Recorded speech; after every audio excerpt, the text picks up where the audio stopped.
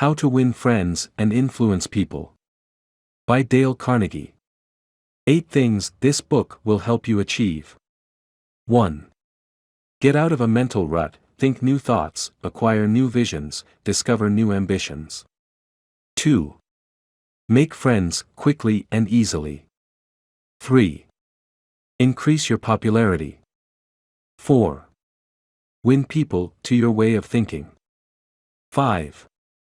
Increase your influence, your prestige, your ability to get things done. 6. Handle complaints, avoid arguments, keep your human contacts smooth and pleasant. 7. Become a better speaker, a more entertaining conversationalist. 8. Arouse enthusiasm among your associates. This book has done all these things for more than 10 million readers in 36 languages. Preface to Revised Edition. How to Win Friends and Influence People was first published in 1937 in an edition of only 5,000 copies.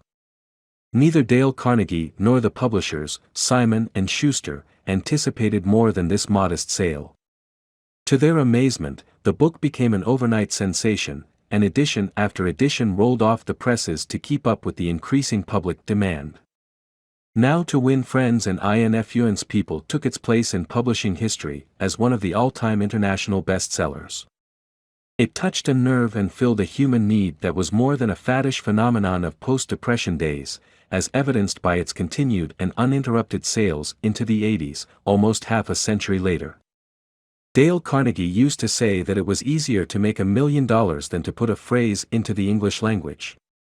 How to Win Friends and Influence People became such a phrase, quoted, paraphrased, parroted, used in innumerable contexts from political cartoon to novels. The book itself was translated into almost every known written language. Each generation has discovered it anew and has found it relevant. Which brings us to the logical question: why revise a book that has proven and continues to prove its vigorous and universal appeal? Why tamper with success? To answer that, we must realize that Dale Carnegie himself is a tireless reviser of his own work during his lifetime. How to Win Friends and Influence People was written to be used as a textbook for his courses in effective speaking and human relations, and is still used in those courses today. Until his death in 1955, he constantly improved and revised the course itself to make it applicable to the evolving needs of an ever-growing public. No one was more sensitive to the changing currents of present-day life than Dale Carnegie. He constantly improved and refined his methods of teaching. He updated his book on effective speaking several times. Had he lived longer, he himself would have revised How to Win Friends and Influence People to better reflect the changes that have taken place in the world since the 30s. Many of the names of prominent people in the book, well known at the time of first publication, are no longer recognized by many of today's readers. Certain examples and phrases seem as quaint and dated in our social climate as those in a Victorian novel. The important message and overall impact of the book is weakened to that extent. Our purpose, therefore, in this revision is to clarify and strengthen the book for a modern reader without tampering with the content. We have not changed How to Win Friends and Influence People except to make a few excisions and add a few more contemporary examples. The brash, breezy Carnegie style is intact, even the 30s slang is still there.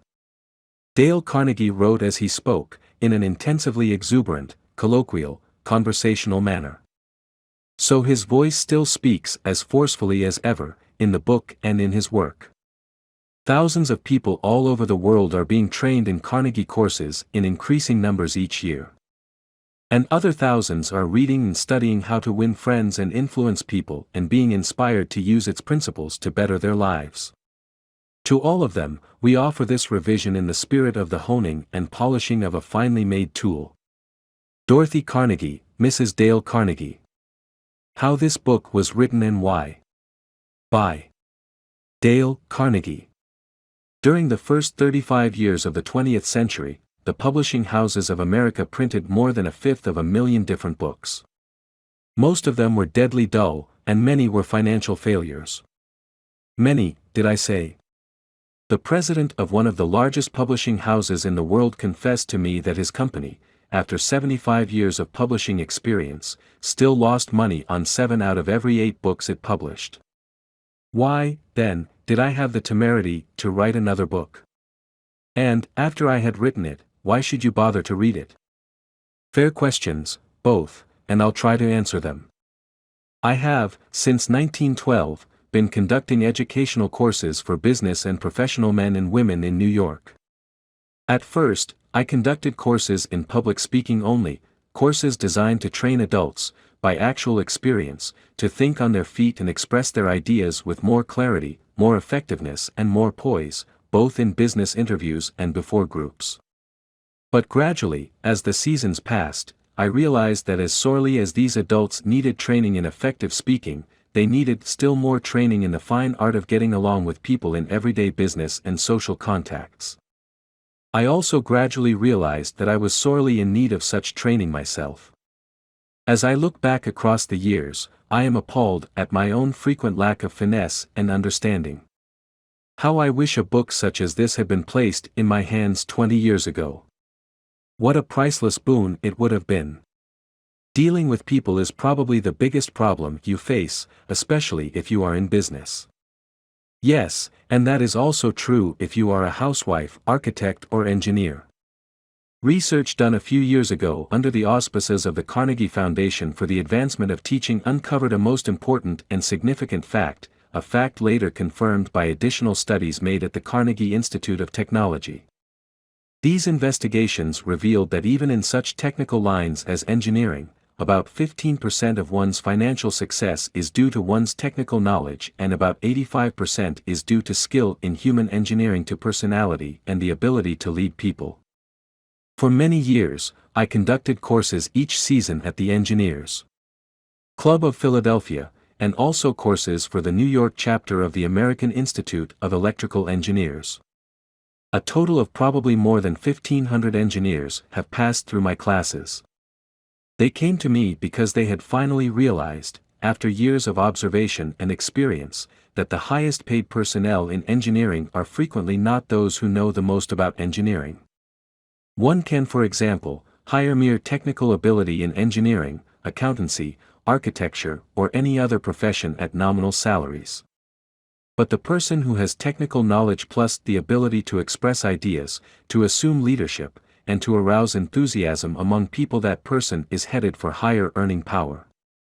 In the heyday of his activity, John D. Rockefeller said that the ability to deal with people is as purchasable a commodity as sugar or coffee. And I will pay more for that ability, said John D., than for any other under the sun. Wouldn't you suppose that every college in the land would conduct courses to develop the highest priced ability under the sun? But if there is just one practical, common-sense course of that kind given for adults in even one college in the land, it has escaped my attention up to the present writing. The University of Chicago and the United YMCA schools conducted a survey to determine what adults want to study. That survey cost $25,000 and took 2 years. The last part of the survey was made in Meriden, Connecticut. It had been chosen as a typical American town. Every adult in Meriden was interviewed and requested to answer 156 questions such as, what is your business or profession? Your education? How do you spend your spare time? What is your income? Your hobbies? Your ambitions? Your problems? What subjects are you most interested in studying? And so on. That survey revealed that health is the prime interest of adults and that their second interest is people, how to understand and get along with people, how to make people like you, and how to win others to your way of thinking.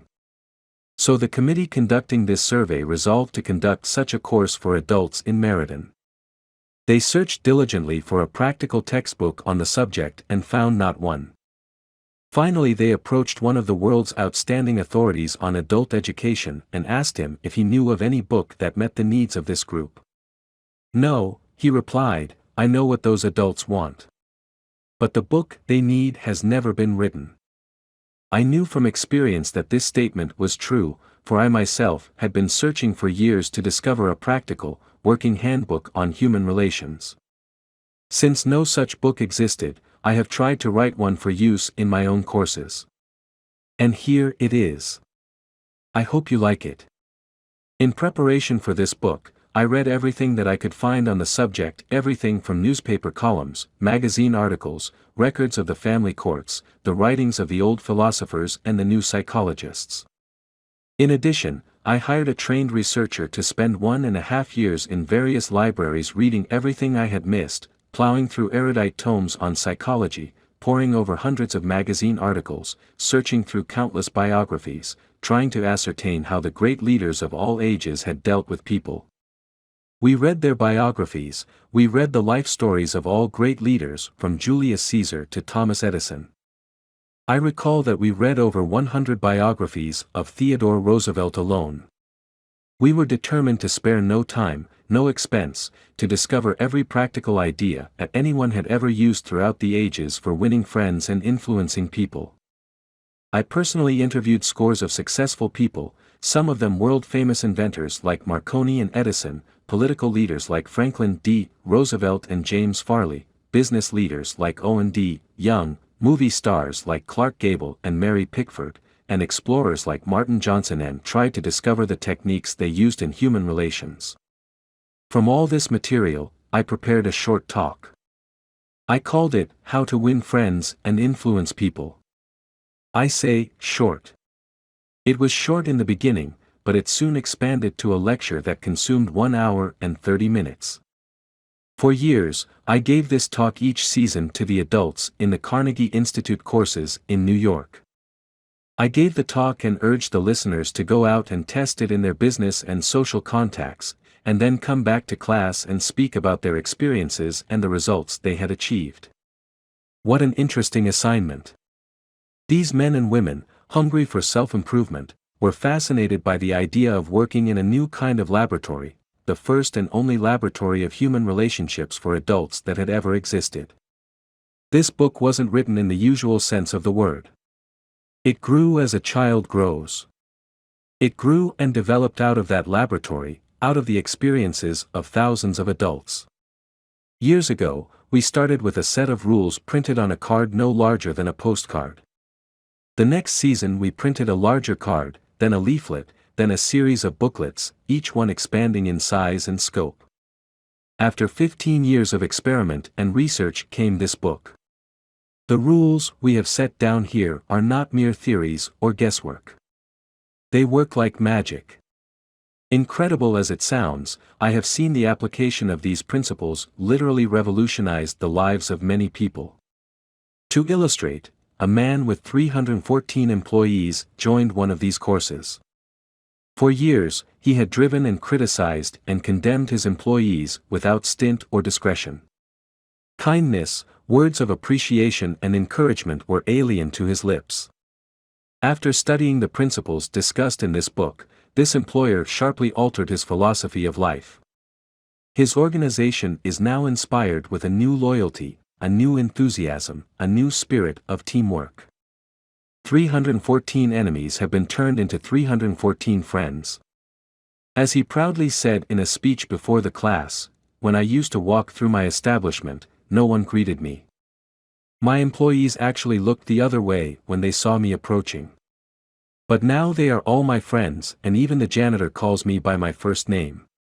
This employer gained more profit, more leisure, and, what is infinitely more important, he found far more happiness in his business and in his home.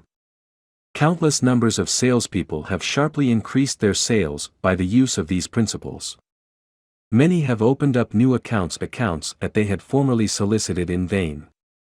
Executives have been given increased authority, increased pay.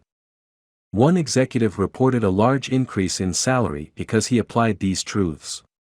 Another, an executive in the Philadelphia Gas Works Company, was slated for demotion when he was 65 because of his belligerence, because of his inability to lead people skillfully. This training not only saved him from the demotion but brought him a promotion with increased pay.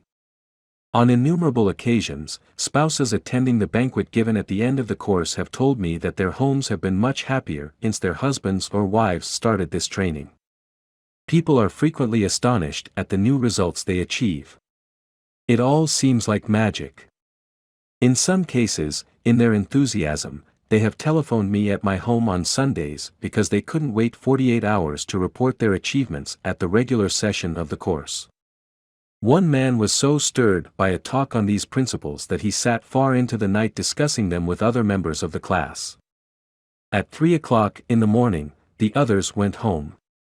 But he was so shaken by a realization of his own mistakes, so inspired by the vista of a new and richer world opening before him, that he was unable to sleep.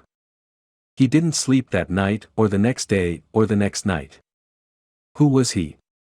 A naive, untrained individual ready to gush over any new theory that came along? No, far from it.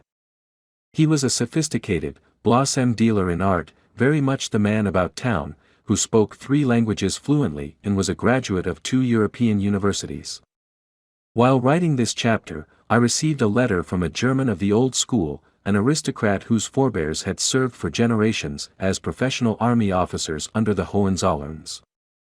His letter, written from a transatlantic steamer, telling about the application of these principles, rose almost to a religious fervor. Another man, an old New Yorker, a Harvard graduate, a wealthy man, the owner of a large carpet factory, declared he had learned more in 14 weeks through this system of training about the fine art of influencing people than he had learned about the same subject during his 4 years in college. Absurd? Laughable? Fantastic? Of course, you are privileged to dismiss this statement with whatever adjective you wish. I am merely reporting, without comment, a declaration made by a conservative and eminently successful Harvard graduate in a public address to approximately 600 people at the Yale Club in New York on the evening of Thursday, February 23, 1933. Compared to what we ought to be, said the famous Professor William James of Harvard, compared to what we ought to be, we are only half awake. We are making use of only a small part of our physical and mental resources. Stating the thing broadly, the human individual thus lives far within his limits. He possesses powers of various sorts which he habitually fails to use. Those powers which you habitually fail to use. The sole purpose of this book is to help you discover, develop and profit by those dormant and unused assets. Education, said Dr. John G. Hibben, former president of Princeton University, is the ability to meet life situations. If by the time you have finished reading the first 3 chapters of this book if you aren't then a little better equipped to meet life situations, then I shall consider this book to be a total failure so far as you are concerned. For, the great aim of education, said Herbert Spencer, is not knowledge but action. And this is an action book. Dale Carnegie, 1936. 9 suggestions on how to get the most out of this book. 1. If you wish to get the most out of this book, there is one indispensable requirement, one essential infinitely more important than any rule or technique. Unless you have this one fundamental requisite, 1,000 rules on how to study will avail little, and if you do have this cardinal endowment, then you can achieve wonders without reading any suggestions for getting the most out of a book. What is this magic requirement? Just this, a deep, driving desire to learn, a vigorous determination to increase your ability to deal with people. How can you develop such an urge? By constantly reminding yourself how important these principles are to you. Picture to yourself how their mastery will aid you in leading a richer, fuller, happier and more fulfilling life. Say to yourself over and over, my popularity, my happiness and sense of worth depend to no small extent upon my skill in dealing with people. 2. Read each chapter rapidly at first to get a bird's-eye view of it. You will probably be tempted then to rush on to the next one. But don't, unless you are reading merely for entertainment. But if you are reading because you want to increase your skill in human relations, then go back and reread each chapter thoroughly. In the long run, this will mean saving time and getting results. 3. Stop frequently in your reading to think over what you are reading. Ask yourself just how and when you can apply each suggestion. 4. Read with a crayon, pencil, pen, magic marker, or highlighter in your hand. When you come across a suggestion that you feel you can use, draw a line beside it. If it is a 4-star suggestion, then underscore every sentence or highlight it, or mark it with ******. Marking and underscoring a book makes it more interesting, and far easier to review rapidly. 5.1 Knew a woman who had been office manager for a large insurance concern for 15 years. Every month, she read all the insurance contracts her company had issued that month. Yes, she read many of the same contracts over month after month, year after year. Why? Because experience had taught her that that was the only way she could keep their provisions clearly in mind. I once spent almost 2 years writing a book on public speaking, and yet I found I had to keep going back over it from time to time in order to remember what I had written in my own book. The rapidity with which we forget is astonishing. So, if you want to get a real, lasting benefit out of this book, don't imagine that skimming through it once will suffice. After reading it thoroughly, you ought to spend a few hours reviewing it every month, keep it on your desk in front of you every day. Glance through it often. Keep constantly impressing yourself with the rich possibilities for improvement that still lie in the offing. Remember that the use of these principles can be made habitual only by a constant and vigorous campaign of review and application. There is no other way. 6. Bernard Shaw once remarked, "If you teach a man anything, he will never learn." Shaw was right. Learning is an active process. We learn by doing. So, if you desire to master the principles you are studying in this book, do something about them.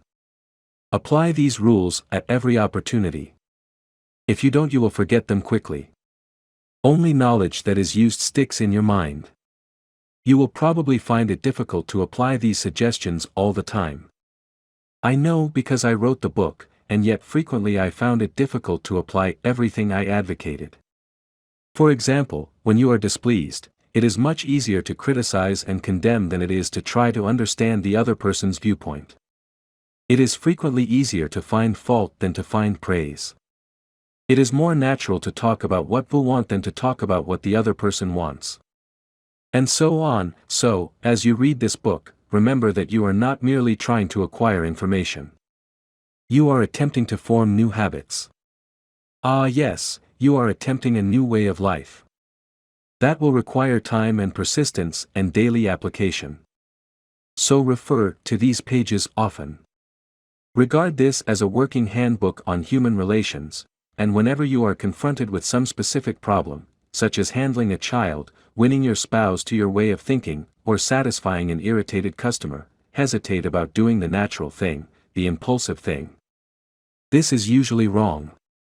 Instead, turn to these pages and review the paragraphs you have underscored.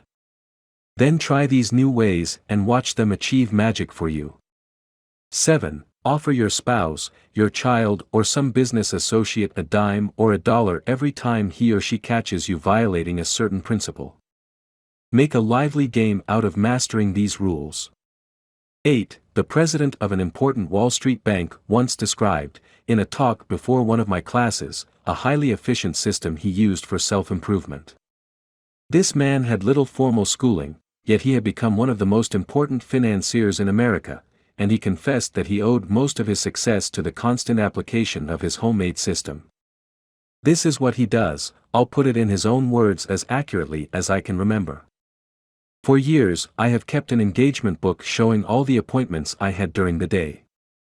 My family never made any plans for me on Saturday night, for the family knew that I devoted a part of each Saturday evening to the illuminating process of self-examination and review and appraisal. After dinner I went off by myself, opened my engagement book, and thought over all the interviews, discussions, and meetings that had taken place during the week. I asked myself, what mistakes did I make that time?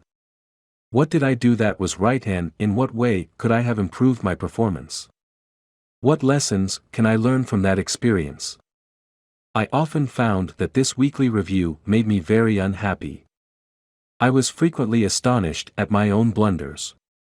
Of course, as the years passed, these blunders became less frequent. Sometimes I was inclined to pat myself on the back a little after one of these sessions. This system of self-analysis, self-education, continued year after year, did more for me than any other one thing I have ever attempted. It helped me improve my ability to make decisions, and it aided me enormously in all my contacts with people. I cannot recommend it too highly. Why not use a similar system to check up on your application of the principles discussed in this book? If you do, two things will result. First, you will find yourself engaged in an educational process that is both intriguing and priceless. Second, you will find that your ability to meet and deal with people will grow enormously. 9. You will find at the end of this book several blank pages on which you should record your triumphs in the application of these principles. Be specific. Give names, dates, results. Keeping such a record will inspire you to greater efforts, and how fascinating these entries will be when you chance upon them some evening years from now. In order to get the most out of this book, A. Develop a deep, driving desire to master the principles of human relations. B. Read each chapter twice before going on to the next one. C. As you read, stop frequently to ask yourself how you can apply each suggestion. D. Underscore each important idea. E. Review this book each month. F. Apply these principles at every opportunity. Use this volume as a working handbook to help you solve your daily problems. G. Make a lively game out of your learning by offering some friend a dime or $1 every time he or she catches you violating one of these principles. H. Check up each week on the progress you are making. Ask yourself what mistakes you have made, what improvement, what lessons you have learned for the future. I. Keep notes in the back of this book showing how and when you have applied these principles. A Shortcut to Distinction. By Lowell Thomas. This biographical information about Dale Carnegie was written as an introduction to the original edition of How to Win Friends and Influence People.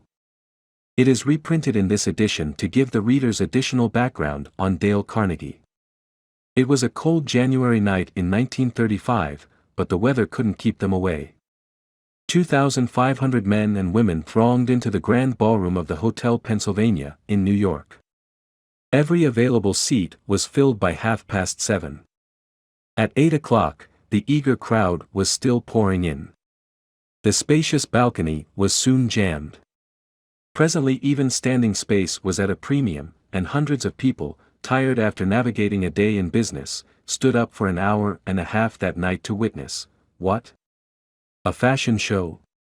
A 6-day bicycle race or a personal appearance by Clark Gable? No. These people had been lured there by a newspaper ad. 2 evenings previously, they had seen this full-page announcement in the New York Sun staring them in the face. Learn to speak effectively, prepare for leadership. Old stuff? Yes, but believe it or not, in the most sophisticated town on earth, during a depression with 20% of the population on relief, 2,500 people had left their homes and hustled to the hotel in response to that ad. The people who responded were of the upper economic strata: executives, employers, and professionals. These men and women had come to hear the opening gun of an ultramodern, ultra-practical course in Effective Speaking and Influencing Men in Business, a course given by the Dale Carnegie Institute of Effective Speaking and Human Relations.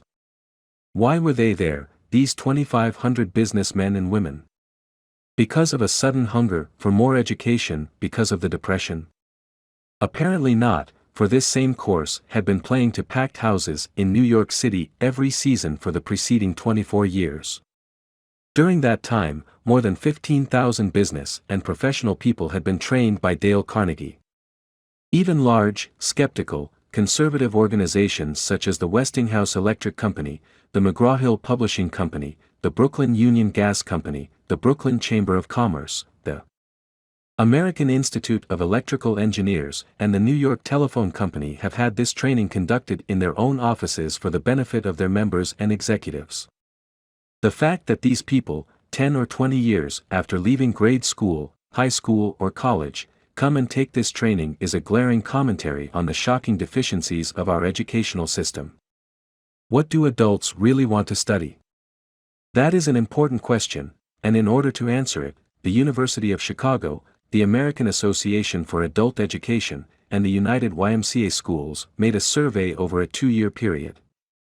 That survey revealed that the prime interest of adults is health. It also revealed that their second interest is in developing skill in human relationships. They want to learn the technique of getting along with and influencing other people. They don't want to become public speakers, and they don't want to listen to a lot of high-sounding talk about psychology. They want suggestions they can use immediately in business, in social contacts, and in the home. So that was what adults wanted to study, was it? All right, said the people making the survey. Fine. If that is what they want, we'll give it to them. Looking around for a textbook, they discovered that no working manual had ever been written to help people solve their daily problems in human relationships. Here was a fine kettle of fish. For hundreds of years, learned volumes had been written on Greek and Latin and higher mathematics, topics about which the average adult doesn't give two hoots. But on the one subject on which he has a thirst for knowledge, a veritable passion for guidance and help, nothing. This explained the presence of 2,500 eager adults crowding into the grand ballroom of the Hotel Pennsylvania in response to a newspaper advertisement. Here, apparently, at last was the thing for which they had long been seeking. Back in high school and college, they had pored over books, believing that knowledge alone was the open sesame to financial and professional rewards. But a few years in the rough and tumble of business and professional life had brought sharp disillusionment. They had seen some of the most important business successes won by men who possessed, in addition to their knowledge, the ability to talk well, to win people to their way of thinking, and to sell themselves and their ideas. They soon discovered that if one aspired to wear the captain's cap and navigate the ship of business, personality and the ability to talk are more important than a knowledge of Latin verbs or a sheepskin from Harvard. The advertisement in the New York Sun promised that the meeting would be highly entertaining. It was. 18 people who had taken the course were marshaled in front of the loudspeaker, and 15 of them were given precisely 75 seconds each to tell his or her story. Only 75 seconds of talk, then, bang, went the gavel, and the chairman shouted, "Time. Next speaker." The affair moved with the speed of a herd of buffalo thundering across the plains. Spectators stood for an hour and a half to watch the performance. The speakers were a cross-section of life, several sales representatives, a chain store executive, a baker, the president of a trade association, 2 bankers, an insurance agent, an accountant, a dentist, an architect, a druggist who had come from Indianapolis to New York to take the course, a lawyer who had come from Havana in order to prepare himself to give one important 3-minute speech. The first speaker bore the Gaelic name Patrick J. O'Hare. Born in Ireland, he attended school for only 4 years, drifted to America, worked as a mechanic, then as a chauffeur. Now, however, he was 40, he had a growing family and needed more money, so he tried selling trucks.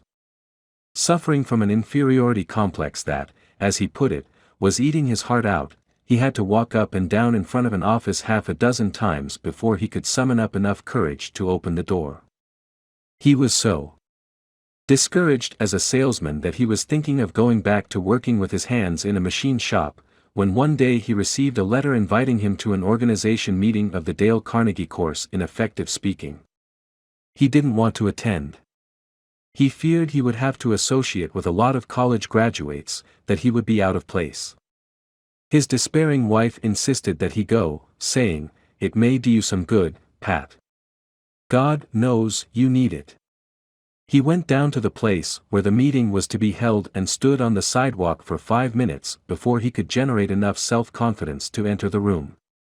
The first few times he tried to speak in front of the others, he was dizzy with fear. But as the weeks drifted by, he lost all fear of audiences and soon found that he loved to talk. The bigger the crowd, the better. And he also lost his fear of individuals and of his superiors.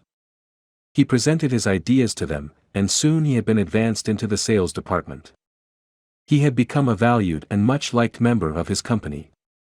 This night, in the Hotel Pennsylvania, Patrick O'Hare stood in front of 2,500 people and told a gay, rollicking story of his achievements. Wave after wave of laughter swept over the audience.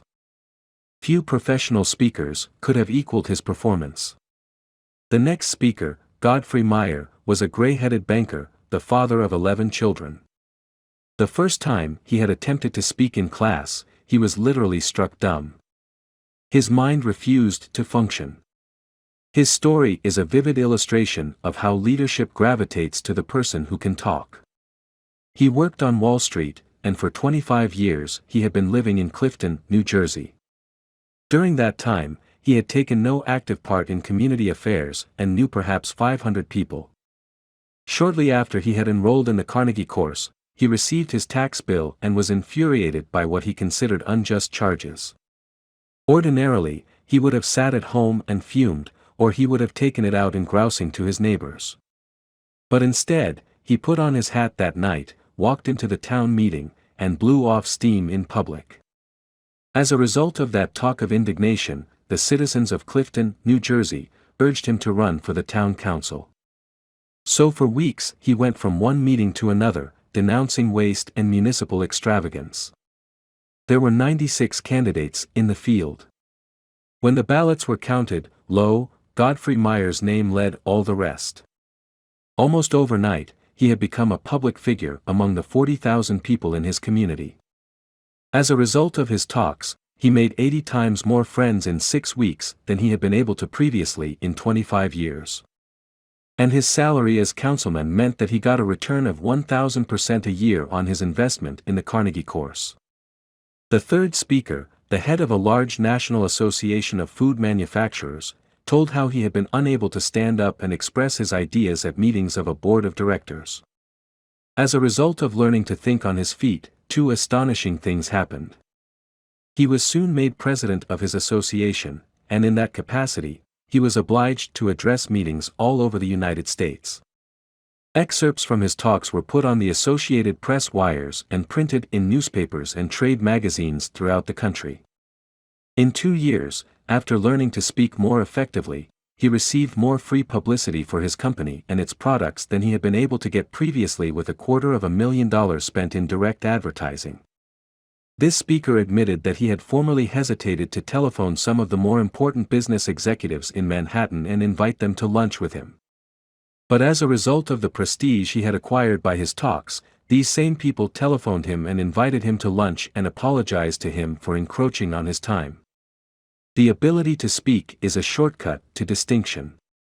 It puts a person in the limelight, raises one head and shoulders above the crowd.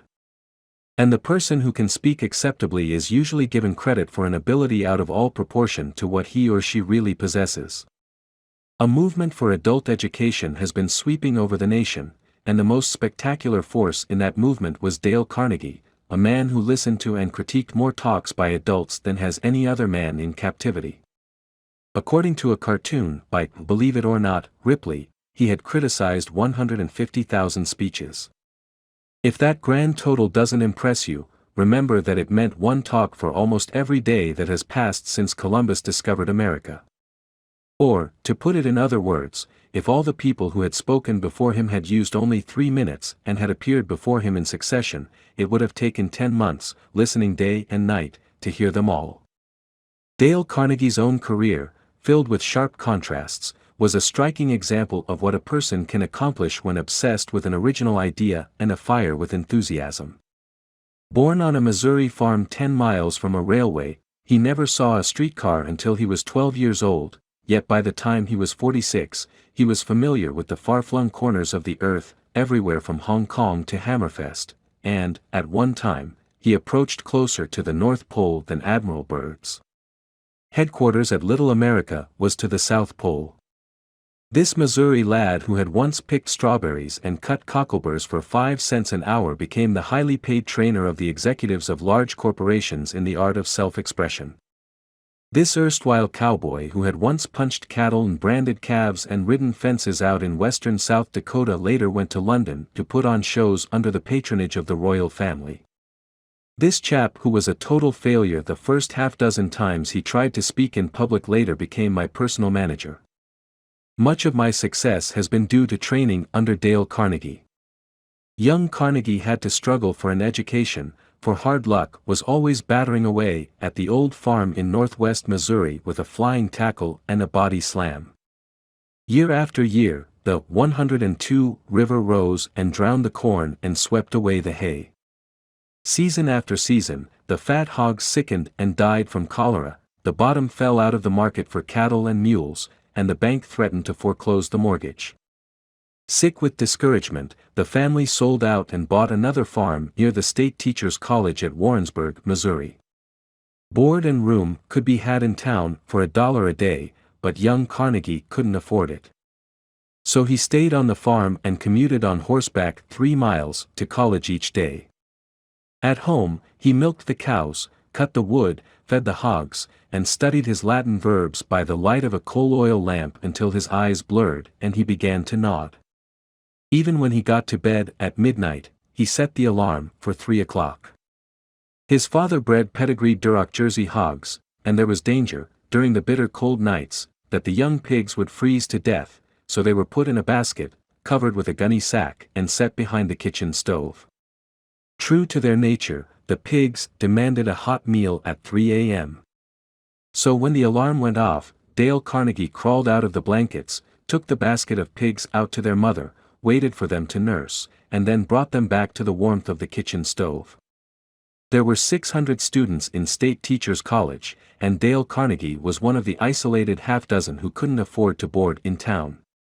He was ashamed of the poverty that made it necessary for him to ride back to the farm and milk the cows every night. He was ashamed of his coat, which was too tight, and his trousers, which were too short. Rapidly developing an inferiority complex, he looked about for some shortcut to distinction. He soon saw that there were certain groups in college that enjoyed influence and prestige, the football and baseball players, and the chaps who won the debating and public speaking contests. Realizing that he had no flair for athletics, he decided to win one of the speaking contests. He spent months preparing his talks. He practiced as he sat in the saddle galloping to college and back, he practiced his speeches as he milked the cows, and then he mounted a bale of hay in the barn and with great gusto and gestures harangued the frightened pigeons about the issues of the day. But in spite of all his earnestness and preparation, he met with defeat after defeat. He was 18 at the time, sensitive and proud. He became so discouraged, so depressed, that he even thought of suicide. And then suddenly he began to win, not one contest, but every speaking contest in college. Other students pleaded with him to train them, and they won also. After graduating from college, he started selling correspondence courses to the ranchers among the sand hills of western Nebraska and eastern Wyoming. In spite of all his boundless energy and enthusiasm, he couldn't make the grade. He became so discouraged that he went to his hotel room in Alliance, Nebraska, in the middle of the day, threw himself across the bed, and wept in despair.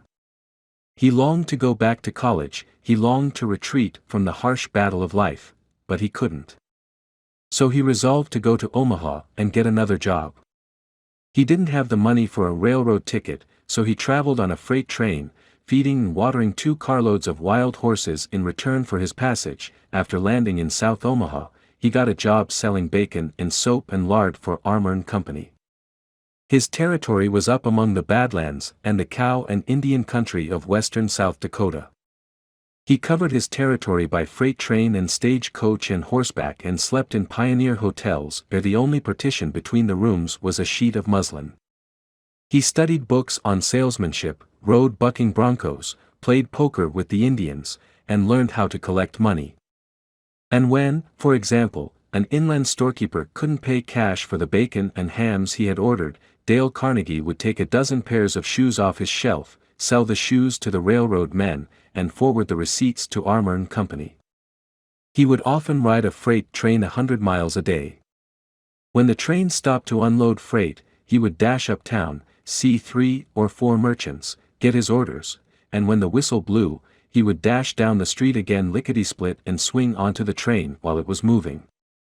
Within 2 years, he had taken an unproductive territory that had stood in the 25th place and had boosted it to first place among all the 29 car routes leading out of South Omaha. Armour and Company offered to promote him, saying, "You have achieved what seemed impossible." But he refused the promotion and resigned, went to New York, studied at the American Academy of Dramatic Arts, and toured the country, playing the role of Dr. Hartley and Polly of the circus. He would never be a Booth or a Barrymore. He had the good sense to recognize that, so back he went to sales work, selling automobiles and trucks for the Packard Motor Car Company. He knew nothing about machinery and cared nothing about it. Dreadfully unhappy, he had to scourge himself to his task each day. He longed to have time to study, to write the books he had dreamed about writing back in college. So, he resigned. He was going to spend his days writing stories and novels and support himself by teaching in a night school. Teaching what?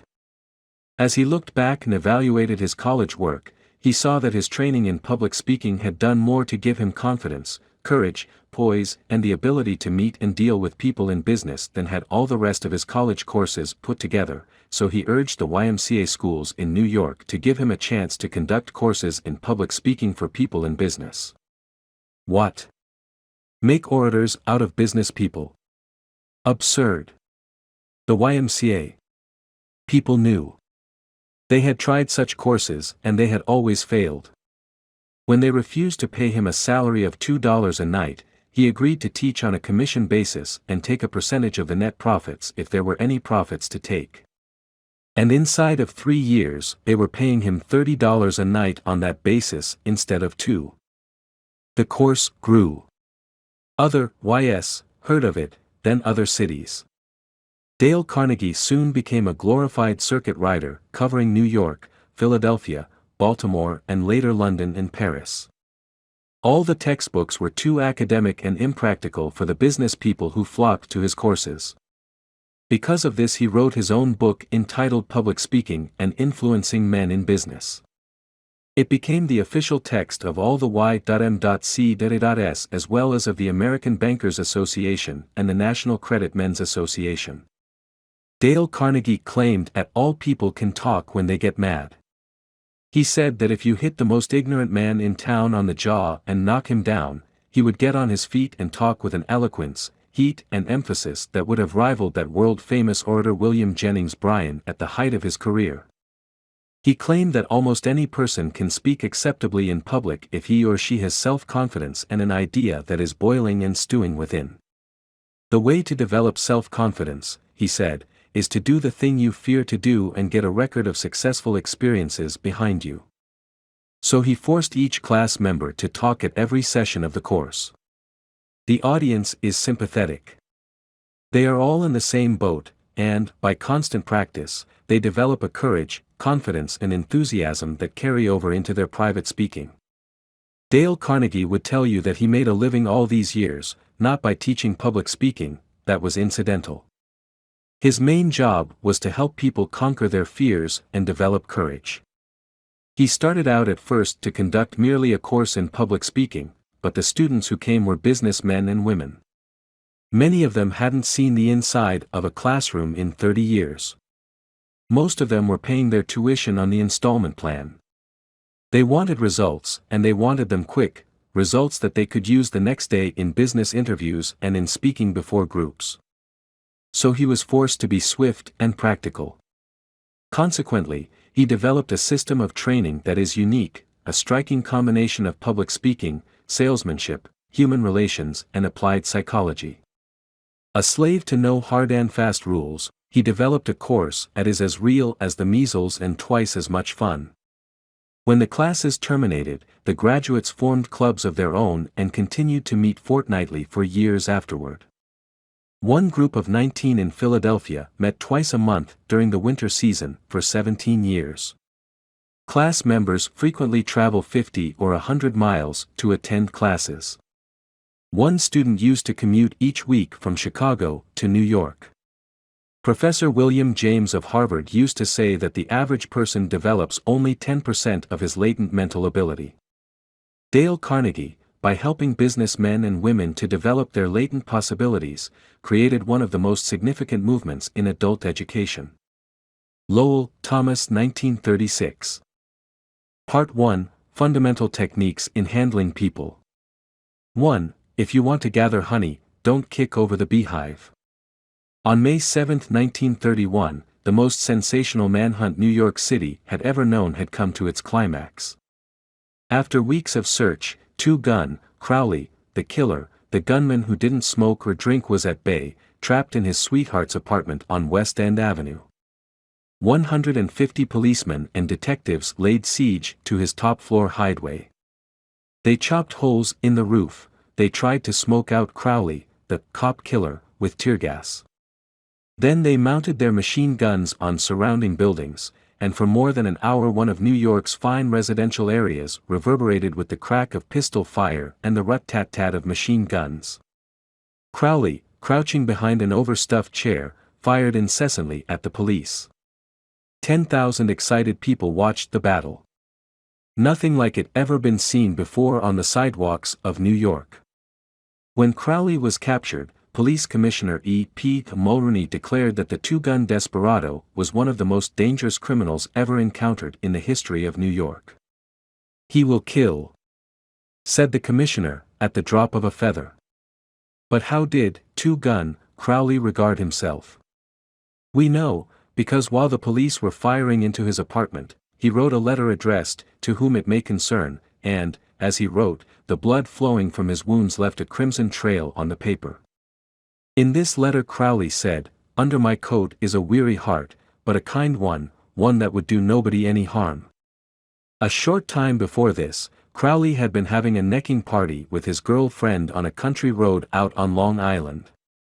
Suddenly a policeman walked up to the car and said, "Let me see your license." Without saying a word, Crowley drew his gun and cut the policeman down with a shower of lead. As the dying officer fell, Crowley leaped out of the car, grabbed the officer's revolver, and fired another bullet into the prostrate body. And that was the killer who said, "Under my coat is a weary heart, but a kind one, one that would do nobody any harm." Crowley was sentenced to the electric chair. When he arrived at the death house in Sing Sing, did he say, "This is what I get for killing people"? No, he said, "This is what I get for defending myself." The point of the story is this: Two-Gun Crowley didn't blame himself for anything. Is that an unusual attitude among criminals? If you think so, listen to this. I have spent the best years of my life giving people the lighter pleasures, helping them have a good time, and all I get is abuse, the existence of a hunted man. That's Al Capone speaking. Yes, America's most notorious public enemy, the most sinister gang leader who ever shot up Chicago. Capone didn't condemn himself. He actually regarded himself as a public benefactor, an unappreciated and misunderstood public benefactor. And so did Dutch Schultz before he crumpled up under gangster bullets in Newark. Dutch Schultz, one of New York's most notorious rats, said in a newspaper interview that he was a public benefactor. And he believed it. I have had some interesting correspondence with Louis Laws, who was warden of New York's infamous Sing Sing prison for many years, on this subject, and he declared that few of the criminals in Sing Sing regard themselves as bad men. They are just as human as you and I. So they rationalize, they explain. They can tell you why they had to crack a safe or be quick on the trigger finger. Most of them attempt by a form of reasoning, fallacious or logical, to justify their antisocial acts even to themselves, consequently stoutly maintaining that they should never have been in prison at all. If Al Capone, Two-Gun Crowley, Dutch Schultz, and the desperate men and women behind prison walls don't blame themselves for anything, what about the people with whom you and I come in contact? John Wanamaker, founder of the stores that bear his name, once confessed, "I learned 30 years ago that it is foolish to scold. I have enough trouble overcoming my own limitations without fretting over the fact that God has not seen fit to distribute evenly the gift of intelligence." Wanamaker learned this lesson early, but I personally had to blunder through this old world for a third of a century before it even began to dawn upon me that 99 times out of 100, people don't criticize themselves for anything, no matter how wrong it may be. Criticism is futile because it puts a person on the defensive and usually makes him strive to justify himself. Criticism is dangerous because it wounds a person's precious pride, hurts his sense of importance, and arouses resentment. B. F. Skinner, the world-famous psychologist, proved through his experiments that an animal rewarded for good behavior will learn much more rapidly and retain what it learns far more effectively than an animal punished for bad behavior. Later studies have shown that the same applies to humans. By criticizing, we do not make lasting changes and often incur resentment. Hans Selye, another great psychologist, said, "As much as we thirst for approval, we dread condemnation." The resentment that criticism engenders can demoralize employees, family members and friends, and still not correct the situation that has been condemned. George B. Johnston of Enid, Oklahoma, is the safety coordinator for an engineering company. One of his responsibilities is to see that employees wear their hard hats whenever they are on the job in the field. He reported that whenever he came across workers who were not wearing hard hats, he would tell them with a lot of authority of the regulation and that they must comply. As a result, he would get sullen acceptance, and often after he left, the workers would remove the hats. He decided to try a different approach. The next time he found some of the workers not wearing their hard hat, he asked if the hats were uncomfortable or did not fit properly. Then he reminded the men in a pleasant tone of voice that the hat was designed to protect them from injury and suggested that it always be worn on the job. The result was increased compliance with the regulation with no resentment or emotional upset.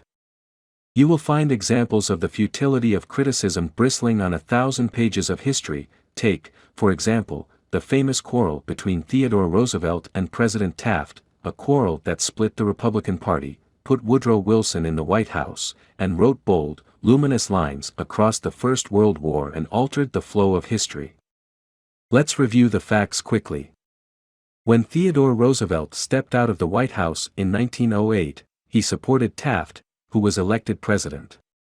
Then Theodore Roosevelt went off to Africa to shoot lions. When he returned, he exploded. He denounced Taft for his conservatism, tried to secure the nomination for a third term himself, formed the Bull Moose Party, and all but demolished the GOP. In the election that followed, William Howard Taft and the Republican Party carried only 2 states, Vermont and Utah. The most disastrous defeat the party had ever known. Theodore Roosevelt blamed Taft, but did President Taft blame himself? Of course not. With tears in his eyes, Taft said, "I don't see how I could have done any differently from what I have." Who was to blame? Roosevelt or Taft? Frankly, I don't know, and I don't care. The point I am trying to make is that all of Theodore Roosevelt's criticism didn't persuade Taft that he was wrong. It merely made Taft strive to justify himself and to reiterate with tears in his eyes, "I don't see how I could have done any differently from what I have." Or, take the Teapot Dome oil scandal. It kept the newspapers ringing with indignation in the early 1920s. It rocked the nation. Within the memory of living men, nothing like it had ever happened before in American public life. Here are the bare facts of the scandal. Albert B.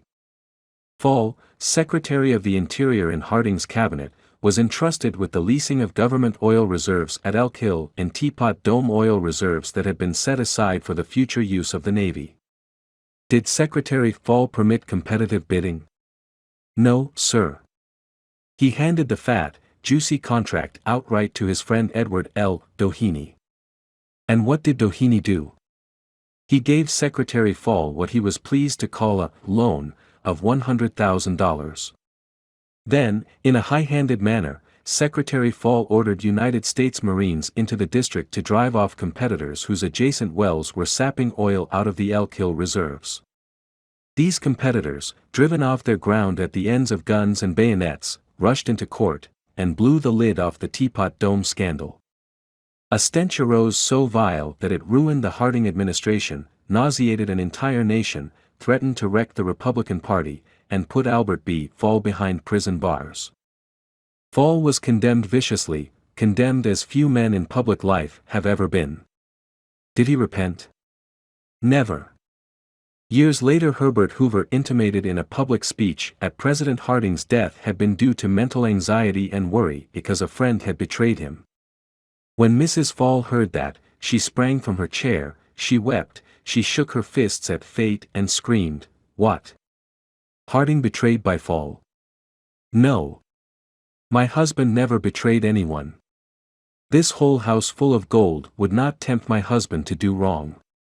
He is the one who has been betrayed and led to the slaughter and crucified."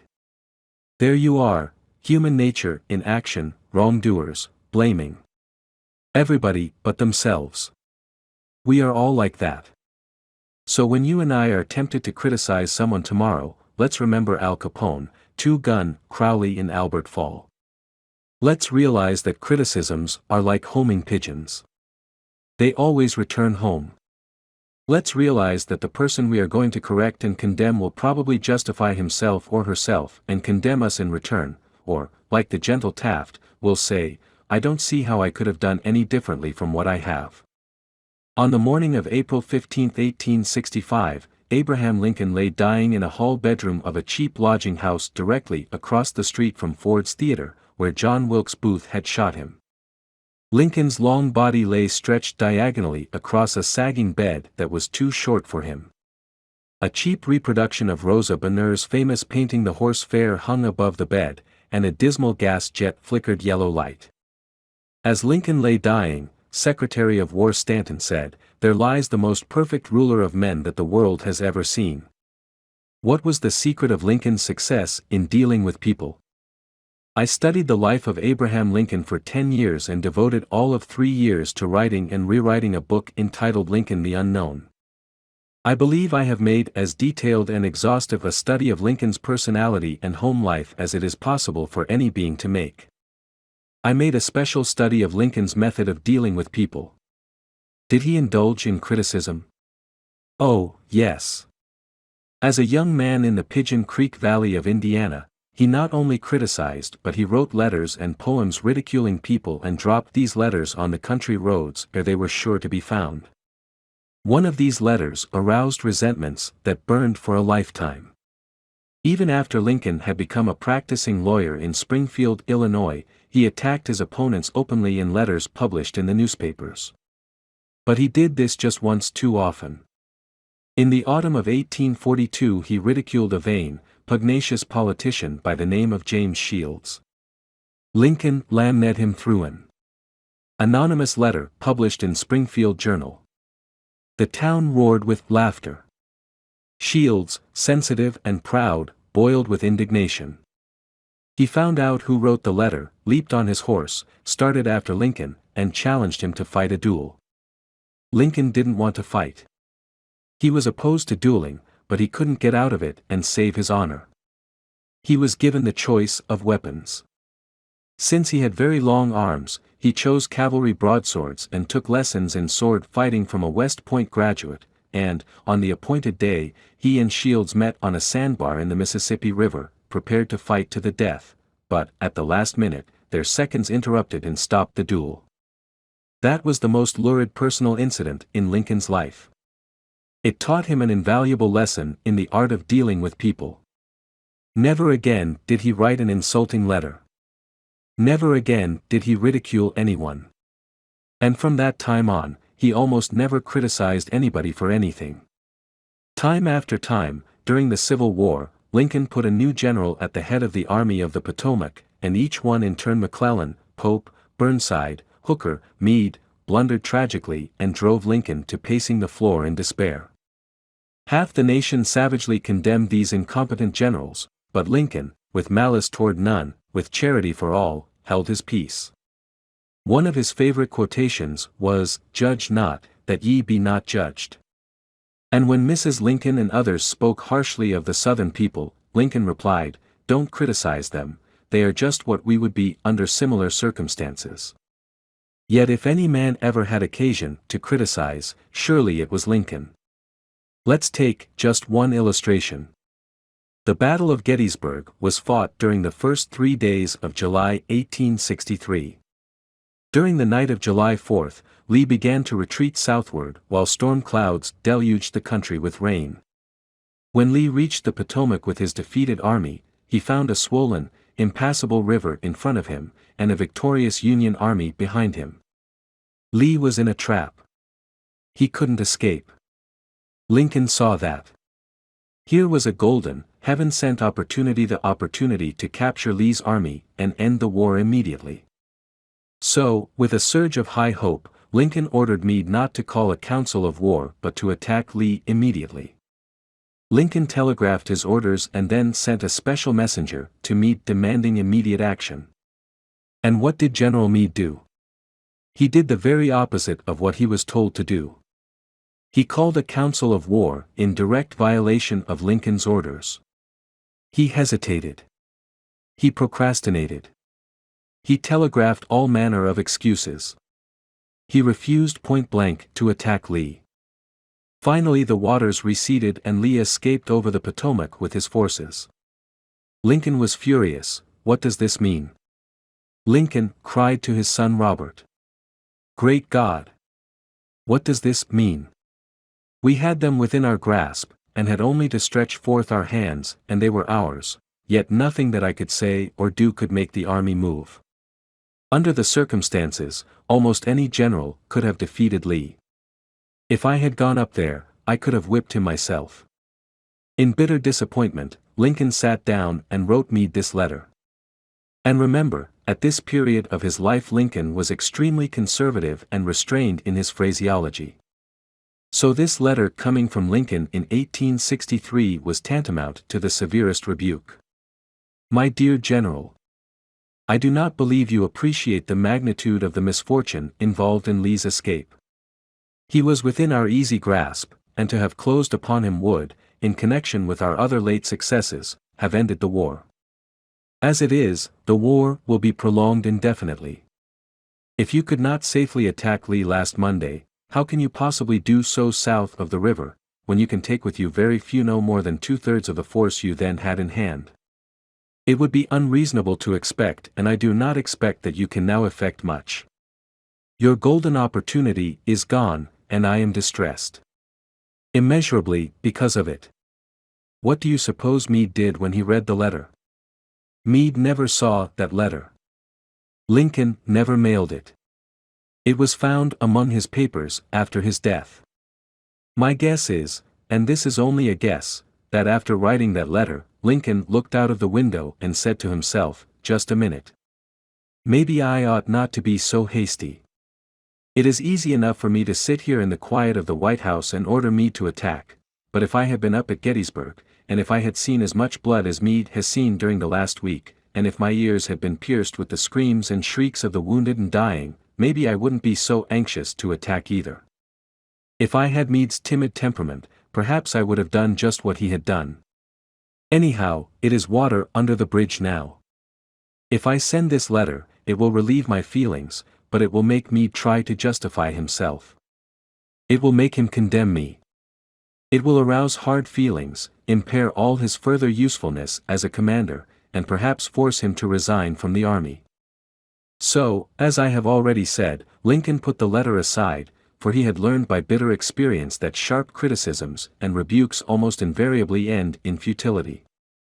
Theodore Roosevelt said that when he, as president, was confronted with a perplexing problem, he used to lean back and look up at a large painting of Lincoln which hung above his desk in the White House and ask himself, what would Lincoln do if he were in my shoes?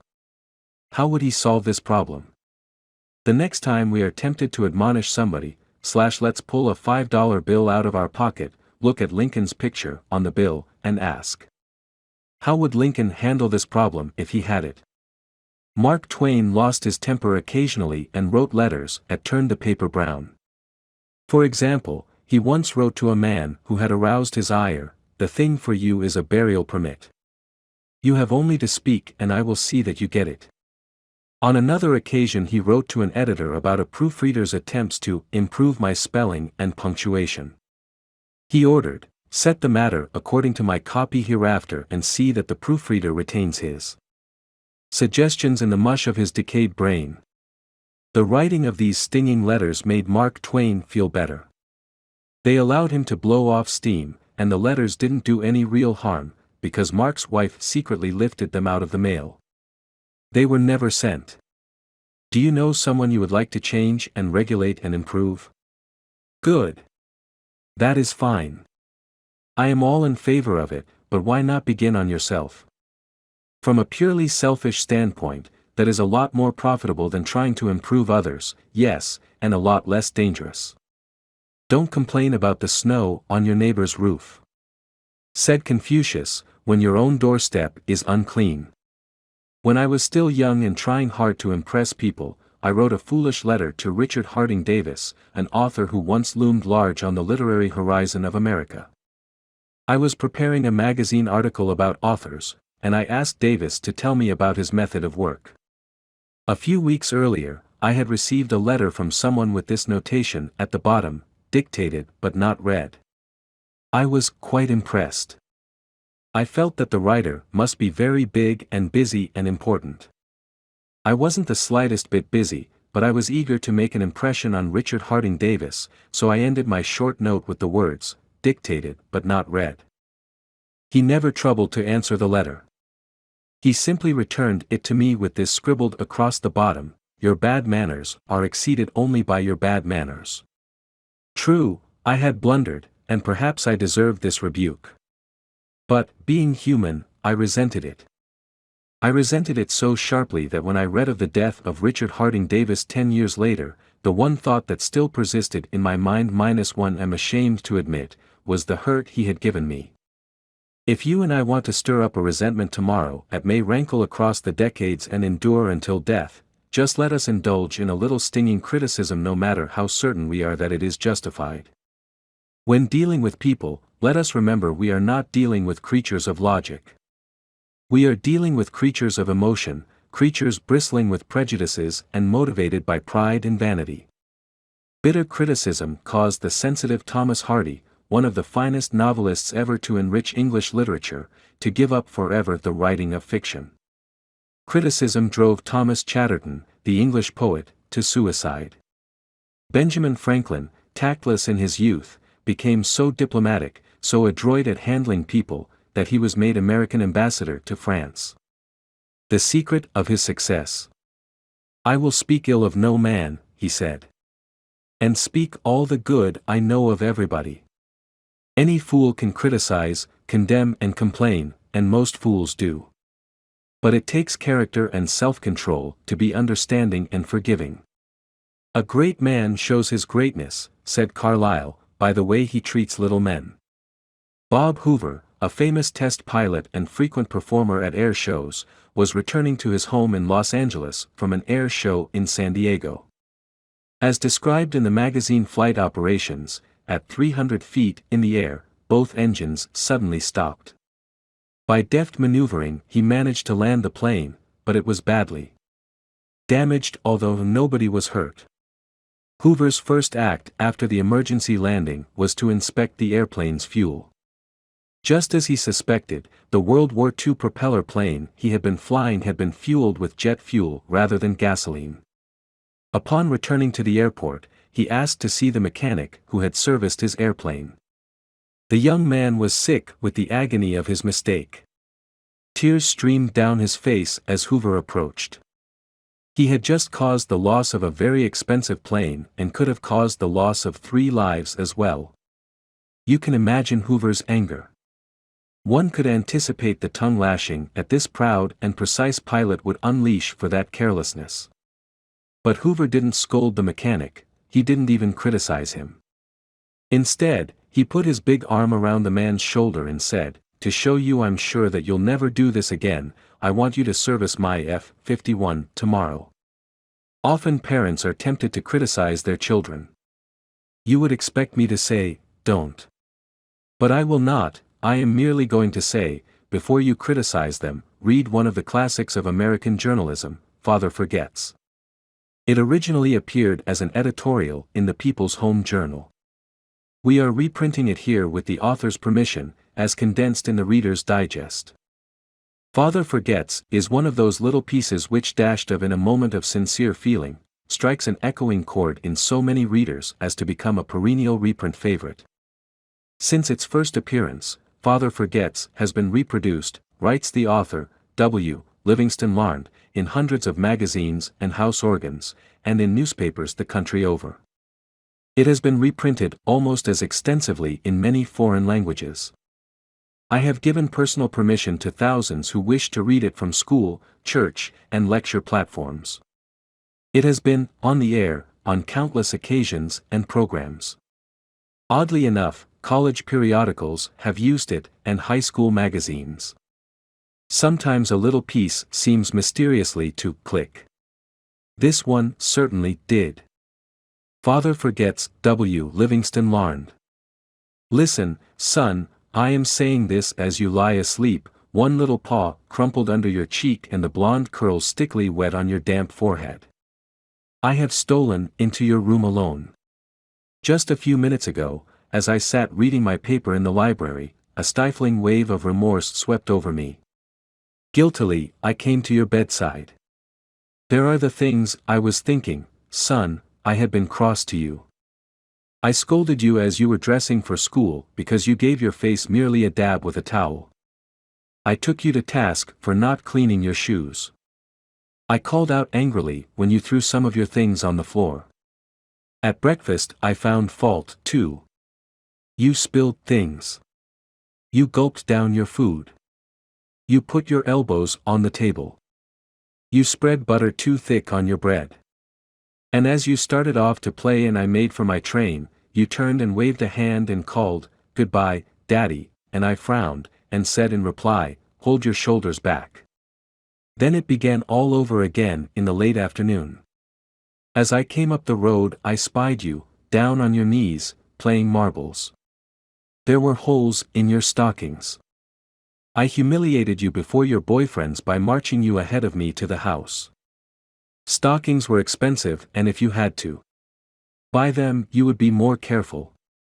Imagine that, son, from a father.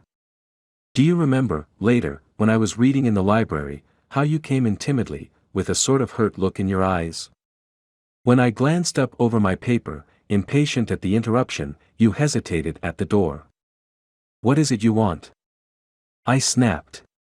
You said nothing, but ran across in one tempestuous plunge, and threw your arms around my neck and kissed me, and your small arms tightened with an affection that God had set blooming in your heart and which even neglect could not wither. And then you were gone, pattering up the stairs. Well, son, it was shortly afterwards that my paper slipped from my hands and a terrible sickening fear came over me. What has habit been doing to me? The habit of finding fault, of reprimanding. This was my reward to you for being a boy. It was not that I did not love you, it was that I expected too much of youth. I was measuring you by the yardstick of my own years. And there was so much that was good and fine and true in your character. The little heart of you was as big as the dawn itself over the wide hills. This was shown by your spontaneous impulse to rush in and kiss me good night. Nothing else matters tonight, son. I have come to your bedside in the darkness, and I have knelt there, ashamed.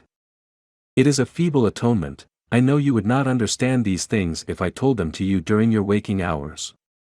But tomorrow I will be a real daddy. I will chum with you, and suffer when you suffer, and laugh when you laugh. I will bite my tongue when impatient words come. I will keep saying as if it were a ritual, he is nothing but a boy, a little boy. I am afraid I have visualized you as a man. Yet as I see you now, son, crumpled and weary in your cot, I see that you are still a baby. Yesterday you were in your mother's arms, your head on her shoulder. I have asked too much, too much. Instead of condemning people, let's try to understand them.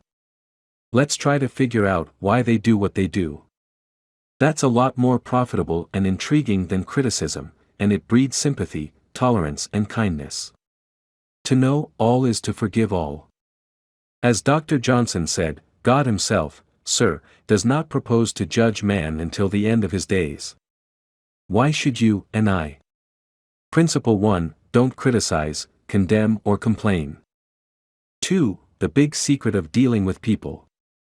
There is only one way under high heaven to get anybody to do anything. Did you ever stop to think of that? Yes, just one way. And that is by making the other person want to do it. Remember, there is no other way. Of course, you can make someone want to give you his watch by sticking a revolver in his ribs. You can make your employees give you cooperation, until your back is turned, by threatening to fire them. You can make a child do what you want it to do by a whip or a threat. But these crude methods have sharply undesirable repercussions. The only way I can get you to do anything is by giving you what you want. What do you want? Sigmund Freud said that everything you and I do springs from two motives, the sex urge and the desire to be great. John Dewey, one of America's most profound philosophers, phrased it a bit differently. Dr. Dewey said that the deepest urge in human nature is the desire to be important. Remember that phrase, the desire to be important. It is significant. You are going to hear a lot about it in this book. What do you want? Not many things, but the few that you do wish, you crave with an insistence that will not be denied. Some of the things most people want include 1. Health and the preservation of life. 2. Food. 3. Sleep. 4. Money and the things money will buy. 5. Life in the hereafter. 6. Sexual gratification. 7. The well-being of our children. 8. A feeling of importance. Almost all these wants are usually gratified, all except one. But there is one longing, almost as deep, almost as imperious, as the desire for food or sleep, which is seldom gratified. It is what Freud calls the desire to be great. It is what Dewey calls the desire to be important. Lincoln once began a letter saying, "Everybody likes a compliment." William James said, "The deepest principle in human nature is the craving to be appreciated." He didn't speak, mind you, of the wish, or the desire, or the longing, to be appreciated. He said the craving, to be appreciated. Here is a gnawing and unfaltering human hunger, and the rare individual who honestly satisfies this heart hunger will hold people in the palm of his or her hand, and even the undertaker will be sorry when he dies. The desire for a feeling of importance is one of the chief distinguishing differences between mankind and the animals. To illustrate, when I was a farm boy out in Missouri, my father bred fine Duroc Jersey hogs and pedigreed white-faced cattle. We used to exhibit our hogs and white-faced cattle at the country fairs and livestock shows throughout the Middle West. We won first prizes by the score. My father pinned his blue ribbons on a sheet of white muslin, and when friends or visitors came to the house, he would get out the long sheet of muslin. He would hold one end and I would hold the other while he exhibited the blue ribbons. The hogs didn't care about the ribbons they had won. But father did. These prizes gave him a feeling of importance. If our ancestors hadn't had this flaming urge for a feeling of importance, civilization would have been impossible. Without it, we should have been just about like animals. It was this desire for a feeling of importance that led an uneducated, poverty-stricken grocery clerk to study some law books he found in the bottom of a barrel of household plunder that he had bought for 50 cents. You have probably heard of this grocery clerk. His name was Lincoln. It was this desire for a feeling of importance that inspired Dickens to write his immortal novels. This desire inspired Sir Christopher Wren to design his symphonies in stone. This desire made Rockefeller amass millions that he never spent. And this same desire made the richest family in your town build a house far too large for its requirements. This desire makes you want to wear the latest styles, drive the latest cars, and talk about your brilliant children. It is this desire that lures many boys and girls into joining gangs and engaging in criminal activities. The average young criminal, according to E. P. Mulroney, one-time police commissioner of New York, is filled with ego, and his first request after arrest is for those lurid newspapers that make him out a hero. The disagreeable prospect of serving time seems remote so long as he can gloat over his likeness sharing space with pictures of sports figures, movie and TV stars and politicians. If you tell me how you get your feeling of importance, I'll tell you what you are. That determines your character. That is the most significant thing about you.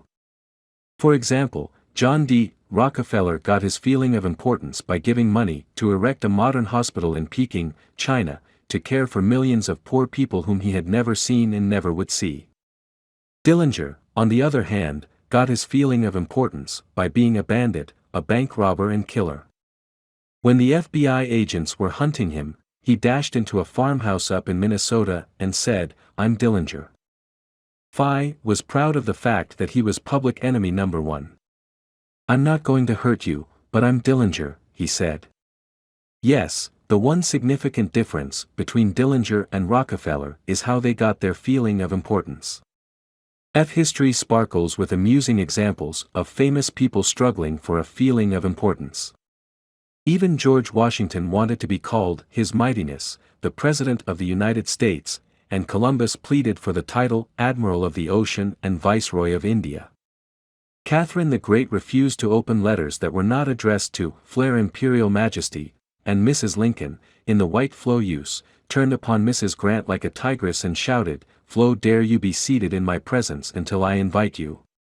Our millionaires helped finance Admiral Byrd's expedition to the Antarctic in 1928 with the understanding that ranges of icy mountains would be named after them, and Victor Hugo aspired to have nothing less than the city of Paris renamed in his honor. Even Shakespeare, mightiest of the mighty, tried to add luster to his name by procuring a coat of arms for his family. People sometimes became invalids in order to win sympathy and attention, and get a feeling of importance. For example, take Mrs. McKinley. She got a feeling of importance by forcing her husband, the President of the United States, to neglect important affairs of state while he reclined on the bed beside her for hours at a time, his arm about her, soothing her to sleep. She fed her gnawing desire for attention by insisting that he remain with her while she was having her teeth fixed, and once created a stormy scene and he had to leave her alone with the dentist while he kept an appointment with John Hay, his Secretary of State. The writer Mary Roberts Rinehart once told me of a bright, vigorous young woman who became an invalid in order to get a feeling of importance. One day, said Mrs. Rinehart, this woman had been obliged to face something, her age perhaps. The lonely years were stretching ahead and there was little left for her to anticipate. She took to her bed, and for 10 years her old mother traveled to the 3rd floor and back, carrying trays, nursing her. Then one day the old mother, weary with service, lay down and died. For some weeks, the invalid languished, then she got up, put on her clothing, and resumed living again. Some authorities declare that people may actually go insane in order to find, in the dreamland of insanity, the feeling of importance that has been denied them in the harsh world of reality. There are more patients suffering from mental diseases in the United States than from all other diseases combined. What is the cause of insanity? Nobody can answer such a sweeping question, but we know that certain diseases, such as syphilis, break down and destroy the brain cells and result in insanity. In fact, about 1/2 of all mental diseases can be attributed to such physical causes as brain lesions, alcohol, toxins and injuries. But the other half, and this is the appalling part of the story, the other half of the people who go insane apparently have nothing organically wrong with their brain cells. In post-mortem examinations, when their brain tissues are studied under the highest-powered microscopes, these tissues are found to be apparently just as healthy as yours and mine. Why do these people go insane? I put that question to the head physician of one of our most important psychiatric hospitals. This doctor, who has received the highest honors and the most coveted awards for his knowledge of this subject, told me frankly that he didn't know why people went insane. Nobody knows for sure, but he did say that many people who go insane find in insanity a feeling of importance that they were unable to achieve in the world of reality. Then he told me this story. I have a patient right now whose marriage proved to be a tragedy. She wanted love, sexual gratification, children and social prestige, but life blasted all her hopes. Her husband didn't love her. He refused even to eat with her and forced her to serve his meals in his room upstairs. She had no children, no social standing. She went insane, and, in her imagination, she divorced her husband and resumed her maiden name. She now believes she has married into English aristocracy, and she insists on being called Lady Smith. And as for children, she imagines now that she has had a new child every night. Each time I call on her she says, "Doctor, I had a baby last night." Life once wrecked all her dream ships on the sharp rocks of reality, but in the sunny, fantasy isles of insanity, all her barkentines race into port with canvas billowing and wind singing through the masts. Tragic? Oh, I don't know. Her physician said to me, if I could stretch out my hand and restore her sanity, I wouldn't do it. She's much happier as she is. If some people are so hungry for a feeling of importance that they actually go insane to get it, imagine what miracle you and I can achieve by giving people honest appreciation this side of insanity. One of the first people in American business to be paid a salary of over $1 million a year, when there was no income tax and a person earning $50 a week was considered well off, was Charles Schwab. He had been picked by Andrew Carnegie to become the first president of the newly formed United States Steel Company in 1921, when Schwab was only 38 years old. Schwab later left U.S. Steel to take over the then-troubled Bethlehem Steel Company, and he rebuilt it into one of the most profitable companies in America. Why did Andrew Carnegie pay $1 million a year, or more than $3,000 a day, to Charles Schwab? Why? Because Schwab was a genius? No. Because he knew more about the manufacture of steel than other people? Nonsense. Charles Schwab told me himself that he had many men working for him who knew more about the manufacture of steel than he did. Schwab says that he was paid this salary largely because of his ability to deal with people. I asked him how he did it. Here is his secret set down in his own words, words that ought to be cast in eternal bronze and hung in every home and school, every shop and office in the land, words that children ought to memorize instead of wasting their time memorizing the conjugation of Latin verbs or the amount of the annual rainfall in Brazil, words that will all but transform your life and mine if we will only live them. I consider my ability to arouse enthusiasm among my people, said Schwab, the greatest asset I possess, and the way to develop the best that is in a person is by appreciation and encouragement. There is nothing else that so kills the ambitions of a person as criticisms from superiors. I never criticize anyone. I believe in giving a person incentive to work. So I am anxious to praise, but loath to find fault. If I like anything, I am hearty in my approbation and lavish in my praise. That is what Schwab did. But what do average people do? The exact opposite. If they don't like a thing, they bawl out their subordinates. If they do like it, they say nothing. As the old couplet says, once I did bad and that I heard ever/twice I did good, but that I heard never.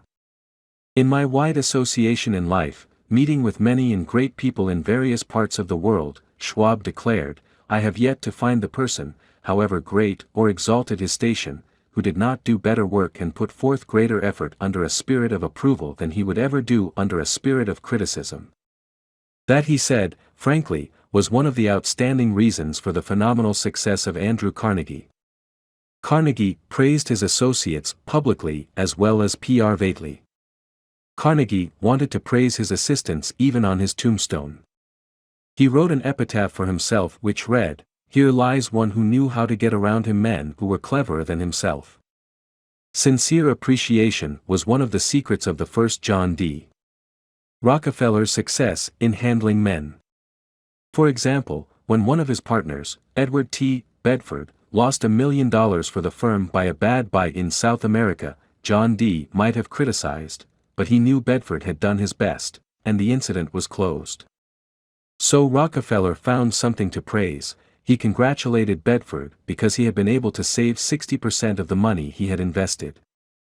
That's splendid, said Rockefeller. We don't always do as well as that upstairs. I have among my clippings a story that I know never happened, but it illustrates a truth, so I'll repeat it. According to this silly story, a farm woman, at the end of a heavy day's work, set before her menfolks a heaping pile of hay. And when they indignantly demanded whether she had gone crazy, she replied, "Why, how did I know you'd notice? I've been cooking for you men for the last 20 years, and in all that time I ain't heard no word to let me know you wasn't just eating hay." When a study was made a few years ago on runaway wives, what do you think was discovered to be the main reason wives ran away? It was lack of appreciation. And I'd bet that a similar study made of runaway husbands would come out the same way. We often take our spouses so much for granted that we never let them know we appreciate them. A member of one of our classes told of a request made by his wife. She and a group of other women in her church were involved in a self-improvement program. She asked her husband to help her by listing 6 things he believed she could do to help her become a better wife. He reported to the class, "I was surprised by such a request. Frankly, it would have been easy for me to list 6 things I would like to change about her. My heavens, she could have listed 1,000 things she would like to change about me, but I didn't. I said to her, 'Let me think about it and give you an answer in the morning.' The next morning I got up very early and called the florist and had them send 6 red roses to my wife with a note saying, 'I can't think of 6 things I would like to change about you. I love you the way you are.' When I arrived at home that evening, who do you think greeted me at the door? That's right. My wife. She was almost in tears. Needless to say, I was extremely glad I had not criticized her as she had requested. The following Sunday at church, after she had reported the results of her assignment, several women with whom she had been studying came up to me and said, "That was the most considerate thing I have ever heard." It was then I realized the power of appreciation. Florenz Ziegfeld, the most spectacular producer who ever dazzled Broadway, gained his reputation by his subtle ability to glorify the American girl. Time after time, he took drab little creatures that no one ever looked at twice and transformed them on the stage into glamorous visions of mystery and seduction. Knowing the value of appreciation and confidence, he made women feel beautiful by the sheer power of his gallantry and consideration. He was practical. He raised the salary of chorus girls from $30 a week to as high as $175. And he was also chivalrous. On opening night at the Follies, he sent telegrams to the stars in the cast, and he deluged every chorus girl in the show with American Beauty roses. I once succumbed to the fad of fasting and went for 6 days and nights without eating. It wasn't difficult. I was less hungry at the end of the 6th day than I was at the end of the 2nd. Yet I know, as you know, people who would think they had committed a crime if they let their families or employees go for 6 days without food, but they will let them go for 6 days, and 6 weeks, and sometimes 60 years without giving them the hearty appreciation that they crave almost as much as they crave food. When Alfred Lunt, one of the great actors of his time, played the leading role in Reunion in Vienna, he said, "There is nothing I need so much as nourishment for my self-esteem." We nourish the bodies of our children and friends and employees, but how seldom do we nourish their self-esteem? We provide them with roast beef and potatoes to build energy, but we neglect to give them kind words of appreciation that would sing in their memories for years like the music of the morning stars. Paul Harvey, in one of his radio broadcasts, The Rest of the Story, told how showing sincere appreciation can change a person's life. He reported that years ago a teacher in Detroit asked Stevie Morris to help her find a mouse that was lost in the classroom. You see, she appreciated the fact that nature had given Stevie something no one else in the room had. Nature had given Stevie a remarkable pair of ears to compensate for his blind eyes. But this was really the first time Stevie had been shown appreciation for those talented ears. Now, years later, he says that this act of appreciation was the beginning of a new life. You see, from that time on he developed his gift of hearing and went on to become, under the stage name of Stevie Wonder, one of the great pop singers and songwriters of the 70s, Paul Orant, Paul Harvey's The Rest of the Story, New York, Doubleday, 1977. Edited and compiled by Lynn Harvey. Copyright, C, by Powlin Incorporated. Some readers are saying right now, as they read these lines, "Oh, phooey. Flattery. Bear oil. I've tried that stuff. It doesn't work, not with intelligent people."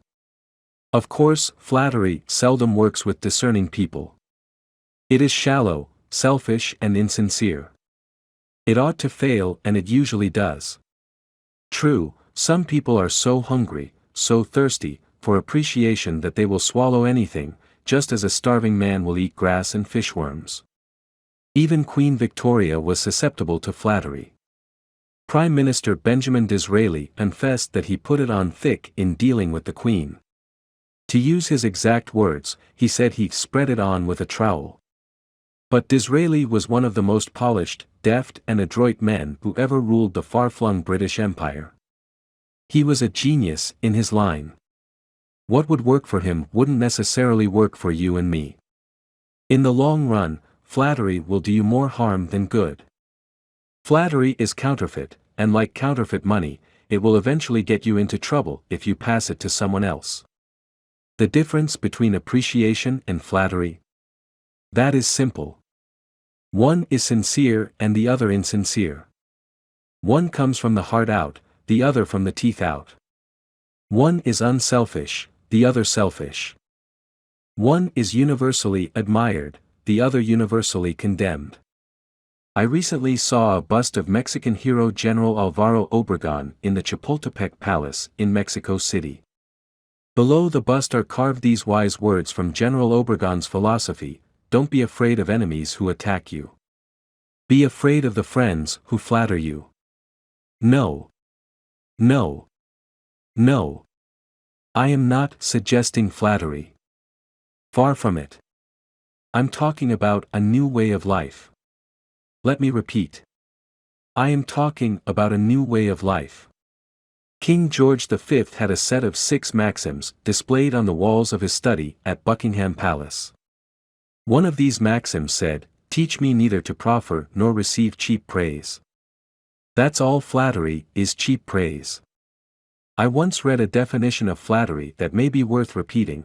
Flattery is telling the other person precisely what he thinks about himself.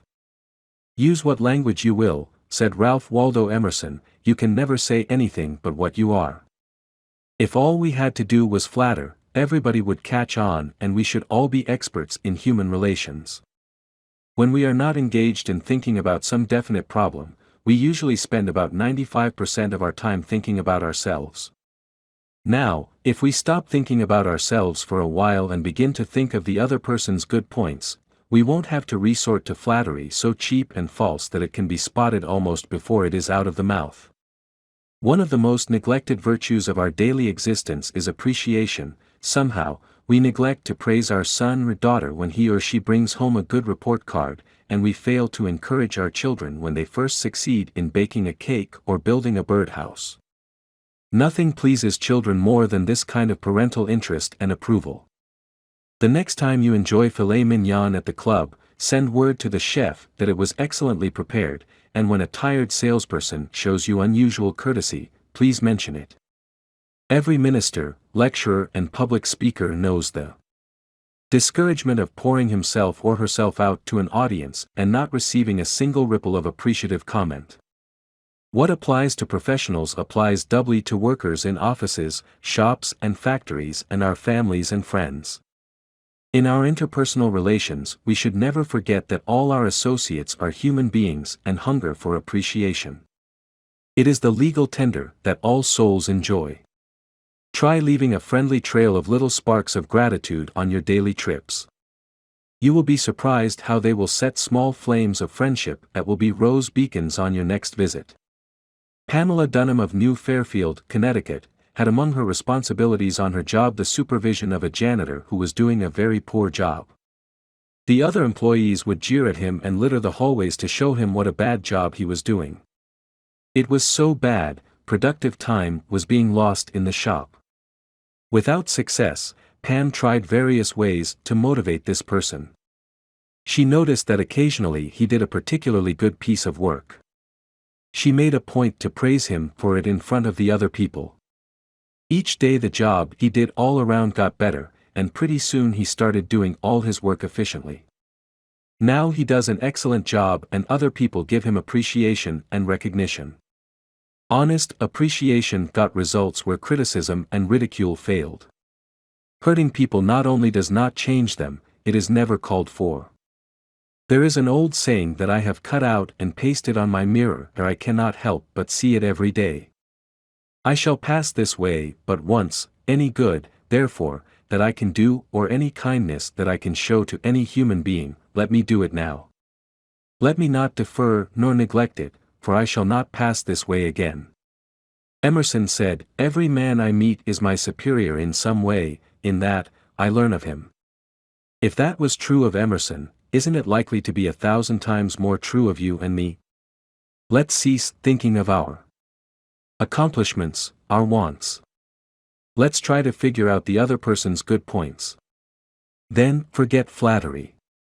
Give honest, sincere appreciation.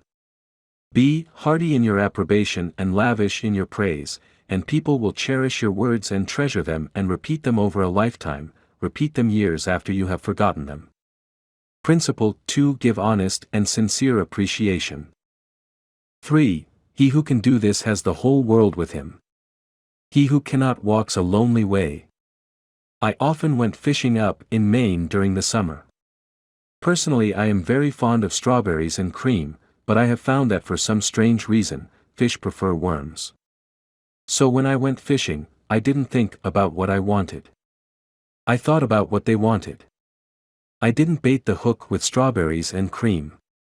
Rather, I dangled a worm or a grasshopper in front of the fish and said, "Wouldn't you like to have that?" Why not use the same common sense when fishing for people? That is what Lloyd George, Great Britain's Prime Minister during World War I, did. When someone asked him how he managed to stay in power after the other wartime leaders, Wilson, Orlando and Clemenceau, had been forgotten, he replied that if his staying on top might be attributed to any one thing, it would be to his having learned that it was necessary to bait the hook to suit the fish. Why talk about what we want? That is childish. Absurd. Of course, you are interested in what you want. You are eternally interested in it. But no one else is. The rest of us are just like you, we are interested in what we want.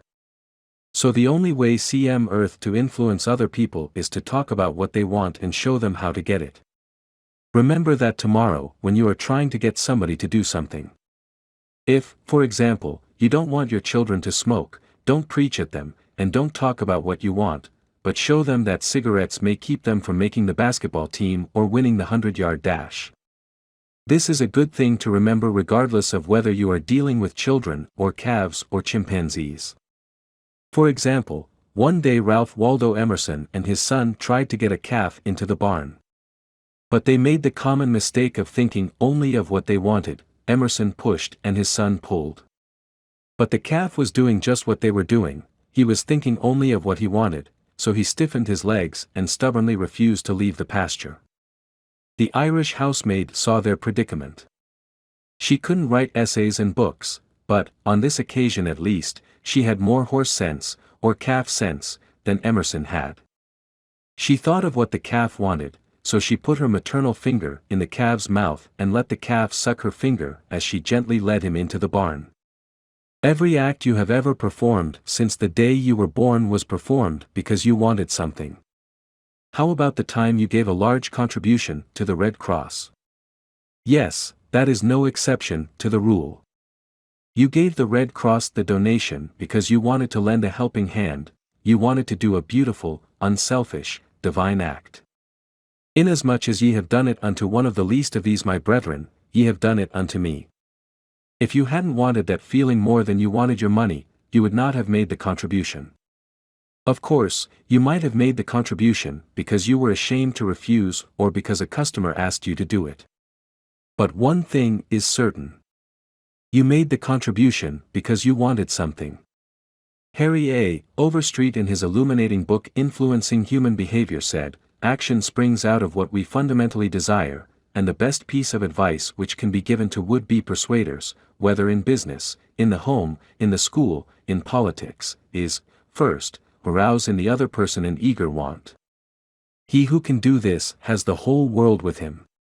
He who cannot walks a lonely way. Andrew Carnegie, the poverty-stricken Scotch lad who started to work at 2 cents an hour and finally gave away $365 million, learned early in life that the only way to influence people is to talk in terms of what the other person wants. He attended school only 4 years, yet he learned how to handle people. To illustrate, his sister-in-law was worried sick over her 2 boys.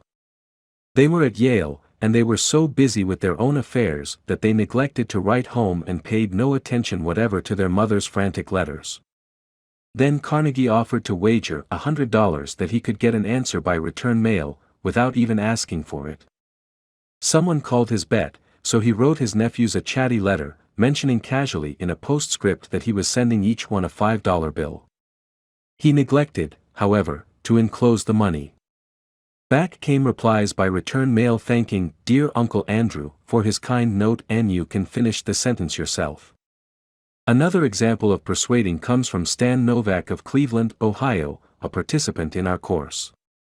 Stan came home from work one evening to find his youngest son, Tim, kicking and screaming on the living room floor. He was to start kindergarten the next day and was protesting that he would not go. Stan's normal reaction would have been to banish the child to his room and tell him he'd just better make up his mind to go. He had no choice.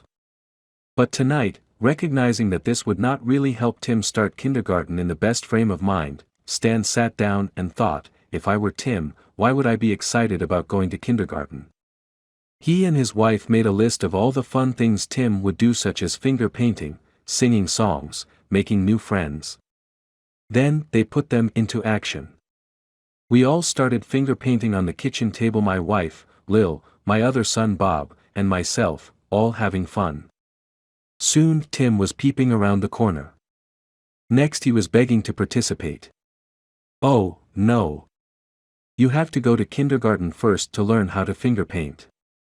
With all the enthusiasm I could muster, I went through the list, talking in terms he could understand, telling him all the fun he would have in kindergarten. The next morning, I thought I was the first one up. I went downstairs and found Tim sitting sound asleep in the living room chair. What are you doing here? I asked. I'm waiting to go to kindergarten. I don't want to be late. The enthusiasm of our entire family had aroused in Tim an eager want that no amount of discussion or threat could have possibly accomplished. Tomorrow you may want to persuade somebody to do something. Before you speak, pause and ask yourself, how can I make this person want to do it? That question will stop us from rushing into a situation heedlessly, with futile chatter about our desires. At one time I rented the grand ballroom of a certain New York hotel for 20 nights in each season in order to hold a series of lectures. At the beginning of one season, I was suddenly informed that I should have to pay almost 3 times as much rent as formerly. This news reached me after the tickets had been printed and distributed and all announcements had been made. Naturally, I didn't want to pay the increase, but what was the use of talking to the hotel about what I wanted? They were interested only in what they wanted.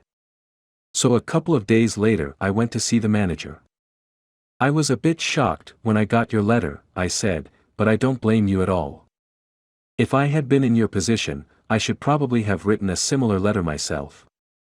Your duty as the manager of the hotel is to make all the profit possible. If you don't do that, you will be fired, and you ought to be fired. Now, let's take a piece of paper and write down the advantages and the disadvantages that will accrue to you, if you insist on this increase in rent. Then I took a letterhead and ran a line through the center and headed one column "Advantages," and the other column "Disadvantages." I wrote down under the head "Advantages" these words, "Ballroom free." Then I went on to say, you will have the advantage of having the ballroom free to rent for dances and conventions. That is a big advantage, for affairs like that will pay you much more than you can get for a series of lectures. If I tie your ballroom up for 20 nights during the course of the season, it is sure to mean a loss of some very profitable business to you. Now, let's consider the disadvantages. First, instead of increasing your income from me, you are going to decrease it. In fact, you are going to wipe it out because I cannot pay the rent you are asking. I shall be forced to hold these lectures at some other place. There's another disadvantage to you also. These lectures attract crowds of educated and cultured people to your hotel. That is good advertising for you, isn't it? In fact, if you spent $5,000 advertising in the newspapers, you couldn't bring as many people to look at your hotel as I can bring by these lectures. That is worth a lot to a hotel, isn't it? As I talked, I wrote these two disadvantages under the proper heading, and handed the sheet of paper to the manager, saying, I wish you would carefully consider both the advantages and disadvantages that are going to accrue to you, and then give me your final decision. I received a letter the next day, informing me that my rent would be increased only 50% instead of 300%. Mind you, I got this reduction without saying a word about what I wanted. I talked all the time about what the other person wanted and how he could get it. Suppose I had done the human, natural thing. Suppose I had stormed into his office and said, what do you mean by raising my rent 300% when you know the tickets have been printed and the announcements made? 300%. Ridiculous. Absurd. I won't pay it. What would have happened then? An argument would have begun to steam and boil and sputter, and you know how arguments end. Even if I had convinced him that he was wrong, his pride would have made it difficult for him to back down and give in. Here is one of the best bits of advice ever given about the fine art of human relationships. If there is any one secret of success, said Henry Ford, it lies in the ability to get the other person's point of view and see things from that person's angle as well as from your own. That is so good, I want to repeat it. If there is any one secret of success, it lies in the ability to get the other person's point of view and see things from that person's angle as well as from your own. That is so simple, so obvious, that anyone ought to see the truth of it at a glance, yet 90% of the people on this earth ignore it 90% of the time. An example. Look at the letters that come across your desk tomorrow morning, and you will find that most of them violate this important canon of common sense. Take this one, a letter written by the head of the radio department of an advertising agency with offices scattered across the continent. This letter was sent to the managers of local radio stations throughout the country. I have set down, in brackets, my reactions to each paragraph. Mr. John Blank, Blankville, Indiana. Dear Mr. Blank, the Dot Company desires to retain its position in advertising agency leadership in the radio field. Who cares what your company desires? I am worried about my own problems. The bank is foreclosing the mortgage on my house, the bugs are destroying the hollyhocks, the stock market tumbled yesterday. I missed the 8:15 this morning, I wasn't invited to the Joneses' dance last night, the doctor tells me I have high blood pressure and neuritis and dandruff. And then, what happens? I come down to the office this morning worried, open my mail and here is some little whippersnapper off in New York yapping about what his company wants. Bah! If he only realized what sort of impression his letter makes, he would get out of the advertising business and start manufacturing sheep dip. This agency's national advertising accounts were the bulwark of the network. Our subsequent clearances of station time have kept us at the top of agencies year after year. You are big and rich and right at the top, are you? So what? I don't give two whoops in Hades if you are as big as General Motors and General Electric and the general staff of the U.S. Army all combined. If you had as much sense as a half-witted hummingbird, you would realize that I am interested in how big I am, not how big you are. All this talk about your enormous success makes me feel small and unimportant. We desire to service our accounts at the last word on radio station information. You desire. You desire. You unmitigated ass. I'm not interested in what you desire or what the President of the United States desires. Let me tell you once and for all that I am interested in what I desire, and you haven't said a word about that yet in this absurd letter of yours. Will you, therefore, put the Company on your preferred list for weekly station information, every single detail that will be useful to an agency in intelligently booking time? Preferred list. You have your nerve. You make me feel insignificant by your big talk about your company, and then you ask me to put you on a preferred list and you don't even say, please. When you ask it. A prompt acknowledgement of this letter, giving us your latest doings, will be mutually helpful. You fool. You mail me a cheap form letter, a letter scattered far and wide like the autumn leaves, and you have the gall to ask me, when I am worried about the mortgage and the hollyhocks and my blood pressure, to sit down and dictate a personal note acknowledging your form letter, and you ask me to do it, promptly. What do you mean, promptly? Don't you know I am just as busy as you are, or, at least, I like to think I am. And while we are on the subject, who gave you the lordly right to order me around? You say it will be mutually helpful. At last, you have begun to see my viewpoint. But you are vague about how it will be to my advantage. Very truly yours, John Doe, Manager, Radio Department. P.S. The enclosed reprint from the Blankville Journal will be of interest to you, and you may want to broadcast it over your station. Finally, down here in the postscript, you mentioned something that may help me solve one of my problems. Why didn't you begin your letter with, "But what's the use?" Any advertising man who is guilty of perpetrating such drivel as you have sent me has something wrong with his medulla oblongata. You don't need a letter giving our latest doings. What you need is a quart of iodine in your thyroid gland. Now, if people who devote their lives to advertising and who pose as experts in the art of influencing people to buy, if they write a letter like that, what can we expect from the butcher and baker or the auto mechanic? Here is another letter, written by the superintendent of a large freight terminal to a student of this course, Edward Vermeulen. What effect did this letter have on the man to whom it was addressed? Read it and then I'll tell you. A. Zerega's Sons Incorporated, 28 Front Street, Brooklyn, New York 11201. Attention, Mr. Edward Vermeulen, gentlemen. The operations at our outbound rail receiving station are handicapped because a material percentage of the total business is delivered us in the late afternoon. This condition results in congestion, overtime on the part of our forces, delays to trucks, and in some cases delays to freight. On November 10th, we received from your company a lot of 510 pieces, which reached here at 4:20 p.m. We solicit your cooperation toward overcoming the undesirable effects arising from late receipt of freight. May we ask that, on days on which you ship the volume which was received on the above date, effort be made either to get the truck here earlier or to deliver us part of the freight during the morning? The advantage that would accrue to you under such an arrangement would be that of more expeditious discharge of your trucks and the assurance that your business would go forward on the date of its receipt. Very truly yours, J.B. Supt. After reading this letter, Mr. Vermeulen, sales manager for A. Zerega's Sons Incorporated, sent it to me with the following comment.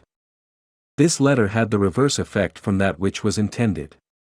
The letter begins by describing the terminal's difficulties, in which we are not interested, generally speaking. Our cooperation is then requested without any thought as to whether it would inconvenience us, and then, finally, in the last paragraph, the fact is mentioned that if we do cooperate it will mean more expeditious discharge of our trucks with the assurance that our freight will go forward on the date of its receipt. In other words, that in which we are most interested is mentioned last, and the whole effect is one of raising a spirit of antagonism rather than of cooperation. Let's see if we can't rewrite and improve this letter. Let's not waste any time talking about our problems. As Henry Ford admonishes, let's get the other person's point of view and see things from his or her angle, as well as from our own. Here is one way of revising the letter. It may not be the best way, but isn't it an improvement? Mr. Edward Vermeulen Percent A. Zerega's Sons Incorporated, 28 Front Street, Brooklyn, New York 11201. Dear Mr. Vermeulen, your company has been one of our good customers for 14 years. Naturally, we are very grateful for your patronage and are eager to give you the speedy, efficient service you deserve. However, We regret to say that it isn't possible for us to do that when your trucks bring us a large shipment late in the afternoon, as they did on November 10th. Why? Because many other customers make late afternoon deliveries also. Naturally, that causes congestion.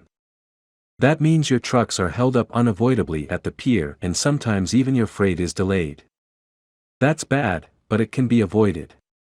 If you make your deliveries at the pier in the morning when possible, your trucks will be able to keep moving, your freight will get immediate attention, and our workers will get home early at night to enjoy a dinner of the delicious macaroni and noodles that you manufacture.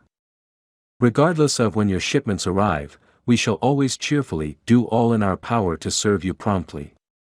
You are busy. Please don't trouble to answer this note. Yours truly, JB-Supt. Barbara Anderson, who worked in a bank in New York, desired to move to Phoenix, Arizona, because of the health of her son. Using the principles she had learned in our course, she wrote the following letter to 12 banks in Phoenix. Dear Sir, my 10 years of bank experience should be of interest to a rapidly growing bank like yours. In various capacities in bank operations with the Bankers Trust Company in New York, leading to my present assignment as branch manager, I have acquired skills in all phases of banking including depositor relations, credits, loans and administration. I will be relocating to Phoenix in May and I am sure I can contribute to your growth and profit. I will be in Phoenix the week of April 3rd and would appreciate the opportunity to show you how I can help your bank meet its goals. Sincerely, Barbara L. Anderson. Do you think Mrs. Anderson received any response from that letter? 11 of the 12 banks invited her to be interviewed, and she had a choice of which bank's offer to accept. Why? Mrs. Anderson did not state what she wanted, but wrote in the letter how she could help them, and focused on their wants, not her own. Thousands of salespeople are pounding the pavements today, tired, discouraged and underpaid. Why? Because they are always thinking only of what they want. They don't realize that neither you nor I want to buy anything. If we did, we would go out and buy it. But both of us are eternally interested in solving our problems. And if salespeople can show us how their services or merchandise will help us solve our problems, they won't need to sell us. We'll buy. And customers like to feel that they are buying, not being sold. Yet many salespeople spend a lifetime in selling without seeing things from the customer's angle. For example, for many years I lived in Forest Hills, a little community of private homes in the center of Greater New York. One day as I was rushing to the station, I chanced to meet a real estate operator who had bought and sold property in that area for many years. I knew Forest Hills well, so I hurriedly asked him whether or not my stucco house was built with metal lath or hollow tile. Fi said he didn't know and told me what I already knew, that I could find out by calling the Forest Hills Garden Association. The following morning, I received a letter from him. Did he give me the information I wanted? Fi could have gotten it in 60 seconds by a telephone call. But he didn't. Fi told me again that I could get it by telephoning, and then asked me to let him handle my insurance. Fi was not interested in helping me. Fi was interested only in helping himself. J. Flo Ward Lucas of Birmingham, Alabama, tells how two salespeople from the same company handled the same type of situation, Fi reported. Several years ago, I was on the management team of a small company. Fleet-quartered near us was the district office of a large insurance company. Their agents were assigned territories, and our company was assigned to two agents, whom I shall refer to as Carl and John. One morning, Carl dropped by our office and casually mentioned that his company had just introduced a new life insurance policy for executives and thought we might be interested later on and he would get back to us when he had more information on it. The same day, John saw us on the sidewalk while returning from a coffee break, and he shouted, "Hey Luke, hold up, I have some great news for you fellows." He hurried over and very excitedly told us about an executive life insurance policy his company had introduced that very day. It was the same policy that Carl had casually mentioned. He wanted us to have one of the first issued. He gave us a few important facts about the coverage and ended saying, "The policy is so new, I'm going to have someone from the Home Office come out tomorrow and explain it. Now, in the meantime, let's get the application signed and on the way so he can have more information to work with." His enthusiasm aroused in us an eager want for this policy even though we still did not have details. When they were made available to us, they confirmed John's initial understanding of the policy, and he not only sold each of us a policy, but later doubled our coverage. Carl could have had those sales, but he made no effort to arouse in us any desire for the policies. The world is full of people who are grabbing and self-seeking. So the rare individual who unselfishly tries to serve others has an enormous advantage. He has little competition. Owen D. Young, a noted lawyer and one of America's great business leaders, once said, "People who can put themselves in the place of other people who can understand the workings of their minds, need never worry about what the future has in store for them." If out of reading this book you get just one thing, an increased tendency to think always in terms of other people's point of view, and see things from their angle, if you get that one thing out of this book, it may easily prove to be one of the building blocks of your career. Looking at the other person's point of view and arousing in him an eager want for something is not to be construed as manipulating that person so that he will do something that is only for your benefit and his detriment. Each party should gain from the negotiation. In the letters to Mr. Vermeulen, both the sender and the receiver of the correspondence gained by implementing what was suggested. Both the bank and Mrs. Anderson won by her letter in that the bank obtained a valuable employee and Mrs. Anderson a suitable job. And in the example of John's sale of insurance to Mr. Lucas, both gained through this transaction. Another example in which everybody gains through this principle of arousing an eager want comes from Michael E. Whidden of Warwick, Rhode Island, who is a territory salesman for the Shell Oil Company. Mike wanted to become the #1 salesperson in his district, but one service station was holding him back. It was run by an older man who could not be motivated to clean up his station. It was in such poor shape that sales were declining significantly. This manager would not listen to any of Mike's pleas to upgrade the station. After many exhortations and heart-to-heart talks, all of which had no impact, Mike decided to invite the manager to visit the newest Shell station in his territory. The manager was so impressed by the facilities at the new station that when Mike visited him the next time, his station was cleaned up and had recorded a sales increase. This enabled Mike to reach the #1 spot in his district. All his talking and discussion hadn't helped, but by arousing an eager want in the manager, by showing him the modern station, he had accomplished his goal, and both the manager and Mike benefited. Most people go through college and learn to read Virgil and master the mysteries of calculus without ever discovering how their own minds function. For instance, I once gave a course in effective speaking for the young college graduates who were entering the employ of the Carrier Corporation, the large air conditioner manufacturer. One of the participants wanted to persuade the others to play basketball in their free time, and this is about what he said: "I want you to come out and play basketball. I like to play basketball, but the last few times I've been to the gymnasium there haven't been enough people to get up a game. 2 or 3 of us got to throwing the ball around the other night, and I got a black eye. I wish all of you would come down tomorrow night. I want to play basketball." Did he talk about anything you want? You don't want to go to a gymnasium that no one else goes to, do you? You don't care about what he wants.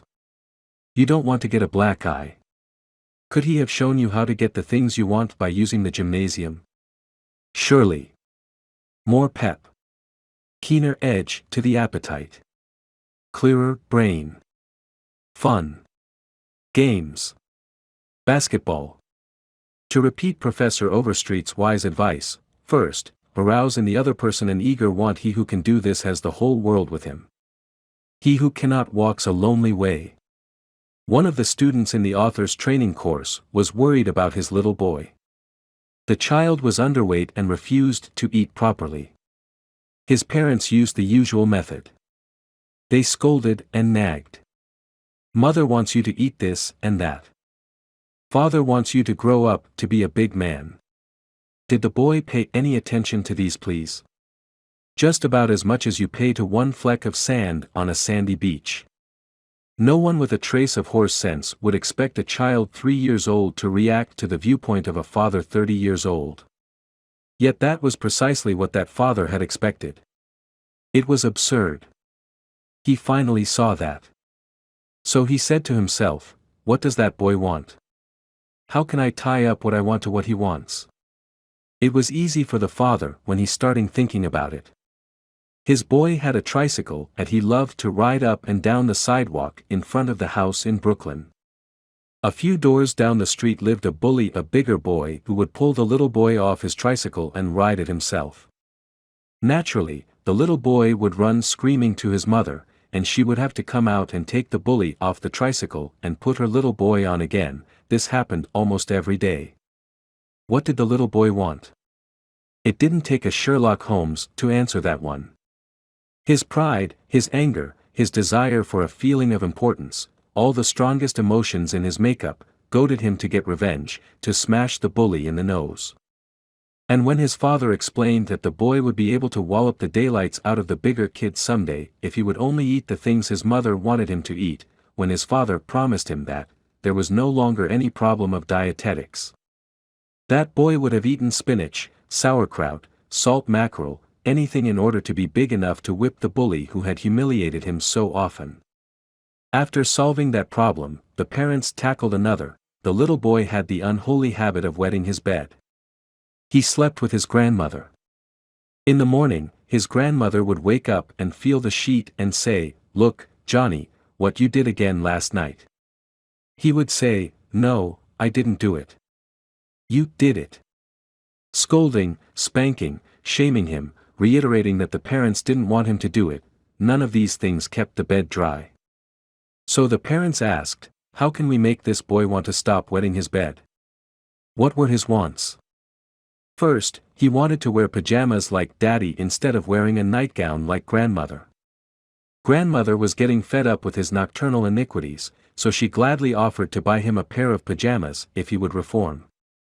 Second, he wanted a bed of his own. Grandma didn't object.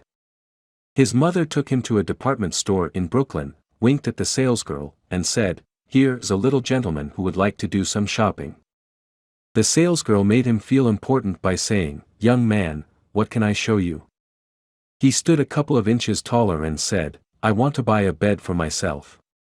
When he was shown the one his mother wanted him to buy, she winked at the salesgirl and the boy was persuaded to buy it. The bed was delivered the next day, and that night, when father came home, the little boy ran to the door shouting, "Daddy! Daddy! Come upstairs and see my bed that I bought." The father, looking at the bed, obeyed Charles Schwab's injunction. He was hearty in his approbation and lavish in his praise.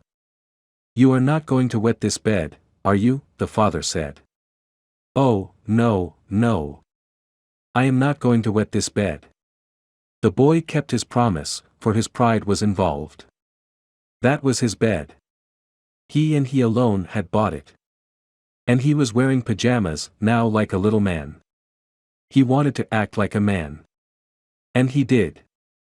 Another father, K.T. Dutchman, a telephone engineer, a student of this course, couldn't get his 3-year-old daughter to eat breakfast food. The usual scolding, pleading, coaxing methods had all ended in futility. So the parents asked themselves, how can we make her want to do it? The little girl loved to imitate her mother, to feel big and grown up, so one morning they put her on a chair and let her make the breakfast food. At just the psychological moment, father drifted into the kitchen while she was stirring the cereal and she said, "Oh, look, Daddy, I am making the cereal this morning." She ate 2 helpings of the cereal without any coaxing, because she was interested in it. She had achieved a feeling of importance. She had found in making the cereal an avenue of self-expression. William Winter once remarked that self-expression is the dominant necessity of human nature. Why can't we adapt this same psychology to business dealings? When we have a brilliant idea, instead of making others think it is ours, why not let them cook and stir the idea themselves? They will then regard it as their own, they will like it and maybe eat a couple of helpings of it. Remember, First, arouse in the other person an eager want. He who can do this has the whole world with him. He who cannot walks a lonely way. Principle 3, arouse in the other person an eager want. In a nutshell, fundamental techniques in handling people. Principle 1, don't criticize, condemn or complain. Principle 2, give honest and sincere appreciation. Principle 3, arouse in the other person an eager want. Part 2. Ways to make people like you. 1. Do this and you'll be welcome anywhere. Why read this book to find out how to win friends? Why not study the technique of the greatest winner of friends the world has ever known? Who is he? You may meet him tomorrow, coming down the street. When you get within 10 feet of him, he will begin to wag his tail. If you stop and pat him, he will almost jump out of his skin to show you how much he likes you. And you know that behind this show of affection on his part, there are no ulterior motives. He doesn't want to sell you any real estate, and he doesn't want to marry you. Did you ever stop to think that a dog is the only animal that doesn't have to work for a living? A hen has to lay eggs, a cow has to give milk, and a canary has to sing. But a dog makes his living by giving you nothing but love. When I was 5 years old, my father bought a little yellow-haired pup for 50 cents. He was the light and joy of my childhood. Every afternoon about 4:30, he would sit in the front yard with his beautiful eyes staring steadfastly at the path, and as soon as he heard my voice or saw me swinging my dinner pail through the buckbrush, he was off like a shot, racing breathlessly up the hill to greet me with leaps of joy and barks of sheer ecstasy. Tippy was my constant companion for 5 years. Then one tragic night, -1 shall never forget it, he was killed within 10 feet of my head, killed by lightning. Tippy's death was the tragedy of my boyhood. You never read a book on psychology, Tippy. You didn't need to. You knew by some divine instinct that you can make more friends in 2 months by becoming genuinely interested in other people than you can in 2 years by trying to get other people interested in you. Let me repeat that. You can make more friends in 2 months by becoming interested in other people than you can in 2 years by trying to get other people interested in you. Yet I know, and you know, people who blunder through life trying to wigwag other people into becoming interested in them. Of course, it doesn't work. People are not interested in you. They are not interested in me. They are interested in themselves, morning, noon, and after dinner. The New York Telephone Company made a detailed study of telephone conversations to find out which word is the most frequently used. You have guessed it, it is the personal pronoun I. I. It was used 3,900 times in 500 telephone conversations. I. When you see a group photograph that you are in, whose picture do you look for first? If we merely try to impress people and get people interested in us, we will never have many true, sincere friends. Friends, real friends, are not made that way. Napoleon tried it, and in his last meeting with Josephine he said, "Josephine, I have been as fortunate as any man ever was on this earth, and yet, at this hour, you are the only person in the world on whom I can rely." And historians doubt whether he could rely even on her. Alfred Adler, the famous Viennese psychologist, wrote a book entitled What Life Should Mean to You. In that book he says, it is the individual who is not interested in his fellow men who has the greatest difficulties in life and provides the greatest injury to others. It is from among such individuals that all human failures spring. You may read scores of erudite tomes on psychology without coming across a statement more significant for you and for me. Adler's statement is so rich with meaning that I am going to repeat it in italics. It is the individual who is not interested in his fellow men who has the greatest difficulties in life and provides the greatest injury to others. It is from among such individuals that all human failures spring. I once took a course in short story writing at New York University, and during that course the editor of a leading magazine talked to our class. He said he could pick up any one of the dozens of stories that drifted across his desk every day, and after reading a few paragraphs he could feel whether or not the author liked people. If the author doesn't like people, he said, people won't like his or her stories. This hard-boiled editor stopped twice in the course of his talk on fiction writing and apologized for preaching a sermon. "I am telling you," he said, "the same things your preacher would tell you, but remember, you have to be interested in people if you want to be a successful writer of stories. If that is true of writing fiction, you can be sure it is true of dealing with people face to face." I spent an evening in the dressing room of Howard Thurston the last time he appeared on Broadway. Thurston was the acknowledged dean of magicians. For 40 years he had traveled all over the world, time and again, creating illusions, mystifying audiences, and making people gasp with astonishment. More than 60 million people had paid admission to his show, and he had made almost $2 million in profit. I asked Mr. Thurston to tell me the secret of his success. His schooling certainly had nothing to do with it, for he ran away from home as a small boy, became a hobo, rode in boxcars, slept in haystacks, begged his food from door to door, and learned to read by looking out of boxcars at signs along the railway. Did he have a superior knowledge of magic? No, he told me. Hundreds of books had been written about legerdemain and scores of people knew as much about it as he did. But he had two things that the others didn't have. First, he had the ability to put his personality across the footlights. He was a master showman. He knew human nature. Everything he did, every gesture, every intonation of his voice, every lifting of an eyebrow had been carefully rehearsed in advance, and his actions were timed to split seconds. But, in addition to that, Thurston had a genuine interest in people. He told me that many magicians would look at the audience and say to themselves, "Well, there is a bunch of suckers out there, a bunch of hicks, I'll fool them all right." But Thurston's method was totally different. He told me that every time he went on stage he said to himself, "I am grateful because these people come to see me, they make it possible for me to make my living in a very agreeable way. I'm going to give them the very best I possibly can." He declared he never stepped in front of the footlights without first saying to himself over and over, "I love my audience. I love my audience." Ridiculous? Absurd? You are privileged to think anything you like. I am merely passing it on to you without comment as a recipe used by one of the most famous magicians of all time. George Dyke of North Warren, Pennsylvania, was forced to retire from his service station business after 30 years when a new highway was constructed over the site of his station. It wasn't long before the idle days of retirement began to bore him, so he started filling in his time trying to play music on his old fiddle. Soon he was traveling the area to listen to music and talk with many of the accomplished fiddlers. In his humble and friendly way, he became generally interested in learning the background and interests of every musician he met. Although he was not a great fiddler himself, he made many friends in this pursuit.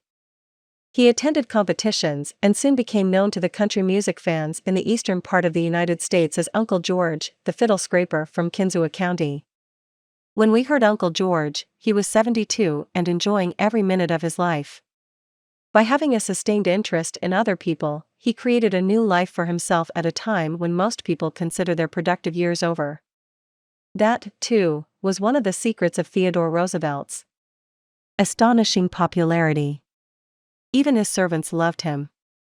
His valet, James E. Amos, wrote a book about him entitled Theodore Roosevelt, Hero, to his valet.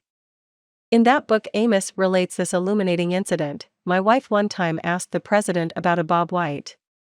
She had never seen one and he described it to her fully. Sometime later, the telephone at our cottage rang. Amos and his wife lived in a little cottage on the Roosevelt estate at Oyster Bay. My wife answered it and it was Mr. Roosevelt himself. He had called her, he said, to tell her that there was a Bob White outside her window and that if she would look out she might see it. Little things like that were so characteristic of him. Whenever he went by our cottage, even though we were out of sight, we would hear him call out, "Ooh, Annie," or "Ooh, James." It was just a friendly greeting as he went by. How could employees keep from liking a man like that? How could anyone keep from liking him? Roosevelt called at the White House one day when the President and Mrs. Taft were away. His honest liking for humble people was shown by the fact that he greeted all the old White House servants by name, even the scullery maids. When he saw Alice, the kitchen maid, writes Archie Butt, he asked her if she still made cornbread. Alice told him that she sometimes made it for the servants, but no one ate it upstairs. They show bad taste, Roosevelt boomed, and I'll tell the president so when I see him. Alice brought a piece to him on a plate, and he went over to the office eating it as he went and greeting gardeners and laborers as he passed. He addressed each person just as he had addressed them in the past. Ike Hoover, who had been head usher at the White House for 40 years, said with tears in his eyes, "It is the only happy day we had in nearly 2 years, and not one of us would exchange it for a $100 bill." The same concern for the seemingly unimportant people helped Sales Representative Edward M. Sykes, Jr., of Chatham, New Jersey, retain an account. "Many years ago," he reported, "I called on customers for Johnson & Johnson in the Massachusetts area. One account was a drugstore in Hingham. Whenever I went into this store, I would always talk to the soda clerk and sales clerk for a few minutes before talking to the owner to obtain his order. One day I went up to the owner of the store, and he told me to leave as he was not interested in buying J&J products anymore because he felt they were concentrating their activities on food and discount stores to the detriment of the small drugstore. I left with my tail between my legs and drove around the town for several hours. Finally, I decided to go back and try at least to explain our position to the owner of the store. When I returned, I walked in and as usual said hello to the soda clerk and sales clerk. When I walked up to the owner, he smiled at me and welcomed me back. He then gave me double the usual order. I looked at him with surprise and asked him what had happened since my visit only a few hours earlier. He pointed to the young man at the soda fountain and said that after I had left, the boy had come over and said that I was one of the few salespeople that called on the store that even bothered to say hello to him and to the others in the store. He told the owner that if any salesperson deserved his business, it was I. The owner agreed and remained a loyal customer. I never forgot that to be genuinely interested in other people is a most important quality for a salesperson to possess, for any person, for that matter.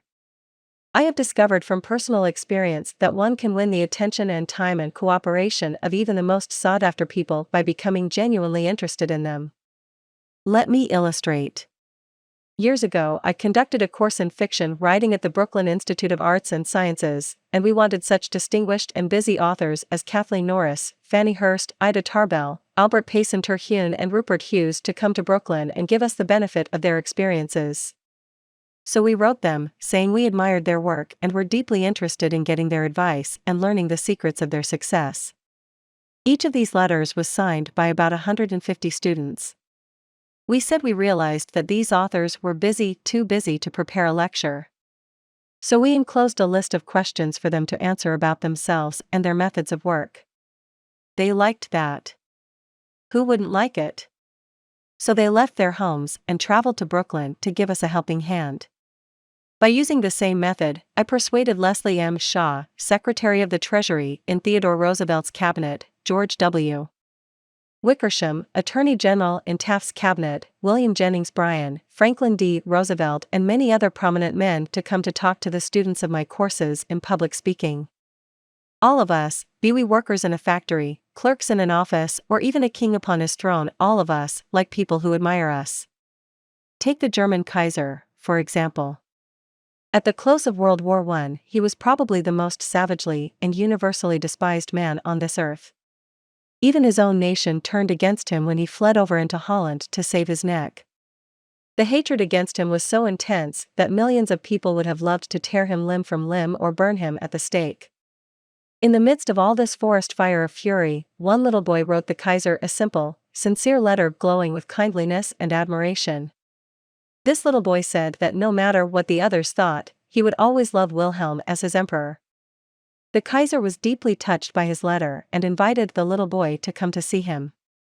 The boy came, so did his mother, and the Kaiser married her.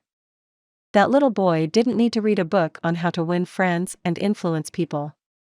He knew how instinctively. If we want to make friends, let's put ourselves out to do things for other people, things that require time, energy, unselfishness, and thoughtfulness. When the Duke of Windsor was Prince of Wales, he was scheduled to tour South America, and before he started out on that tour he spent months studying Spanish so that he could make public talks in the language of the country, and the South Americans loved him for it. For years, I made it a point to find out the birthdays of my friends. How? Although I haven't the foggiest bit of faith in astrology, I began by asking the other party whether he believed the date of one's birth has anything to do with character and disposition. I then asked him or her to tell me the month and day of birth. If he or she said November 24th, for example, I kept repeating to myself, November 24th, November 24th. The minute my friend's back was turned, I wrote down the name and birthday and later would transfer it to a birthday book. At the beginning of each year, I had these birthday dates scheduled in my calendar pad so that they came to my attention automatically. When the natal day arrived, there was my letter or telegram. What a hit it made. I was frequently the only person on earth who remembered. If we want to make friends, let's greet people with animation and enthusiasm. When somebody calls you on the telephone, use the same psychology. Say hello in tones that bespeak how pleased you are to have the person call. Many companies train their telephone operators to greet all callers in a tone of voice that radiates interest and enthusiasm. The caller feels the company is concerned about them.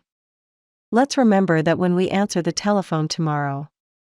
Showing a genuine interest in others not only wins friends for you, but may develop in its customers a loyalty to your company. In an issue of the publication of the National Bank of North America of New York, the following letter from Madeline Rosedale, a depositor, was published, ********************************************************** Asterisk publication of the National Bank of North America, New York, March 31, 1978. I would like you to know how much I appreciate your staff. Everyone is so courteous, polite, and helpful. What a pleasure it is, after waiting on a long line, to have the teller greet you pleasantly. Last year my mother was hospitalized for 5 months. Frequently I went to Marie Petrocello, a teller. She was concerned about my mother and inquired about her progress. Is there any doubt that Mrs. Rosedale will continue to use this bank? Charles R. Walters, of one of the large banks in New York City, was assigned to prepare a confidential report on a certain corporation. He knew of only one person who possessed the facts he needed so urgently. As Mr. Walters was ushered into the president's office, a young woman stuck her head through a door and told the president that she didn't have any stamps for him that day. I am collecting stamps for my 12-year-old son, the president explained to Mr. Walters. Mr. Walters stated his mission and began asking questions. The president was vague, general, nebulous. He didn't want to talk, and apparently nothing could persuade him to talk. The interview was brief and barren. Frankly, I didn't know what to do, Mr. Walters said as he related the story to the class. Then I remembered what his secretary had said to him, stamps, 12-year-old son. And I also recalled that the foreign department of our bank collected stamps taken from letters pouring in from every continent washed by the 7 seas. The next afternoon I called on this man and sent in word that I had some stamps for his boy. Was I ushered in with enthusiasm? Yes, sir. He couldn't have shaken my hand with more enthusiasm if he had been running for Congress. He radiated smiles and goodwill. My George will love this one, he kept saying as he fondled the stamps. And look at this. This is a treasure. We spent half an hour talking stamps and looking at a picture of his boy, and he then devoted more than an hour of his time to giving me every bit of information I wanted without my even suggesting that he do it. He told me all he knew, and then called in his subordinates and questioned them. He telephoned some of his associates. He loaded me down with facts, figures, reports, and correspondence. In the parlance of newspaper reporters, I had a scoop. Here is another illustration. C. M. Naffel, Jr. of Philadelphia had tried for years to sell fuel to a large chain store organization. But the chain store company continued to purchase its fuel from an out-of-town dealer and haul it right past the door of Naffel's office. Mr. Naffel made a speech one night before one of my classes, pouring out his hot wrath upon chain stores, branding them as a curse to the nation.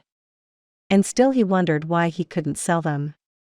I suggested that he try different tactics. To put it briefly, this is what happened. We staged a debate between members of the course on whether the spread of the chain store is doing the country more harm than good. Naffel, at my suggestion, took the negative side. He agreed to defend the chain stores, and then went straight to an executive of the chain store organization that he despised and said, I am not here to try to sell fuel. I have come to ask you to do me a favor.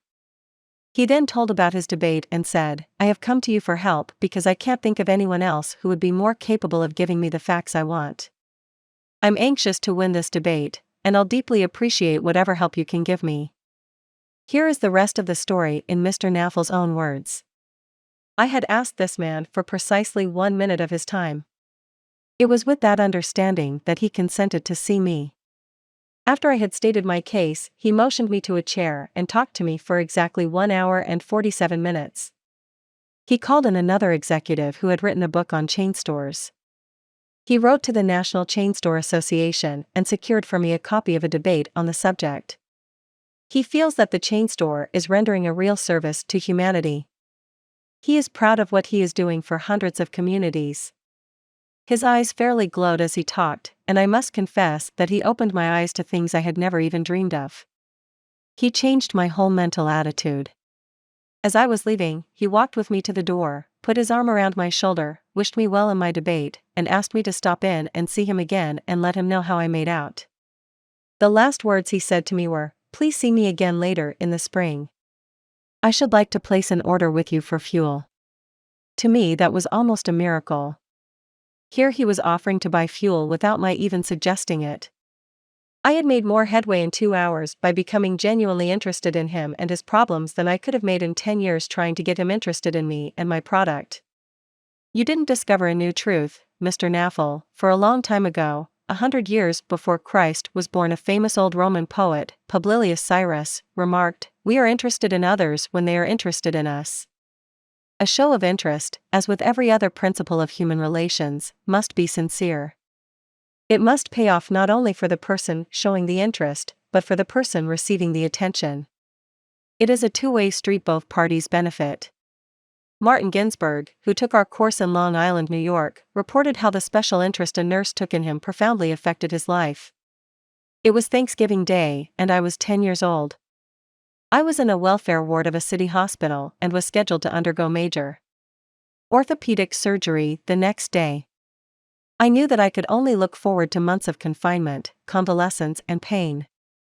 My father was dead, my mother and I lived alone in a small apartment, and we were on welfare. My mother was unable to visit me that day. As the day went on, I became overwhelmed with the feeling of loneliness, despair, and fear. I knew my mother was home alone worrying about me, not having anyone to be with, not having anyone to eat with, and not even having enough money to afford a Thanksgiving Day dinner. The tears welled up in my eyes, and I stuck my head under the pillow and pulled the covers over it. I cried silently, but oh so bitterly, so much that my body racked with pain. A young student nurse heard my sobbing and came over to me. She took the covers off my face and started wiping my tears. She told me how lonely she was, having to work that day and not being able to be with her family. She asked me whether I would have dinner with her. She brought 2 trays of food, sliced turkey, mashed potatoes, cranberry sauce, and ice cream for dessert. She talked to me and tried to calm my fears. Even though she was scheduled to go off duty at 4 p.m., she stayed on her own time until almost 11 p.m. She played games with me, talked to me, and stayed with me until I finally fell asleep. Many Thanksgivings have come and gone since I was 10, but one never passes without me remembering that particular one and my feelings of frustration, fear, loneliness, and the warmth and tenderness of the stranger that somehow made it all bearable. If you want others to like you, if you want to develop real friendships, if you want to help others at the same time as you help yourself, keep this principle in mind. Principle 1: Become genuinely interested in other people. 2. A simple way to make a good first impression. At a dinner party in New York, one of the guests, a woman who had inherited money, was eager to make a pleasing impression on everyone.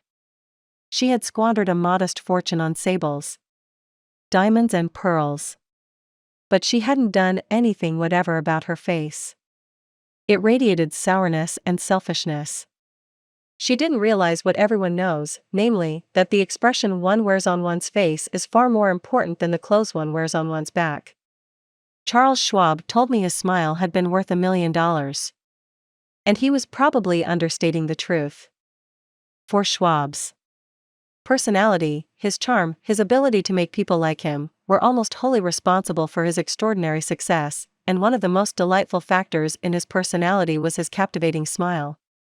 Actions speak louder than words, and a smile says, "I like you, you make me happy. I am glad to see you." That is why dogs make such a hit. They are so glad to see us that they almost jump out of their skins. So, naturally, we are glad to see them. A baby's smile has the same effect. Have you ever been in a doctor's waiting room and looked around at all the glum faces waiting impatiently to be seen? Dr. Stephen K. Sproul, a veterinarian in Raytown, Missouri, told of a typical spring day when his waiting room was full of clients waiting to have their pets inoculated. No one was talking to anyone else, and all were probably thinking of a dozen other things they would rather be doing than wasting time sitting in that office. He told one of our classes, there were 6 or 7 clients waiting when a young woman came in with a 9-month-old baby and a kitten. As luck would have it, she sat down next to a gentleman who was more than a little distraught about the long wait for service. The next thing he knew, the baby just looked up at him with that great big smile that is so characteristic of babies. What did that gentleman do? Just what you and I would do, of course, he smiled back at the baby. Soon he struck up a conversation with the woman about her baby and his grandchildren, and soon the entire reception room joined in, and the boredom and tension were converted into a pleasant and enjoyable experience. An insincere grin? No. That doesn't fool anybody. We know it is mechanical and we resent it. I am talking about a real smile, a heartwarming smile, a smile that comes from within, the kind of smile that will bring a good price in the marketplace. Professor James V. McConnell, a psychologist at the University of Michigan, expressed his feelings about a smile. People who smile, he said, tend to manage, teach, and sell more effectively, and to raise happier children. There's far more information in a smile than a frown. That's why encouragement is a much more effective teaching device than punishment. The employment manager of a large New York department store told me she would rather hire a sales clerk who hadn't finished grade school, if he or she has a pleasant smile, than to hire a doctor of philosophy with a somber face. The effect of a smile is powerful even when it is unseen. Telephone companies throughout the United States have a program called Phone Power, which is offered to employees who use the telephone for selling their services or products. In this program, they suggest that you smile when talking on the phone. Your smile comes through in your voice. Robert Cryer, manager of a computer department for a Cincinnati, Ohio, company, told how he had successfully found the right applicant for a hard-to-fill position. I was desperately trying to recruit a PhD in computer science for my department. I finally located a young man with ideal qualifications who was about to be graduated from Purdue University. After several phone conversations, I learned that he had several offers from other companies, many of them larger and better known than mine. I was delighted when he accepted my offer. After he started on the job, I asked him why he had chosen us over the others. He paused for a moment and then he said, "I think it was because managers in the other companies spoke on the phone in a cold, businesslike manner, which made me feel like just another business transaction. Your voice sounded as if you were glad to hear from me, that you really wanted me to be part of your organization." You can be assured, I am still answering my phone with a smile. The chairman of the board of directors of one of the largest rubber companies in the United States told me that, according to his observations, people rarely succeed at anything unless they have fun doing it. This industrial leader doesn't put much faith in the old adage that hard work alone is the magic key that will unlock the door to our desires. I have known people, he said, who succeeded because they had a rip-roaring good time conducting their business. Later, I saw those people change as the fun became work. The business had grown dull, they lost all joy in it, and they failed. You must have a good time meeting people if you expect them to have a good time meeting you. I have asked thousands of business people to smile at someone every hour of the day for a week and then come to class and talk about the results. How did it work? Let's see. Here is a letter from William B. Steinhardt, a New York stockbroker. His case isn't isolated. In fact, it is typical of hundreds of cases. One had been married for over 18 years, wrote Mr. Steinhardt, and in all that time I seldom smiled at my wife or spoke 24 words to her from the time I got up until I was ready to leave for business. I was one of the worst grouches who ever walked down Broadway. When you asked me to make a talk about my experience with smiles, I thought I would try it for a week. So the next morning, while combing my hair, I looked at my glum mug in the mirror and said to myself, Bill, you are going to wipe the scowl off that sourpuss of yours today. You are going to smile. And you are going to begin right now. As I sat down to breakfast, I greeted my wife with a good morning, my dear, and smiled as I said it. You warned me that she might be surprised. Well, you underestimated her reaction. She was bewildered. She was shocked. I told her that in the future she could expect this as a regular occurrence, and I kept it up every morning. This changed attitude of mine brought more happiness into our home in the 2 months since I started than there was during the last year. As I leave for my office, I greet the elevator operator in the apartment house with a good morning and a smile. I greet the doorman with a smile. I smile at the cashier in the subway booth when I ask for change. As I stand on the floor of the stock exchange, I smile at people who until recently never saw me smile. I soon found that everybody was smiling back at me. I treat those who come to me with complaints or grievances in a cheerful manner. I smile as I listen to them, and I find that adjustments are accomplished much easier. I find that smiles are bringing me dollars, many dollars every day. I share my office with another broker.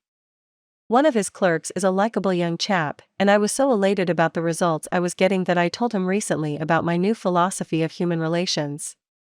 He then confessed that when I first came to share my office with his firm, he thought me a terrible grouch and only recently changed his mind. He said I was really human when I smiled.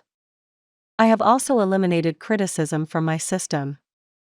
I give appreciation and praise now instead of condemnation. I have stopped talking about what I want. I am now trying to see the other person's viewpoint. And these things have literally revolutionized my life.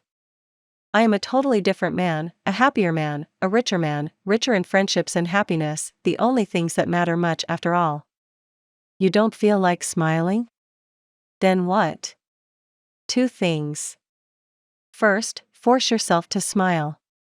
If you are alone, force yourself to whistle or hum a tune or sing. Act as if you were already happy, and that will tend to make you happy. Here is the way the psychologist and philosopher William James put it. Action seems to follow feeling, but really action and feeling go together, and by regulating the action, which is under the more direct control of the will, we can indirectly regulate the feeling, which is not. Thus the sovereign voluntary path to cheerfulness, if our cheerfulness be lost, is to sit up cheerfully and to act and speak as if cheerfulness were already there. Everybody in the world is seeking happiness, and there is one sure way to find it. That is by controlling your thoughts. Happiness doesn't depend on outward conditions. It depends on inner conditions. It isn't what you have or who you are or where you are or what you are doing that makes you happy or unhappy. It is what you think about it. For example, 2 people may be in the same place, doing the same thing, both may have about an equal amount of money and prestige, and yet one may be miserable and the other happy. Why? Because of a different mental attitude. I have seen just as many happy faces among the poor peasants toiling with their primitive tools in the devastating heat of the tropics as I have seen in air-conditioned offices in New York, Chicago, or Los Angeles. There is nothing either good or bad, said Shakespeare, but thinking makes it so. Abe Lincoln once remarked that most folks are about as happy as they make up their minds to be. He was right. I saw a vivid illustration of that truth as I was walking up the stairs of the Long Island Railroad station in New York. Directly in front of me 30 or 40 crippled boys on canes and crutches were struggling up the stairs. One boy had to be carried up. I was astonished at their laughter and gaiety. I spoke about it to one of the men in charge of the boys.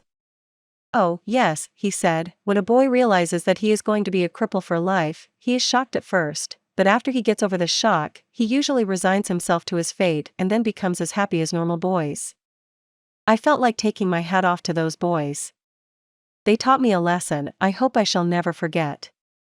Working all by oneself in a closed-off room in an office not only is lonely, but it denies one the opportunity of making friends with other employees in the company. Socorro Maria Gonzalez of Guadalajara, Mexico, had such a job. She envied the shared comradeship of other people in the company as she heard their chatter and laughter. As she passed them in the hall during the first weeks of her employment, she shyly looked the other way. After a few weeks, she said to herself, "Maria, you can't expect those women to come to you. You have to go out and meet them." The next time she walked to the water cooler, she put on her brightest smile and said, "Hi, how are you today?" to each of the people she met. The effect was immediate. Smiles and hellos were returned, the hallway seemed brighter, the job friendlier. Acquaintanceships developed and some ripened into friendships. Her job and her life became more pleasant and interesting.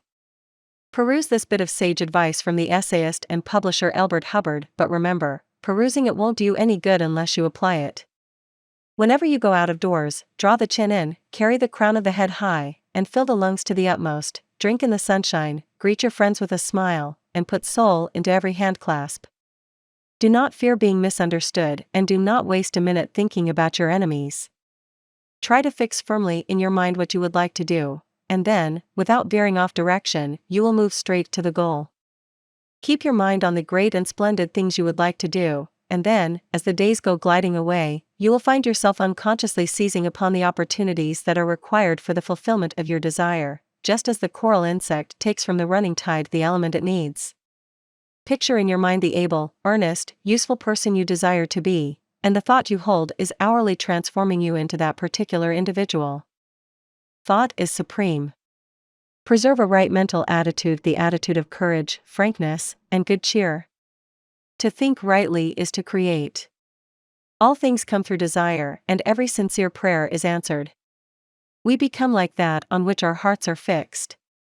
Carry your chin in and the crown of your head high. We are gods in the chrysalis. The ancient Chinese were a wise lot, wise in the ways of the world, and they had a proverb that you and I ought to cut out and paste inside our hats. It goes like this: a man without a smiling face must not open a shop. Your smile is a messenger of your goodwill. Your smile brightens the lives of all who see it. To someone who has seen a dozen people frown, scowl, or turn their faces away, your smile is like the sun breaking through the clouds. Especially when that someone is under pressure from his bosses, his customers, his teachers, or parents or children, a smile can help him realize that all is not hopeless, that there is joy in the world. Some years ago, a department store in New York City, in recognition of the pressures its sales clerks were under during the Christmas rush, presented the readers of its advertisements with the following homely philosophy: the value of a smile at Christmas. It costs nothing, but creates much. It enriches those who receive, without impoverishing those who give. It happens in a flash, and the memory of it sometimes lasts forever. None are so rich they can get along without it, and none so poor but are richer for its benefits. It creates happiness in the home, fosters goodwill in a business, and is the countersign of friends. It is rest to the weary, daylight to the discouraged, sunshine to the sad, and nature's best antidote for trouble. Yet it cannot be bought, begged, borrowed, or stolen, for it is something that is no earthly good to anybody till it is given away. And if in the last-minute rush of Christmas buying some of our salespeople should be too tired to give you a smile, may we ask you to leave one of yours? For nobody needs a smile so much as those who have none left to give.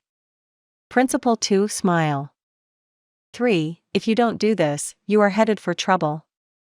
Back in 1898, a tragic thing happened in Rockland County, New York. A child had died, and on this particular day, the neighbors were preparing to go to the funeral. Jim Farley went out to the barn to hitch up his horse.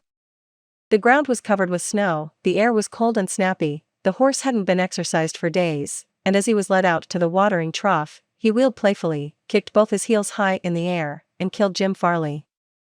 So the little village of Stony Point had 2 funerals that week instead of 1.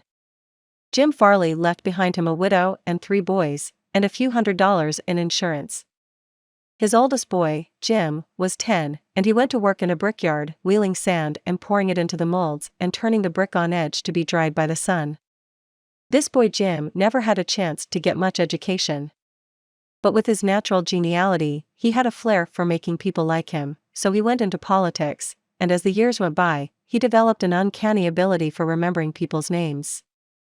Phi never saw the inside of a high school, but before he was 46 years of age, 4 colleges had honored him with degrees, and he had become chairman of the Democratic National Committee and Postmaster General of the United States.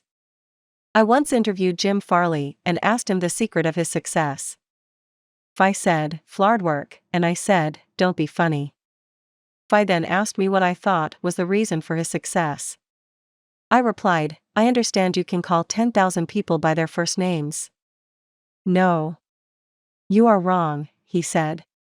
"I can call 50,000 people by their first names. Make no mistake about it."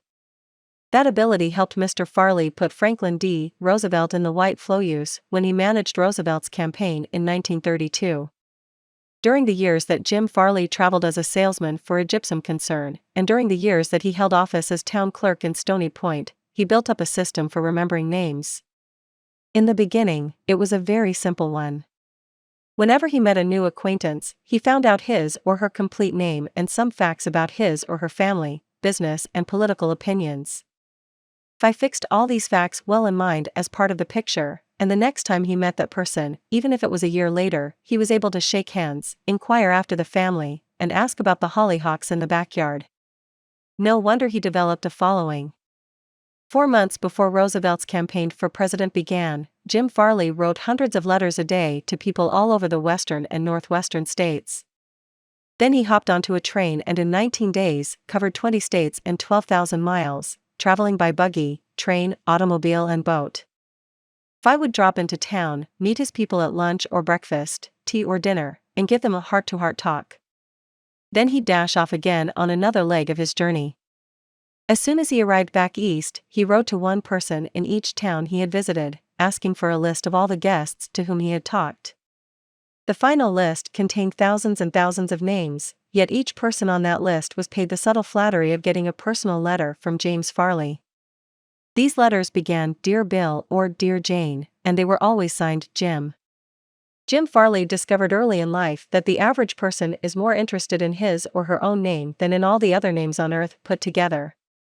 Remember that name and call it easily, and you have paid a subtle and very effective compliment. But forget it or misspell it and you have placed yourself at a sharp disadvantage. For example, I once organized a public speaking course in Paris and sent form letters to all the American residents in the city. French typists, with apparently little knowledge of English, filled in the names, and naturally they made blunders. One man, the manager of a large American bank in Paris, wrote me a scathing rebuke because his name had been misspelled. Sometimes it is difficult to remember a name, particularly if it is hard to pronounce. Rather than even try to learn it, many people ignore it or call the person by an easy nickname. Sid Levy called on a customer for some time whose name was Nicodemus Papadoulos. Most people just called him Nick. Levy told us, "I made a special effort to say his name over several times to myself before I made my call. When I greeted him by his full name, 'Good afternoon, Mr. Nicodemus Papadoulos,' he was shocked. For what seemed like several minutes there was no reply from him at all. Finally, he said with tears rolling down his cheeks, 'Mr. Levy, in all the 15 years I have been in this country, nobody has ever made the effort to call me by my right name.'" What was the reason for Andrew Carnegie's success? Phi was called the Steel King, yet he himself knew little about the manufacture of steel. Phi had hundreds of people working for him who knew far more about steel than he did. But he knew how to handle people, and that is what made him rich. Early in life, he showed a flair for organization, a genius for leadership. By the time he was 10, he too had discovered the astounding importance people place on their own name. And he used that discovery to win cooperation. To illustrate, when he was a boy back in Scotland, he got hold of a rabbit, a mother rabbit. Presto! He soon had a whole nest of little rabbits and nothing to feed them. But he had a brilliant idea. He told the boys and girls in the neighborhood that if they would go out and pull enough clover and dandelions to feed the rabbits, he would name the bunnies in their honor. The plan worked like magic, and Carnegie never forgot it. Years later, he made millions by using the same psychology in business. For example, he wanted to sell steel rails to the Pennsylvania Railroad. J. Edgar Thomson was the president of the Pennsylvania Railroad then. So Andrew Carnegie built a huge steel mill in Pittsburgh and called it the Edgar Thomson Steel Works.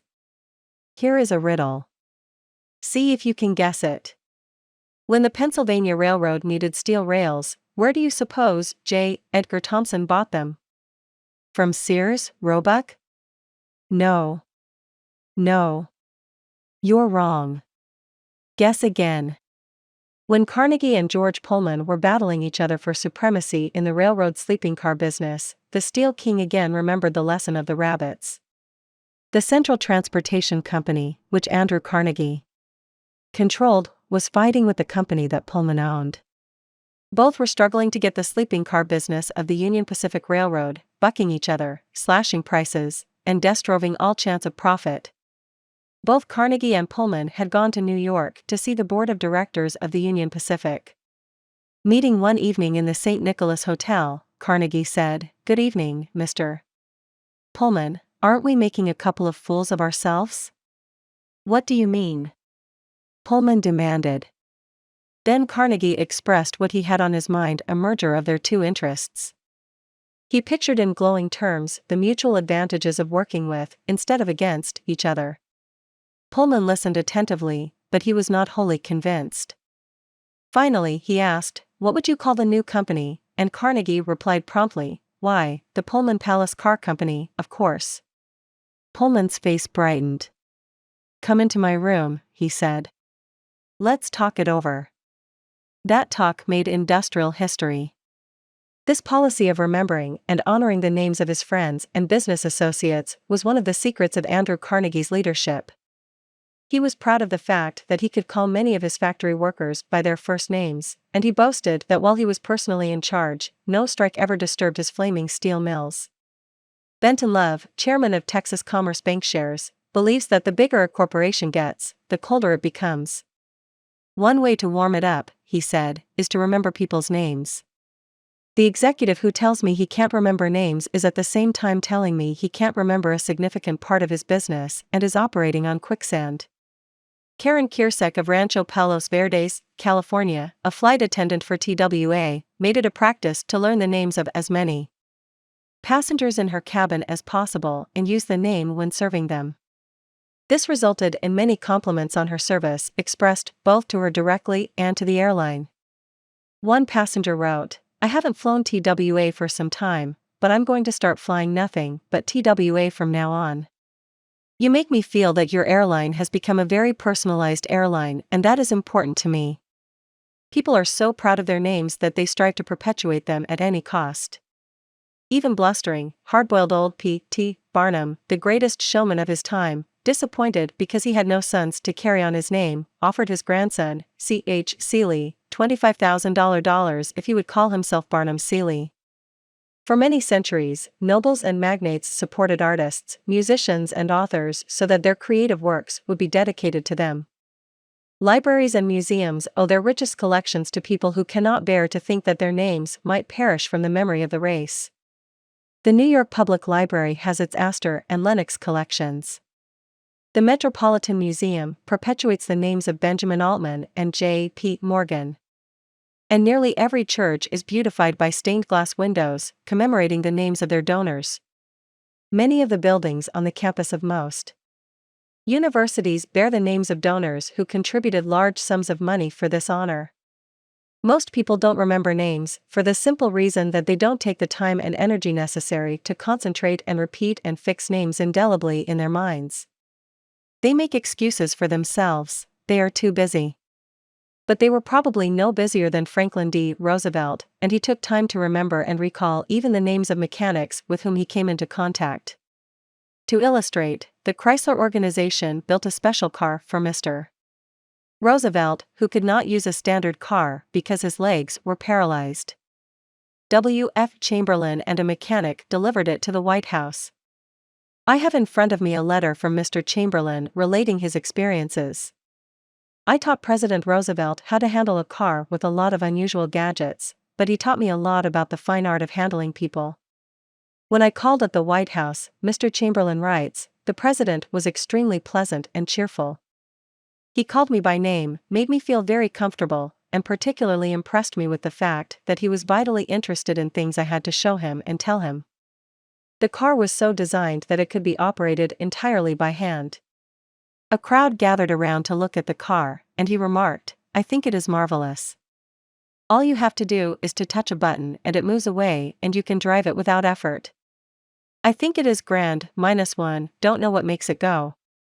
I'd love to have the time to tear it down and see how it works." When Roosevelt's friends and associates admired the machine, he said in their presence, "Mr. Chamberlain, I certainly appreciate all the time and effort you have spent in developing this car. It is a mighty fine job."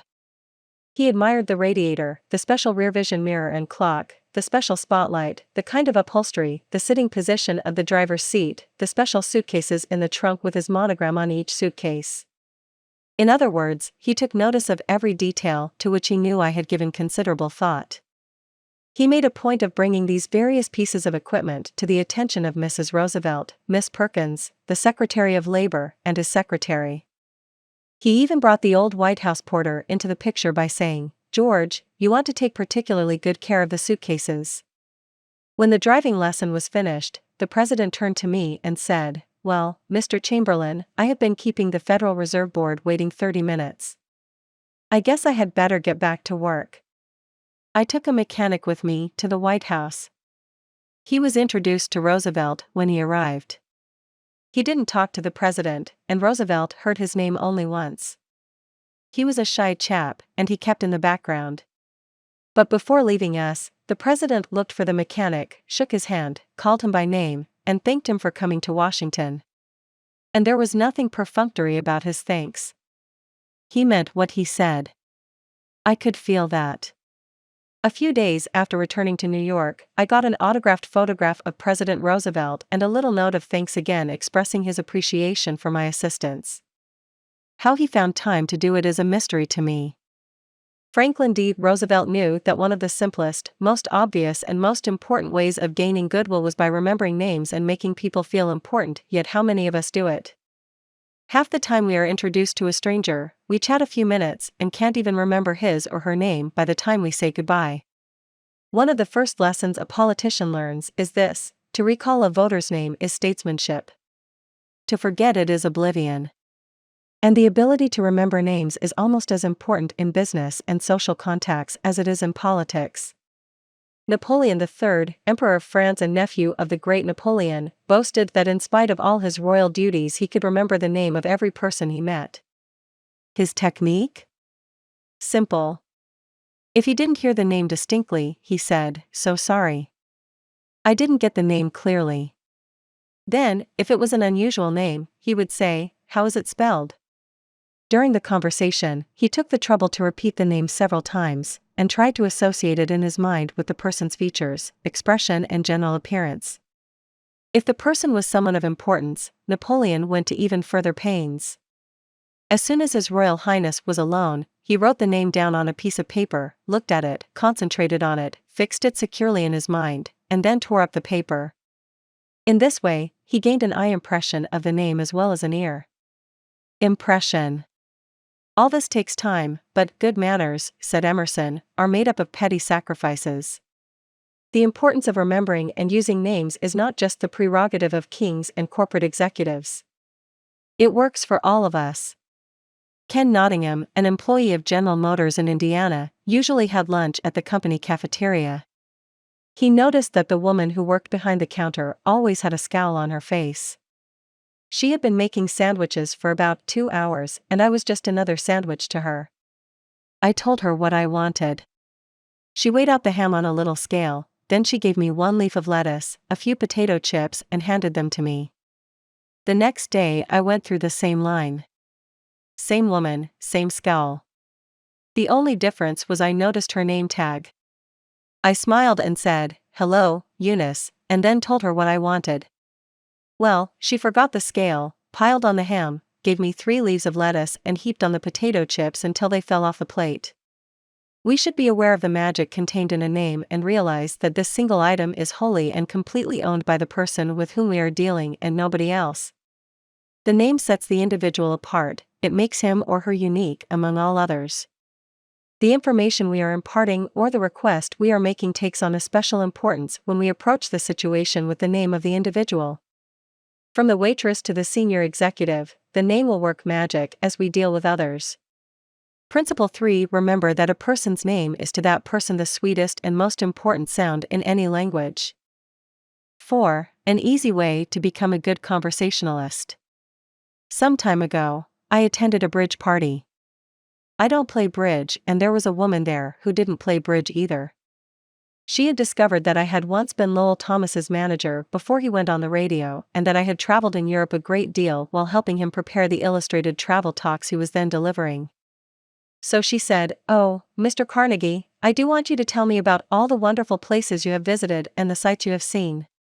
As we sat down on the sofa, she remarked that she and her husband had recently returned from a trip to Africa. "Africa!" I exclaimed. "How interesting! I've always wanted to see Africa, but I never got there except for a 24-hour stay once in Algiers."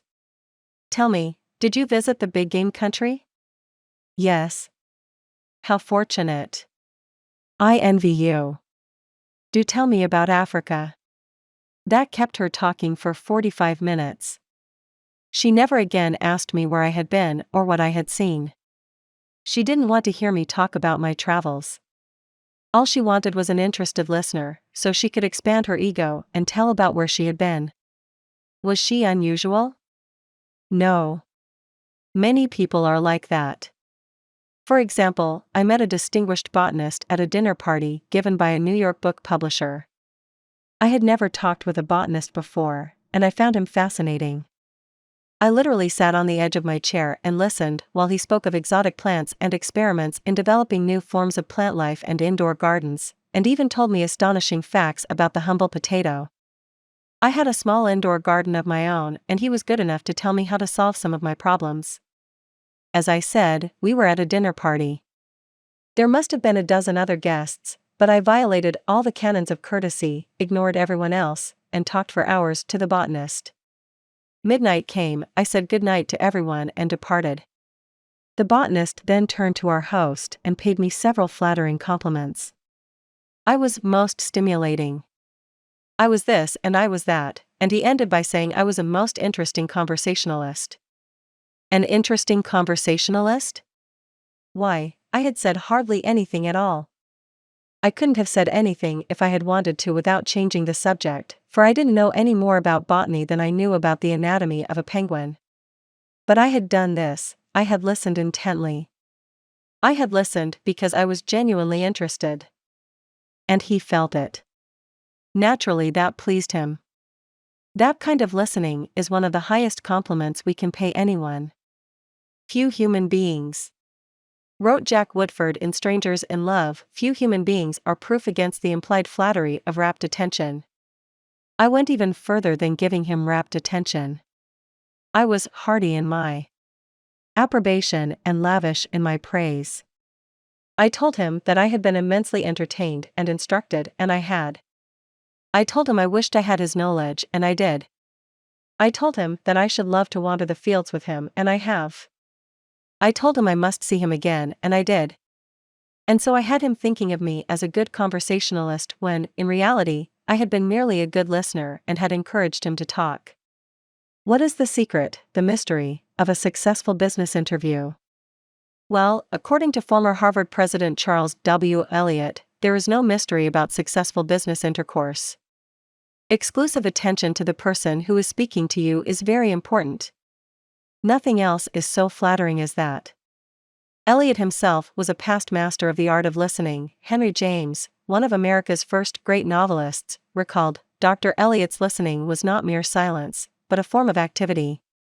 Sitting very erect on the end of his spine with hands joined in his lap, making no movement except that he revolved his thumbs around each other faster or slower, he faced his interlocutor and seemed to be hearing with his eyes as well as his ears.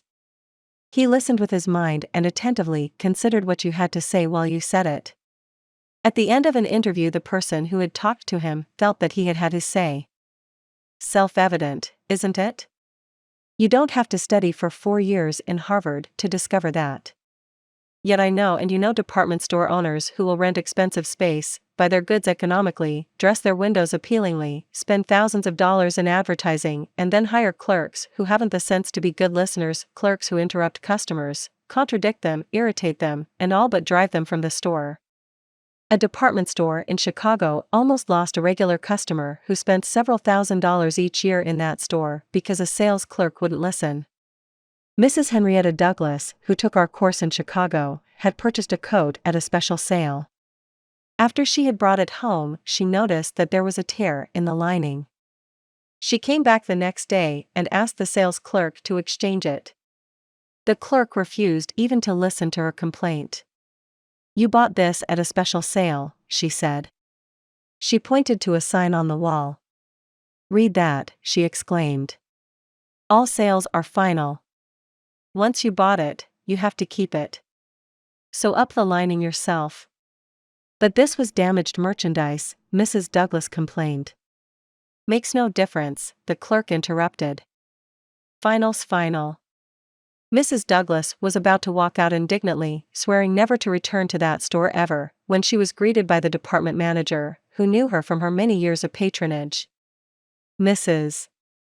Douglas told her what had happened. The manager listened attentively to the whole story, examined the code and then said, "Special sales are final, so we can dispose of merchandise at the end of the season. But this no-return policy does not apply to damaged goods. We will certainly repair or replace the lining, or if you prefer, give you your money back." What a difference in treatment. If that manager had not come along and listened to the customer, a long-term patron of that store could have been lost forever. Listening is just as important in one's home life as in the world of business. Millie Esposito of Croton-on-Hudson, New York, made it her business to listen carefully when one of her children wanted to speak with her. One evening she was sitting in the kitchen with her son, Robert, and after a brief discussion of something that was on his mind, Robert said, "Mom, I know that you love me very much." Mrs. Esposito was touched and said, "Of course I love you very much. Did you doubt it?" Robert responded, "No, but I really know you love me because whenever I want to talk to you about something you stop whatever you are doing and listen to me." The chronic kicker, even the most violent critic, will frequently soften and be subdued in the presence of a patient, sympathetic listener, a listener who will be silent, while the irate fault-finder dilates like a king cobra and spews the poison out of his system. To illustrate, the New York Telephone Company discovered a few years ago that it had to deal with one of the most vicious customers who ever cursed a customer service representative. And he did curse. He raved. He threatened to tear the phone out by its roots. He refused to pay certain charges that he declared were false. He wrote letters to the newspapers. He filed innumerable complaints with the Public Service Commission, and he started several suits against the telephone company. At last, one of the company's most skillful troubleshooters was sent to interview this stormy petrel. This troubleshooter listened and let the cantankerous customer enjoy himself pouring out his tirade. The telephone representative listened and said yes and sympathized with his grievance.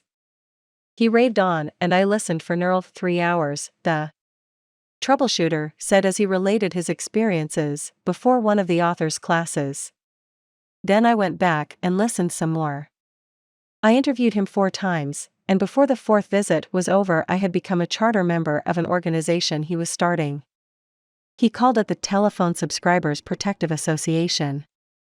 I am still a member of this organization, and, so far as I know, I'm the only member in the world today besides Mr.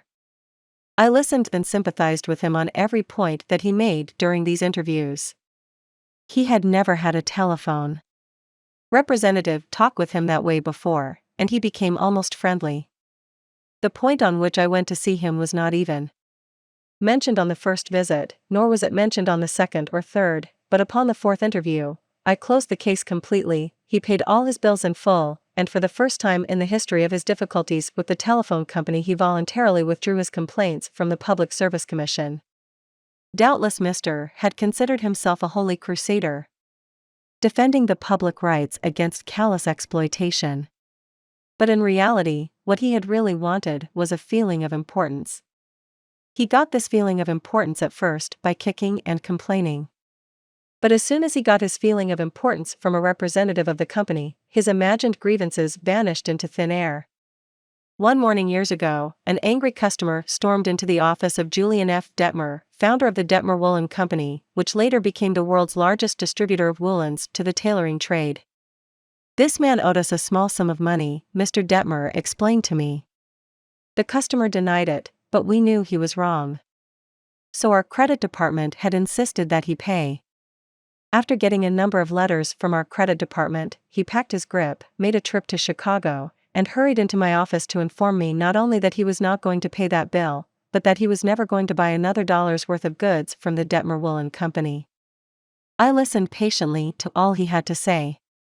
I was tempted to interrupt, but I realized that would be bad policy, so I let him talk himself out. When he finally simmered down and got in a receptive mood, I said quietly, "I want to thank VA for coming to Chicago to tell me about this.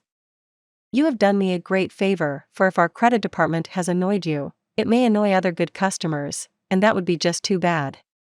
Believe me, I am far more eager to hear this than you are to tell it." That was the last thing in the world he expected me to say. I think he was a trifle disappointed, because he had come to Chicago to tell me a thing or two, but here I was thanking him instead of scrapping with him. I assured him we would wipe the charge off the books and forget it, because he was a very careful man with only one account to look after, while our clerks had to look after thousands. Therefore, he was less likely to be wrong than we were. I told him that I understood exactly how he felt and that, if I were in his shoes, I should undoubtedly feel precisely as he did. Since he wasn't going to buy from us anymore, I recommended some other woolen houses. In the past, we had usually lunched together when he came to Chicago, so I invited him to have lunch with me this day. He accepted reluctantly, but when we came back to the office, he placed a larger order than ever before. He returned home in a softened mood and, wanting to be just as fair with us as we had been with him, looked over his bills, found one that had been mislaid, and sent us a check with his apologies. Later, when his wife presented him with a baby boy, he gave his son the middle name of Detmer, and he remained a friend and customer of the house until his death 22 years afterwards. Years ago, a poor Dutch immigrant boy washed the windows of a bakery shop after school to help support his family. His people were so poor that in addition he used to go out in the street with a basket every day and collect stray bits of coal that had fallen in the gutter where the coal wagons had delivered fuel. That boy, Edward Bach, never got more than 6 years of schooling in his life, yet eventually he made himself one of the most successful magazine editors in the history of American journalism. How did he do it? That is a long story, but how he got his start can be told briefly. He got his start by using the principles advocated in this chapter. He left school when he was 13 and became an office boy for Western Union, but he didn't for one moment give up the idea of an education. Instead, he started to educate himself. He saved his car fares and went without lunch until he had enough money to buy an encyclopedia of American biography, and then he did an unheard of thing. He read the lives of famous people and wrote them asking for additional information about their childhoods. He was a good listener. He asked famous people to tell him more about themselves. He wrote General James A. Garfield, who was then running for president, and asked if it was true that he was once a towboy on a canal, and Garfield replied. He wrote General Grant asking about a certain battle, and Grant drew a map for him and invited this 14-year-old boy to dinner and spent the evening talking to him. Soon our Western Union messenger boy was corresponding with many of the most famous people in the nation: Ralph Waldo Emerson, Oliver Wendell Holmes, Longfellow, Mrs. Abraham Lincoln, Louisa May Alcott, General Sherman and Jefferson Davis. Not only did he correspond with these distinguished people, but as soon as he got a vacation, he visited many of them as a welcome guest in their homes. This experience imbued him with a confidence that was invaluable. These men and women fired him with a vision and ambition that shaped his life. And all this, let me repeat, was made possible solely by the application of the principles we are discussing here.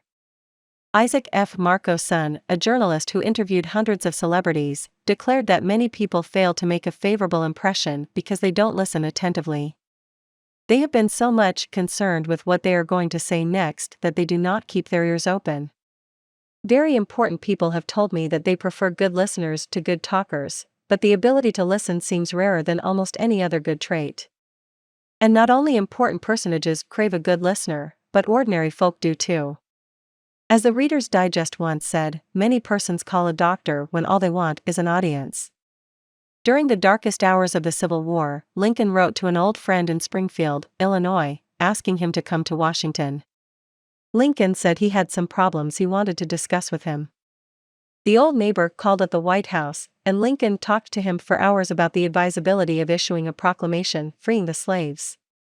Lincoln went over all the arguments for and against such a move, and then read letters and newspaper articles, some denouncing him for not freeing the slaves and others denouncing him for fear he was going to free them.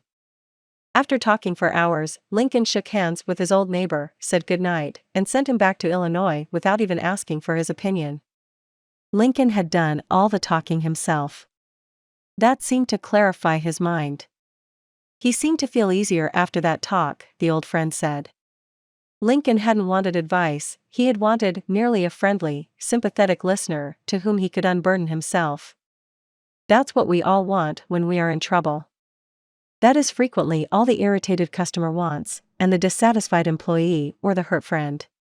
One of the great listeners of modern times was Sigmund Freud. A man who met Freud described his manner of listening. It struck me so forcibly that I shall never forget him. He had qualities which I had never seen in any other man. Never had I seen such concentrated attention. There was none of that piercing, soul-penetrating gaze. Business. His eyes were mild and genial. His voice was low and kind. His gestures were few. But the attention he gave me, his appreciation of what I said, even when I said it badly, was extraordinary. You've no idea what it meant to be listened to like that. If you want to know how to make people shun you and laugh at you behind your back and even despise you, here is the recipe: never listen to anyone for long. Talk incessantly about yourself. If you have an idea while the other person is talking, don't wait for him or her to finish, bust right in and interrupt in the middle of a sentence. Do you know people like that? I do, unfortunately, and the astonishing part of it is that some of them are prominent bores. That is all they are, bores intoxicated with their own egos, drunk with a sense of their own importance. People who talk only of themselves think only of themselves. And those people who think only of themselves, Dr. Nicholas Murray Butler, longtime president of Columbia University, said, are hopelessly uneducated. They are not educated, said Dr. Butler, no matter how instructed they may be. So if you aspire to be a good conversationalist, be an attentive listener. To be interesting, be interested. Ask questions that other persons will enjoy answering. Encourage them to talk about themselves and their accomplishments. Remember that the people you are talking to are 100 times more interested in themselves and their wants and problems than they are in you and your problems. A person's toothache means more to that person than a famine in China which kills 1 million people. A boil on one's neck interests one more than 40 earthquakes in Africa. Think of that the next time you start a conversation. Principle 4: be a good listener. Encourage others to talk about themselves. 5. How to interest people. Everyone who was ever a guest of Theodore Roosevelt was astonished at the range and diversity of his knowledge. Whether his visitor was a cowboy or a rough rider, a New York politician or a diplomat, Roosevelt knew what to say. And how was it done? The answer was simple. Whenever Roosevelt expected a visitor, he sat up late the night before, reading up on the subject in which he knew his guest was particularly interested. For Roosevelt knew, as all leaders know, that the royal road to a person's heart is to talk about the things he or she treasures most. The genial William Lyon Phelps, essayist and professor of literature at Yale, learned this lesson early in life. When I was 8 years old and was spending a weekend visiting my Aunt Libby Lindsley at her home in Stratford on the Housatonic, he wrote in his essay on human nature, a middle-aged man called one evening, and after a polite skirmish with my aunt, he devoted his attention to me. At that time, I happened to be excited about boats, and the visitor discussed the subject in a way that seemed to me particularly interesting. After he left, I spoke of him with enthusiasm. What a man! My aunt informed me he was a New York lawyer, that he cared nothing whatever about boats, that he took not the slightest interest in the subject. But why then did he talk all the time about boats? Because he is a gentleman. He saw you were interested in boats, and he talked about the things he knew would interest and please you. He made himself agreeable. And William Lyon Phelps added, I never forgot my aunt's remark. As I write this chapter, I have before me a letter from Edward L. Chalif, who was active in Boy Scout work. One day I found I needed a favor, wrote Mr. Chalif. A big Scout jamboree was coming off in Europe, and I wanted the president of one of the largest corporations in America to pay the expenses of one of my boys for the trip. Fortunately, just before I went to see this man, I heard that he had drawn a check for $1 million, and that after it was cancelled, he had had it framed. So the first thing I did when I entered his office was to ask to see the check. A check for $1 million. I told him I never knew that anybody had ever written such a check, and that I wanted to tell my boys that I had actually seen a check for $1 million. He gladly showed it to me. I admired it and asked him to tell me all about how it happened to be drawn. You notice, don't you, that Mr. Chalif didn't begin by talking about the Boy Scouts, or the jamboree in Europe, or what it was he wanted. He talked in terms of what interested the other man. Here's the result. Presently, the man I was interviewing said, Oh, by the way, what was it you wanted to see me about? So I told him. To my vast surprise, Mr. Chalif continues, he not only granted immediately what I asked for, but much more. I had asked him to send only one boy to Europe, but he sent 5 boys and myself, gave me a letter of credit for $1,000 and told us to stay in Europe for 7 weeks. He also gave me letters of introduction to his branch presidents, putting them at our service, and he himself met us in Paris and showed us the town. Since then, he has given jobs to some of the boys whose parents were in want, and he is still active in our group.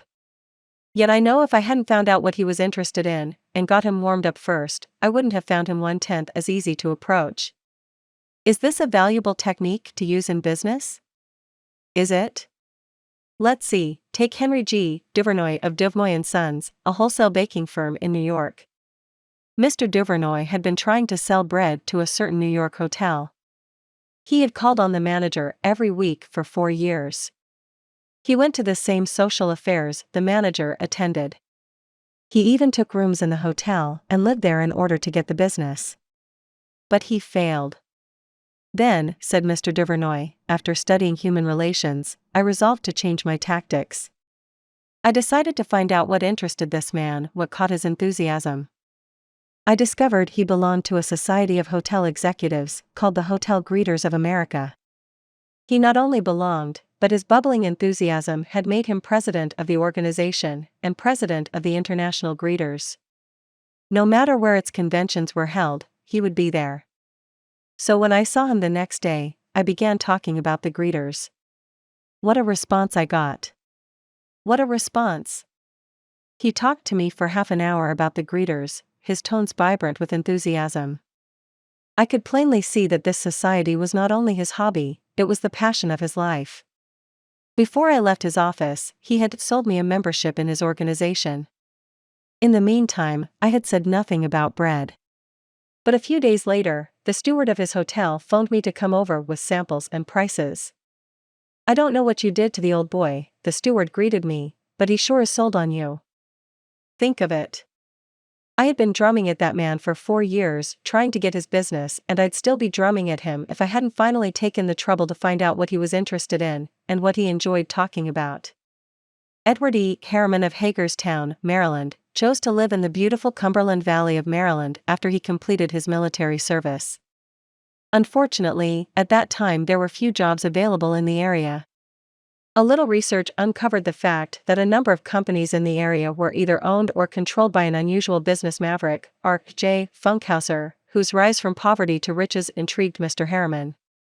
However, he was known for being inaccessible to job seekers. Mr. Harriman wrote, I interviewed a number of people and found that his major interest was anchored in his drive for power and money. Since he protected himself from people like me by use of a dedicated and stern secretary, I studied her interests and goals, and only then I paid an unannounced visit at her office. She had been Mr. Funkhauser's orbiting satellite for about 15 years. When I told her I had a proposition for him which might translate itself into financial and political success for him, she became enthused. I also conversed with her about her constructive participation in his success. After this conversation, she arranged for me to meet Mr. Funkhauser. I entered his huge and impressive office, determined not to ask directly for a job. He was seated behind a large carved desk and thundered at me, "How about it, young man?" I said, "Mr. Funkhauser, I believe I can make money for you." He immediately rose and invited me to sit in one of the large upholstered chairs. I enumerated my ideas and the qualifications I had to realize these ideas, as well as how they would contribute to his personal success and that of his businesses. R.J., as he became known to me, hired me at once, and for over 20 years I have grown in his enterprises, and we both have prospered. Talking in terms of the other person's interests pays off for both parties.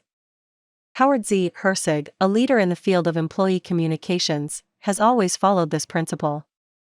When asked what reward he got from it, Mr. Herzig responded that he not only received a different reward from each person, but that in general the reward had been an enlargement of his life each time he spoke to someone. Principle 5. Talk in terms of the other person's interests. 6. How to make people like you instantly. I was waiting in line to register a letter in the post office at 33rd Street and 8th Avenue in New York. I noticed that the clerk appeared to be bored with the job, weighing envelopes, handing out stamps, making change, issuing receipts, the same monotonous grind year after year. So I said to myself, I am going to try to make that clerk like me. Obviously, to make him like me, I must say something nice, not about myself, but about him. So I asked myself, what is there about him that I can honestly admire? That is sometimes a hard question to answer, especially with strangers, but, in this case, it happened to be easy. I instantly saw something I admired no end. So while he was weighing my envelope, I remarked with enthusiasm, "I certainly wish I had your head of hair." He looked up, half startled, his face beaming with smiles. "Well, it isn't as good as it used to be," he said modestly. I assured him that, although it might have lost some of its pristine glory, nevertheless, it was still magnificent. He was immensely pleased. We carried on a pleasant little conversation, and the last thing he said to me was, "Many people have admired my hair. I'll bet that person went out to lunch that day walking on air. I'll bet he went home that night and told his wife about it. I'll bet he looked in the mirror and said, 'It is a beautiful head of hair.'" I told this story once in public, and a man asked me afterwards, "What did you want to get out of him?" What was I trying to get out of him? What was I trying to get out of him? If we are so contemptibly selfish that we can't radiate a little happiness and pass on a bit of honest appreciation without trying to get something out of the other person in return, if our souls are no bigger than sour crab apples, we shall meet with the failure we so richly deserve. Oh yes, I did want something out of that chap. I wanted something priceless. And I got it. I got the feeling that I had done something for him without his being able to do anything whatever in return for me. That is a feeling that flows and sings in your memory long after the incident is past. There is one all-important law of human conduct. If we obey that law, we shall almost never get into trouble. In fact, that law, if obeyed, will bring us countless friends and constant happiness. But the very instant we break the law, we shall get into endless trouble. The law is this: always make the other person feel important. John Dewey, as we have already noted, said that the desire to be important is the deepest urge in human nature, and William James said, the deepest principle in human nature is the craving to be appreciated. As I have already pointed out, it is this urge that differentiates us from the animals. It is this urge that has been responsible for civilization itself. Philosophers have been speculating on the rules of human relationships for thousands of years, and out of all that speculation, there has evolved only one important precept. It is not new. It is as old as history. Zoroaster taught it to his followers in Persia 2,500 years ago. Confucius preached it in China 24 centuries ago. Lao Tse, the founder of Taoism, taught it to his disciples in the valley of the Han. Buddha preached it on the bank of the holy Ganges 500 years before Christ. The sacred books of Hinduism taught it 1,000 years before that. Jesus taught it among the stony hills of Judea 19 centuries ago. Jesus summed it up in one thought, probably the most important rule in the world: do unto others as you would have others do unto you. You want the approval of those with whom you come in contact. You want recognition of your true worth. You want a feeling that you are important in your little world. You don't want to listen to cheap, insincere flattery, but you do crave sincere appreciation. You want your friends and associates to be, as Charles Schwab put it, hearty in their approbation and lavish in their praise. All of us want that. So let's obey the golden rule, and give unto others what we would have others give unto us. How? When? Where? The answer is, all the time, everywhere. David G. Smith of Eau Claire, Wisconsin, told one of our classes how he handled a delicate situation when he was asked to take charge of the refreshment booth at a charity concert. The night of the concert, I arrived at the park and found two elderly ladies in a very bad humor standing next to the refreshment stand. Apparently, each thought that she was in charge of this project. As I stood there pondering what to do, one of the members of the sponsoring committee appeared and handed me a cash box and thanked me for taking over the project. She introduced Rose and Jane as my helpers and then ran off. A great silence ensued.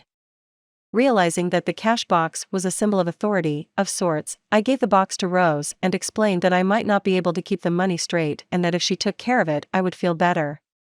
I then suggested to Jane that she show two teenagers who had been assigned to refreshments how to operate the soda machine, and I asked her to be responsible for that part of the project. The evening was very enjoyable, with Rose happily counting the money, Jane supervising the teenagers, and me enjoying the concert. You don't have to wait until you are ambassador to France or chairman of the clambake committee of your lodge before you use this philosophy of appreciation. You can work magic with it almost every day. If, for example, the waitress brings us mashed potatoes when we have ordered French fried, let's say, "I'm sorry to trouble you, but I prefer French fried." She'll probably reply, "No trouble at all," and will be glad to change the potatoes, because we have shown respect for her. Little phrases such as "I'm sorry to trouble you, would you be so kind as to?" "Won't you please?" "Would you mind?" Thank you. Little courtesies like these oil the cogs of the monotonous grind of everyday life, and, incidentally, they are the hallmark of good breeding. Let's take another illustration. Hall Caine's novels The Christian, The Deemster, The Manxman, among them, were all bestsellers in the early part of this century. Millions of people read his novels, countless millions. He was the son of a blacksmith. He never had more than 8 years schooling in his life, yet when he died he was the richest literary man of his time. The story goes like this: Hall Caine loved sonnets and ballads, so he devoured all of Dante Gabriel Rossetti's poetry. He even wrote a lecture chanting the praises of Rossetti's artistic achievement and sent a copy to Rossetti himself. Rossetti was delighted. "Any young man who has such an exalted opinion of my ability," Rossetti probably said to himself, "must be brilliant," so Rossetti invited this blacksmith's son to come to London and act as his secretary. That was the turning point in Hall Caine's life, for, in his new position, he met the literary artists of the day. Profiting by their advice and inspired by their encouragement, he launched upon a career that emblazoned his name across the sky. His home, Greba Castle, on the Isle of Man, became a mecca for tourists from the far corners of the world, and he left a multi-million-dollar estate. Yet, who knows, he might have died poor and unknown had he not written an essay expressing his admiration for a famous man. Such is the power, the stupendous power, of sincere, heartfelt appreciation. Rossetti considered himself important. That is not strange, almost everyone considers himself important, very important. The life of many a person could probably be changed if only someone would make him feel important. Ronald J. Rowland, who is one of the instructors of our course in California, is also a teacher of arts and crafts. He wrote to us about a student named Chris in his beginning crafts class. Chris was a very quiet, shy boy lacking in self-confidence, the kind of student that often does not receive the attention he deserves. I also teach an advanced class that had grown to be somewhat of a status symbol and a privilege for a student to have earned the right to be in it. On Wednesday, Chris was diligently working at his desk. I really felt there was a hidden fire deep inside him. I asked Chris if he would like to be in the advanced class. How I wish I could express the look in Chris's face, the emotions in that shy 14-year-old boy, trying to hold back his tears. Who, me, Mr. Roland? Am I good enough? Yes, Chris, you are good enough. I had to leave at that point because tears were coming to my eyes. As Chris walked out of class that day, seemingly 2 inches taller, he looked at me with bright blue eyes and said in a positive voice, "Thank you, Mr. Roland." Chris taught me a lesson I will never forget: our deep desire to feel important. To help me never forget this rule, I made a sign which reads, "You are important." This sign hangs in the front of the classroom for all to see and to remind me that each student I face is equally important. The unvarnished truth is that almost all the people you meet feel themselves superior to you in some way, and a sure way to their hearts is to let them realize in some subtle way that you recognize their importance, and recognize it sincerely. Remember what Emerson said, "Every man I meet is my superior in some way." In that, I learn of him. And the pathetic part of it is that frequently those who have the least justification for a feeling of achievement bolster up their egos by a show of tumult and conceit which is truly nauseating. As Shakespeare put it, man, proud man, /Dreist in A Little Brief Authority, / plays such fantastic tricks before high heaven / as make the angels weep. I am going to tell you how business people in my own courses have applied these principles with remarkable results. Let's take the case of a Connecticut attorney. Because of his relatives, he prefers not to have his name mentioned. Shortly after joining the course, Mr. R drove to Long Island with his wife to visit some of her relatives. She left him to chat with an old aunt of hers and then rushed off by herself to visit some of the younger relatives. Since he soon had to give a speech professionally on how he applied the principles of appreciation, he thought he would gain some worthwhile experience talking with the elderly lady. So he looked around the house to see what he could honestly admire. "This house was built about 1890, wasn't it?" he inquired. "Yes," she replied, "that is precisely the year it was built." "It reminds me of the house I was born in," he said. "It's beautiful. Well built. Roomy. You know, they don't build houses like this anymore." "You're right," the old lady agreed. "The young folks nowadays don't care for beautiful homes. All they want is a small apartment, and then they go off gadding about in their automobiles." "This is a dream house," she said in a voice vibrating with tender memories. "This house was built with love. My husband and I dreamed about it for years before we built it. We didn't have an architect. We planned it all ourselves." She showed Mr. R about the house, and he expressed his hearty admiration for the beautiful treasures she had picked up in her travels and cherished over a lifetime: Paisley shawls, an old English tea set, Wedgwood china, French beds and chairs, Italian paintings, and silk draperies that had once hung in a French chateau. After showing Mr. R through the house, she took him out to the garage. There, jacked up on blocks, was a Packard car in mint condition. "My husband bought that car for me shortly before he passed on," she said softly.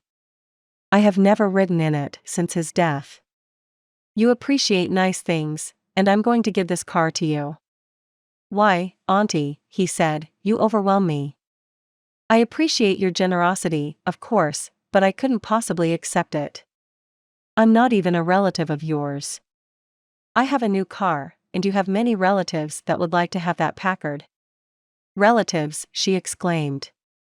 "Yes, I have relatives who are just waiting till I die so they can get that car. But they are not going to get it.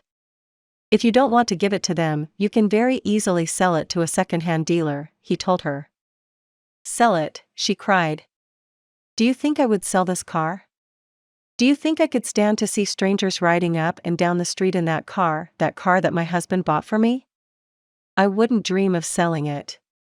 I'm going to give it to you. You appreciate beautiful things." I tried to get out of accepting the car, but he couldn't without hurting her feelings. This lady, left all alone in a big house with her Paisley shawls, her French antiques, and her memories, was starving for a little recognition. She had once been young and beautiful and sought after. She had once built a house warm with love and had collected things from all over Europe to make it beautiful. Now, in the isolated loneliness of old age, she craved a little human warmth, a little genuine appreciation, and no one gave it to her. And when she found it, like a spring in the desert, her gratitude couldn't adequately express itself with anything less than the gift of her cherished Packard. Let's take another case. Donald M. McMahon, who was superintendent of Lewis and Valentine, nurserymen and landscape architects in Rye, New York, related this incident. Shortly after I attended the talk on how to win friends and influence people, I was landscaping the estate of a famous attorney. The owner came out to give me a few instructions about where he wished to plant a mass of rhododendrons and azaleas. I said, "Judge, you have a lovely hobby. I've been admiring your beautiful dogs. I understand you win a lot of blue ribbons every year at the show in Madison Square Garden." The effect of this little expression of appreciation was striking. "Yes," the judge replied, "I do have a lot of fun with my dogs. Would you like to see my kennel?" He spent almost an hour showing me his dogs and the prizes they had won. He even brought out their pedigrees and explained about the bloodlines responsible for such beauty and intelligence. Finally, turning to me, he asked, "Do you have any small children?" "Yes, I do," I replied. "I have a son." "Well, wouldn't he like a puppy?" the judge inquired. "Oh, yes, he'd be tickled pink." "All right, I'm going to give him one," the judge announced. He started to tell me how to feed the puppy. Then he paused. "You'll forget it if I tell you. I'll write it out." So the judge went in the house, typed out the pedigree and feeding instructions, and gave me a puppy worth several $100s and 1 hour and 15 minutes of his valuable time, largely because I had expressed my honest admiration for his hobby and achievements. George Eastman, of Kodak fame, invented the transparent film that made motion pictures possible, amassed a fortune of $100 million, and made himself one of the most famous businessmen on earth. Yet in spite of all these tremendous accomplishments, he craved little recognitions, even as you and I. To illustrate, when Eastman was building the Eastman School of Music and also Kilbourne Hall in Rochester, James Adamson, then president of the Superior Seating Company of New York, wanted to get the order to supply the theater chairs for these buildings. Phoning the architect, Mr. Adamson made an appointment to see Mr.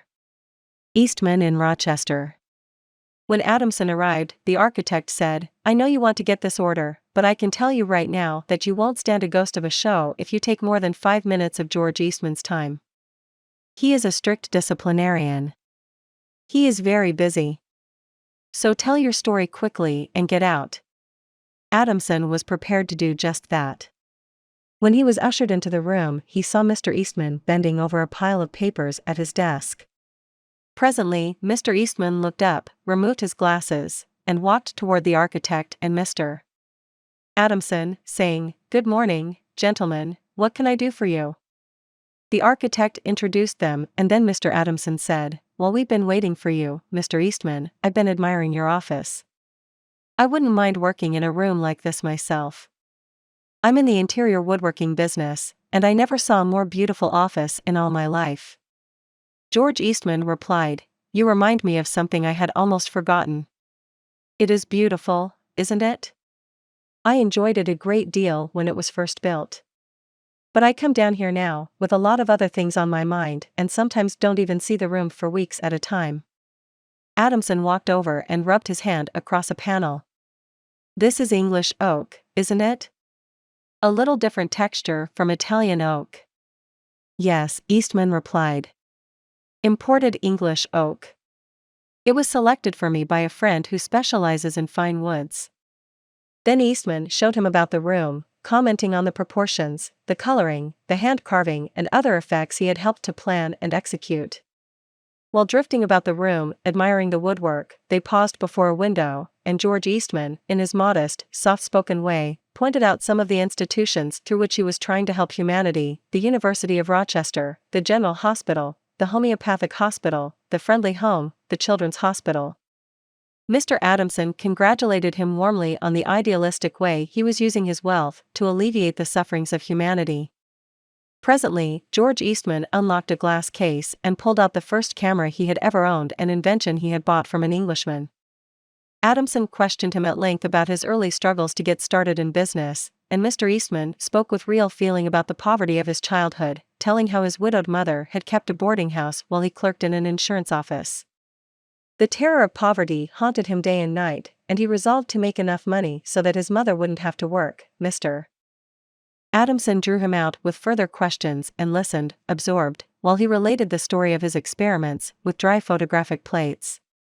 He told how he had worked in an office all day, and sometimes experimented all night, taking only brief naps while the chemicals were working, sometimes working and sleeping in his clothes for 72 hours at a stretch.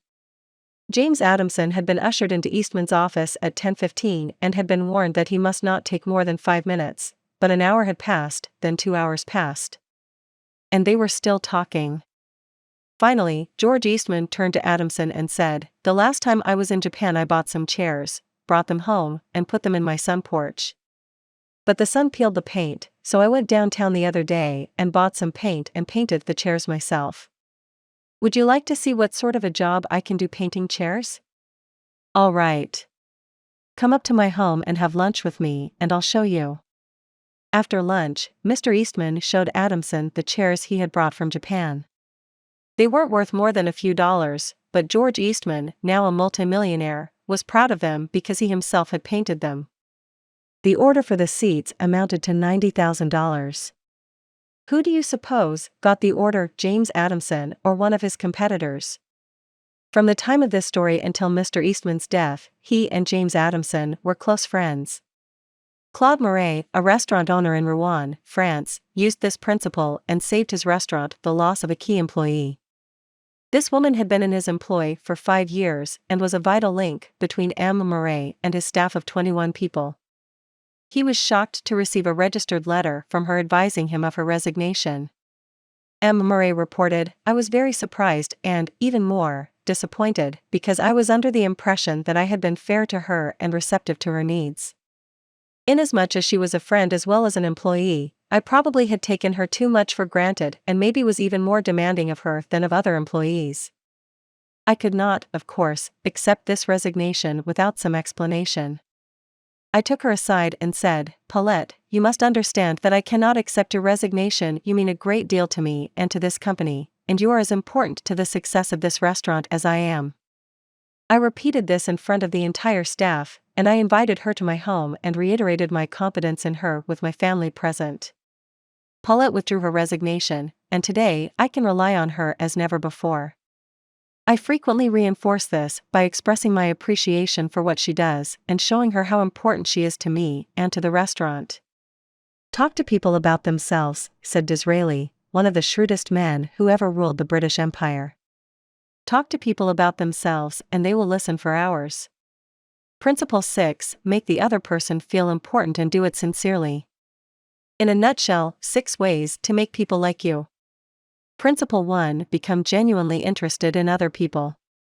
Principle 2, smile. Principle 3, remember that a person's name is to that person the sweetest and most important sound in any language. Principle 4, be a good listener. Encourage others to talk about themselves. Principle 5, talk in terms of the other person's interests. Principle 6, make the other person feel important and do it sincerely. Part 3, how to win people to your way of thinking. 1. You can't win an argument. Shortly after the close of World War I, I learned an invaluable lesson one night in London. I was manager at the time for Sir Ross Smith. During the war, Sir Ross had been the Australian ace out in Palestine, and shortly after peace was declared, he astonished the world by flying halfway around it in 30 days. No such feat had ever been attempted before. It created a tremendous sensation. The Australian government awarded him $50,000, the King of England knighted him, and, for a while, he was the most talked about man under the Union Jack. I was attending a banquet one night given in Sir Ross's honor, and during the dinner, the man sitting next to me told a humorous story which hinged on the quotation, "There's a divinity that shapes our ends, rough hew them how we will." The raconteur mentioned that the quotation was from the Bible. He was wrong. I knew that, I knew it positively. There couldn't be the slightest doubt about it. And so, to get a feeling of importance and display my superiority, I appointed myself as an unsolicited and unwelcome committee of one to correct him. He stuck to his guns. What? From Shakespeare? Impossible. Absurd. That quotation was from the Bible. And he knew it. The storyteller was sitting on my right, and Frank Gammond, an old friend of mine, was seated at my left. Mr. Gammond had devoted years to the study of Shakespeare, so the storyteller and I agreed to submit the question to Mr. Gammond. Mr. Gammond listened, kicked me under the table, and then said, "Dale, you are wrong. The gentleman is right. It is from the Bible." On our way home, that night, I said to Mr. Gammond, "Frank, you knew that quotation was from Shakespeare." "Yes, of course," he replied, "Hamlet, Act 5, Scene 2. But we were guests at a festive occasion, my dear Dale. Why prove to a man he is wrong? Is that going to make him like you? Why not let him save his face? He didn't ask for your opinion. He didn't want it. Why argue with him? Always avoid the acute angle. The man who said that taught me a lesson I'll never forget. I not only had made the storyteller uncomfortable, but had put my friend in an embarrassing situation. How much better it would have been had I not become argumentative. It was a sorely needed lesson because I had been an inveterate arguer. During my youth, I had argued with my brother about everything under the Milky Way. When I went to college, I studied logic and argumentation and went in for debating contests. Talk about being from Missouri, I was born there. I had to be shown.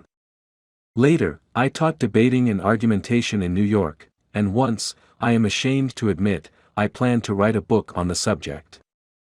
Since then, I have listened to, engaged in, and watched the effect of thousands of arguments.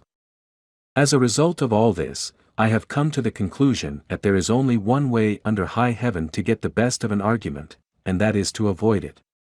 Avoid it as you would avoid rattlesnakes and earthquakes.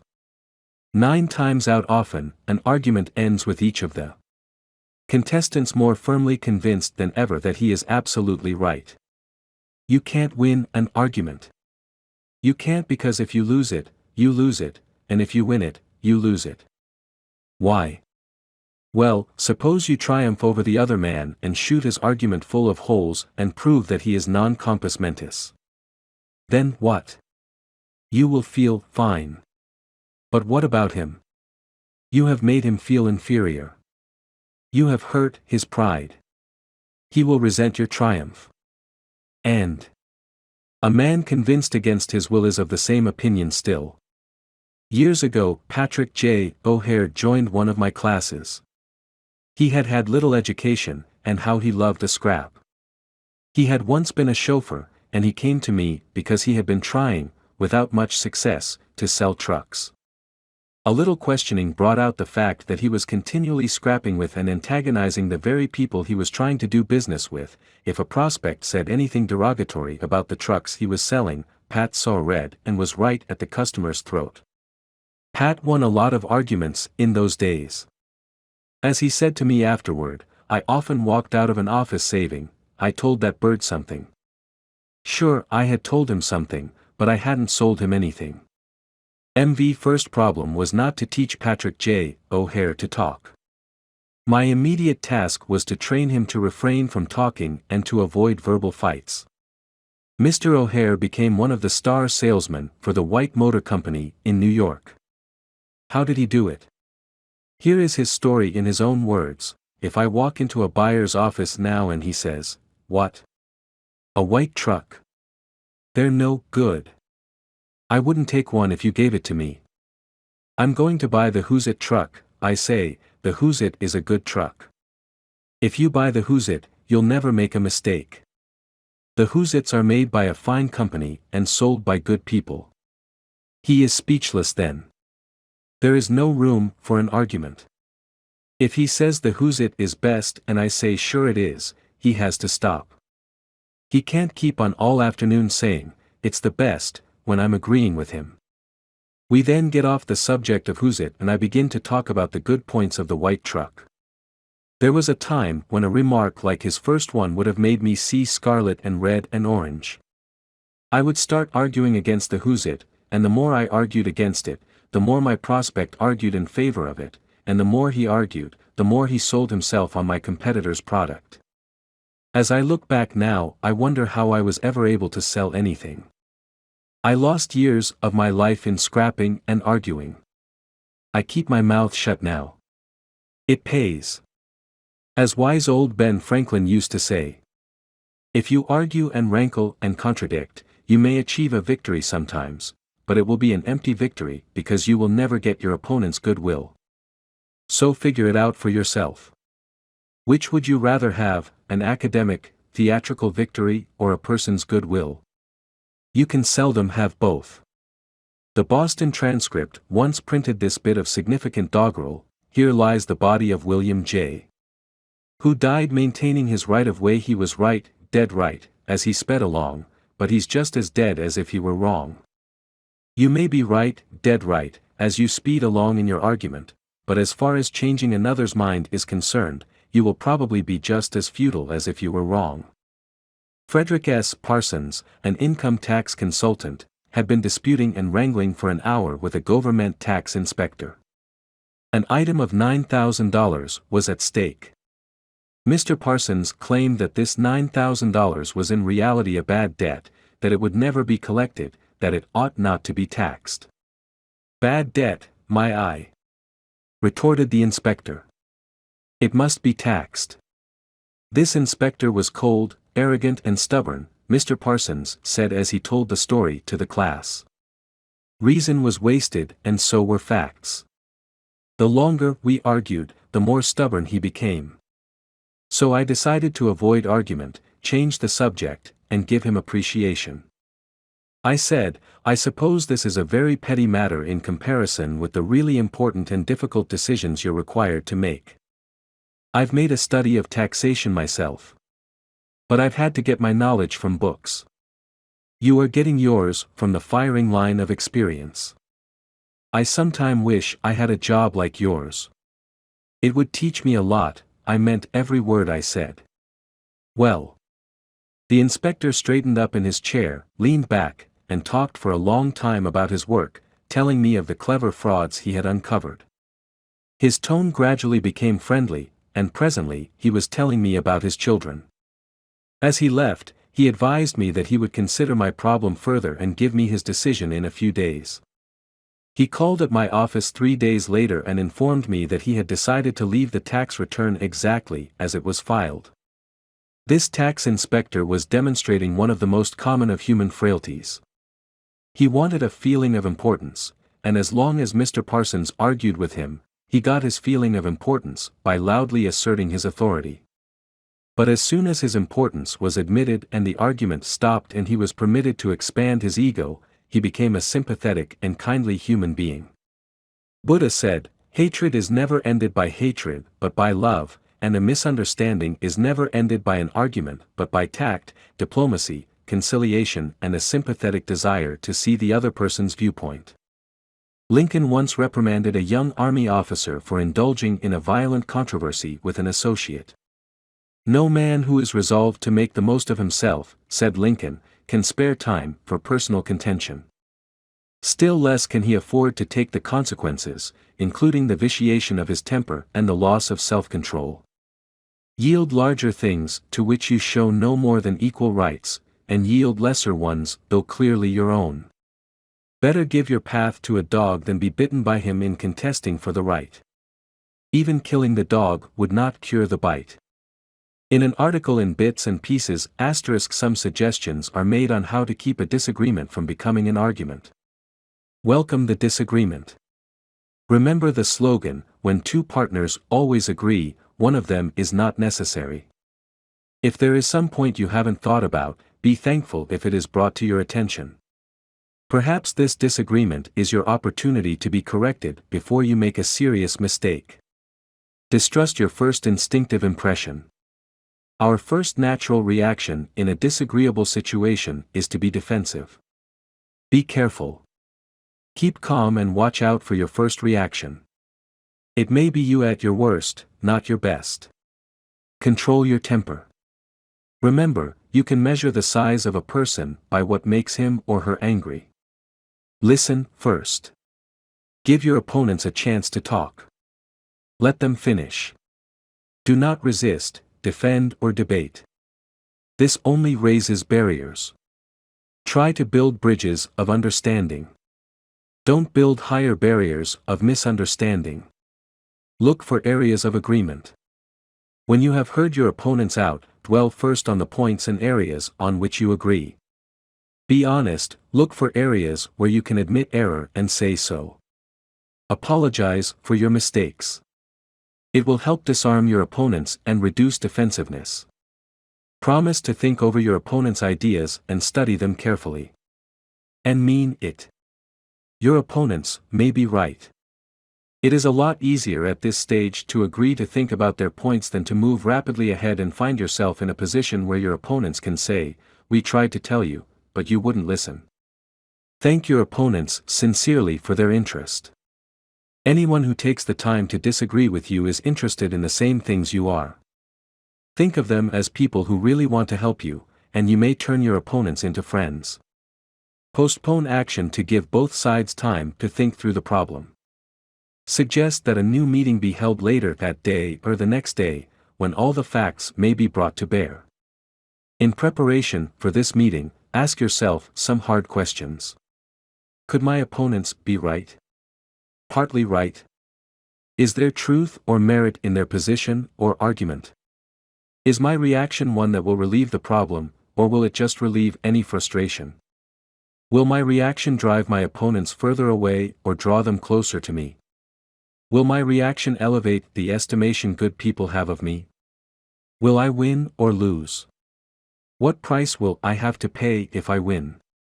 If I am quiet about it, will the disagreement blow over? Is this difficult situation an opportunity for me? Asterisk Bits and Pieces, published by the Economics Press, Fairfield, New Jersey. Opera tenor Jan Pierce, after he was married nearly 50 years, once said, "My wife and I made a pact a long time ago, and we've kept it no matter how angry we've grown with each other. When one yells, the other should listen because when two people yell, there is no communication, just noise and bad vibrations. Principle 1. The only way to get the best of an argument is to avoid it. 2. A sure way of making enemies, and how to avoid it. When Theodore Roosevelt was in the White House, he confessed that if he could be right 75% of the time, he would reach the highest measure of his expectation. If that was the highest rating that one of the most distinguished men of the 20th century could hope to obtain, what about you and me? If you can be sure of being right only 55% of the time, you can go down to Wall Street and make $1 million a day. If you can't be sure of being right even 55% of the time, why should you tell other people they are wrong? You can tell people they are wrong by a look or an intonation or a gesture just as eloquently as you can in words, and if you tell them they are wrong, do you make them want to agree with you? Never. For you have struck a direct blow at their intelligence, judgment, pride and self-respect. That will make them want to strike back.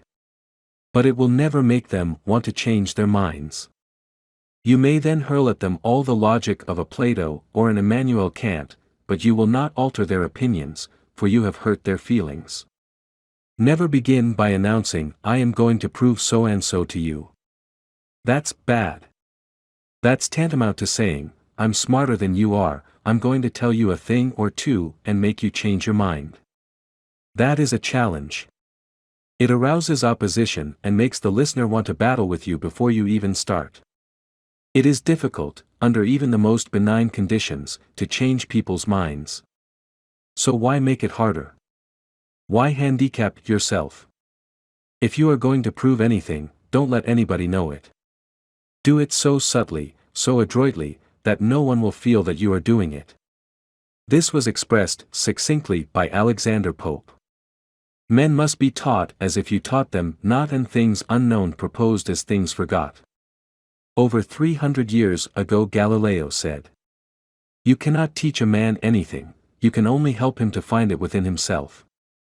As Lord Chesterfield said to his son, "Be wiser than other people if you can, but do not tell them so."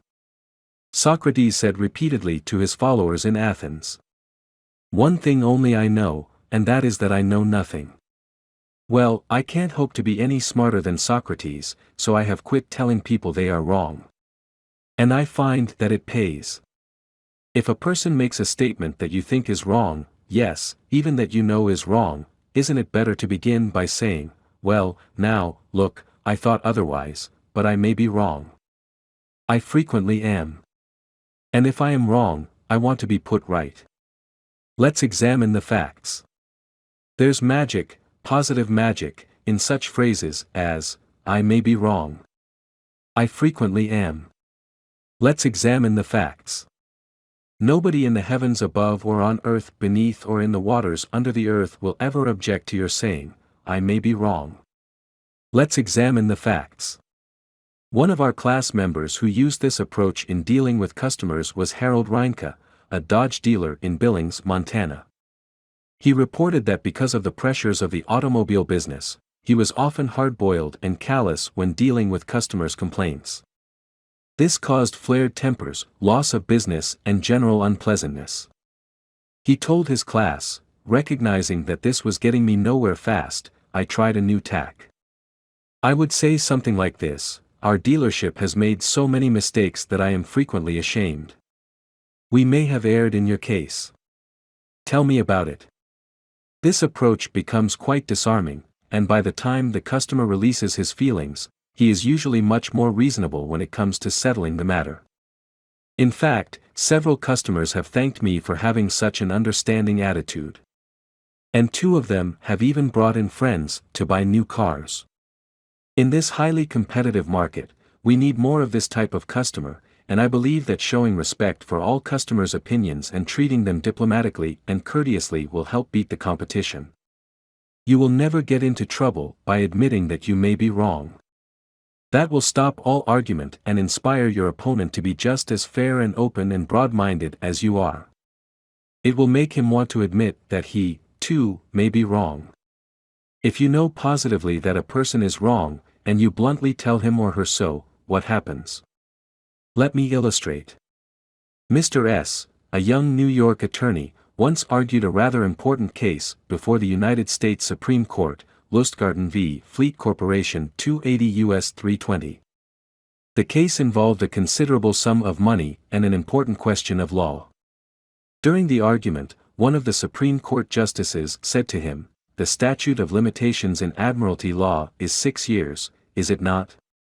Mr. S. stopped, stared at the justice for a moment, and then said bluntly, "Your Honor, there is no statute of limitations in admiralty."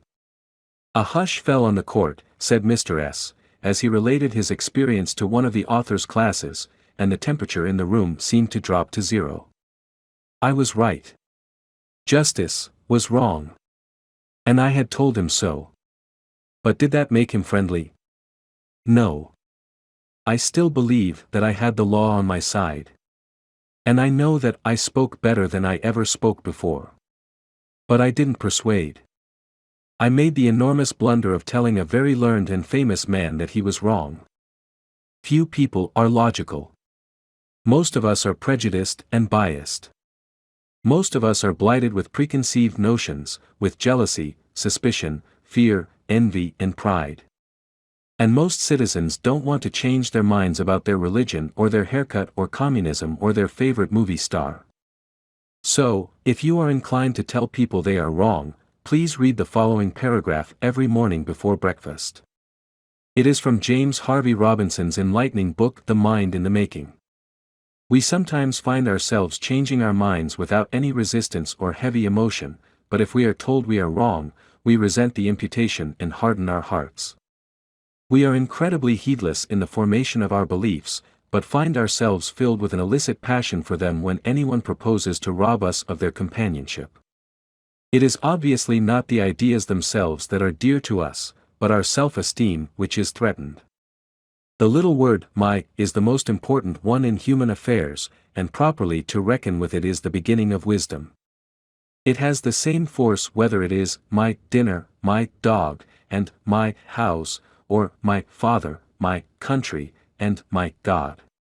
We not only resent the imputation that our watch is wrong, or our car shabby, but that our conception of the canals of Mars, of the pronunciation of Epictetus, of the medicinal value of salicin, or of the date of Sargon I is subject to revision. We like to continue to believe what we have been accustomed to accept as true, and the resentment aroused when doubt is cast upon any of our assumptions leads us to seek every manner of excuse for clinging to it. The result is that most of our so-called reasoning consists in finding arguments for going on believing as we already do. Carl Rogers, the eminent psychologist, wrote in his book on becoming a person, "I have found it of enormous value when I can permit myself to understand the other person." The way in which I have worded this statement may seem strange to you. Is it necessary to permit oneself to understand another? I think it is. Our first reaction to most of the statements, which we hear from other people, is an evaluation or judgment, rather than an understanding of it. When someone expresses some feeling, attitude or belief, our tendency is almost immediately to feel, that's right, or that's stupid, that's abnormal, that's unreasonable, that's incorrect, that's not nice. Very rarely do we permit ourselves to understand precisely what the meaning of the statement is to the other person. Asterisk.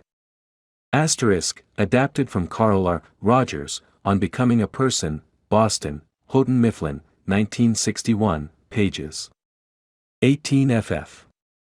I once employed an interior decorator to make some draperies for my home.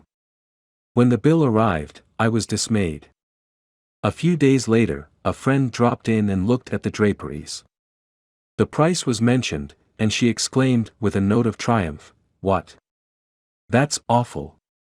I am afraid he put one over on you." True. Yes, she had told the truth, but few people like to listen to truths that reflect on their judgment. So, being human, I tried to defend myself.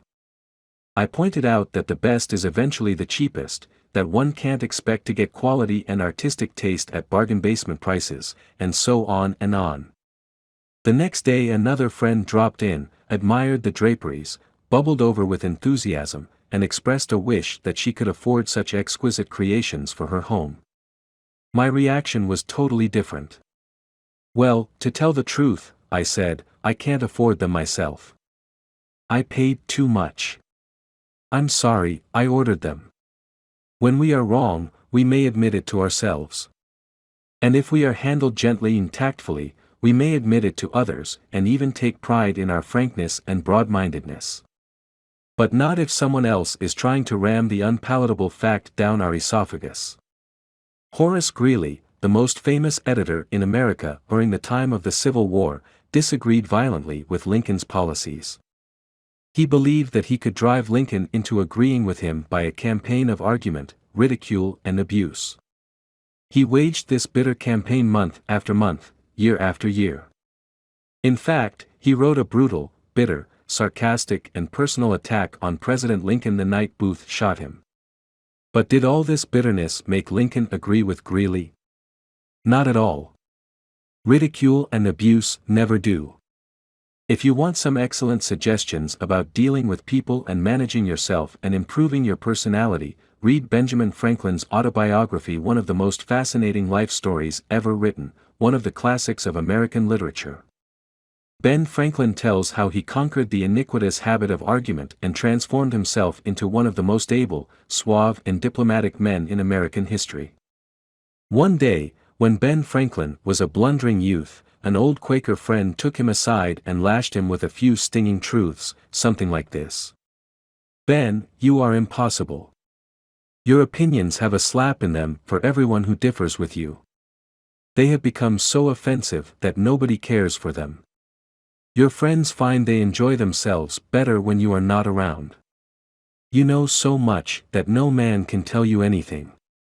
Indeed, no man is going to try, for the effort would lead only to discomfort and hard work.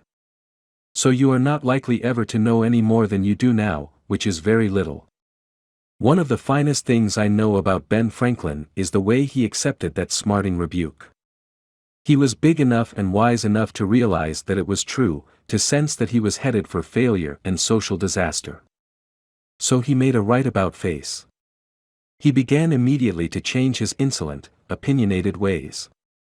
"I made it a rule," said Franklin, "to forbear all direct contradiction to the sentiment of others, and all positive assertion of my own. I even forbade myself the use of every word or expression in the language that imported a fixed opinion, such as certainly, undoubtedly, etc., and I adopted, instead of them, I conceive, I apprehend, or I imagine a thing to be so, or it so appears to me at present."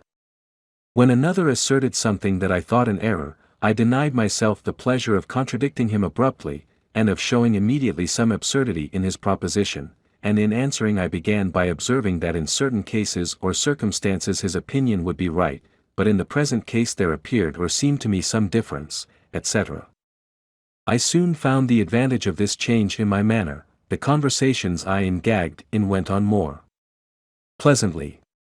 The modest way in which I proposed my opinions procured them a readier reception and less contradiction. I had less mortification when I was found to be in the wrong, and I more easily prevailed with others to give up their mistakes and join with me when I happened to be in the right. And this mode, which I at first put on with some violence to natural inclination, became at length so easy, and so habitual to me, that perhaps for these 50 years past no one has ever heard a dogmatical expression escape me. And to this habit, after my character of integrity, I think it principally owing that I had earned so much weight with my fellow citizens when I proposed new institutions, or alterations in the old, and so much influence in public councils when I became a member, for I was but a bad speaker, never eloquent, subject to much hesitation in my choice of words, hardly correct in language, and yet I generally carried my points. How do Ben Franklin's methods work in business? Let's take two examples. Catherine A. Allred of Kings Mountain, North Carolina, is an industrial engineering supervisor for a yarn processing plant. She told one of our classes how she handled a sensitive problem before and after taking our training. "Part of my responsibility," she reported, "deals with setting up and maintaining incentive systems and standards for our operators so they can make more money by producing more yarn. The system we were using had worked fine when we had only 2 or 3 different types of yarn, but recently we had expanded our inventory and capabilities to enable us to run more than 12 different varieties.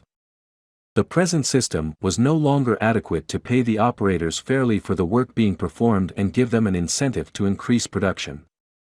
I had worked up a new system which would enable us to pay the operator by the class of yam she was running at any one particular time. With my new system in hand, I entered the meeting determined to prove to the management that my system was the right approach. I told them in detail how they were wrong and showed where they were being unfair and how I had all the answers they needed. To say the least, I failed miserably. I had become so busy defending my position on the new system that I had left them no opening to graciously admit their problems on the old one. The issue was dead. After several sessions of this course, I realized all too well where I had made my mistakes. I called another meeting and this time I asked where they felt their problems were. We discussed each point, and I asked them their opinions on which was the best way to proceed. With a few low-keyed suggestions, at proper intervals, I let them develop my system themselves. At the end of the meeting, when I actually presented my system, they enthusiastically accepted it. I am convinced now that nothing good is accomplished and a lot of damage can be done if you tell a person straight out that he or she is wrong. You only succeed in stripping that person of self-dignity and making yourself an unwelcome part of any discussion. Let's take another example, and remember these cases I am citing are typical of the experiences of thousands of other people. R.V. Crowley was a salesman for a lumber company in New York. Crowley admitted that he had been telling hard-boiled lumber inspectors for years that they were wrong. And he had won the arguments too. But it hadn't done any good. For these lumber inspectors, said Mr. Crowley, are like baseball umpires. Once they make a decision, they never change it. Mr. Crowley saw that his firm was losing thousands of dollars through the arguments he won. So while taking my course, he resolved to change tactics and abandon arguments. With what results? Here is the story as he told it to the fellow members of his class. One morning the phone rang in my office. A hot and bothered person at the other end proceeded to inform me that a car of lumber we had shipped into his plant was entirely unsatisfactory. His firm had stopped unloading and requested that we make immediate arrangements to remove the stock from their yard. After about 1/4 of the car had been unloaded, their lumber inspector reported that the lumber was running 55% below grade. Under the circumstances, they refused to accept it. I immediately started for his plant and on the way turned over in my mind the best way to handle the situation. Ordinarily, under such circumstances, I should have quoted grading rules and tried, as a result of my own experience and knowledge as a lumber inspector, to convince the other inspector that the lumber was actually up to grade, and that he was misinterpreting the rules in his inspection. However, I thought I would apply the principles learned in this training. When I arrived at the plant, I found the purchasing agent and the lumber inspector in a wicked humor, both set for an argument and a fight. We walked out to the car that was being unloaded, and I requested that they continue to unload so that I could see how things were going. I asked the inspector to go right ahead and lay out the rejects, as he had been doing, and to put the good pieces in another pile. After watching him for a while it began to dawn on me that his inspection actually was much too strict and that he was misinterpreting the rules. This particular lumber was white pine, and I knew the inspector was thoroughly schooled in hardwoods but not a competent, experienced inspector on white pine. White pine happened to be my own strong suit, but did I offer any objection to the way he was grading the lumber? None whatever. I kept on watching and gradually began to ask questions as to why certain pieces were not satisfactory. I didn't for one instant insinuate that the inspector was wrong. I emphasized that my only reason for asking was in order that we could give his firm exactly what they wanted in future shipments. By asking questions in a very friendly, cooperative spirit, and insisting continually that they were right in laying out boards not satisfactory to their purpose, I got him warmed up, and the strained relations between us began to thaw and melt away. An occasional carefully put remark on my part gave birth to the idea in his mind that possibly some of these rejected pieces were actually within the grade that they had bought, and that their requirements demanded a more expensive grade. I was very careful, however, not to let him think I was making an issue of this point. Gradually his whole attitude changed. He finally admitted to me that he was not experienced on white pine and began to ask me questions about each piece as it came out of the car. I would explain why such a piece came within the grade specified, but kept on insisting that we did not want him to take it if it was unsuitable for their purpose. He finally got to the point where he felt guilty every time he put a piece in the rejected pile. And at last he saw that the mistake was on their part for not having specified as good a grade as they needed. The ultimate outcome was that he went through the entire carload again after I left, accepted the whole lot, and we received a check in full. In that one instance alone, a little tact, and the determination to refrain from telling the other man he was wrong, saved my company a substantial amount of cash, and it would be hard to place a money value on the goodwill that was saved. Martin Luther King was asked how, as a pacifist, he could be an admirer of Air Force General Daniel "Chappie" James, then the nation's highest-ranking black officer. Dr. King replied, "I judge people by their own principles, not by my own." In a similar way, General Robert E. Lee once spoke to the President of the Confederacy, Jefferson Davis, in the most glowing terms about a certain officer under his command. Another officer in attendance was astonished. "General," he said, "do you not know that the man of whom you speak so highly is one of your bitterest enemies who misses no opportunity to malign you?" "Yes," replied General Lee, "but the President asked my opinion of him, he did not ask for his opinion of me.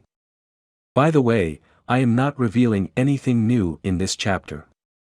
2,000 years ago, Jesus said, 'Agree with thine adversary quickly.'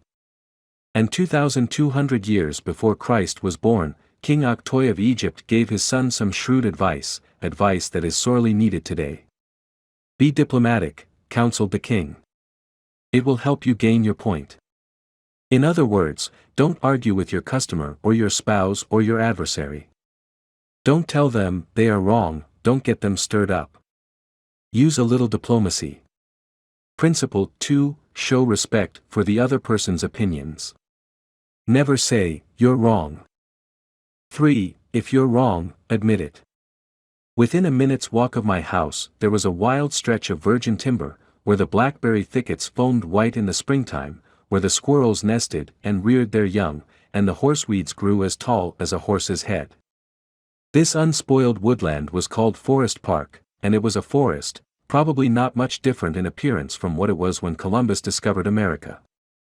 I frequently walked in this park with Rex, my little Boston bulldog. He was a friendly, harmless little hound, and since we rarely met anyone in the park, I took Rex along without a leash or a muzzle. One day we encountered a mounted policeman in the park, a policeman itching to show his authority. "What do you mean by letting that dog run loose in the park without a muzzle and leash?" he reprimanded me. "Don't you know it's against the law?" "Yes, I know it is," I replied softly, "but I didn't think he would do any harm out here." "You didn't think? You didn't think? The law doesn't give a tinker's damn about what you think. That dog might kill a squirrel or bite a child.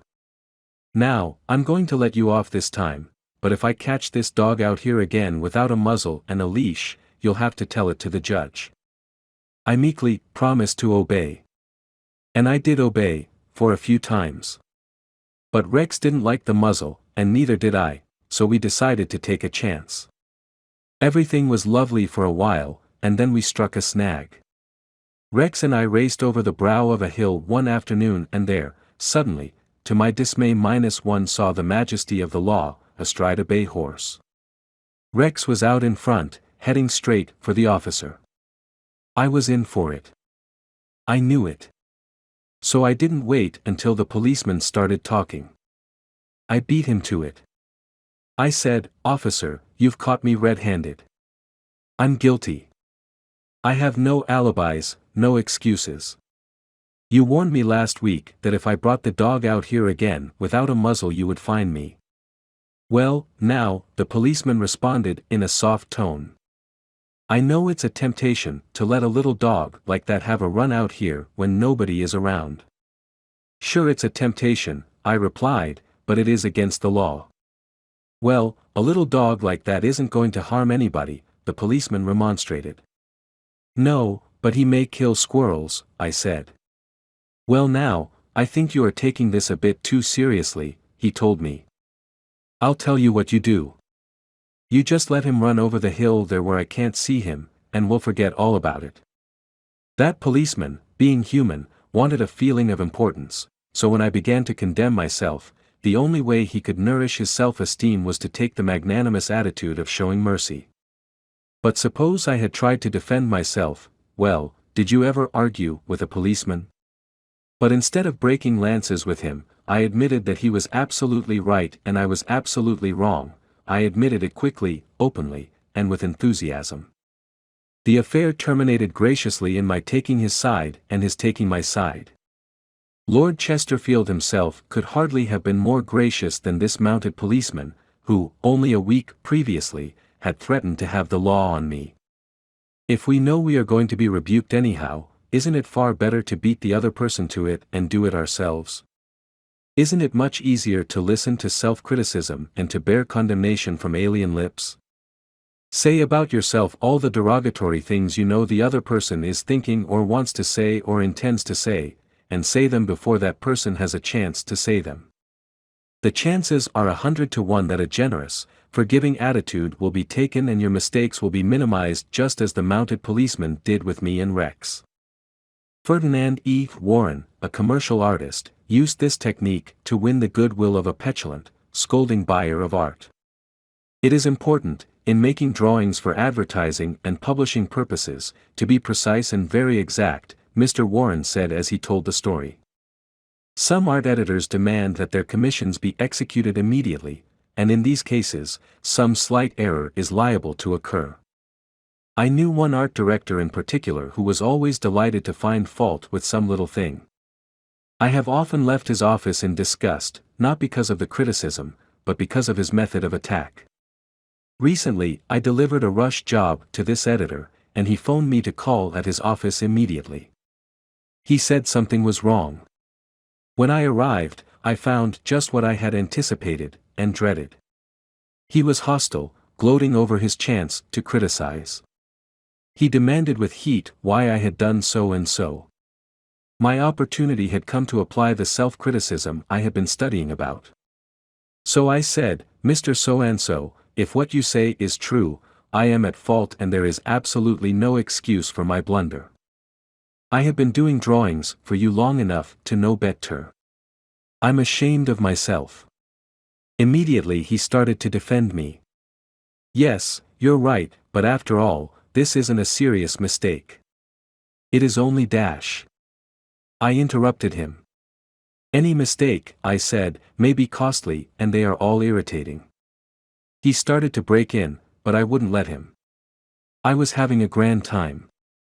For the first time in my life, I was criticizing myself, and I loved it.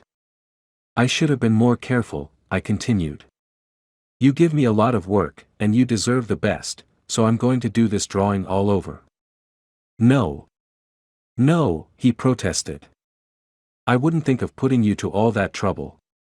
He praised my work, assured me that he wanted only a minor change and that my slight error hadn't cost his firm any money, and, after all, it was a mere detail, not worth worrying about.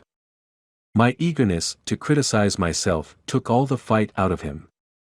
He ended up by taking me to lunch, and before we parted, he gave me a check and another commission.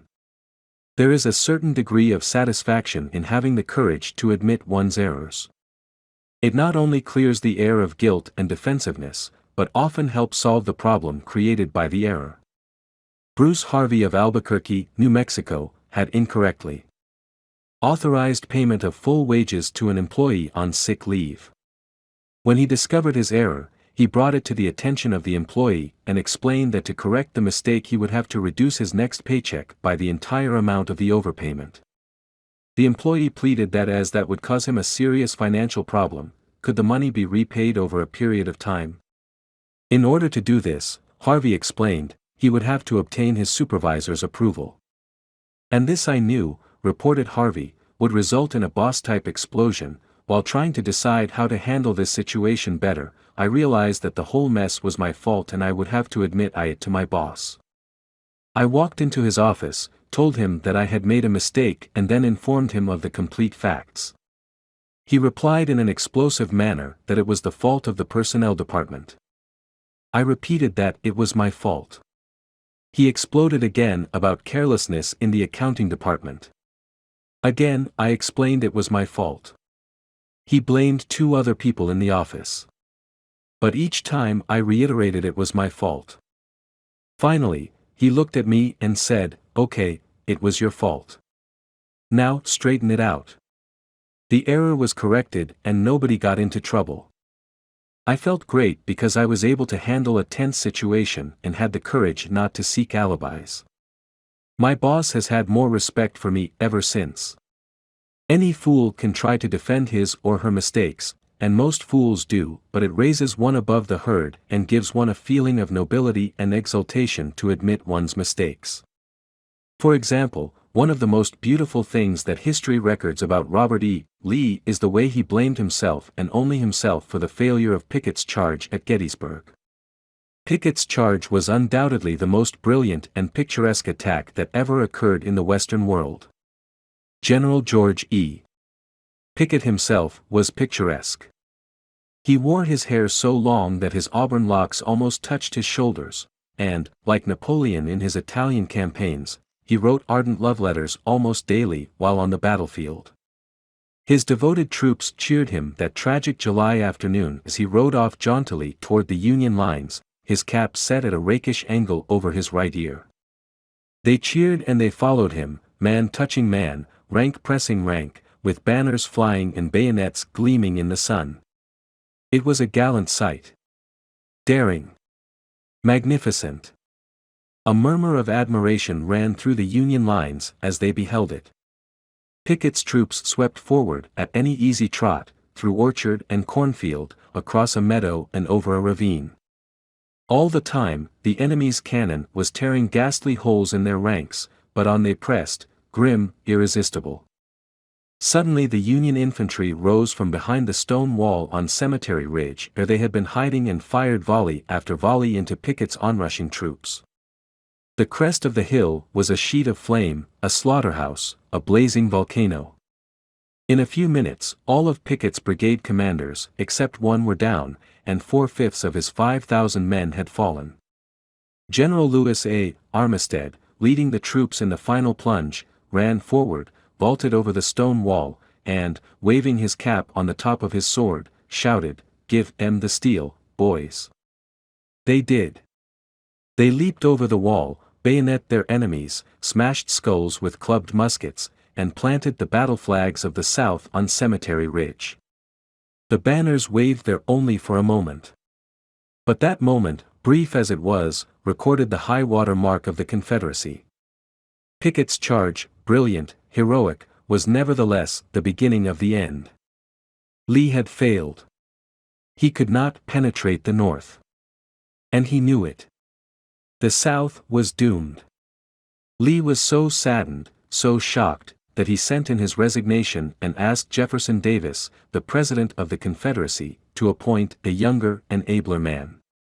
If Lee had wanted to blame the disastrous failure of Pickett's charge on someone else, he could have found a score of alibis. Some of his division commanders had failed him. The cavalry hadn't arrived in time to support the infantry attack. This had gone wrong and that had gone awry. But Lee was far too noble to blame others.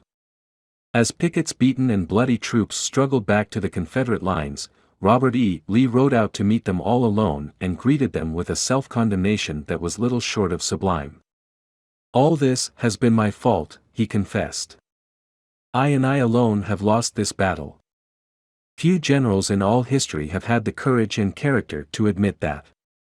Michael Chung, who teaches our course in Hong Kong, told of how the Chinese culture presents some special problems and how sometimes it is necessary to recognize that the benefit of applying a principle may be more advantageous than maintaining an old tradition. He had one middle-aged class member who had been estranged from his son for many years. The father had been an opium addict, but was now cured. In Chinese tradition, an older person cannot take the first step. The father felt that it was up to his son to take the initiative toward a reconciliation. In an early session, he told the class about the grandchildren he had never seen and how much he desired to be reunited with his son. His classmates, all Chinese, understood his conflict between his desire and long-established tradition. The father felt that young people should have respect for their elders and that he was right in not giving in to his desire, but to wait for his son to come to him. Toward the end of the course, the father again addressed his class. "I have pondered this problem," he said. Dale Carnegie says, "If you are wrong, admit it quickly and emphatically." It is too late for me to admit it quickly, but I can admit it emphatically. I wronged my son. He was right in not wanting to see me and to expel me from his life. I may lose face by asking a younger person's forgiveness, but I was at fault and it is my responsibility to admit this. The class applauded and gave him their full support. At the next class, he told how he went to his son's house, asked for and received forgiveness and was now embarked on a new relationship with his son, his daughter-in-law, and the grandchildren he had at last met. Elbert Hubbard was one of the most original authors who ever stirred up a nation, and his stinging sentences often aroused fierce resentment. But Hubbard, with his rare skill for handling people, frequently turned his enemies into friends. For example, when some irritated reader wrote in to say that he didn't agree with such and such an article and ended by calling Hubbard this and that, Elbert Hubbard would answer like this: "Come to think it over, I don't entirely agree with it myself. Not everything I wrote yesterday appeals to me today. I am glad to learn what you think on the subject. The next time you are in the neighborhood, you must visit us and we'll get this subject threshed out for all time. So here is a handclasp over the miles, and I am, yours sincerely." What could you say to a man who treated you like that? When we are right, let's try to win people gently and tactfully to our way of thinking, and when we are wrong, and that will be surprisingly often, if we are honest with ourselves, let's admit our mistakes quickly and with enthusiasm. Not only will that technique produce astonishing results, but, believe it or not, it is a lot more fun, under the circumstances, than trying to defend oneself. Remember the old proverb, by fighting you never get enough, but by yielding you get more than you expected. Principle 3, if you are wrong, admit it quickly and emphatically. 4. A drop of honey. If your temper is aroused and you tell him a thing or two, you will have a fine time unloading your feelings. But what about the other person? Will he share your pleasure? Will your belligerent tones, your hostile attitude, make it easy for him to agree with you? If you come at me with your fists doubled, said Woodrow Wilson, I think I can promise you that mine will double as fast as yours, but if you come to me and say, let us sit down and take counsel together, and, if we differ from each other, understand why it is that we differ, just what the points at issue are, we will presently find that we are not so far apart after all, that the points on which we differ are few and the points on which we agree are many, and that if we only have the patience and the candor and the desire to get together, we will get together. Nobody appreciated the truth of Woodrow Wilson's statement more than John D. Rockefeller, Jr. Back in 1915, Rockefeller was the most fiercely despised man in Colorado. One of the bloodiest strikes in the history of American industry had been shocking the state for 2 terrible years. Irate, belligerent miners were demanding higher wages from the Colorado Fuel and Iron Company. Rockefeller controlled that company. Property had been destroyed, troops had been called out. Blood had been shed. Strikers had been shot, their bodies riddled with bullets. At a time like that, with the air seething with hatred, Rockefeller wanted to win the strikers to his way of thinking. And he did it. How? Here's the story. After weeks spent in making friends, Rockefeller addressed the representatives of the strikers. This speech, in its entirety, is a masterpiece. It produced astonishing results. It calmed the tempestuous waves of hate that threatened to engulf Rockefeller. It won him a host of admirers. It presented facts in such a friendly manner that the strikers went back to work without saying another word about the increase in wages for which they had fought so violently. The opening of that remarkable speech follows. Note how it fairly glows with friendliness. Rockefeller, remember, was talking to men who, a few days previously, had wanted to hang him by the neck to a sour apple tree, yet he couldn't have been more gracious, more friendly if he had addressed a group of medical missionaries. His speech was radiant with such phrases as I am proud to be here, having visited in your homes, met many of your wives and children, we meet here not as strangers, but as friends, spirit of mutual friendship, our common interests, it is only by your courtesy that I am here. This is a red-letter day in my life, Rockefeller began. It is the first time I have ever had the good fortune to meet the representatives of the employees of this great company, its officers and superintendents, together, and I can assure you that I am proud to be here, and that I shall remember this gathering as long as I live. Had this meeting been held 2 weeks ago, I should have stood here a stranger to most of you, recognizing a few faces. Having had the opportunity last week of visiting all the camps in the southern coal field and of talking individually with practically all of the representatives, except those who were away, having visited in your homes, met many of your wives and children, we meet here not as strangers, but as friends, and it is in that spirit of mutual friendship that I am glad to have this opportunity to discuss with you our common interests.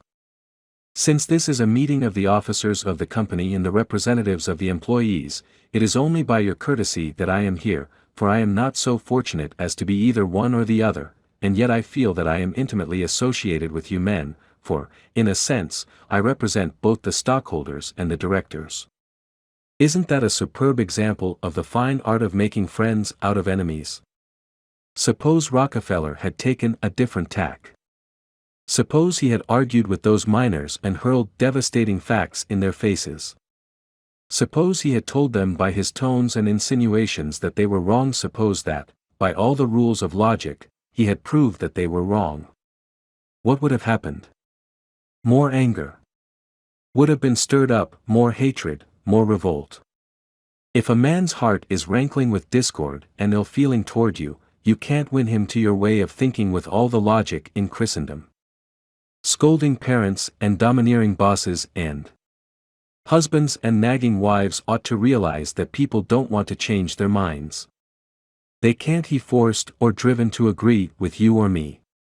But they may possibly be led to, if we are gentle and friendly, ever so gentle and ever so friendly. Lincoln said that, in effect, over 100 years ago. Here are his words. It is an old and true maxim that a drop of honey catches more flies than a gallon of gall. So with men, if you would win a man to your cause, first convince him that you are his sincere friend. Therein is a drop of honey that catches his heart, which, say what you will, is the great high road to his reason. Business executives have learned that it pays to be friendly to strikers. For example, when 2,500 employees in the White Motor Company's plant struck for higher wages and a union shop, Robert F. Black, then president of the company, didn't lose his temper and condemn and threaten and talk of tyranny and communists. Phi actually praised the strikers. Phi published an advertisement in the Cleveland papers, complimenting them on the peaceful way in which they laid down their tools. Finding the strike pickets idle, he bought them a couple of dozen baseball bats and gloves and invited them to play ball on vacant lots. For those who preferred bowling, he rented a bowling alley. This friendliness on Mr. Black's part did what friendliness always does, it begot friendliness. So the strikers borrowed brooms, shovels, and rubbish carts, and began picking up matches, papers, cigarette stubs, and cigar butts around the factory. Imagine it. Imagine strikers tidying up the factory grounds while battling for higher wages and recognition of the union. Such an event had never been heard of before in the long, tempestuous history of American labor wars. That strike ended with a compromise settlement within a week, ended without any ill feeling or rancor. Daniel Webster, who looked like a god and talked like Jehovah, was one of the most successful advocates who ever pleaded a case, yet he ushered in his most powerful arguments with such friendly remarks as, "It will be for the jury to consider, this may perhaps be worth thinking of, here are some facts that I trust you will not lose sight of, or, you, with your knowledge of human nature, will easily see the significance of these facts." No bulldozing. No high-pressure methods. No attempt to force his opinions on others.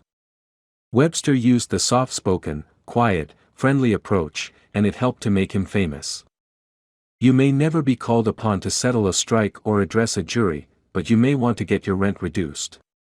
Will the friendly approach help you then? Let's see. 0. L. Straub, an engineer, wanted to get his rent reduced. And he knew his landlord was hard-boiled. "I wrote him," Mr. Straub said in a speech before the class, notifying him that I was vacating my apartment as soon as my lease expired. The truth was, I didn't want to move. I wanted to stay if I could get my rent reduced. But the situation seemed hopeless. Other tenants had tried, and failed. Everyone told me that the landlord was extremely difficult to deal with. But I said to myself, I am studying a course in how to deal with people, so I'll try it on him, and see how it works. Phi and his secretary came to see me as soon as he got my letter. I met him at the door with a friendly greeting.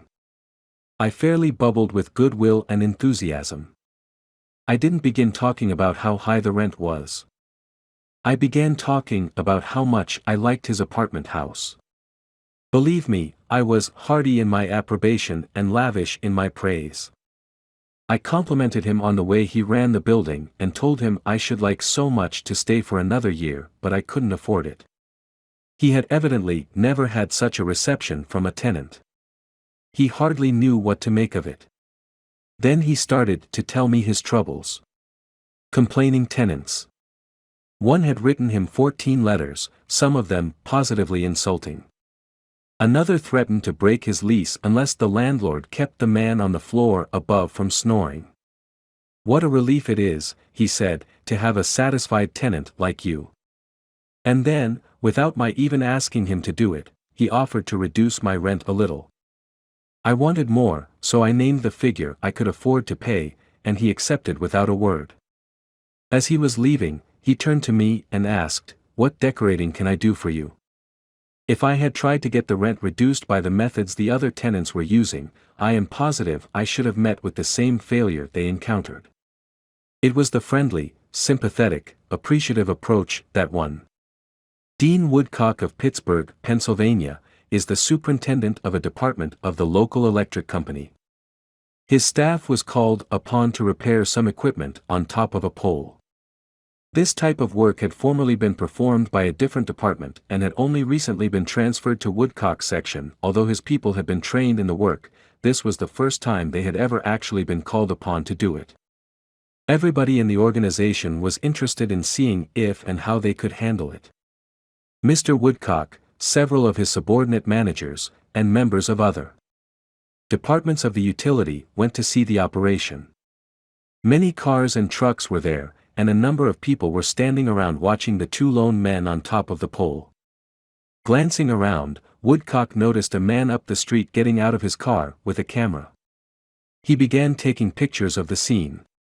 Utility people are extremely conscious of public relations, and suddenly Woodcock realized what this setup looked like to the man with the camera. Overkill, dozens of people being called out to do a two-person job. He strolled up the street to the photographer. "I see you're interested in our operation." "Yes, and my mother will be more than interested. She owns stock in your company. This will be an eye-opener for her. She may even decide her investment was unwise. I've been telling her for years there's a lot of waste motion in companies like yours.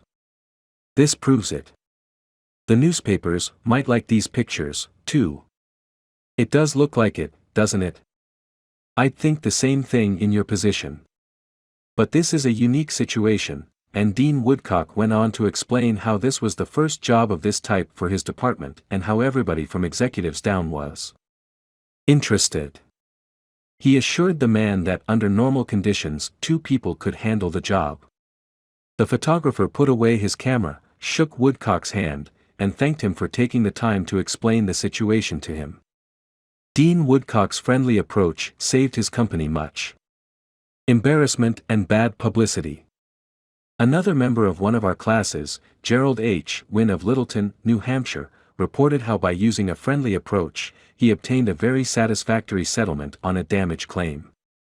Early in the spring, he reported, before the ground had thawed from the winter freezing, there was an unusually heavy rainstorm and the water, which normally would have run off to nearby ditches and storm drains along the road, took a new course onto a building lot where I had just built a new home. Not being able to run off, the water pressure built up around the foundation of the house. The water forced itself under the concrete basement floor, causing it to explode, and the basement filled with water. This ruined the furnace and the hot water heater. The cost to repair this damage was in excess of $2,000. I had no insurance to cover this type of damage. However, I soon found out that the owner of the subdivision had neglected to put in a storm drain near the house, which could have prevented this problem. I made an appointment to see him. During the 25-mile trip to his office, I carefully reviewed the situation and, remembering the principles I learned in this course, I decided that showing my anger would not serve any worthwhile purpose. When I arrived, I kept very calm and started by talking about his recent vacation to the West Indies. Then, when I felt the timing was right, I mentioned the little problem of water damage. He quickly agreed to do his share in helping to correct the problem. A few days later he called and said he would pay for the damage and also put in a storm drain to prevent the same thing from happening in the future. Even though it was the fault of the owner of the subdivision, if I had not begun in a friendly way, there would have been a great deal of difficulty in getting him to agree to the total liability. Years ago, when I was a barefoot boy walking through the woods to a country school out in northwest Missouri, I read a fable about the sun and the wind. They quarreled about which was the stronger, and the wind said, "I'll prove I am. See the old man down there with a coat? I bet I can get his coat off him quicker than you can." So the sun went behind a cloud, and the wind blew until it was almost a tornado, but the harder it blew, the tighter the old man clutched his coat to him.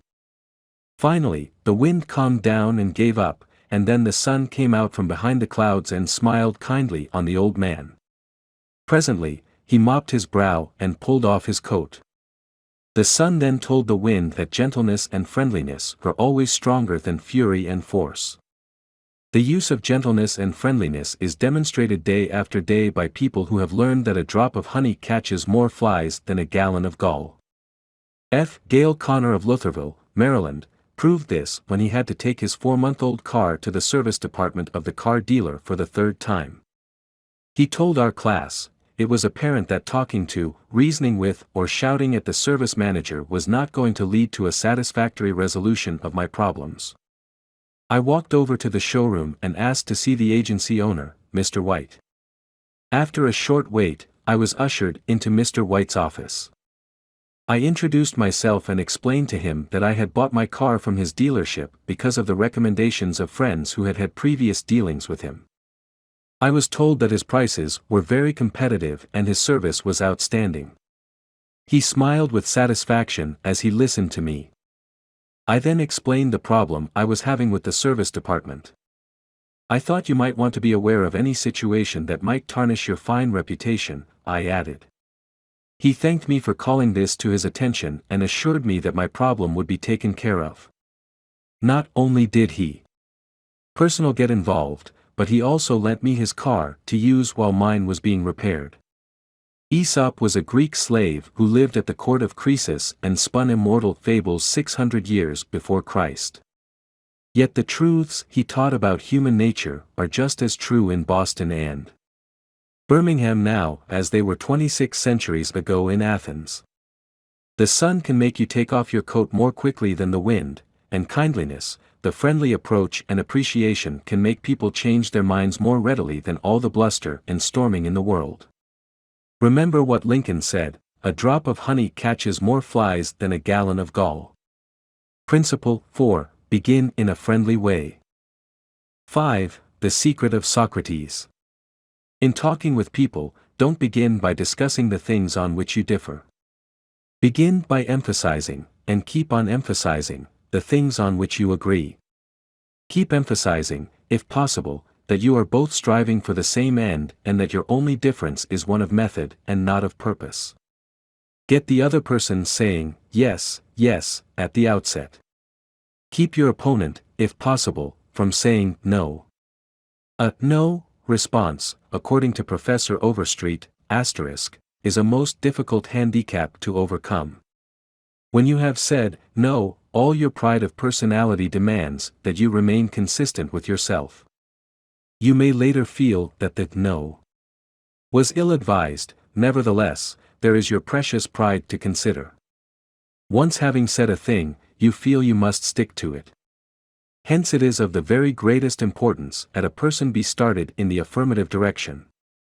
Harry A. Overstreet, Influencing Human Behavior, New York, Norton, 1925.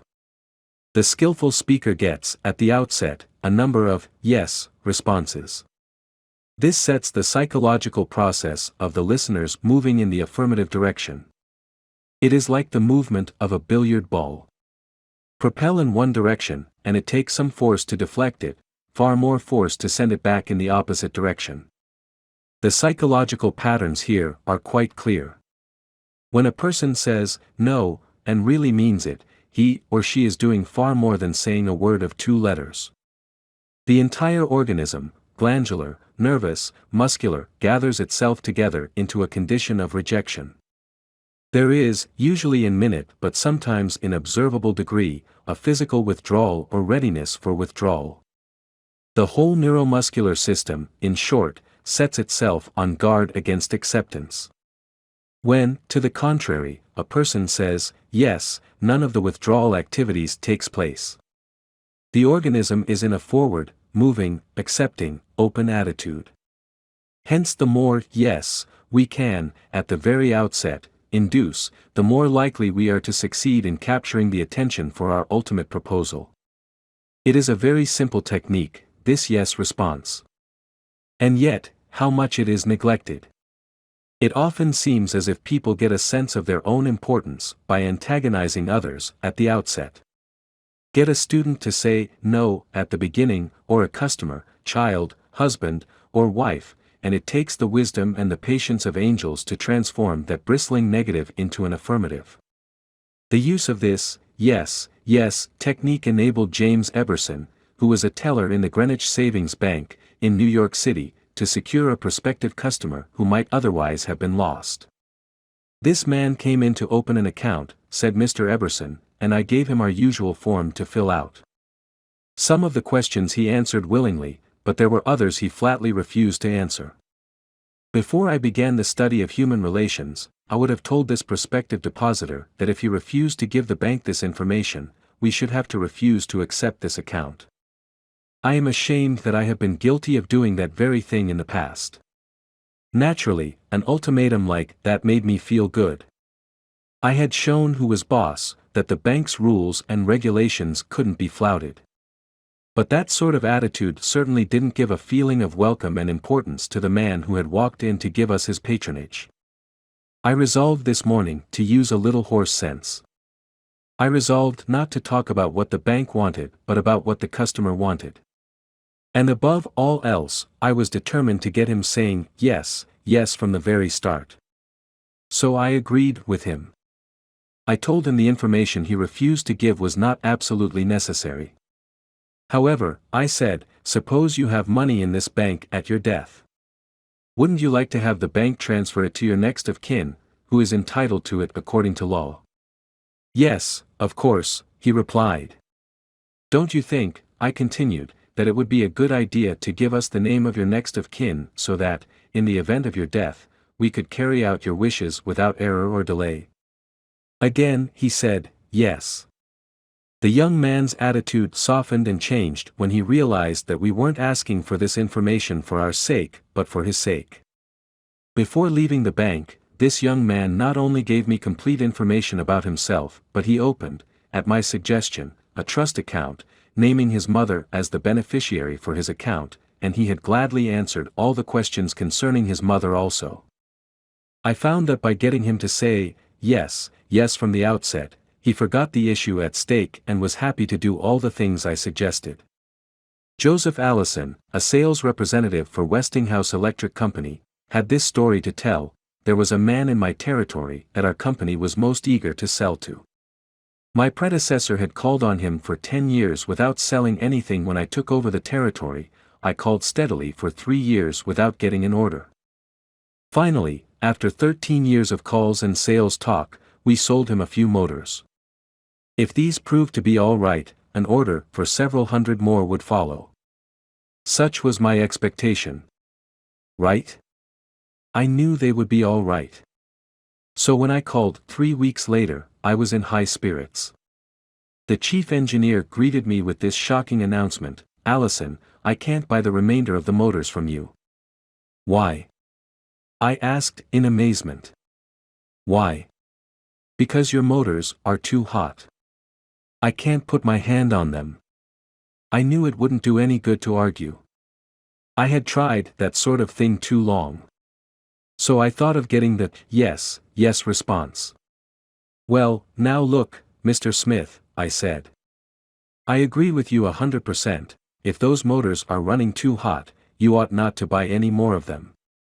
You must have motors that won't run any hotter than standards set by the National Electrical Manufacturers Association. Isn't that so? He agreed it was. I had gotten my first yes. The Electrical Manufacturers Association regulations say that a properly designed motor may have a temperature of 72 degrees Fahrenheit above room temperature. Is that correct? Yes, he agreed. That's quite correct. But your motors are much hotter. I didn't argue with him. I merely asked, how hot is the mill room? Oh, he said, about 75 degrees Fahrenheit. Well, I replied, if the mill room is 75 degrees and you add 72 to that, that makes a total of 147 degrees Fahrenheit. Wouldn't you scald your hand if you held it under a spigot of hot water at a temperature of 147 degrees Fahrenheit? Again, he had to say, yes. Well, I suggested, wouldn't it be a good idea to keep your hands off those motors? Well, I guess you're right, he admitted.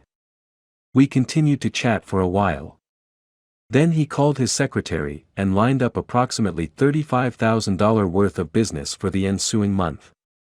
It took me years and cost me countless thousands of dollars in lost business before I finally learned that it doesn't pay to argue, that it is much more profitable and much more interesting to look at things from the other person's viewpoint and try to get that person saying, yes, yes.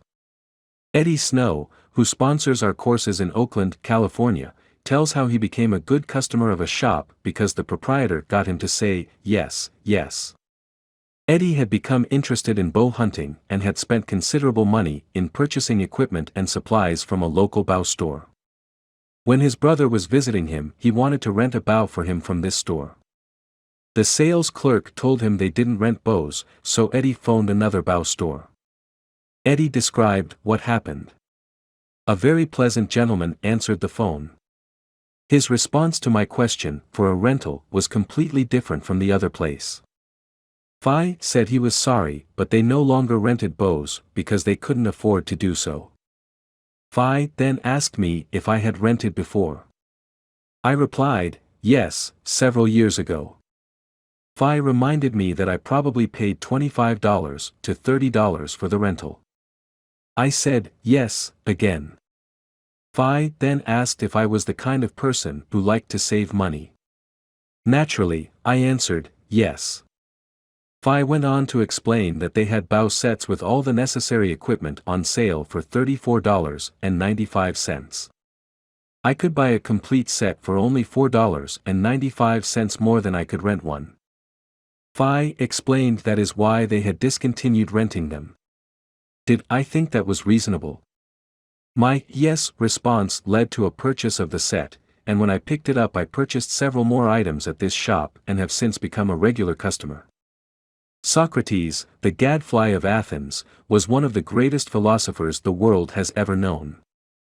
Phi did something that only a handful of men in all history have been able to do. He sharply changed the whole course of human thought, and now, 24 centuries after his death, he is honored as one of the wisest persuaders who ever influenced this wrangling world. His method? Did he tell people they were wrong? Oh, no, not Socrates. He was far too adroit for that. His whole technique, now called the Socratic method, was based upon getting a yes, yes response. He asked questions with which his opponent would have to agree.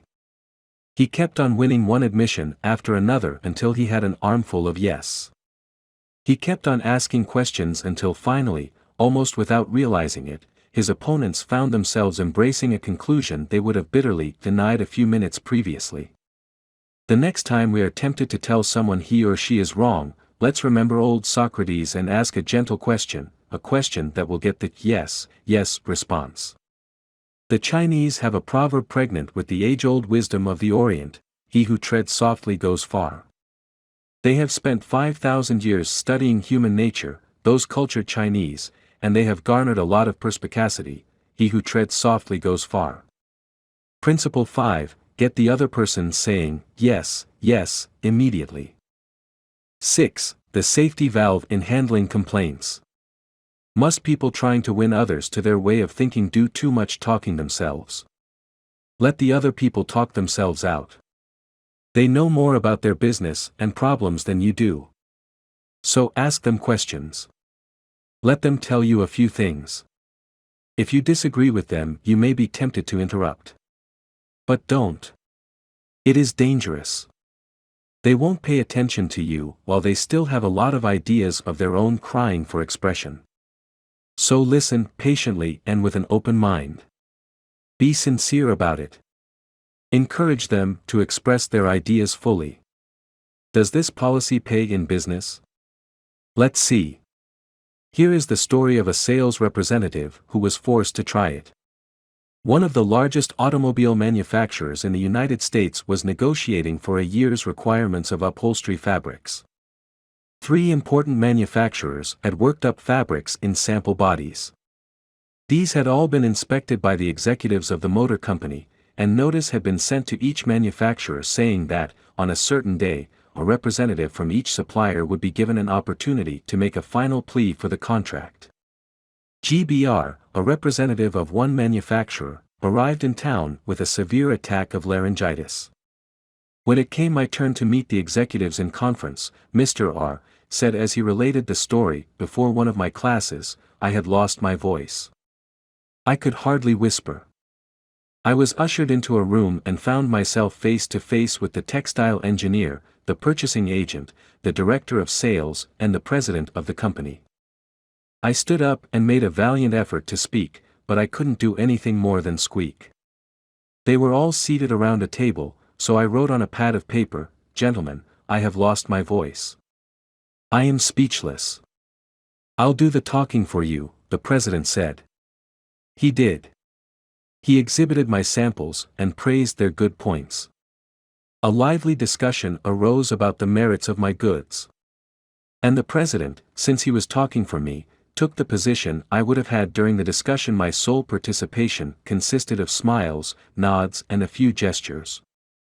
As a result of this unique conference, I was awarded the contract, which called for over 500,000 yards of upholstery fabrics at an aggregate value of $1,600,000, the biggest order I had ever received. I know I would have lost the contract if I hadn't lost my voice, because I had the wrong idea about the whole proposition. I discovered, quite by accident, how richly it sometimes pays to let the other person do the talking. Letting the other person do the talking helps in family situations as well as in business. Barbara Wilson's relationship with her daughter, Lori, was deteriorating rapidly. Lori, who had been a quiet, complacent child, had grown into an uncooperative, sometimes belligerent teenager. Mrs. Wilson lectured her, threatened her and punished her, but all to no avail. One day, Mrs. Wilson told one of our classes, "I just gave up." Lori had disobeyed me and had left the house to visit her girlfriend before she had completed her chores. When she returned, I was about to scream at her for the 10,000th time, but I just didn't have the strength to do it. I just looked at her and said sadly, "Why, Lori, why?" Lori noted my condition and in a calm voice asked, "Do you really want to know?" I nodded and Lori told me, first hesitantly, and then it all flowed out. I had never listened to her. I was always telling her to do this or that. When she wanted to tell me her thoughts, feelings, ideas, I interrupted with more orders. I began to realize that she needed me, not as a bossy mother, but as a confidant, an outlet for all her confusion about growing up. And all I had been doing was talking when I should have been listening. I never heard her. From that time on I let her do all the talking she wanted. She tells me what is on her mind, and our relationship has improved immeasurably. She is again a cooperative person. A large advertisement appeared on the financial page of a New York newspaper calling for a person with unusual ability and experience. Charles T. Cubelis answered the advertisement, sending his reply to a box number. A few days later, he was invited by letter to call for an interview. Before he called, he spent hours in Wall Street finding out everything possible about the person who had founded the business. During the interview, he remarked, "I should be mighty proud to be associated with an organization with a record like yours. I understand you started 28 years ago with nothing but desk room and one stenographer. Is that true?" Almost every successful person likes to reminisce about his early struggles. This man was no exception. He talked for a long time about how he had started with $450 in cash and an original idea. He told how he had fought against discouragement and battled against ridicule, working Sundays and holidays, 12 to 16 hours a day, how he had finally won against all odds until now the most important executives on Wall Street were coming to him for information and guidance. He was proud of such a record.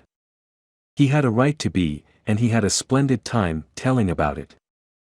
Finally, he questioned Mr. Cubelis briefly about his experience, then called in one of his vice presidents and said, "I think this is the person we are looking for."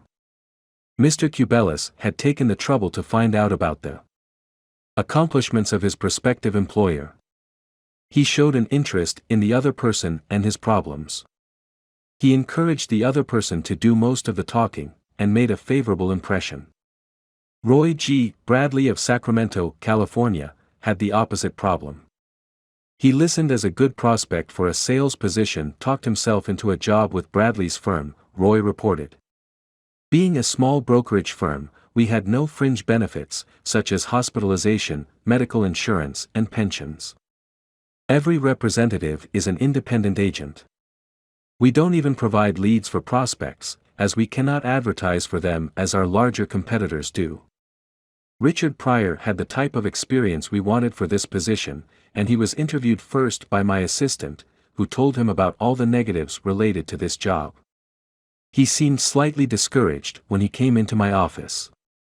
I mentioned the one benefit of being associated with my firm, that of being an independent contractor and therefore virtually being self-employed. As he talked about these advantages to me, he talked himself out of each negative thought he had when he came in for the interview. Several times it seemed as though he was half talking to himself as he was thinking through each thought.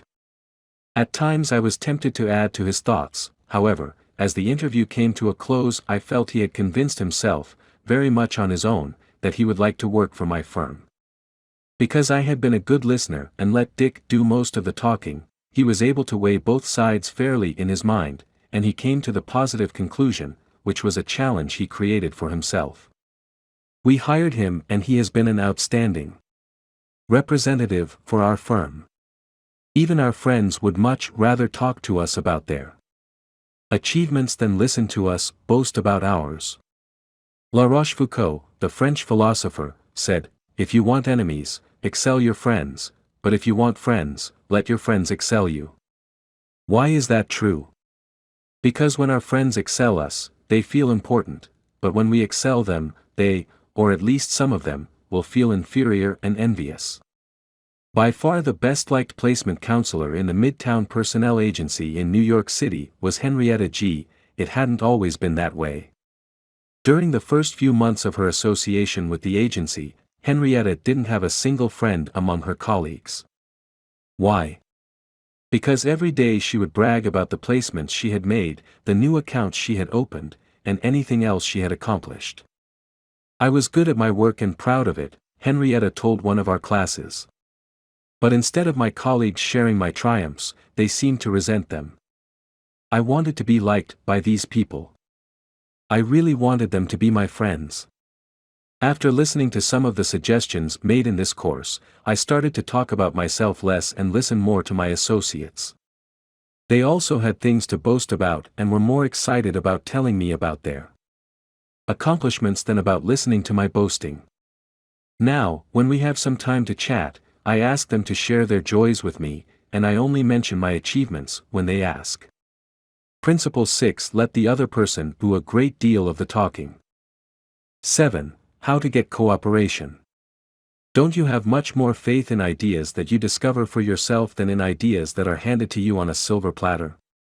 If so, isn't it bad judgment to try to ram your opinions down the throats of other people? Isn't it wiser to make suggestions, and let the other person think out the conclusion? Adolph Seitz of Philadelphia, sales manager in an automobile showroom and a student in one of my courses, suddenly found himself confronted with the necessity of injecting enthusiasm into a discouraged and disorganized group of automobile salespeople. Calling a sales meeting, he urged his people to tell him exactly what they expected from him. As they talked, he wrote their ideas on the blackboard. He then said, "I'll give you all these qualities you expect from me. Now I want you to tell me what I have a right to expect from you." The replies came quick and fast: loyalty, honesty, initiative, optimism, teamwork, 8 hours a day of enthusiastic work. The meeting ended with a new courage, a new inspiration. One salesperson volunteered to work 14 hours a day, and Mr. Seitz reported to me that the increase of sales was phenomenal. "The people had made a sort of moral bargain with me," said Mr. Seitz, "and as long as I lived up to my part in it, they were determined to live up to theirs." Consulting them about their wishes and desires was just the shot in the arm they needed. No one likes to feel that he or she is being sold something or told to do a thing. We much prefer to feel that we are buying of our own accord or acting on our own ideas. We like to be consulted about our wishes, our wants, our thoughts. Take the case of Eugene Wesson.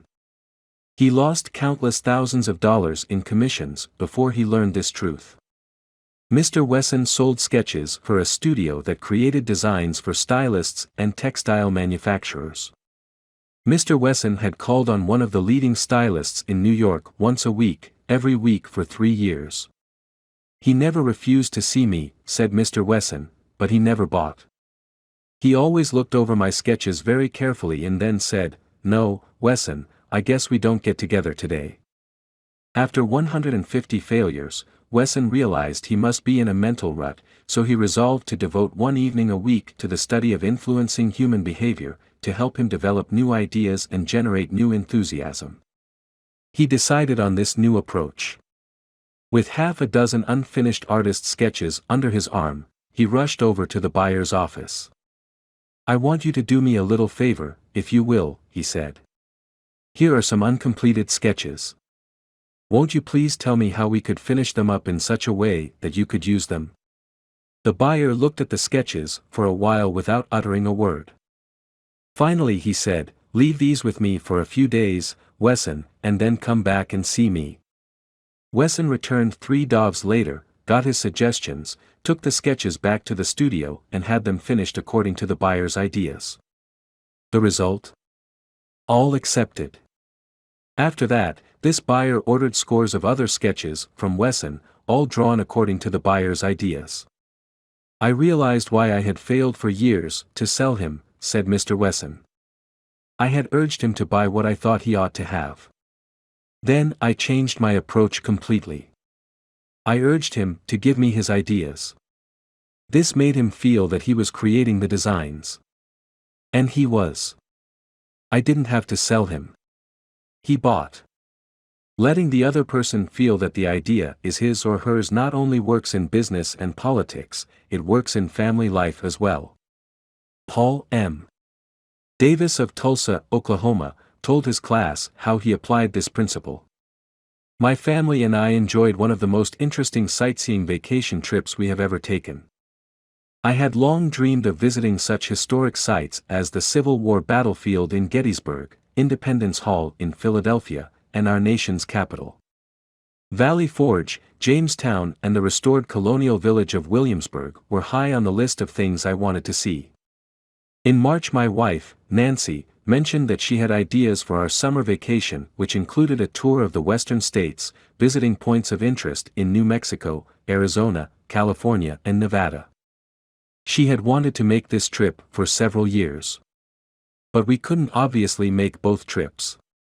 Our daughter, Anne, had just completed a course in U.S. history in junior high school and had become very interested in the events that had shaped our country's growth. I asked her how she would like to visit the places she had learned about on our next vacation. She said she would love to. 2 evenings later, as we sat around the dinner table, Nancy announced that if we all agreed, the summer's vacation would be to the eastern states, that it would be a great trip for Anne and thrilling for all of us. We all concurred. This same psychology was used by an X-ray manufacturer to sell his equipment to one of the largest hospitals in Brooklyn. This hospital was building an addition and preparing to equip it with the finest X-ray department in America. Dr. L, who was in charge of the X-ray department, was overwhelmed with sales representatives, each caroling the praises of his own company's equipment. One manufacturer, however, was more skillful. He knew far more about handling human nature than the others did. He wrote a letter something like this: "Our factory has recently completed a new line of X-ray equipment. The first shipment of these machines has just arrived at our office. They are not perfect. We know that, and we want to improve them. So we should be deeply obligated to you if you could find time to look them over and give us your ideas about how they can be made more serviceable to your profession. Knowing how occupied you are, I shall be glad to send my car for you at any hour you specify." I was surprised to get that letter, Dr. L. said as he related the incident before the class. I was both surprised and complimented. I had never had an X-ray manufacturer seeking my advice before. It made me feel important. I was busy every night that week, but I canceled a dinner appointment in order to look over the equipment. The more I studied it, the more I discovered for myself how much I liked it. Nobody had tried to sell it to me. I felt that the idea of buying that equipment for the hospital was my own. I sold myself on its superior qualities and ordered it installed.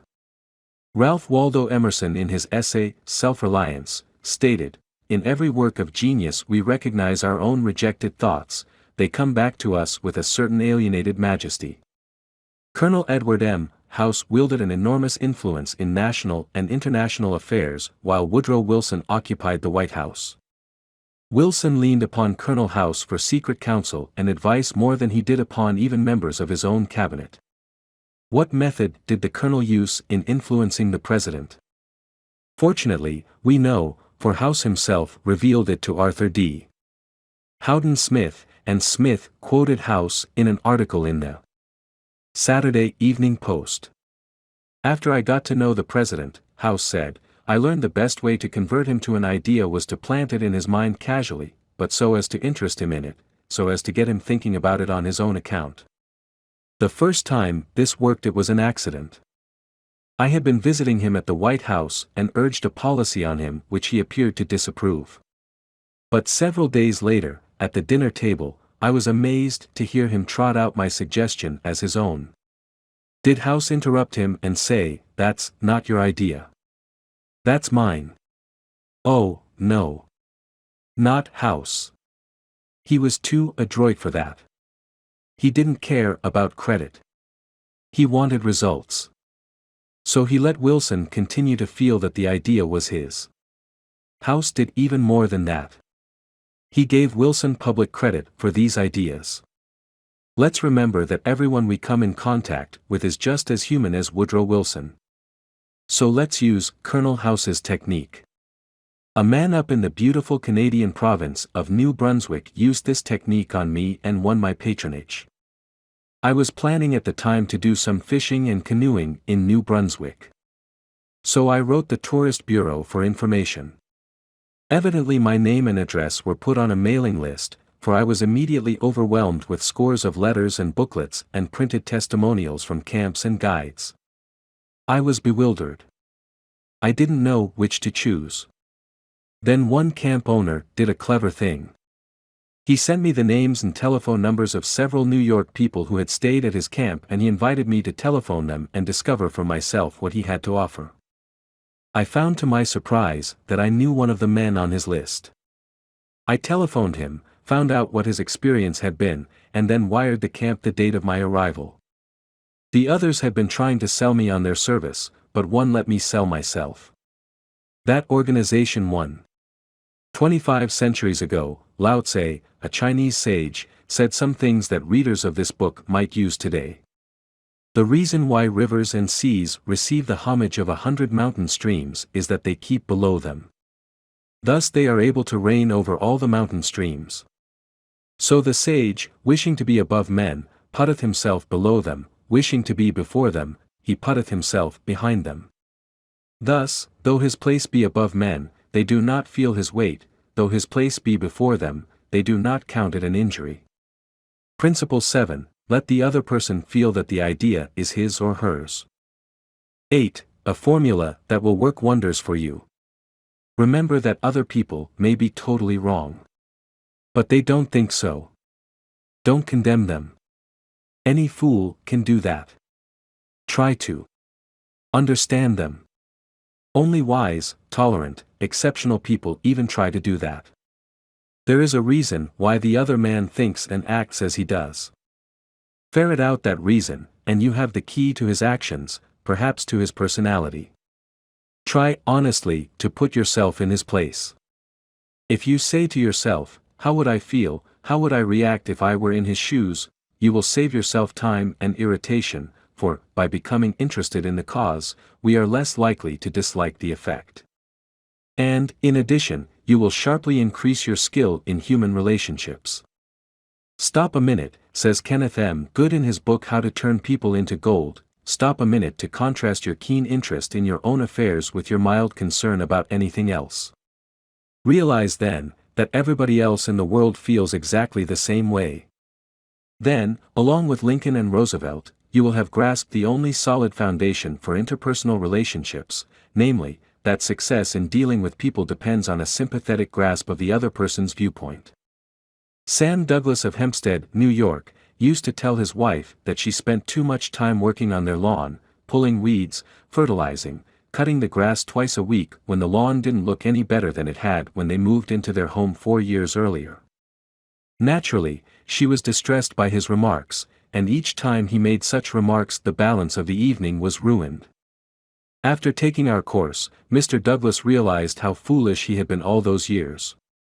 It never occurred to him that she enjoyed doing that work and she might really appreciate a compliment on her diligence. One evening after dinner, his wife said she wanted to pull some weeds and invited him to keep her company. He first declined, but then thought better of it and went out after her and began to help her pull weeds. She was visibly pleased, and together they spent an hour in hard work and pleasant conversation. After that he often helped her with the gardening and complimented her on how fine the lawn looked, what a fantastic job she was doing with a yard where the soil was like concrete. Result, a happier life for both, because he had learned to look at things from her point of view, even if the subject was only weeds. In his book Getting Through to People, Dr. Gerald S. Nierenberg commented, "Cooperativeness in conversation is achieved when you show that you consider the other person's ideas and feelings as important as your own. Starting your conversation by giving the other person the purpose or direction of your conversation. Governing what you say by what you would want to hear if you were the listener, and accepting his or her viewpoint will encourage the listener to have an open mind to your ideas." Asterisk. Dr. Gerald S. Nierenberg, Getting Through to People, Englewood Cliffs, New Jersey, Prentice Hall, 1963, p. 31. I have always enjoyed walking and riding in a park near my home. Like the Druids of ancient Gaul, I all but worship an oak tree, so I was distressed season after season to see the young trees and shrubs killed off by needless fires. These fires weren't caused by careless smokers. They were almost all caused by youngsters who went out to the park to go native and cook a frankfurter or an egg under the trees. Sometimes, these fires raged so fiercely that the fire department had to be called out to fight the conflagration. There was a sign on the edge of the park saying that anyone who started a fire was liable to fine and imprisonment, but the sign stood in an unfrequented part of the park, and few of the culprits ever saw it. A mounted policeman was supposed to look after the park, but he didn't take his duties too seriously, and the fires continued to spread season after season. On one occasion, I rushed up to a policeman and told him about a fire spreading rapidly through the park and wanted him to notify the fire department, and he nonchalantly replied that it was none of his business because it wasn't in his precinct. I was desperate, so after that when I went riding, I acted as a self-appointed committee of one to protect the public domain. In the beginning, I am afraid I didn't even attempt to see the other people's point of view. When I saw a fire blazing under the trees, I was so unhappy about it, so eager to do the right thing, that I did the wrong thing. I would ride up to the boys, warn them that they could be jailed for starting a fire, order with a tone of authority that it be put out, and, if they refused, I would threaten to have them arrested. I was merely unloading my feelings, without thinking of their point of view. The result? They obeyed sullenly and with resentment. After I rode on over the hill, they probably rebuilt the fire and longed to burn up the whole park.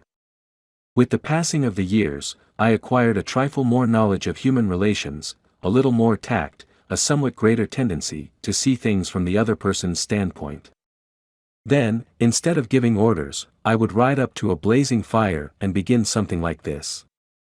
"Having a good time, boys? What are you going to cook for supper?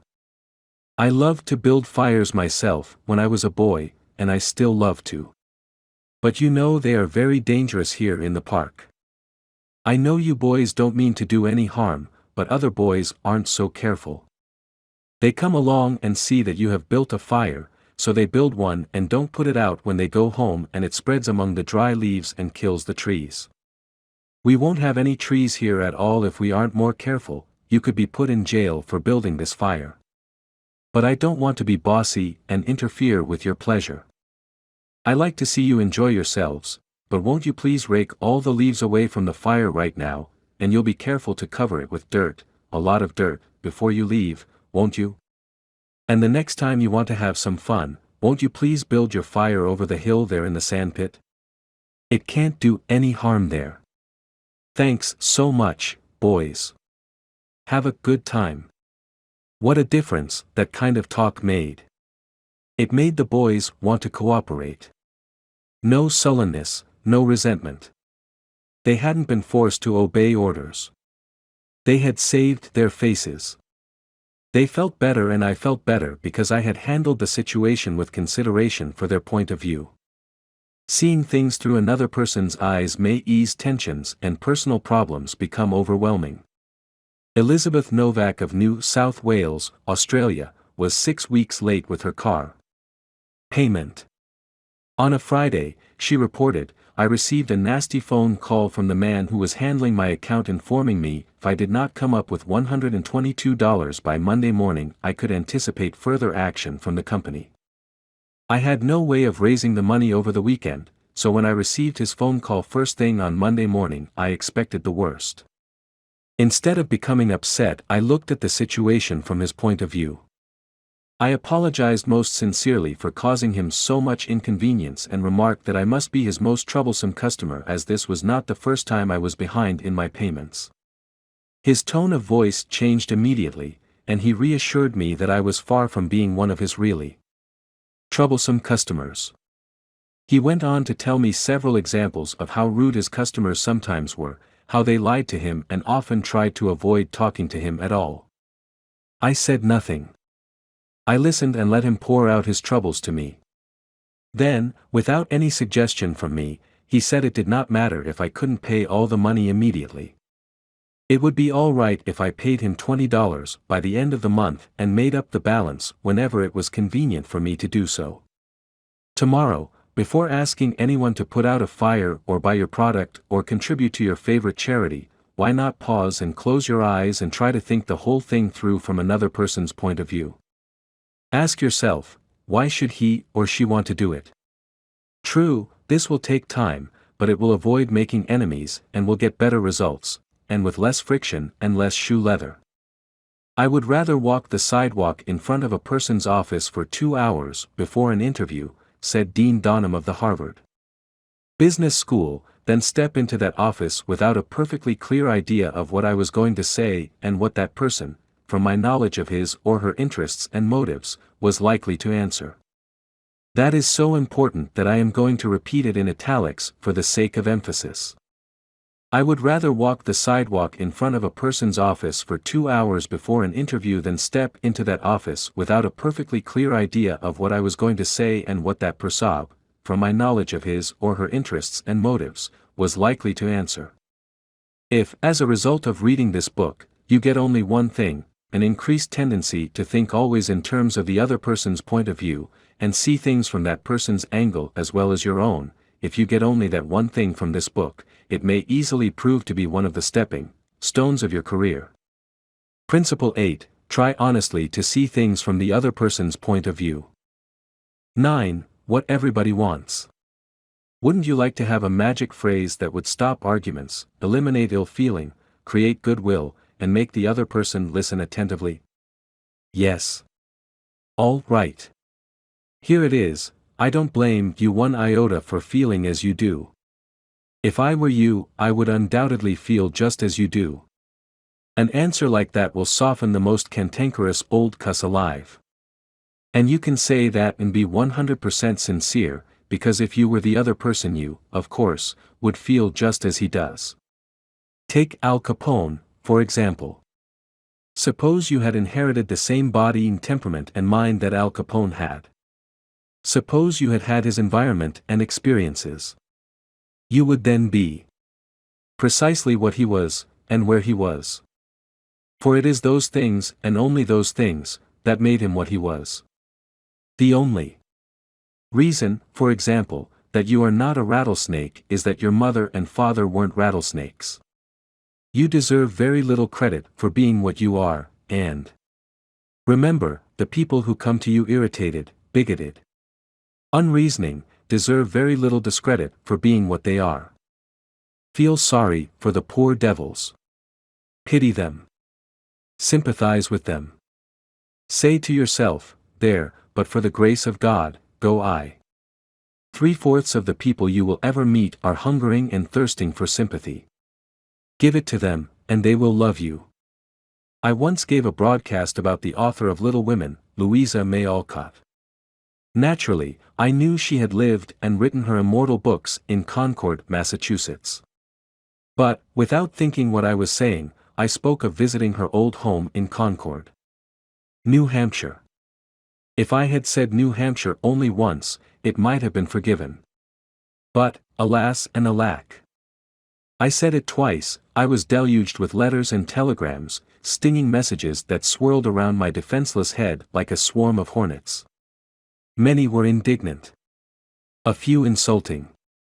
One colonial dame, who had been reared in Concord, Massachusetts, and who was then living in Philadelphia, vented her scorching wrath upon me. She couldn't have been much more bitter if I had accused Miss Alcott of being a cannibal from New Guinea. As I read the letter, I said to myself, thank God, I am not married to that woman. I felt like writing and telling her that although I had made a mistake in geography, she had made a far greater mistake in common courtesy. That was to be just my opening sentence. Then I was going to roll up my sleeves and tell her what I really thought. But I didn't. I controlled myself. I realized that any hot-headed fool could do that, and that most fools would do just that. I wanted to be above fools. So I resolved to try to turn her hostility into friendliness. It would be a challenge, a sort of game I could play. I said to myself, after all, if I were she, I would probably feel just as she does. So, I determined to sympathize with her viewpoint. The next time I was in Philadelphia, I called her on the telephone. The conversation went something like this. Me, Mrs. So-and-so, you wrote me a letter a few weeks ago, and I want to thank you for it. Sh, in incisive, cultured, well-bred tones, to whom have I the honor of speaking? Me, I am a stranger to you. My name is Dale Carnegie. You listened to a broadcast I gave about Louisa May Alcott a few Sundays ago, and I made the unforgivable blunder of saying that she had lived in Concord, New Hampshire. It was a stupid blunder, and I want to apologize for it. It was so nice of you to take the time to write me. Sh, I am sorry, Mr. Carnegie, that I wrote as I did. I lost my temper. I must apologize. Me, no. No. You are not the one to apologize, I am. Any school child would have known better than to have said what I said. I apologized over the air the following Sunday, and I want to apologize to you personally now. Sh, I was born in Concord, Massachusetts. My family has been prominent in Massachusetts affairs for 2 centuries, and I am very proud of my native state. I was really quite distressed to hear you say that Miss Alcott had lived in New Hampshire. But I am really ashamed of that letter. Me, I assure you that you were not 1/10 as distressed as I am. My error didn't hurt Massachusetts, but it did hurt me.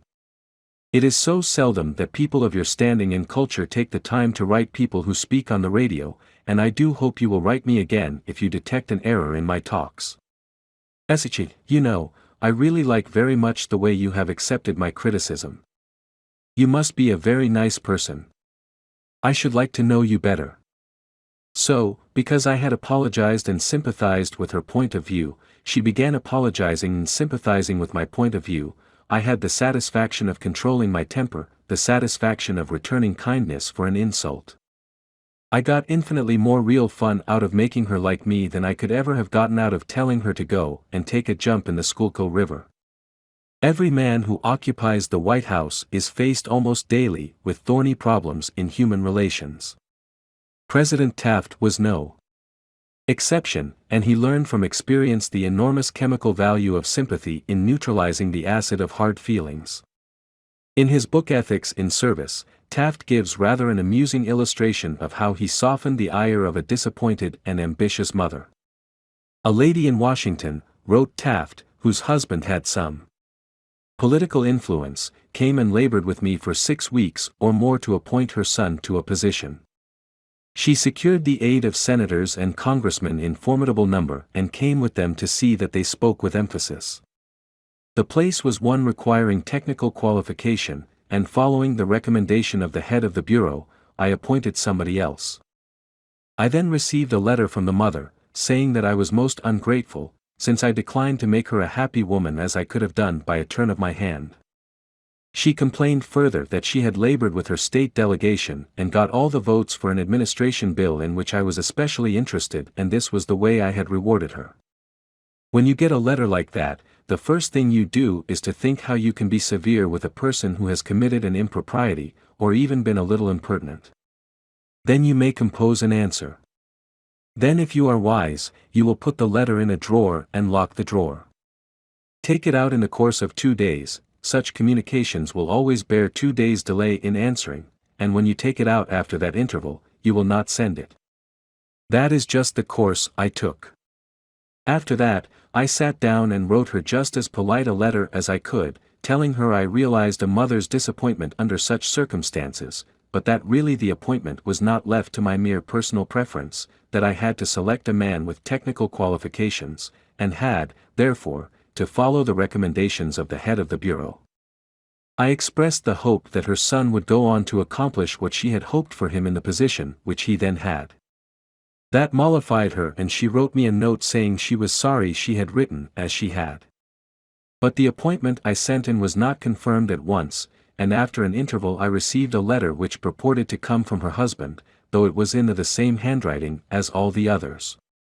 I was therein advised that, due to the nervous prostration that had followed her disappointment in this case, she had to take to her bed and had developed a most serious case of cancer of the stomach. Would I not restore her to health by withdrawing the first name and replacing it by her son's? I had to write another letter, this one to the husband, to say that I hoped the diagnosis would prove to be inaccurate, that I sympathized with him in the sorrow he must have in the serious illness of his wife, but that it was impossible to withdraw the name sent in. The man whom I appointed was confirmed, and within 2 days after I received that letter, we gave a musicale at the White House. The first 2 people to greet Mrs. Taft and me were this husband and wife, though the wife had so recently been in articulo mortis.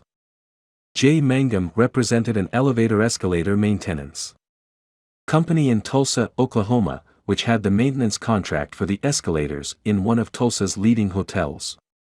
The hotel manager did not want to shut down the escalator for more than 2 hours at a time because he did not want to inconvenience the hotel's guests. The repair that had to be made would take at least 8 hours, and his company did not always have a specially qualified mechanic available at the convenience of the hotel. When Mr. Mangum was able to schedule a top-flight mechanic for this job, he telephoned the hotel manager and instead of arguing with him to give him the necessary time, he said, "Rick, I know your hotel is quite busy and you would like to keep the escalator shutdown time to a minimum. I understand your concern about this, and we want to do everything possible to accommodate you. However, our diagnosis of the situation shows that if we do not do a complete job now, your escalator may suffer more serious damage and that would cause a much longer shutdown. I know you would not want to inconvenience your guests for several days." The manager had to agree that an 8-hour shutdown was more desirable than several days. By sympathizing with the manager's desire to keep his patrons happy, Mr. Mangum was able to win the hotel manager to his way of thinking easily and without rancor. Joyce Norris, a piano teacher in St. Louis, Missouri, told of how she had handled a problem piano teachers often have with teenage girls. Babette had exceptionally long fingernails. This is a serious handicap to anyone who wants to develop proper piano playing habits. Mrs. Norris reported, "I knew her long fingernails would be a barrier for her in her desire to play well. During our discussions prior to her starting her lessons with me, I did not mention anything to her about her nails. I didn't want to discourage her from taking lessons, and I also knew she would not want to lose that which she took so much pride in and such great care to make attractive. After her first lesson, when I felt the time was right, I said, "Babette, you have attractive hands and beautiful fingernails. If you want to play the piano as well as you are capable of and as well as you would like to, you would be surprised how much quicker and easier it would be for you, if you would trim your nails shorter. Just think about it, okay?" She made a face which was definitely negative. I also talked to her mother about this situation, again mentioning how lovely her nails were. Another negative reaction. It was obvious that Babette's beautifully manicured nails were important to her. The following week Babette returned for her second lesson. Much to my surprise, the fingernails had been trimmed. I complimented her and praised her for making such a sacrifice. I also thanked her mother for influencing Babette to cut her nails. Her reply was, "Oh, I had nothing to do with it. Babette decided to do it on her own, and this is the first time she has ever trimmed her nails for anyone." Did Mrs. Norris threaten Babette? Did she say she would refuse to teach a student with long fingernails? No, she did not. She let Babette know that her fingernails were a thing of beauty and it would be a sacrifice to cut them. She implied, "I sympathize with you -1 no it won't be easy, but it will pay off in your better musical development." Sol Hurok was probably America's #1 impresario. 4. Almost half a century, he handled artists, such world-famous artists as Shalyapin, Isadora Duncan, and Pavlova. Mr. Hurok told me that one of the first lessons he had learned in dealing with his temperamental stars was the necessity for sympathy and more sympathy with their idiosyncrasies.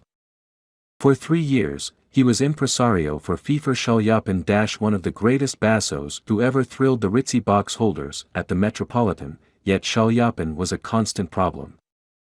Phi carried on like a spoiled child. To put it in Mr. Flurok's own inimitable phrase, Phi was a hell of a fellow in every way. For example, Shalyapin would call up Mr. Flurok about noon of the day he was going to sing and say, "Sol, I feel terrible. My throat is like raw hamburger. It is impossible for me to sing tonight." Did Mr. Flurok argue with him? Oh, no. Phi knew that an entrepreneur couldn't handle artists that way. So he would rush over to Shalyapin's hotel, dripping with sympathy. "What a pity," he would mourn. "What a pity. My poor fellow. Of course, you cannot sing. I will cancel the engagement at once. It will only cost you a couple of $1,000s, but that is nothing in comparison to your reputation." Then Shalyapin would sigh and say, "Perhaps you had better come over later in the day. Come at 5 and see how I feel then." At 5 o'clock, Mr. Flurok would again rush to his hotel, dripping with sympathy. Again he would insist on canceling the engagement and again Shalyapin would sigh and say, "Well, maybe you had better come to see me later. I may be better then." At 7:30 the great basso would consent to sing, only with the understanding that Mr. Flurok would walk out on the stage of the Metropolitan and announce that Shalyapin had a very bad cold and was not in good voice. Mr. Flurok would lie and say he would do it, for he knew that was the only way to get the basso out on the stage. Dr. Arthur I. Gates said in his splendid book Educational Psychology, "Sympathy the human species universally craves. The child eagerly displays his injury, or even inflicts a cut or bruise in order to reap abundant sympathy. For the same purpose adults show their bruises, relate their accidents, illness, especially details of surgical operations. Self-pity for misfortunes real or imaginary is in some measure, practically a universal practice. So, if you want to win people to your way of thinking, put in practice Principle 9, be sympathetic with the other person's ideas and desires." 10. An appeal that everybody likes. I was reared on the edge of the Jesse James country out in Missouri, and I visited the James farm at Kearney, Missouri, where the son of Jesse James was then living. His wife told me stories of how Jesse robbed trains and held up banks and then gave money to the neighboring farmers to pay off their mortgages.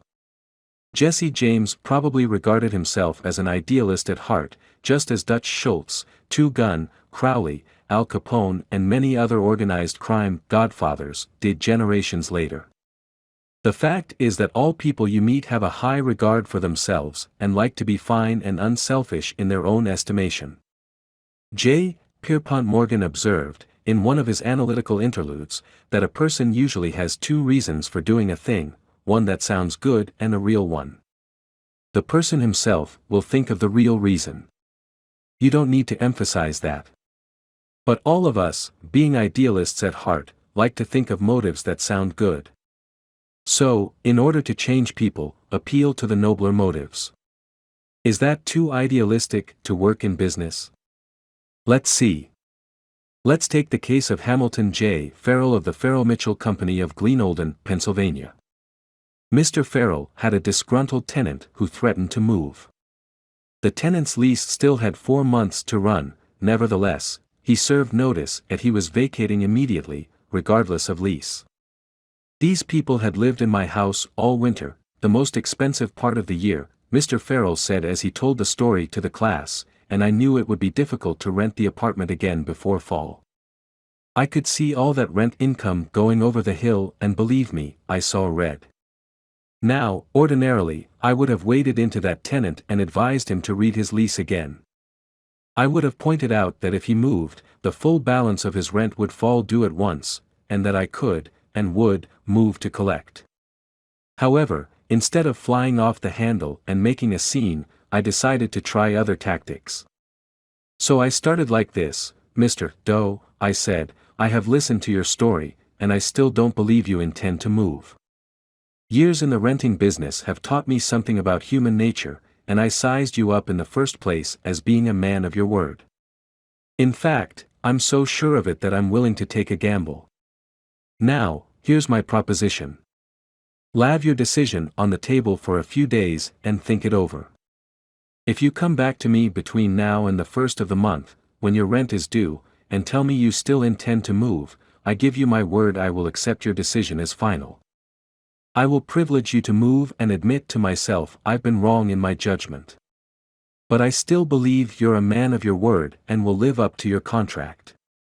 For after all, we are either men or monkeys, and the choice usually lies with ourselves.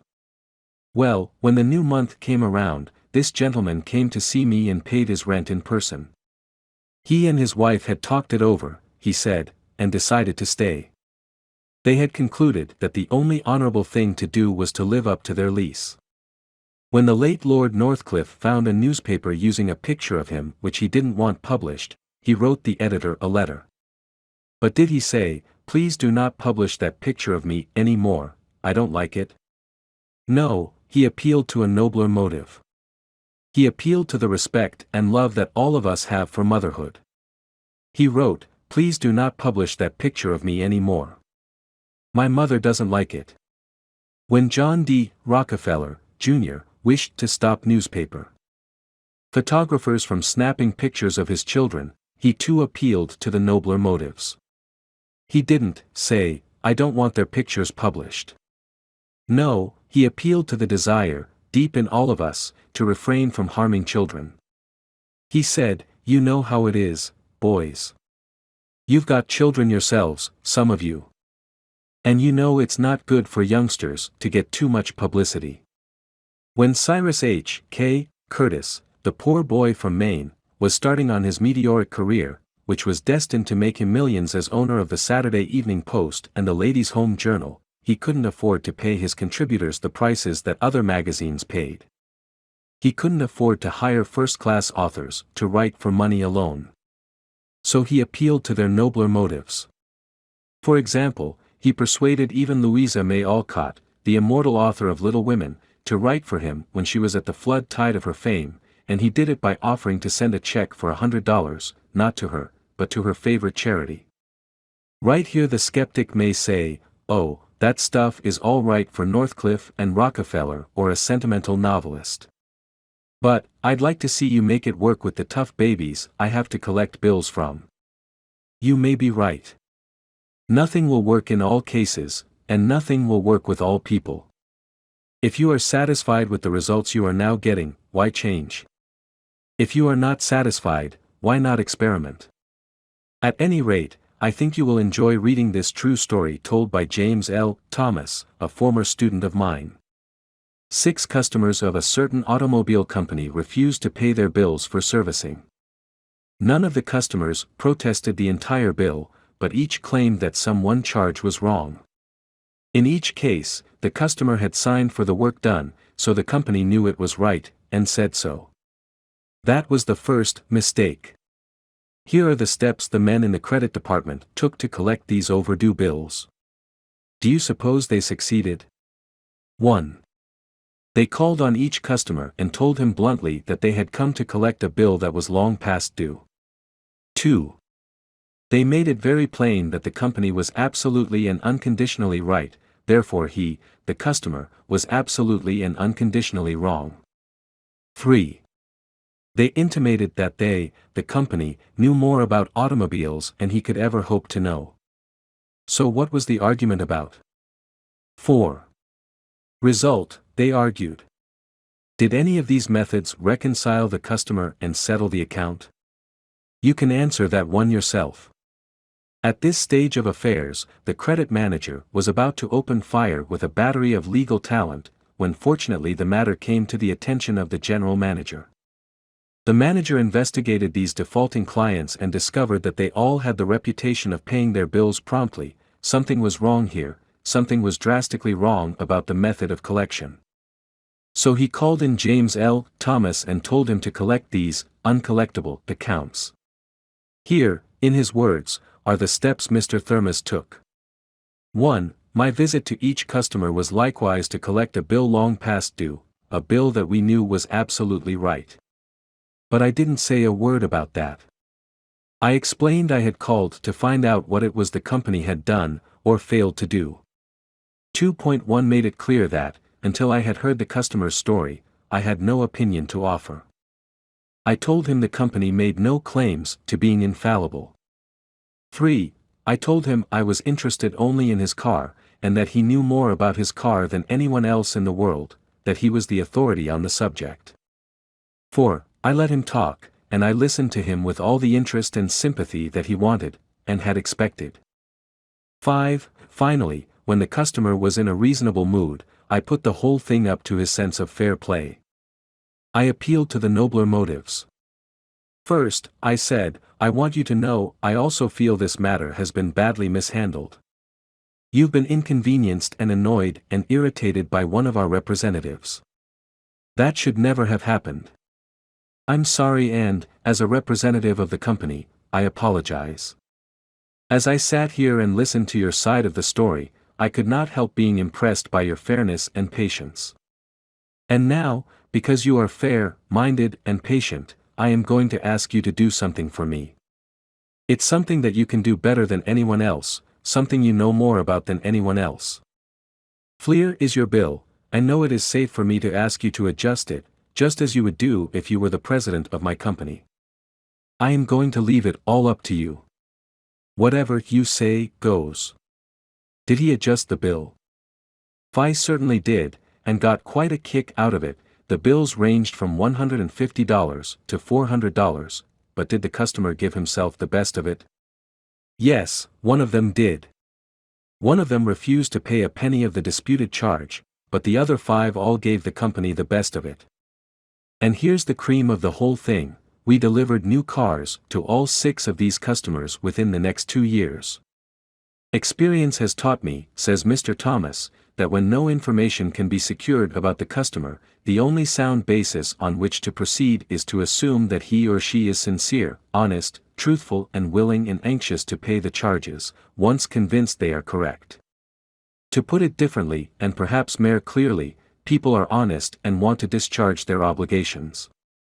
The exceptions to that rule are comparatively few, and I am convinced that the individuals who are inclined to chisel will in most cases react favorably if you make them feel that you consider them honest, upright and fair. Principle 10, appeal to the nobler motives. 11. The movies do it, TV does it. Why don't you do it?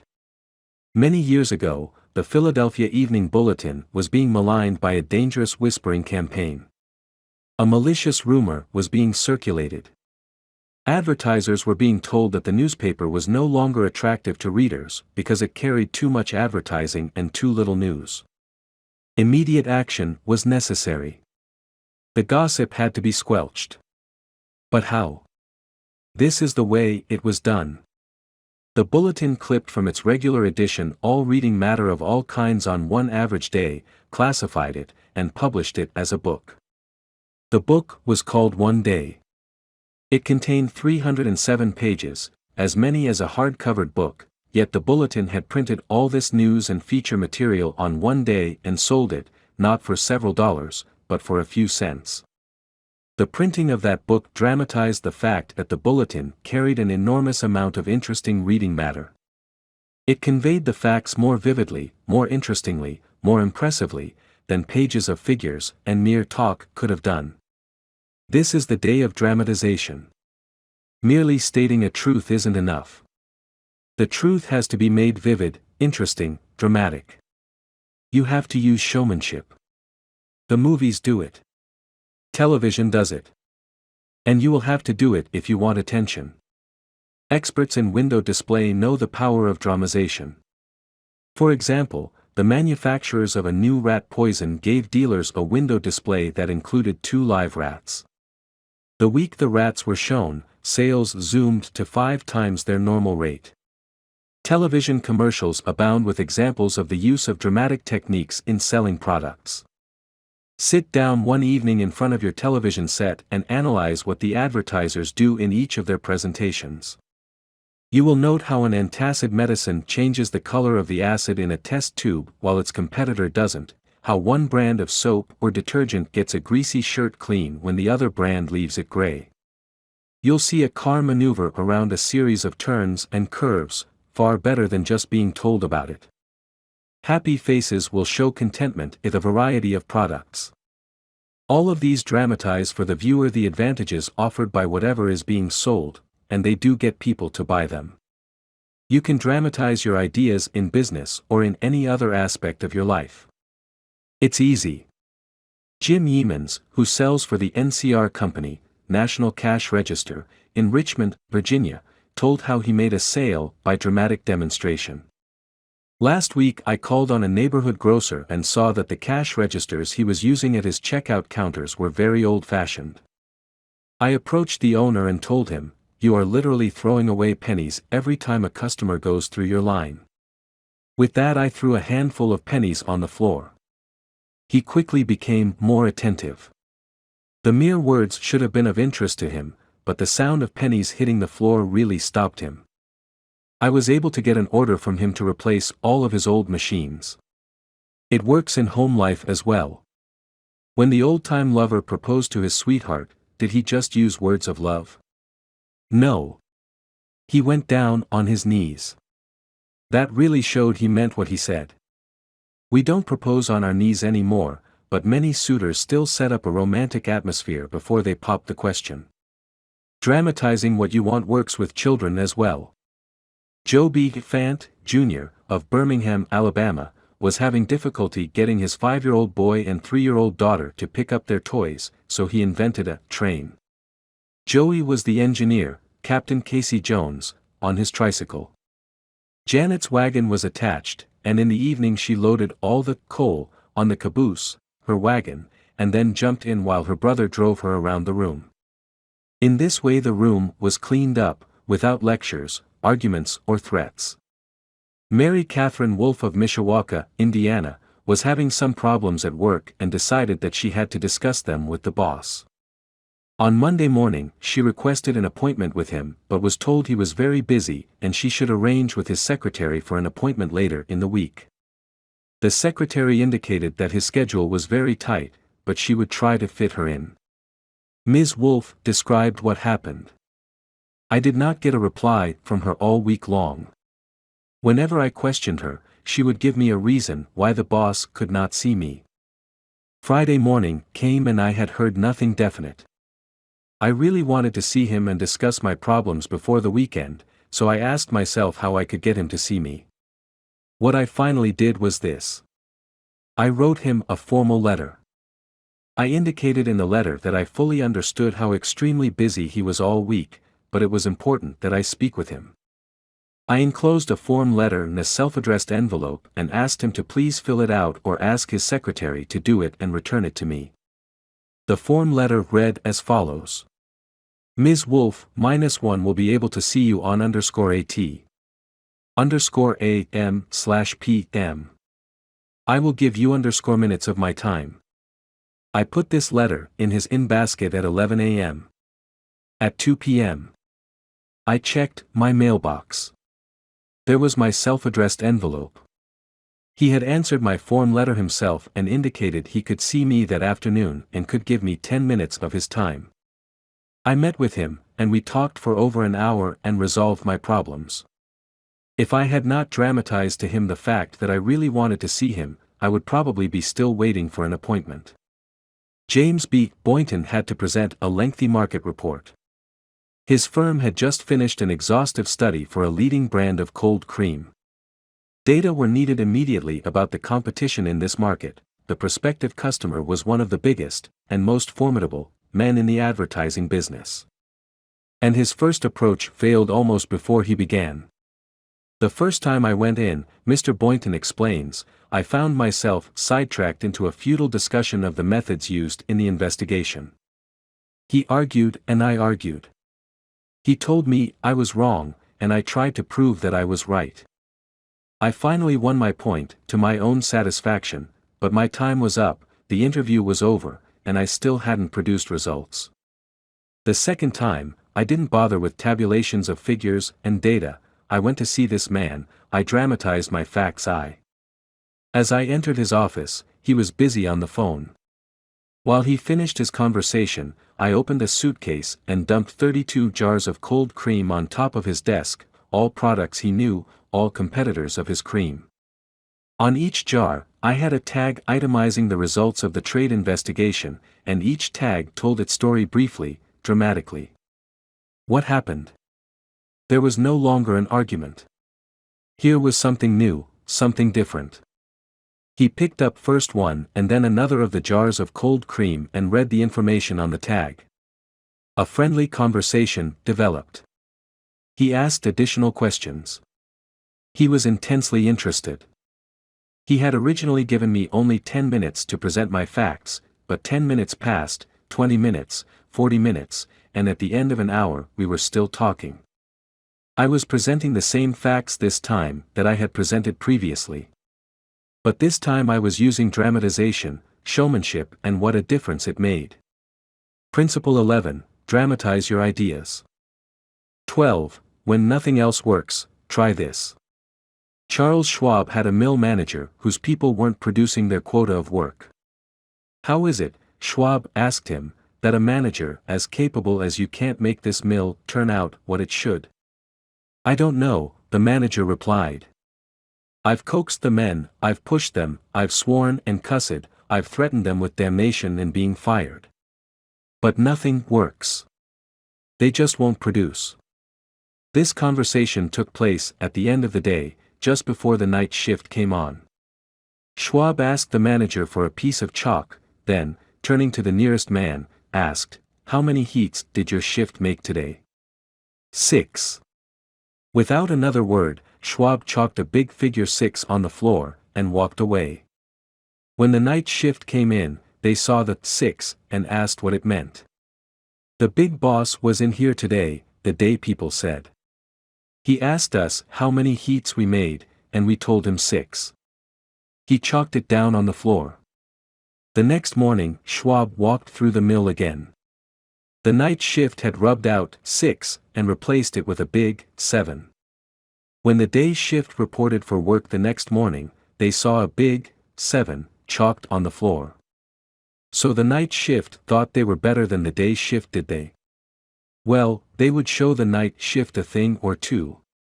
The crew pitched in with enthusiasm, and when they quit that night, they left behind them an enormous, swaggering, 10. Things were stepping up. Shortly this mill, which had been lagging way behind in production, was turning out more work than any other mill in the plant. The principle. Let Charles Schwab say it in his own words, the way to get things done, say Schwab, is to stimulate competition. I do not mean in a sordid, money-getting way, but in the desire to excel. The desire to excel. The challenge. Throwing down the gauntlet. An infallible way of appealing to people of spirit. Without a challenge, Theodore Roosevelt would never have been President of the United States. The Rough Rider, just back from Cuba, was picked for governor of New York State. The opposition discovered he was no longer a legal resident of the state, and Roosevelt, frightened, wished to withdraw. Then Thomas Collier Platt, then U.S. Senator, from New York, threw down the challenge. Turning suddenly on Theodore Roosevelt, he cried in a ringing voice, "Is the hero of San Juan Hill a coward?" Roosevelt stayed in the fight, and the rest is history. A challenge not only changed his life, it had a real effect upon the future of his nation. All men have fears, but the brave put down their fears and go forward, sometimes to death, but always to victory, was the motto of the King's Guard in ancient Greece. What greater challenge can be offered than the opportunity to overcome those fears? When Al Smith was governor of New York, he was up against it. Sing Sing, at the time the most notorious penitentiary west of Devil's Island, was without a warden. Scandals had been sweeping through the pristine walls, scandals and ugly rumors. Smith needed a strong man to rule Sing Sing, an iron man. But who? He sent for Louis E. Laws of New Hampton. "How about going up to take charge of Sing Sing?" he said jovially when Laws stood before him. "They need a man up there with experience." Laws was flabbergasted. He knew the dangers of Sing Sing. It was a political appointment, subject to the vagaries of political whims. Wardens had come and gone, one had lasted only 3 weeks. He had a career to consider. Was it worth the risk? Then Smith, who saw his hesitation, leaned back in his chair and smiled. "Young fellow," he said, "I don't blame you for being scared. It's a tough spot. It'll take a big person to go up there and stay." So Smith was throwing down a challenge, was he? Laws liked the idea of attempting a job that called for someone big. So he went. And he stayed. He stayed, to become the most famous warden of his time. His book 20,000 Years in Sing Sing sold into the hundreds of thousands of copies. His broadcasts on the air and his stories of prison life have inspired dozens of movies. His humanizing of criminals wrought miracles in the way of prison reform. "I have never found," said Harvey S. Firestone, founder of the great Firestone Tire and Rubber Company, "that pay and pay alone would either bring together or hold good people. I think it was the game itself." Frederick Herzberg, one of the great behavioral scientists, concurred. He studied in depth the work attitudes of thousands of people ranging from factory workers to senior executives. What do you think he found to be the most motivating factor, the one facet of the jobs that was most stimulating? Money? Good working conditions? Fringe benefits? No, not any of those. The one major factor that motivated people was the work itself. If the work was exciting and interesting, the worker looked forward to doing it and was motivated to do a good job.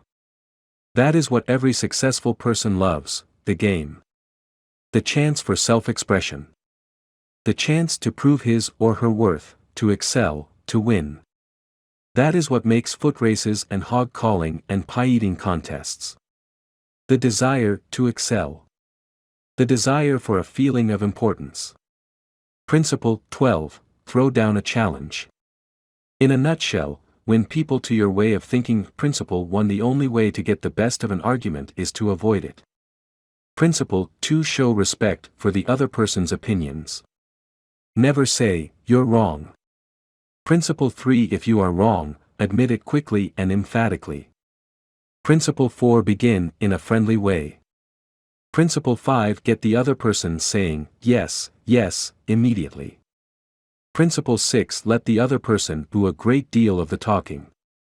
Principle 7. Let the other person feel that the idea is his or hers. Principle 8. Try honestly to see things from the other person's point of view. Principle 9. Be sympathetic with the other person's ideas and desires. Principle 10. Appeal to the nobler motives. Principle 11. Dramatize your ideas.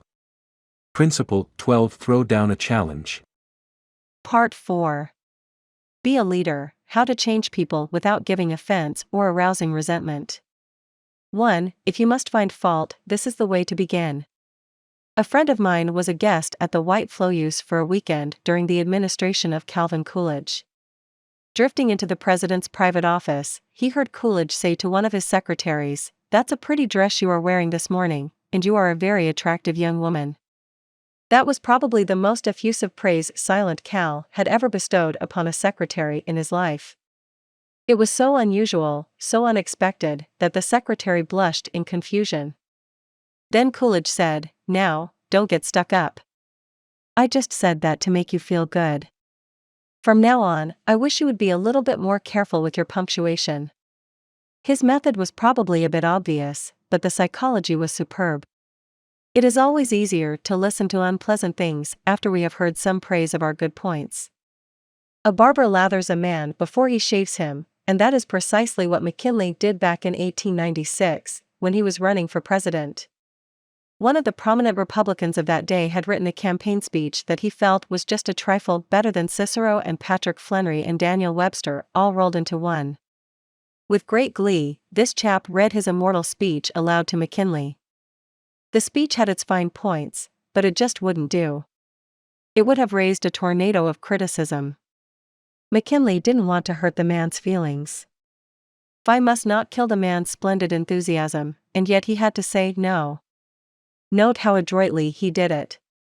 "My friend, that is a splendid speech, a magnificent speech," McKinley said. "No one could have prepared a better one. There are many occasions on which it would be precisely the right thing to say, but is it quite suitable to this particular occasion? Sound and sober as it is from your standpoint, I must consider its effect from the party's standpoint.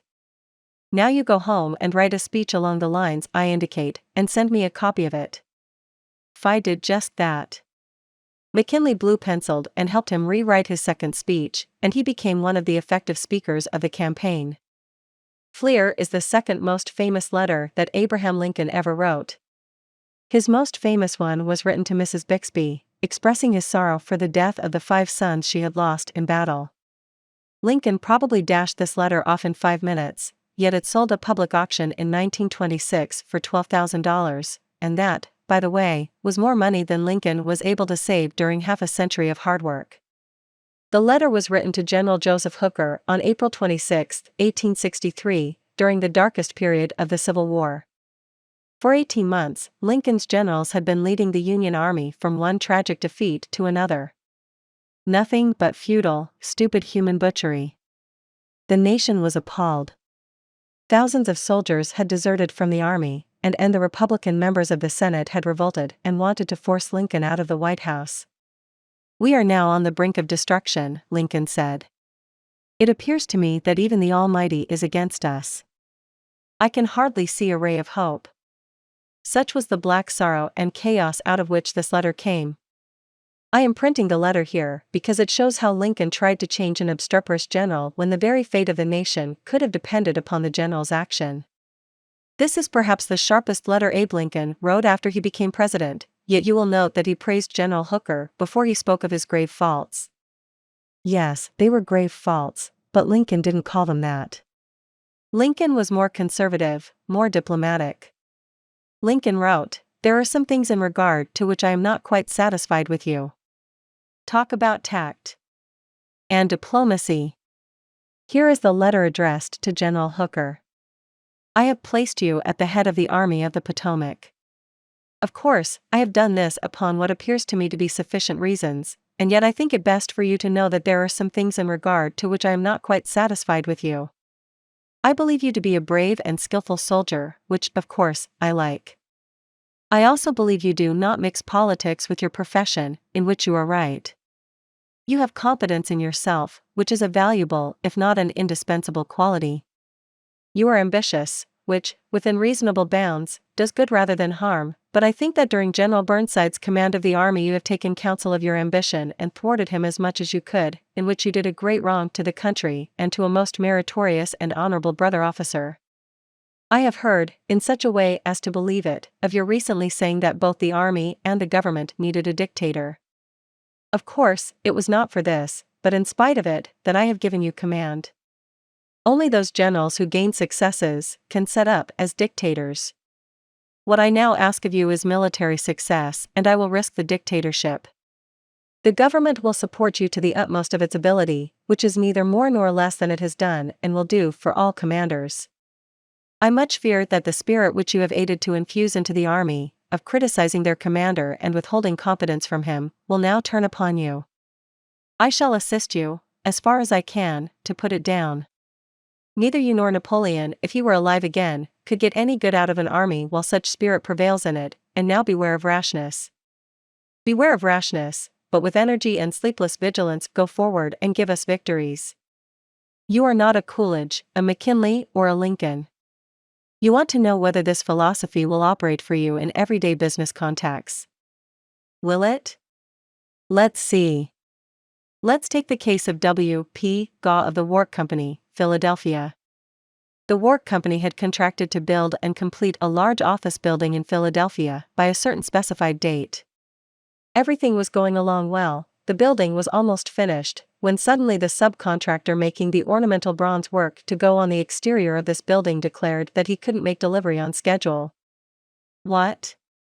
An entire building held up. Heavy penalties.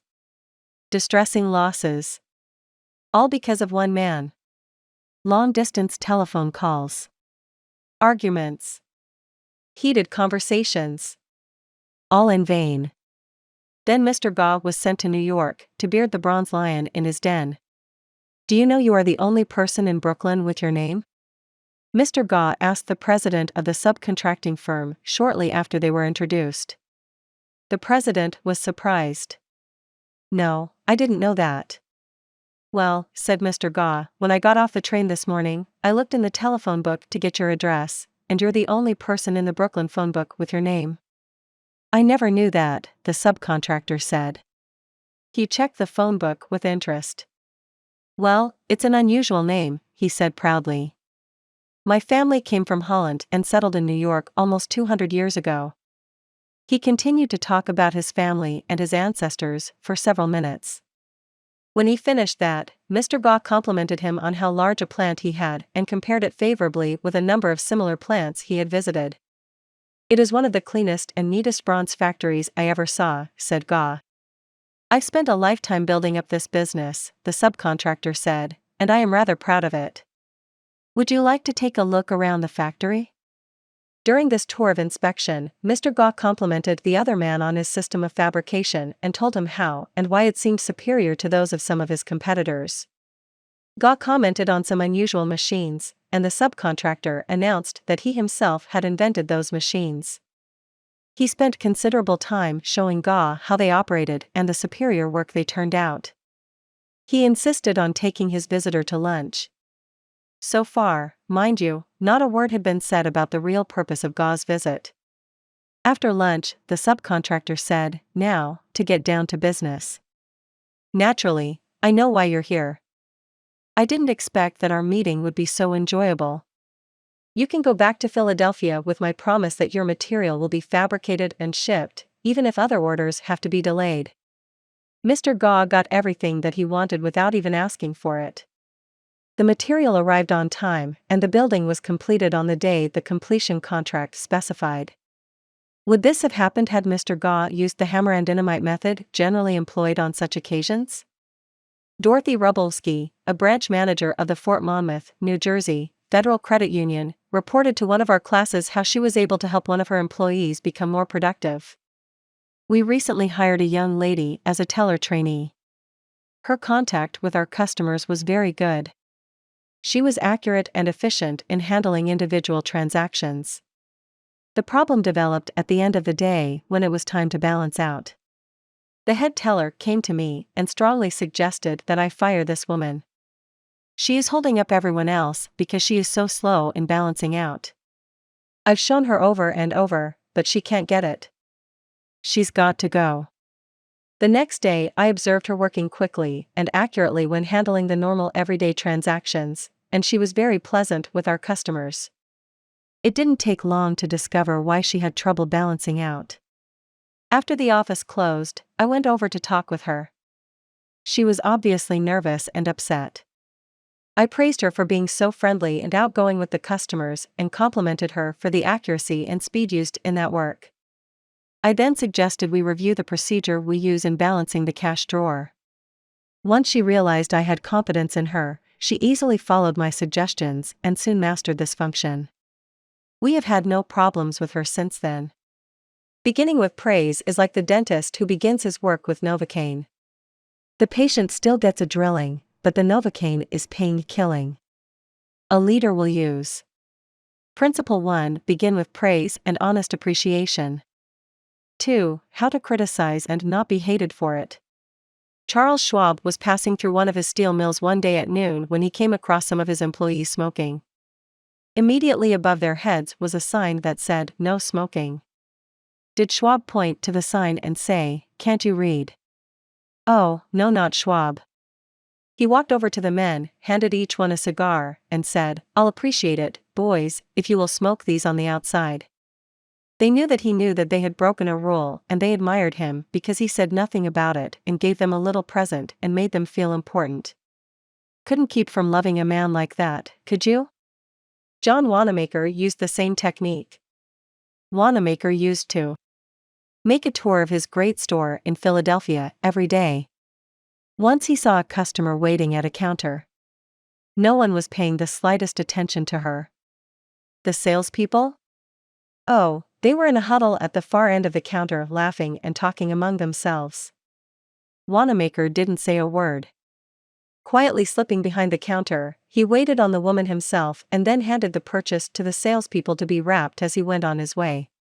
Public officials are often criticized for not being accessible to their constituents. They are busy people, and the fault sometimes lies in overprotective assistants who don't want to overburden their bosses with too many visitors. Carl Langford, who has been mayor of Orlando, Florida, the home of Disney World, for many years, frequently admonished his staff to allow people to see him. Claimed he had an open-door policy, yet the citizens of his community were blocked by secretaries and administrators when they called. Finally, the mayor found the solution. He removed the door from his office. His aides got the message, and the mayor has had a truly open administration since the day his door was symbolically thrown away. Simply changing one three-letter word can often spell the difference between failure and success in changing people without giving offense or arousing resentment. Many people begin their criticism with sincere praise followed by the word "but" and ending with a critical statement. For example, in trying to change a child's careless attitude toward studies, we might say, "We're really proud of you, Johnny, for raising your grades this term. But if you had worked harder on your algebra, the results would have been better." In this case, Johnny might feel encouraged until he heard the word "but." He might then question the sincerity of the original praise. To him, the praise seemed only to be a contrived lead-in to a critical inference of failure. Credibility would be strained, and we probably would not achieve our objectives of changing Johnny's attitude toward his studies. This could be easily overcome by changing the word "but" to "and." We're really proud of you, Johnny, for raising your grades this term, and by continuing the same conscientious efforts next term, your algebra grade can be up with all the others. Now, Johnny would accept the praise because there was no follow-up of an inference of failure. We have called his attention to the behavior we wish to change indirectly, and the chances are he will try to live up to our expectations. Calling attention to one's mistakes indirectly works wonders with sensitive people who may resent bitterly any direct criticism.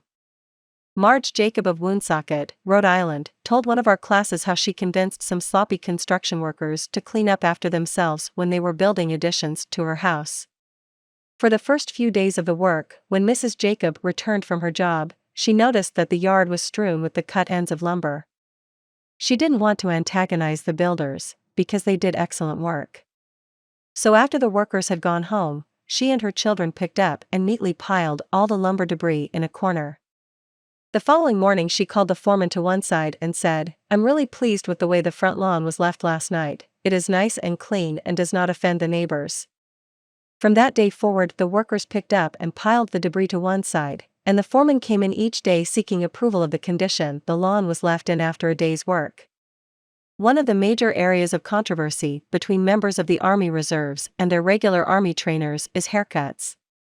The reservists consider themselves civilians, which they are most of the time, and resent having to cut their hair short. Master Sergeant Harley Kaiser of the 542nd U.S. Air School addressed himself to this problem when he was working with a group of reserve non-commissioned officers. As an old-time regular Army Master Sergeant, he might have been expected to yell at his troops and threaten them. Instead, he chose to make his point indirectly. "Gentlemen," he started, "you are leaders. You will be most effective when you lead by example. You must be the example for your men to follow. You know what the Army regulations say about haircuts. I am going to get my hair cut today, although it is still much shorter than some of yours. You look at yourself in the mirror, and if you feel you need a haircut to be a good example, we'll arrange time for you to visit the post barbershop." The result was predictable.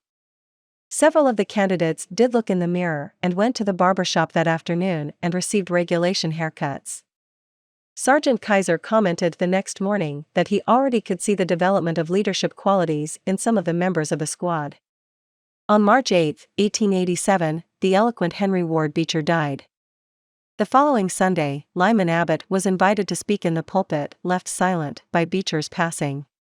Eager to do his best, he wrote, rewrote and polished his sermon with the meticulous care of a Flaubert. Then he read it to his wife. It was poor, as most written speeches are. She might have said, if she had had less judgment, "Lyman, that is terrible. That'll never do. You'll put people to sleep. It reads like an encyclopedia. You ought to know better than that after all the years you have been preaching. For heaven's sake, why don't you talk like a human being? Why don't you act natural? You'll disgrace yourself if you ever read that stuff." That's what she might have said. And, if she had, you know what would have happened. And she knew too. So, she merely remarked that it would make an excellent article for the North American Review. In other words, she praised it and at the same time subtly suggested that it wouldn't do as a speech. Lyman Abbott saw the point, tore up his carefully prepared manuscript and preached without even using notes. An effective way to correct others' mistakes is? Principle 2. Call attention to people's mistakes indirectly. 3. Talk about your own mistakes first. My niece, Josephine Carnegie, had come to New York to be my secretary. She was 19, had graduated from high school 3 years previously, and her business experience was a trifle more than zero. She became one of the most proficient secretaries west of Suez, but in the beginning, she was, susceptible to improvement. One day when I started to criticize her, I said to myself, "Just a minute, Dale Carnegie, just a minute. You are twice as old as Josephine. You have had 10,000 times as much business experience. How can you possibly expect her to have your viewpoint, your judgment, your initiative, mediocre though they may be? And just a minute, Dale, what were you doing at 19? Remember the asinine mistakes and blunders you made? Remember the time you did this, and that." After thinking the matter over honestly and impartially, I concluded that Josephine's batting average at 19 was better than mine had been, and that, I'm sorry to confess, isn't paying Josephine much of a compliment. So after that, when I wanted to call Josephine's attention to a mistake, I used to begin by saying, "You have made a mistake, Josephine, but the Lord knows, it's no worse than many I have made. You were not born with judgment. That comes only with experience, and you are better than I was at your age. I have been guilty of so many stupid, silly things myself, I have very little inclined to criticize you or anyone. But don't you think it would have been wiser if you had done so and so? It isn't nearly so difficult to listen to a recital of your faults if the person criticizing begins by humbly admitting that he, too, is far from impeccable. E.G. Dillistone, an engineer in Brandon, Manitoba, Canada, was having problems with his new secretary. Letters he dictated were coming to his desk for signature with 2 or 3 spelling mistakes per page. Mr. Dillistone reported how he handled this. Like many engineers, I have not been noted for my excellent English or spelling. For years, I have kept a little black thumb index book for words I had trouble spelling. When it became apparent that merely pointing out the errors was not going to cause my secretary to do more proofreading and dictionary work, I resolved to take another approach. When the next letter came to my attention that had errors in it, I sat down with the typist and said, "Somehow this word doesn't look right. It's one of the words I always have had trouble with. That's the reason I started this spelling book of mine." I opened the book to the appropriate page. Yes, here it is. I'm very conscious of my spelling now because people do judge us by our letters and misspellings make us look less professional. I don't know whether she copied my system or not, but since that conversation, her frequency of spelling errors has been significantly reduced. The polished Prince Bernhard von Blow learned the sharp necessity of doing this back in 1909. Von Blow was then the Imperial Chancellor of Germany, and on the throne sat Wilhelm II Wilhelm, the haughty, Wilhelm the arrogant, Wilhelm, the last of the German Kaisers, building an army and navy that he boasted could whip their weight in wildcats. Then an astonishing thing happened. The Kaiser said things, incredible things, things that rocked the continent and started a series of explosions heard around the world. To make matters infinitely worse, the Kaiser made silly, egotistical, absurd announcements in public. He made them while he was a guest in England, and he gave his royal permission to have them printed in the Daily Telegraph. For example, he declared that he was the only German who felt friendly toward the English, that he was constructing a navy against the menace of Japan, that he, and he alone, had saved England from being humbled in the dust by Russia and France, that it had been his campaign plan that enabled England's Lord Roberts to defeat the Boers in South Africa, and so on and on. No other such amazing words had ever fallen from the lips of a European king in peacetime within 100 years. The entire continent buzzed with the fury of a hornet's nest. England was incensed. German statesmen were aghast. And in the midst of all this consternation, the Kaiser became panicky and suggested to Prince von Blow, the Imperial Chancellor, that he take the blame. Yes, he wanted von Blow to announce that it was all his responsibility, that he had advised his monarch to say these incredible things. "But Your Majesty," von Blow protested, "it seems to me utterly impossible that anybody either in Germany or England could suppose me capable of having advised Your Majesty to say any such thing." The moment those words were out of von Blow's mouth, he realized he had made a grave mistake. The Kaiser blew up. "You consider me a donkey," he shouted, "capable of blunders you yourself could never have committed." Von Blows knew that he ought to have praised before he condemned, but since that was too late, he did the next best thing. He praised after he had criticized.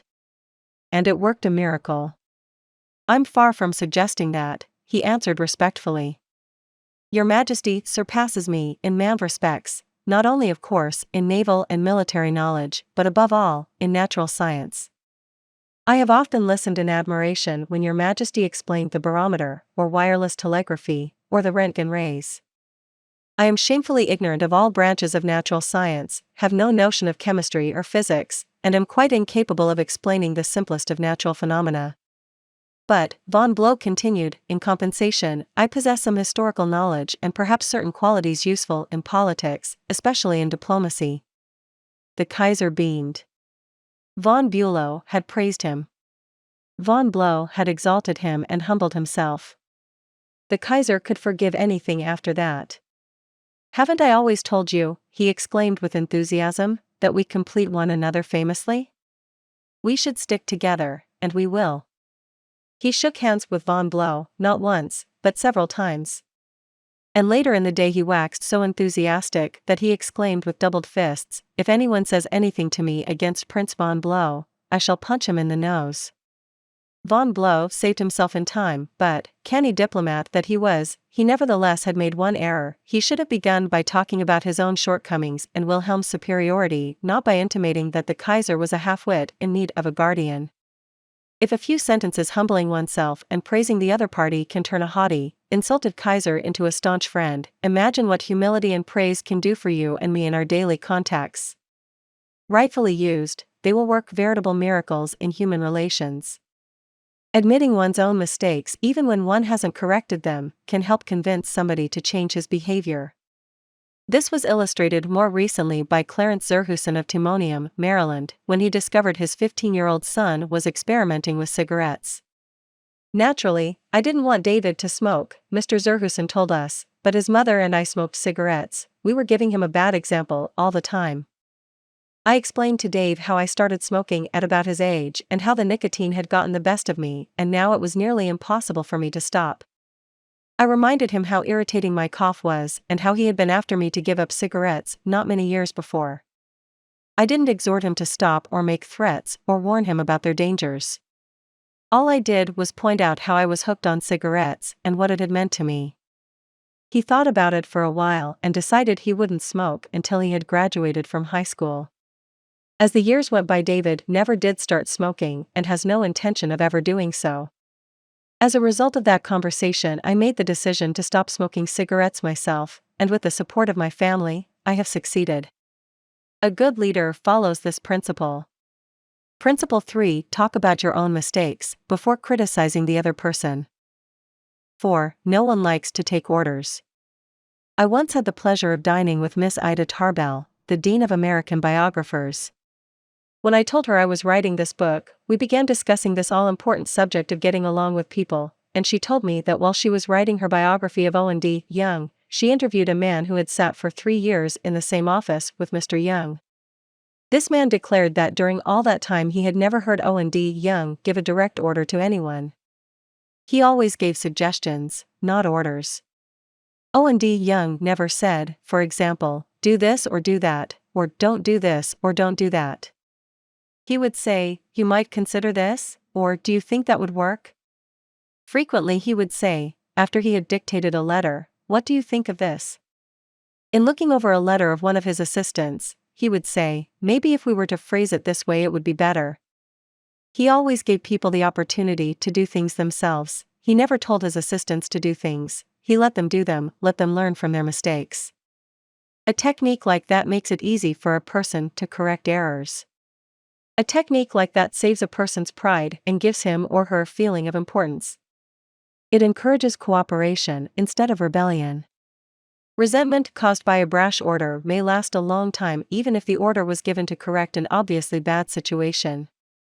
Dan Santorelli, a teacher at a vocational school in Wyoming, Pennsylvania, told one of our classes how one of his students had blocked the entranceway to one of the school's shops by illegally parking his car in it. One of the other instructors stormed into the classroom and asked in an arrogant tone, whose car is blocking the driveway? When the student who owned the car responded, the instructor screamed, move that car and move it right now, or I'll wrap a chain around it and drag it out of there. Now that student was wrong. The car should not have been parked there. But from that day on, not only did that student resent the instructor's action, but all the students in the class did everything they could to give the instructor a hard time and make his job unpleasant. How could he have handled it differently? If he had asked in a friendly way, whose car is in the driveway, and then suggested that if it were moved, other cars could get in and out, the student would have gladly moved it and neither he nor his classmates would have been upset and resentful. Asking questions not only makes an order more palatable, it often stimulates the creativity of the persons whom you ask. People are more likely to accept an order if they have had a part in the decision that caused the order to be issued. When Ian MacDonald of Johannesburg, South Africa, the general manager of a small manufacturing plant specializing in precision machine parts, had the opportunity to accept a very large order, he was convinced that he would not meet the promised delivery date. The work already scheduled in the shop and the short completion time needed for this order made it seem impossible for him to accept the order. Instead of pushing his people to accelerate their work and rush the order through, he called everybody together, explained the situation to them, and told them how much it would mean to the company and to them if they could make it possible to produce the order on time. Then he started asking questions. Is there anything we can do to handle this order? Can anyone think of different ways to process it through the shop that will make it possible to take the order? Is there any way to adjust our hours or personnel assignments that would help? The employees came up with many ideas and insisted that he take the order. They approached it with a "we can do it" attitude, and the order was accepted, produced and delivered on time. An effective leader will use. Principle 4. Ask questions instead of giving direct orders. 5. Let the other person save face. Years ago, the General Electric Company was faced with the delicate task of removing Charles Steinmetz from the head of a department. Steinmetz, a genius of the first magnitude when it came to electricity, was a failure as the head of the calculating department. Yet the company didn't dare offend the man. He was indispensable and highly sensitive. So they gave him a new title. They made him consulting engineer of the General Electric Company, a new title for work he was already doing, and let someone else head up the department. Steinmetz was happy. So were the officers of GE. They had gently maneuvered their most temperamental star, and they had done it without a storm by letting him save face. Letting one save face. How important, how vitally important that is. And how few of us ever stop to think of it. We ride roughshod over the feelings of others, getting our own way, finding fault, issuing threats, criticizing a child or an employee in front of others, without even considering the hurt to the other person's pride. Whereas a few minutes' thought, a considerate word or two, a genuine understanding of the other person's attitude, would go so far toward alleviating the sting. Let's remember that the next time we are faced with the distasteful necessity of discharging or reprimanding an employee. Firing employees is not much fun. Getting fired is even less fun.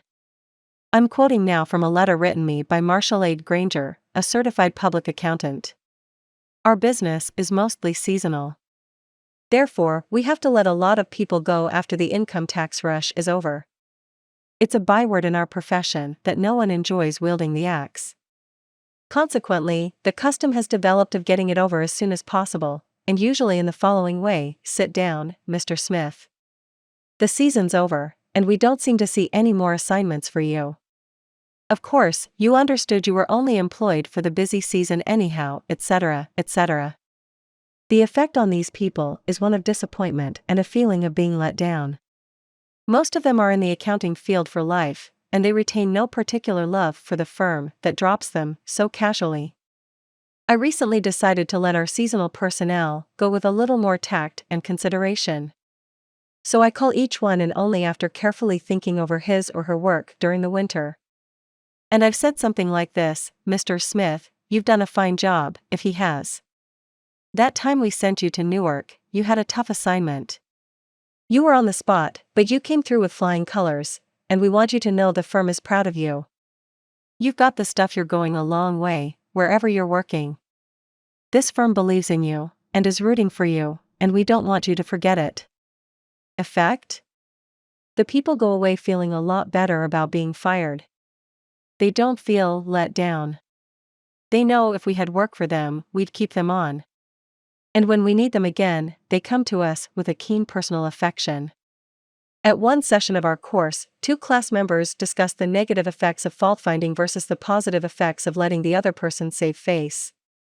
Fred Clark of Harrisburg, Pennsylvania, told of an incident that occurred in his company. At one of our production meetings, a vice president was asking very pointed questions of one of our production supervisors regarding a production process. His tone of voice was aggressive and aimed at pointing out faulty performance on the part of the supervisor. Not wanting to be embarrassed in front of his peers, the supervisor was evasive in his responses.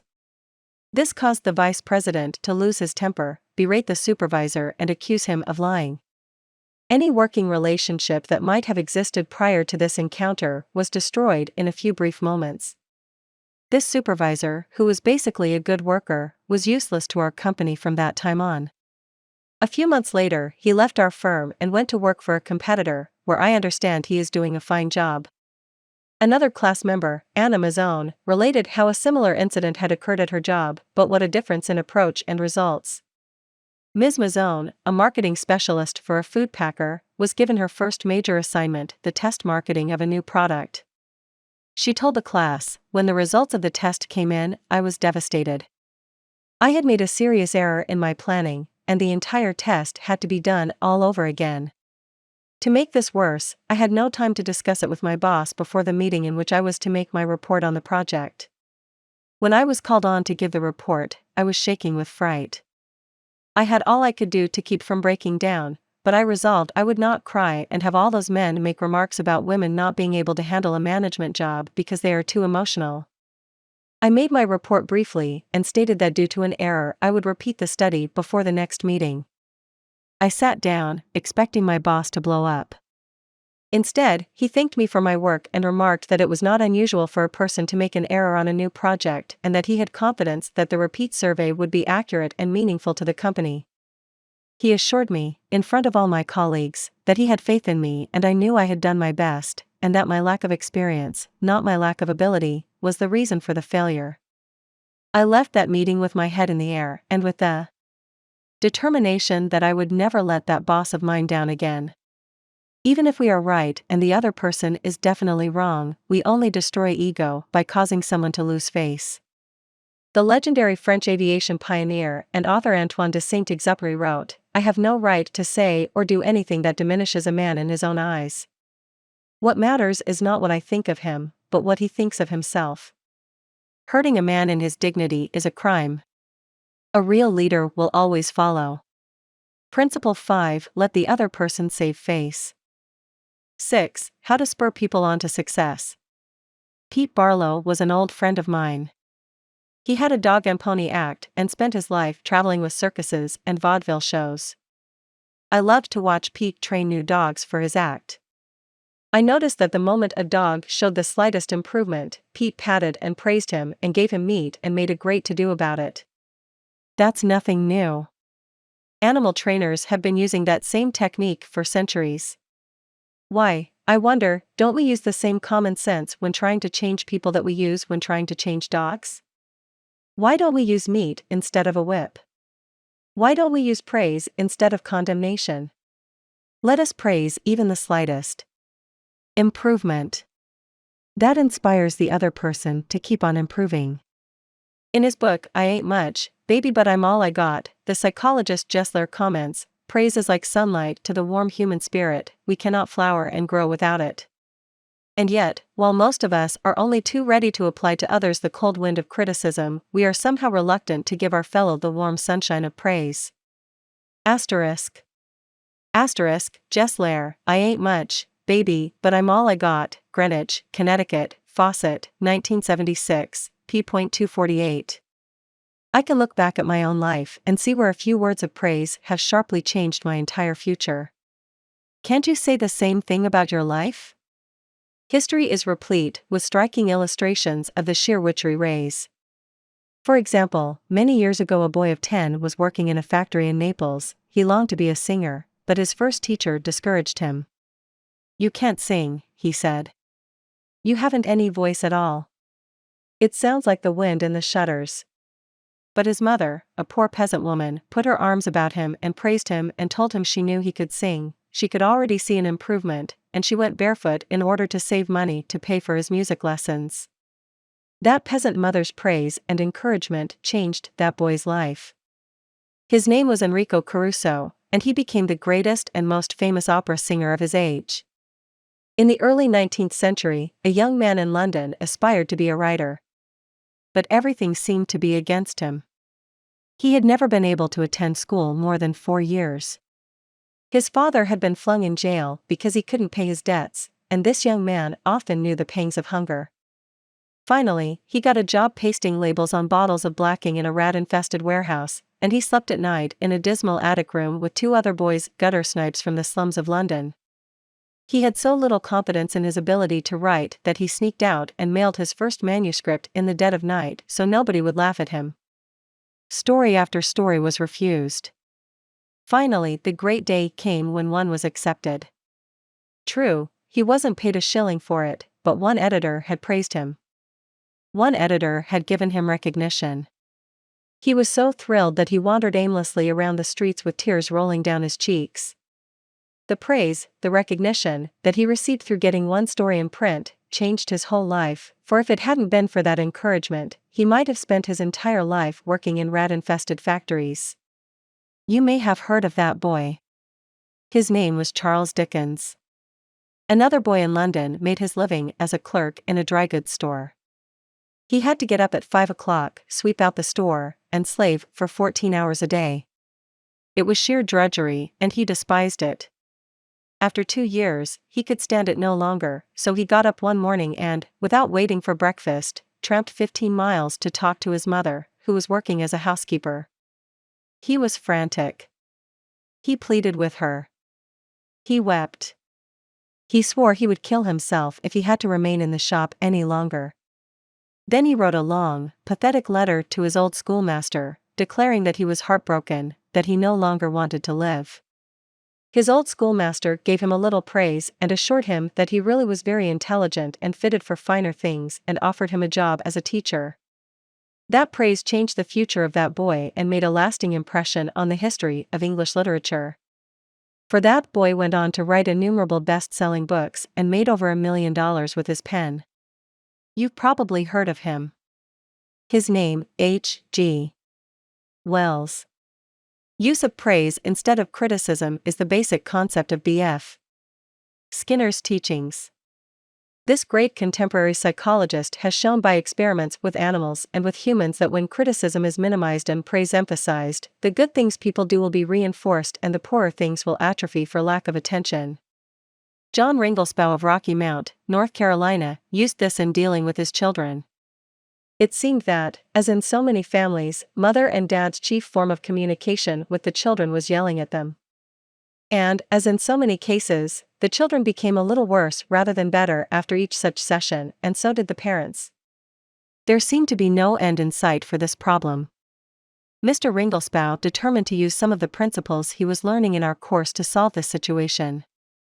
He reported, "We decided to try praise instead of harping on their faults. It wasn't easy when all we could see were the negative things they were doing. It was really tough to find things to praise. We managed to find something, and within the first day or two some of the really upsetting things they were doing quit happening. Then some of their other faults began to disappear. They began capitalizing on the praise we were giving them. They even began going out of their way to do things right." Neither of us could believe it. Of course, it didn't last forever, but the norm reached after things leveled off was so much better. It was no longer necessary to react the way we used to. The children were doing far more right things than wrong ones. All of this was a result of praising the slightest improvement in the children rather than condemning everything they did wrong. This works on the job too. Keith Roper of Woodland Hills, California, applied this principle to a situation in his company. Some material came to him in his print shop, which was of exceptionally high quality. The printer who had done this job was a new employee who had been having difficulty adjusting to the job. His supervisor was upset about what he considered a negative attitude and was seriously thinking of terminating his services. When Mr. Roper was informed of this situation, he personally went over to the print shop and had a talk with the young man. He told him how pleased he was with the work he had just received and pointed out it was the best work he had seen produced in that shop for some time. He pointed out exactly why it was superior and how important the young man's contribution was to the company. Do you think this affected that young printer's attitude toward the company?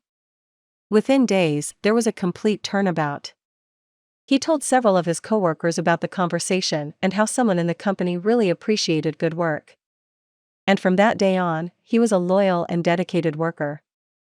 What Mr. Roper did was not just flatter the young printer and say you're good. He specifically pointed out how his work was superior.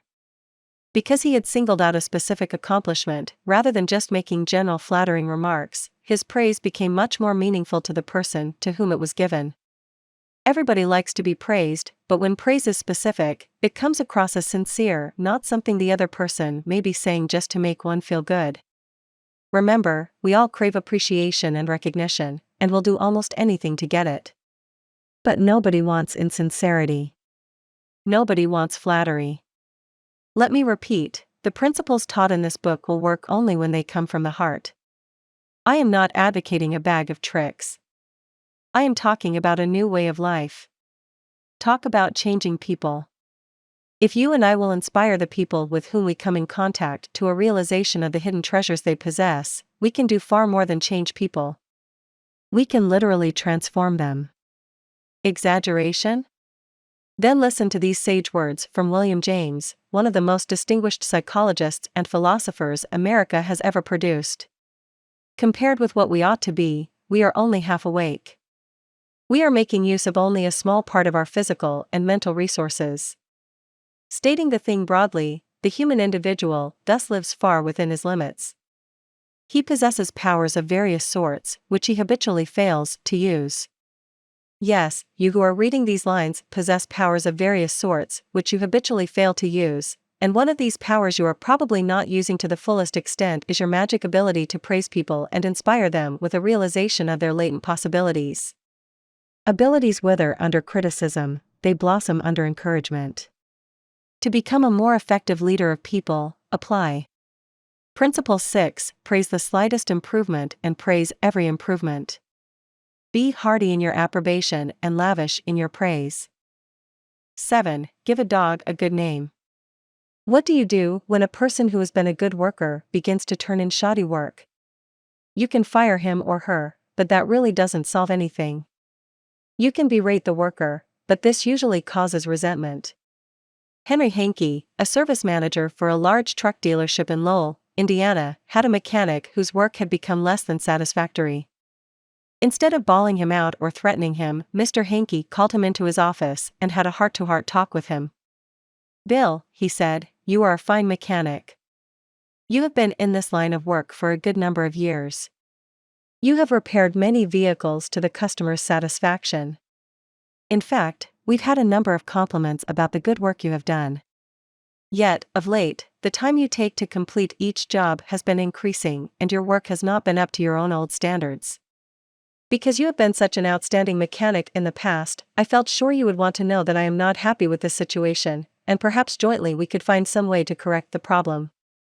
Bill responded that he hadn't realized he had been falling down in his duties and assured his boss that the work he was getting was not out of his range of expertise and he would try to improve in the future. Did he do it? You can be sure he did. He once again became a fast and thorough mechanic.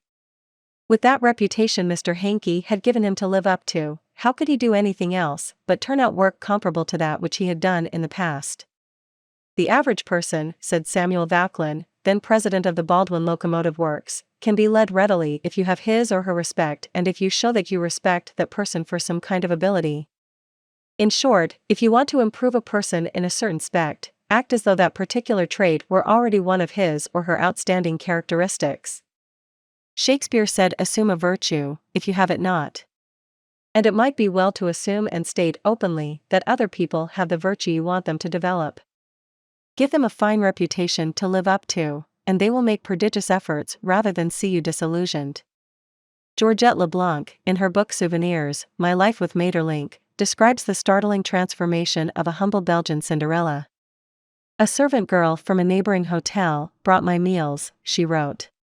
She was called Marie the dishwasher because she had started her career as a scullery assistant. She was a kind of monster, cross-eyed, bandy-legged, poor in flesh and spirit.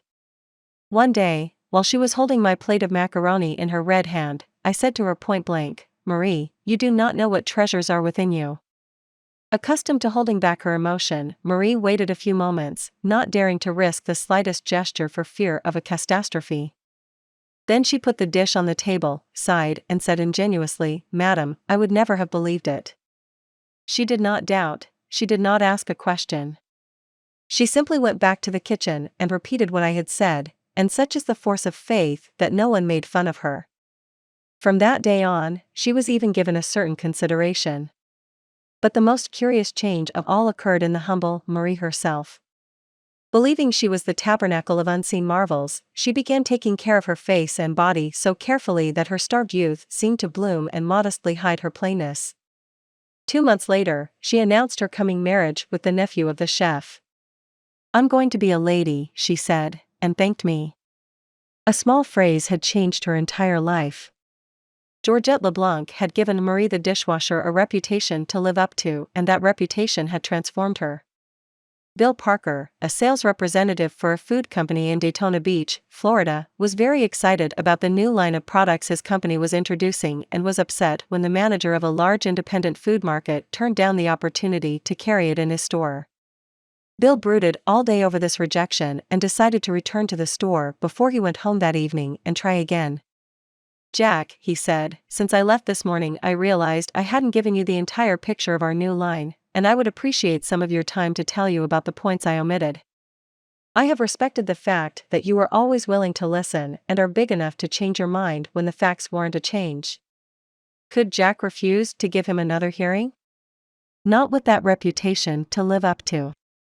One morning Dr. Martin Fitzhugh, a dentist in Dublin, Ireland, was shocked when one of his patients pointed out to him that the metal cup holder which she was using to rinse her mouth was not very clean. True, the patient drank from the paper cup, not the holder, but it certainly was not professional to use tarnished equipment. When the patient left, Dr. Fitzhugh retreated to his private office to write a note to Bridget, the charwoman, who came twice a week to clean his office. He wrote, "My dear Bridget, I see you so seldom, I thought I'd take the time to thank you for the fine job of cleaning you've been doing. By the way, I thought I'd mention that since 2 hours, twice a week, is a very limited amount of time, please feel free to work an extra half hour from time to time if you feel you need to do those once in a while, things like polishing the cup holders and the like. I, of course, will pay you for the extra time." The next day, when I walked into my office, Dr. Fitzhugh reported, my desk had been polished to a mirror-like finish, as had my chair, which I nearly slid out of. When I went into the treatment room I found the shiniest, cleanest chrome-plated cup holder I had ever seen nestled in its receptacle. I had given my charwoman a fine reputation to live up to, and because of this small gesture she outperformed all her past efforts. How much additional time did she spend on this? That's right, none at all. There is an old saying, give a dog a bad name and you may as well hang him. But give him a good name and see what happens.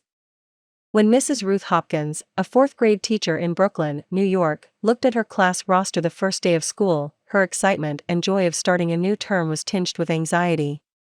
In her class this year, she would have Tommy T, the school's most notorious bad boy. His 3rd grade teacher had constantly complained about Tommy to colleagues, the principal and anyone else who would listen. He was not just mischievous, he caused serious discipline problems in the class, picked fights with the boys, teased the girls, was fresh to the teacher, and seemed to get worse as he grew older.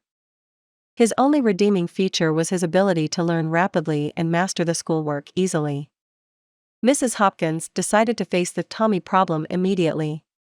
When she greeted her new students, she made little comments to each of them. Rose, that's a pretty dress you are wearing. Alicia, I hear you draw beautifully.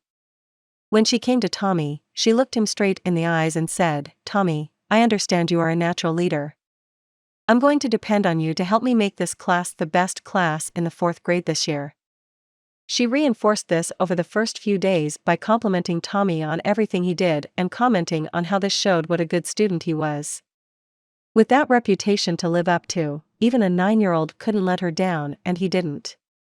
If you want to excel in that difficult leadership role of changing the attitude or behavior of others, use Principle 7. Give the other person a fine reputation to live up to.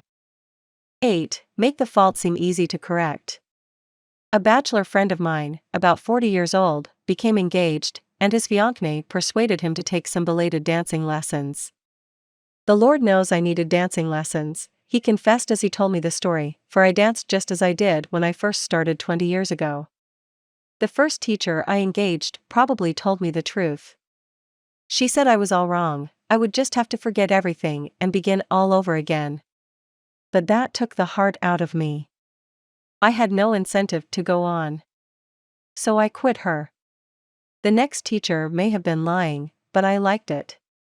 She said nonchalantly that my dancing was a bit old-fashioned perhaps, but the fundamentals were all right, and she assured me I wouldn't have any trouble learning a few new steps. The first teacher had discouraged me by emphasizing my mistakes. This new teacher did the opposite. She kept praising the things I did right and minimizing my errors. "You have a natural sense of rhythm," she assured me. "You really are a natural-born dancer." Now my common sense tells me that I always have been and always will be a fourth-rate dancer, yet, deep in my heart, I still like to think that maybe she meant it. To be sure, I was paying her to say it, but why bring that up? At any rate, I know I am a better dancer than I would have been if she hadn't told me I had a natural sense of rhythm. That encouraged me. That gave me hope. That made me want to improve. Tell your child, your spouse, or your employee that he or she is stupid or dumb at a certain thing, has no gift for it, and is doing it all wrong, and you have destroyed almost every incentive to try to improve. But use the opposite technique, be liberal with your encouragement, make the thing seem easy to do, let the other person know that you have faith in his ability to do it, that he has an undeveloped flair for it, and he will practice until the dawn comes in the window in order to excel. Lowell Thomas, a superb artist in human relations, used this technique. He gave you confidence, inspired you with courage and faith. For example, I spent a weekend with Mr. and Mrs. Thomas, and on Saturday night, I was asked to sit in on a friendly bridge game before a roaring fire.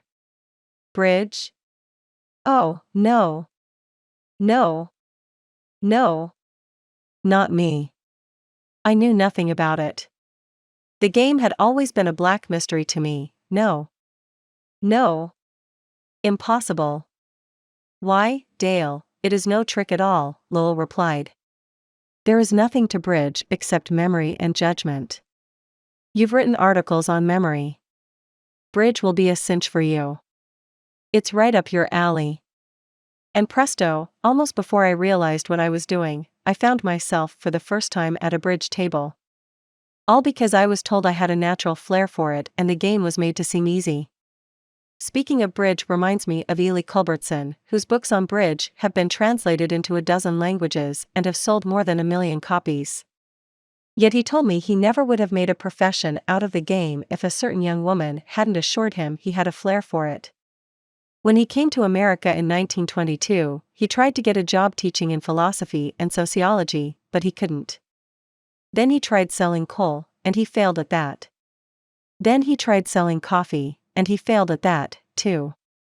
He had played some bridge, but it had never occurred to him in those days that someday he would teach it. He was not only a poor card player, but he was also very stubborn. He asked so many questions and held so many post-mortem examinations that no one wanted to play with him.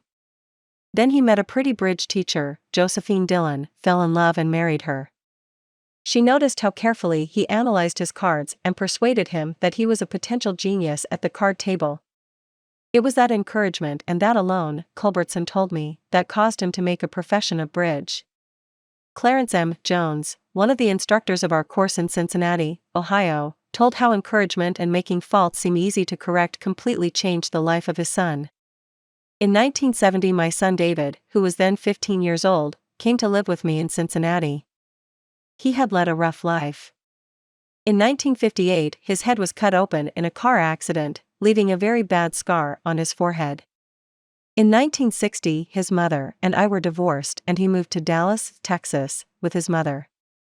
Until he was 15, he had spent most of his school years in special classes for slow learners in the Dallas school system. Possibly because of the scar, school administrators had decided he was brain injured and could not function at a normal level. He was 2 years behind his age group, so he was only in the 7th grade. Yet he did not know his multiplication tables, added on his fingers, and could barely read.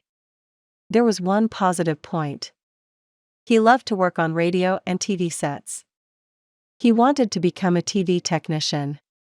I encouraged this and pointed out that he needed math to qualify for the training. I decided to help him become proficient in this subject. We obtained 4 sets of flashcards: multiplication, division, addition, and subtraction.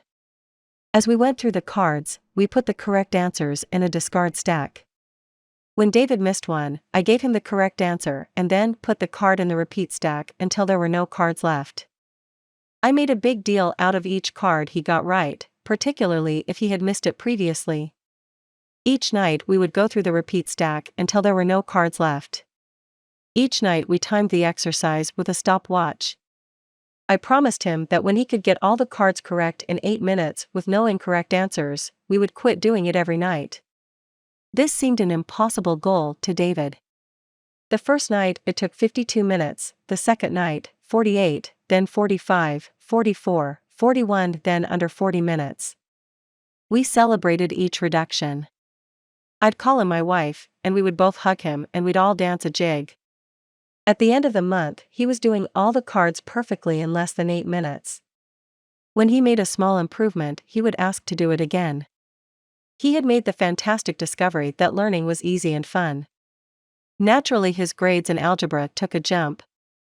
It is amazing how much easier algebra is when you can multiply. He astonished himself by bringing home a B in math. That had never happened before. Other changes came with almost unbelievable rapidity.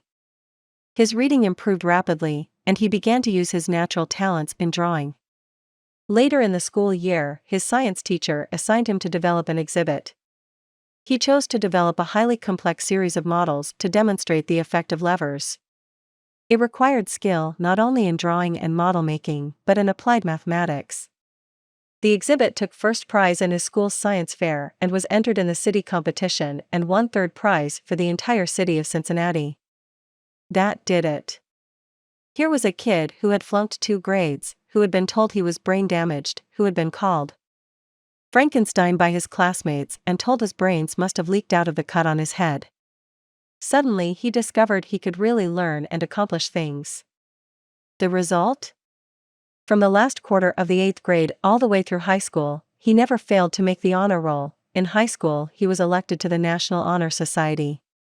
Once he found learning was easy, his whole life changed. If you want to help others to improve, remember. Principle 8: Use encouragement. Make the fault seem easy to correct.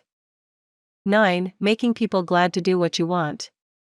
Back in 1915, America was aghast. For more than a year, the nations of Europe had been slaughtering one another on a scale never before dreamed of in all the bloody annals of mankind. Could peace be brought about? No one knew. But Woodrow Wilson was determined to try. Fi would send a personal representative, a peace emissary, to counsel with the warlords of Europe. William Jennings Bryan, Secretary of State, Bryan, the peace advocate, longed to go. Fi saw a chance to perform a great service and make his name immortal. But Wilson appointed another man, his intimate friend and advisor Colonel Edward M. Floyus, and it was Floss's thorny task to break the unwelcome news to Bryan without giving him offense. Bryan was distinctly disappointed when he heard I was to go to Europe as the peace emissary, Colonel Floyus records in his diary. Fi said he had planned to do this himself. I replied that the president thought it would be unwise for anyone to do this officially, and that his going would attract a great deal of attention and people would wonder why he was there. You see the intimation? Floyus practically told Bryan that he was too important for the job and Bryan was satisfied. Colonel Floyus, adroit, experienced in the ways of the world, was following one of the important rules of human relations: always make the other person happy about doing the thing you suggest. Woodrow Wilson followed that policy even when inviting William Gibbs McAdoo to become a member of his cabinet. That was the highest honor he could confer upon anyone, and yet Wilson extended the invitation in such a way as to make McAdoo feel doubly important. Clear is the story in McAdoo's own words. Wilson said that he was making up his cabinet and that he would be very glad if I would accept a place in it as Secretary of the Treasury. He had a delightful way of putting things. He created the impression that by accepting this great honor I would be doing him a favor. Unfortunately, Wilson didn't always employ such taught. If he had, history might have been different. For example, Wilson didn't make the Senate and the Republican Party happy by entering the United States in the League of Nations. Wilson refused to take such prominent Republican leaders as Elihu Root or Charles Evans Hughes or Henry Cabot Lodge to the peace conference with him. Instead, he took along unknown men from his own party. He snubbed the Republicans, refused to let them feel that the League was their idea as well as his, refused to let them have a finger in the pie, and, as a result of this crude handling of human relations, wrecked his own career, ruined his health, shortened his life, caused America to stay out of the League, and altered the history of the world. Statesmen and diplomats aren't the only ones who use this make a person happy or do things you want them to do approach. Dale 0. Farrier of Fort Wayne, Indiana, told how he encouraged one of his young children to willingly do the chore he was assigned. One of Jeff's chores was to pick up pears from under the pear tree so the person who was mowing underneath wouldn't have to stop to pick them up. He didn't like this chore, and frequently it was either not done at all or it was done so poorly that the mower had to stop and pick up several pears that he had missed. Rather than have an eyeball-to-eyeball confrontation about it, one day I said to him, "Jeff, I'll make a deal with you. For every bushel basket full of pears you pick up, I'll pay you $1. But after you are finished, for every pear I find left in the yard, I'll take away $1. How does that sound?" As you would expect, he not only picked up all of the pears, but I had to keep an eye on him to see that he didn't pull a few off the trees to fill up some of the baskets. I knew a man who had to refuse many invitations to speak. Invitations extended by friends, invitations coming from people to whom he was obligated, and yet he did it so adroitly that the other person was at least contented with his refusal. How did he do it? Not by merely talking about the fact that he was too busy and too this and too that. No, after expressing his appreciation of the invitation and regretting his inability to accept it, he suggested a substitute speaker. In other words, he didn't give the other person any time to feel unhappy about the refusal, he immediately changed the other person's thoughts to some other speaker who could accept the invitation. Gunter Schmidt, who took our course in West Germany, told of an employee in the food store he managed who was negligent about putting the proper price tags on the shelves where the items were displayed. This caused confusion and customer complaints. Reminders, admonitions, confrontations with her about this did not do much good. Finally, Mr. Schmidt called her into his office and told her he was appointing her supervisor of price tag posting for the entire store and she would be responsible for keeping all of the shelves properly tagged. This new responsibility and title changed her attitude completely, and she fulfilled her duties satisfactorily from then on. Childish? Perhaps. But that is what they said to Napoleon when he created the Legion of Honor and distributed 15,000 crosses to his soldiers and made 18 of his generals marshals of France and called his troops the Grand Army. Napoleon was criticized for giving toys to war-hardened veterans, and Napoleon replied, "Men are ruled by toys." This technique of giving titles and authority worked for Napoleon and it will work for you. For example, a friend of mine, Mrs. Ernest Gent of Scarsdale, New York, was troubled by boys running across and destroying her lawn. She tried criticism. She tried coaxing. Neither worked. Then she tried giving the worst sinner in the gang a title and a feeling of authority. She made him her detective and put him in charge of keeping all trespassers off her lawn. That solved her problem. Her detective built a bonfire in the backyard, heated an iron red hot, and threatened to brand any boy who stepped on the lawn. The effective leader should keep the following guidelines in mind when it is necessary to change attitudes or behavior. 1. Be sincere. Do not promise anything that you cannot deliver. Forget about the benefits to yourself and concentrate on the benefits to the other person. 2. Know exactly what it is you want the other person to do. 3. Be empathetic. Ask yourself what is it the other person really wants. 4. Consider the benefits that person will receive from doing what you suggest. 5. Match those benefits to the other person's wants. 6. When you make your request, put it in a form that will convey to the other person the idea that he personally will benefit. We could give a curt order like this: "John, we have customers coming in tomorrow, and I need the stockroom cleaned out. So sweep it out, put the stock in neat piles on the shelves and polish the counter." Or we could express the same idea by showing John the benefits he will get from doing the task. "John, we have a job that should be completed right away. If it is done now, we won't be faced with it later. I am bringing some customers in tomorrow to show our facilities. I would like to show them the stockroom, but it is in poor shape. If you could sweep it out, put the stock in neat piles on the shelves, and polish the counter, it would make us look efficient and you will have done your part to provide a good company image." Will John be happy about doing what you suggest? Probably not very happy, but but happier than if you had not pointed out the benefits. Assuming you know that John has pride in the way his stockroom looks and is interested in contributing to the company image, he will be more likely to be cooperative. It also will have been pointed out to John that the job would have to be done eventually, and by doing it now, he won't be faced with it later. It is naive to believe you will always get a favorable reaction from other persons when you use these approaches, but the experience of most people shows that you are more likely to change attitudes this way than by not using these principles, and if you increase your successes by even a mere 10%, you have become 10% more effective as a leader than you were before, and that is your benefit. People are more likely to do what you would like them to do when you use Principle 9. Make the other person happy about doing the thing you suggest. In a nutshell, be a leader.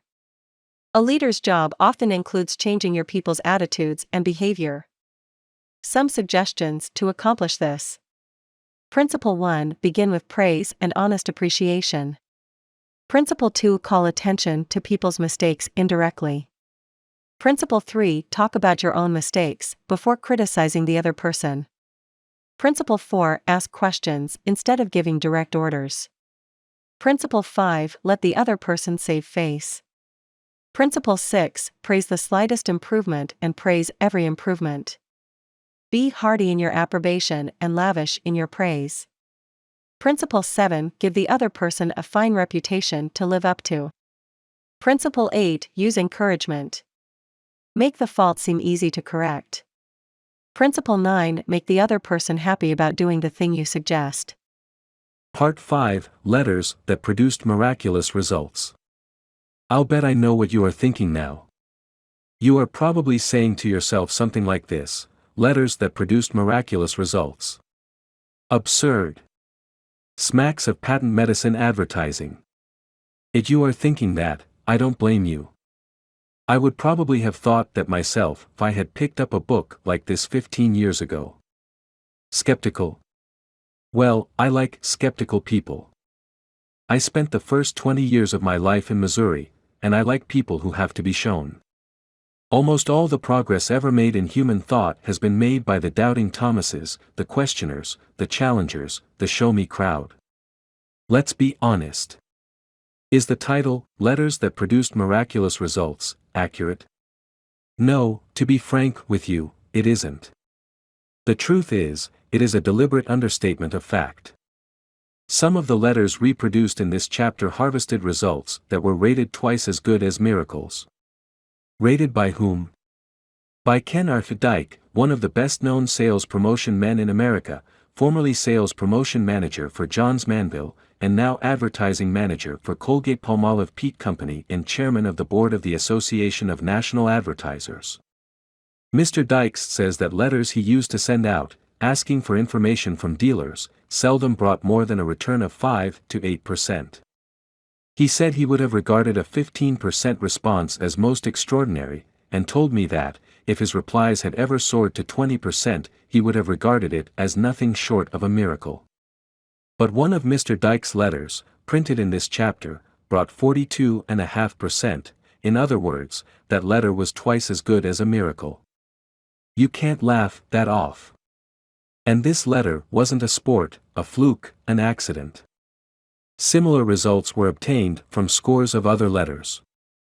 How did he do it?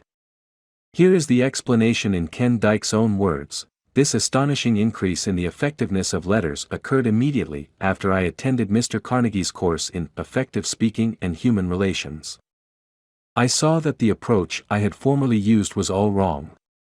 I tried to apply the principles taught in this book, and they resulted in an increase of from 500 to 800% in the effectiveness of my letters asking for information. Here is the letter. It pleases the other man by asking him to do the writer a small favor, a favor that makes him feel important. My own comments on the letter appear in parentheses. Mr. John Blank, Blankville, Indiana. Dear Mr. Blank. I wonder if you would mind helping me out of a little difficulty. Let's get the picture clear. Imagine a lumber dealer in Indiana receiving a letter from an executive of the Johns Manville Company, and in the first line of the letter, this high-priced executive in New York asks the other fellow to help him out of a difficulty. I can imagine the dealer in Indiana saying to himself something like this: well, if this chap in New York is in trouble, he has certainly come to the right person. I always try to be generous and help people. Let's see what's wrong with him. Last year, I succeeded in convincing our company that what our dealers needed most to help increase their re-roofing sales was a year-round direct mail campaign paid for entirely by Johns Manville. The dealer out in Indiana probably says, naturally, they ought to pay for it. They're hogging most of the profit as it is. They're making millions while I'm having hard scratchin' to pay the rent. Now what is this fellow in trouble about? Recently I mailed a questionnaire to the 1,600 dealers who had used the plan and certainly was very much pleased with the hundreds of replies which showed that they appreciated this form of cooperation and found it most helpful. On the strength of this, we have just released our new direct mail plan, which I know you'll like still better. But this morning our president discussed with me my report of last year's plan and, as presidents will, asked me how much business I could trace to it. Naturally, I must come to you to help me answer him. That's a good phrase, I must come to you to help me answer him. The big shot in New York is telling the truth, and he is giving the Johns Manville dealer in Indiana honest, sincere recognition. Note that Ken Dyke doesn't waste any time talking about how important his company is. Instead, he immediately shows the other fellow how much he has to lean on him. Ken Dyke admits that he can't even make a report to the president of Johns Manville without the dealer's help. Naturally, the dealer out in Indiana, being human, likes that kind of talk. What I'd like you to do is, 1. To tell me, on the enclosed postcard, how many roofing and re-roofing jobs you feel last year's direct mail plan helped you secure, and, 2. Give me, as nearly as you can, their total estimated value in dollars and cents, based on the total cost of the jobs applied. If you'll do this, I'll surely appreciate it and thank you for your kindness in giving me this information. Sincerely, Ken Art DYKE, Sales Promotion Manager. Note how, in the last paragraph, he whispers I and shouts you. Note how generous he is in his praise. Surely appreciate, thank you, your kindness. Simple letter, isn't it? But it produced miracles, by asking the other person to do a small favor, the performing of which gave him a feeling of importance. That psychology will work, regardless of whether you are selling asbestos roofs or touring Europe in a Ford. To illustrate, Homer Croy and I once lost our way while motoring through the interior of France. Halting our old Model T, we asked a group of peasants how we could get to the next big town. The effect of the question was electrical. These peasants, wearing wooden shoes, regarded all Americans as rich. And automobiles were rare in those regions, extremely rare. Americans touring through France in a car. Surely, we must be millionaires. Maybe cousins of Henry Ford. But they knew something we didn't know. We had more money than they had, but we had to come to them hat in hand to find out how to get to the next town. And that gave them a feeling of importance. They all started talking at once. One chap, thrilled at this rare opportunity, commanded the others to keep quiet. He wanted to enjoy all alone the thrill of directing us. Try this yourself. The next time you are in a strange city, stop someone who is below you in the economic and social scale and say, I wonder if you would mind helping me out of a little difficulty. Won't you please tell me how to get to such and such a place? Benjamin Franklin used this technique to turn a caustic enemy into a lifelong friend. Franklin, a young man at the time, had all his savings invested in a small printing business. He managed to get himself elected clerk of the General Assembly in Philadelphia. That position gave him the job of doing the official printing. There was good profit in this job, and Ben was eager to keep it. But a menace loomed ahead. One of the richest and ablest men in the assembly disliked Franklin bitterly. He not only disliked Franklin, but he denounced him in a public talk.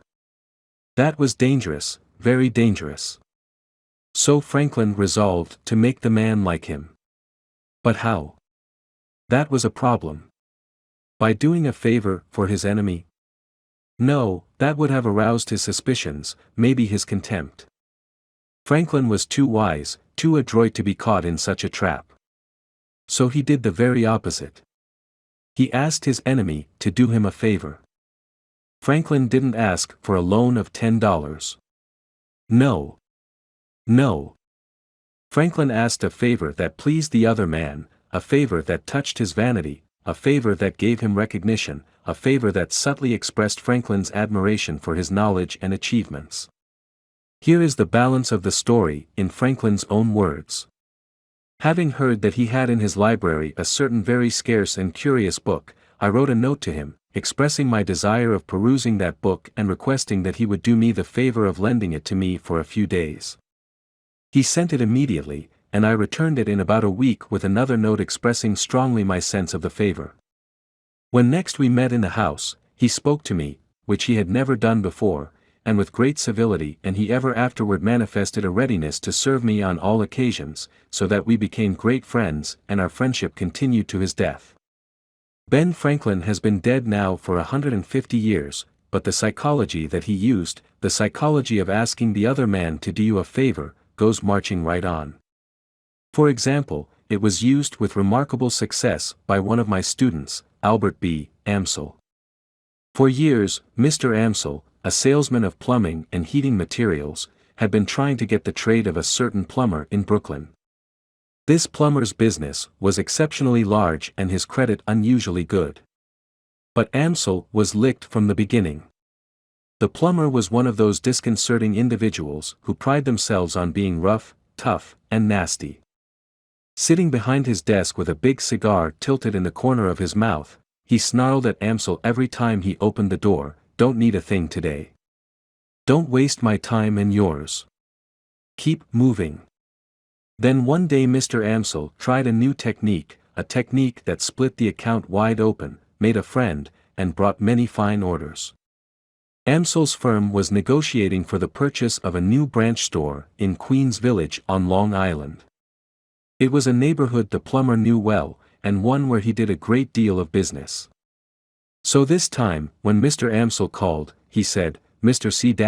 I'm not here to sell you anything today.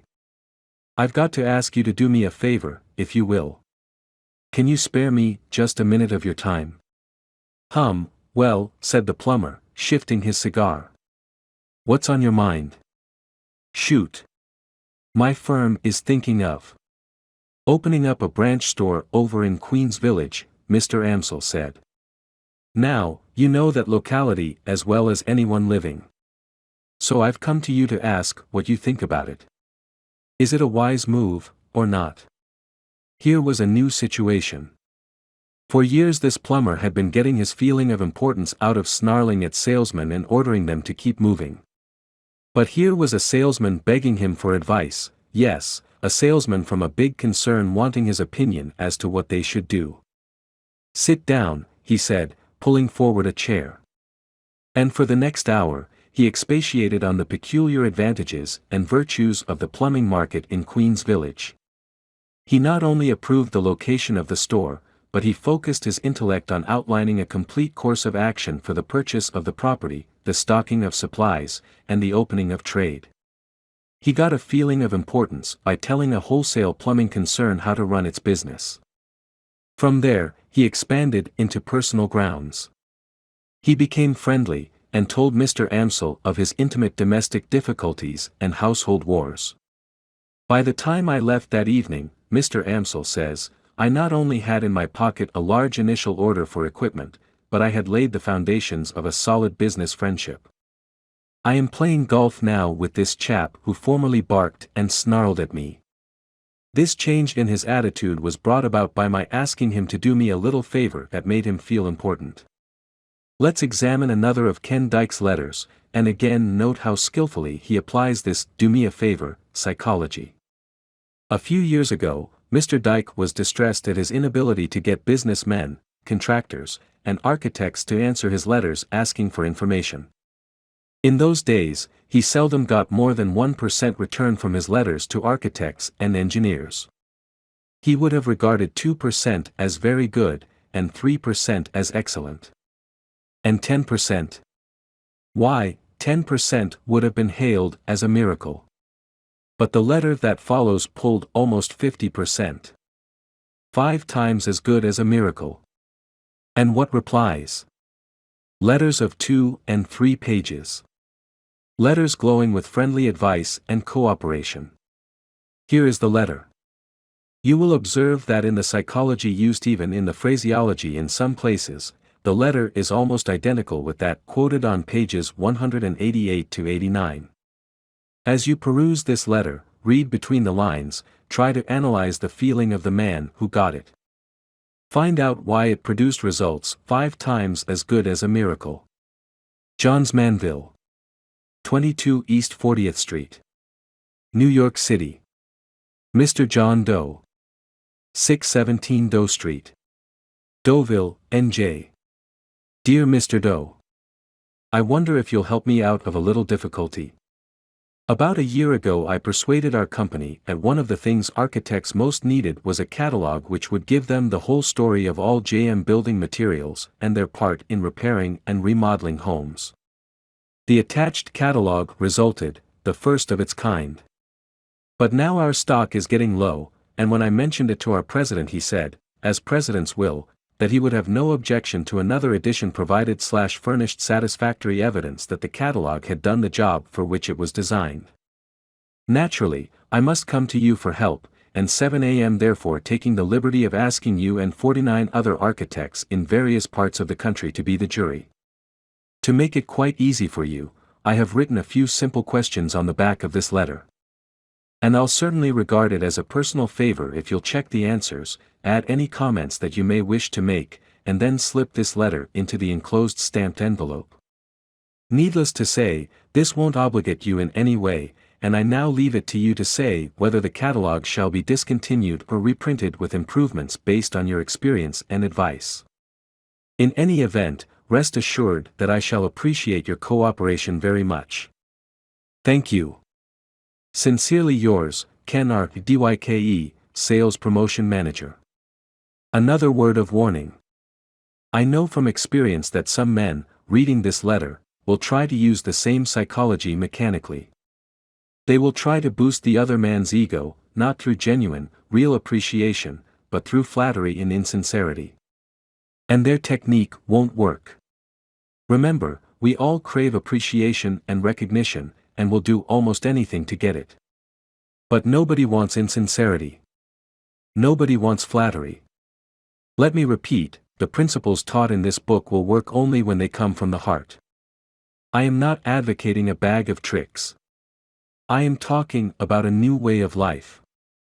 Part 6, 7 Rules for Making Your Home Life Happier. 1. How to dig your marital grave in the quickest possible way. 75 years ago, Napoleon III of France, nephew of Napoleon Bonaparte, fell in love with Marie Eugénie Ignace Augustine de Montijo, Countess of Teba, the most beautiful woman in the world, and married her. His advisors pointed out that she was only the daughter of an insignificant Spanish count. But Napoleon retorted, "What of it? Her grace, her youth, her charm, her beauty filled him with divine felicity." In a speech hurled from the throne, he defied an entire nation. "I have preferred a woman I love and respect," he proclaimed, "to a woman unknown to me." Napoleon and his bride had health, wealth, power, fame, beauty, love, adoration, all the requirements for a perfect romance. Never did the sacred fire of marriage glow with a brighter incandescence. But, alas, the holy flame soon flickered and the incandescence cooled, and turned to embers. Napoleon could make Eugénie an empress, but nothing in all La Belle France, neither the power of his love nor the might of his throne, could keep her from nagging. Bedeviled by jealousy, devoured by suspicion, she flouted his orders, she denied him even a show of privacy. She broke into his office while he was engaged in affairs of state. She interrupted his most important discussions. She refused to leave him alone, always fearing that he might be consorting with another woman. Often she ran to her sister, complaining of her husband. Complaining, weeping, nagging, and threatening. Forcing her way into his study, she stormed at him and abused him. Napoleon, master of a dozen sumptuous palaces, Emperor of France, could not find a cupboard in which he could call his soul his own. And what did Eugenic accomplish by all this? Here is the answer. I am quoting now from E. A. Reinhardt's engrossing book, Napoleon and Eugenic, The Tragicomedy of an Empire. So it came about that Napoleon frequently would steal out by a little side door at night, with a soft hat pulled over his eyes, and, accompanied by one of his intimates, really betake himself to some fair lady who was expecting him, or else stroll about the great city as of old, passing through streets of the kind which an emperor hardly sees outside a fairy tale, and breathing the atmosphere of might-have-beens. That is what nagging accomplished for Eugenic. True, she sat on the throne of France. True, she was the most beautiful woman in the world. But neither royalty nor beauty can keep love alive amidst the poisonous fumes of nagging. Eugenic could have raised her voice like Job of old and have wailed, "The thing which I greatly feared is come upon me." Come upon her? She brought it upon herself, poor woman, by her jealousy and her nagging. Of all the surefire, infernal devices ever invented by all the devils in hell for destroying love, nagging is the deadliest. It never fails. Like the bite of the king cobra, it always destroys, always kills. The wife of Count Leo Tolstoy discovered that, after it was too late. Before she passed away, she confessed to her daughters, "I was the cause of your father's death." Her daughters didn't reply. They were both crying. They knew their mother was telling the truth. They knew she had killed him with her constant complaining, her eternal criticisms, and her eternal nagging. Yet Count Tolstoy and his wife ought, by all odds, to have been happy. He was one of the most famous novelists of all time. Two of his masterpieces, War and Peace and Anna Karenina, will forever shine brightly among the literary glories of earth. Tolstoy was so famous that his admirers followed him around day and night and took down in shorthand every word he uttered. Even if he merely said, "I guess I'll go to bed," even trivial words like that, everything was written down, and now the Russian government is printing every sentence that he ever wrote, and his combined writings will fill 100 volumes. In addition to fame, Tolstoy and his wife had wealth, social position, children. No marriage ever blossomed under softer skies. In the beginning, their happiness seemed too perfect, too intense, to endure. So kneeling together, they prayed to Almighty God to continue the ecstasy that was theirs. Then an astonishing thing happened. Tolstoy gradually changed. He became a totally different person. He became ashamed of the great books that he had written, and from that time on he devoted his life to writing pamphlets preaching peace and the abolition of war and poverty. This man who had once confessed that in his youth he had committed every sin imaginable, even murder, tried to follow literally the teachings of Jesus. He gave all his lands away and lived a life of poverty. He worked in the fields, chopping wood and pitching hay. He made his own shoes, swept his own room, ate out of a wooden bowl, and tried to love his enemies. Leo Tolstoy's life was a tragedy, and the cause of his tragedy was his marriage. His wife loved luxury, but he despised it. She craved fame and the plaudits of society, but these frivolous things meant nothing whatever to him. She longed for money and riches, but he believed that wealth and private property were a sin. For years, she nagged and scolded and screamed because he insisted on giving away the right to publish his books freely without paying him any royalties whatever. She wanted the money those books would produce. When he opposed her, she threw herself into fits of hysteria, rolling on the floor with a bottle of opium at her lips, swearing that she was going to kill herself and threatening to jump down the well. There is one event in their lives that to me is one of the most pathetic scenes in history. As I have already said, they were gloriously happy when they were first married, but now, 48 years later, he could hardly bear the sight of her. Sometimes of an evening, this old and heartbroken wife, starving for affection, came and knelt at his knees and begged him to read aloud to her the exquisite love passages that he had written about her in his diary 50 years previously. And as he read of those beautiful, happy days that were now gone forever, both of them wept. How different, how sharply different, the realities of life were from the romantic dreams they had once dreamed in the long ago. Finally, when he was 82 years old, Tolstoy was unable to endure the tragic unhappiness of his home any longer, so he fled from his wife on a snowy October night in 1910, fled into the cold and darkness, not knowing where he was going. 11 days later, he died of pneumonia in a railway station. and his dying request was that she should not be permitted to come into his presence. Such was the price Countess Tolstoy paid for her nagging and complaining and hysteria. The reader may feel that she had much to nag about. Granted. But that is beside the point. The question is, did nagging help her, or did it make a bad matter infinitely worse? I really think I was insane. That is what Countess Tolstoy herself thought about it, after it was too late. The great tragedy of Abraham Lincoln's life also was his marriage. Not his assassination, mind you, but his marriage. When Booth fired, Lincoln never realized he had been shot, but he reaped almost daily, for 23 years, what Herndon, his law partner, described as the bitter harvest of conjugal infelicity. Conjugal infelicity? That is putting it mildly. For almost a quarter of a century, Mrs. Lincoln nagged and harassed the life out of him. She was always complaining, always criticizing her husband. Nothing about him was ever right. He was stoop-shouldered, he walked awkwardly and lifted his feet straight up and down like an Indian. She complained that there was no spring in his step, no grace to his movement, and she mimicked his gait and nagged at him to walk with his toes pointed down, as she had been taught at Madame Mentel's boarding school in Lexington. She didn't like the way his huge ears stood out at right angles from his head. She even told him that his nose wasn't straight, that his lower lip stuck out, and he looked consumptive, that his feet and hands were too large, his head too small. Abraham Lincoln and Mary Todd Lincoln were opposites in every way, in training, in background, in temperament, in tastes, in mental outlook. They irritated each other constantly. Mrs. Lincoln's loud, shrill voice, wrote the late Senator Albert J.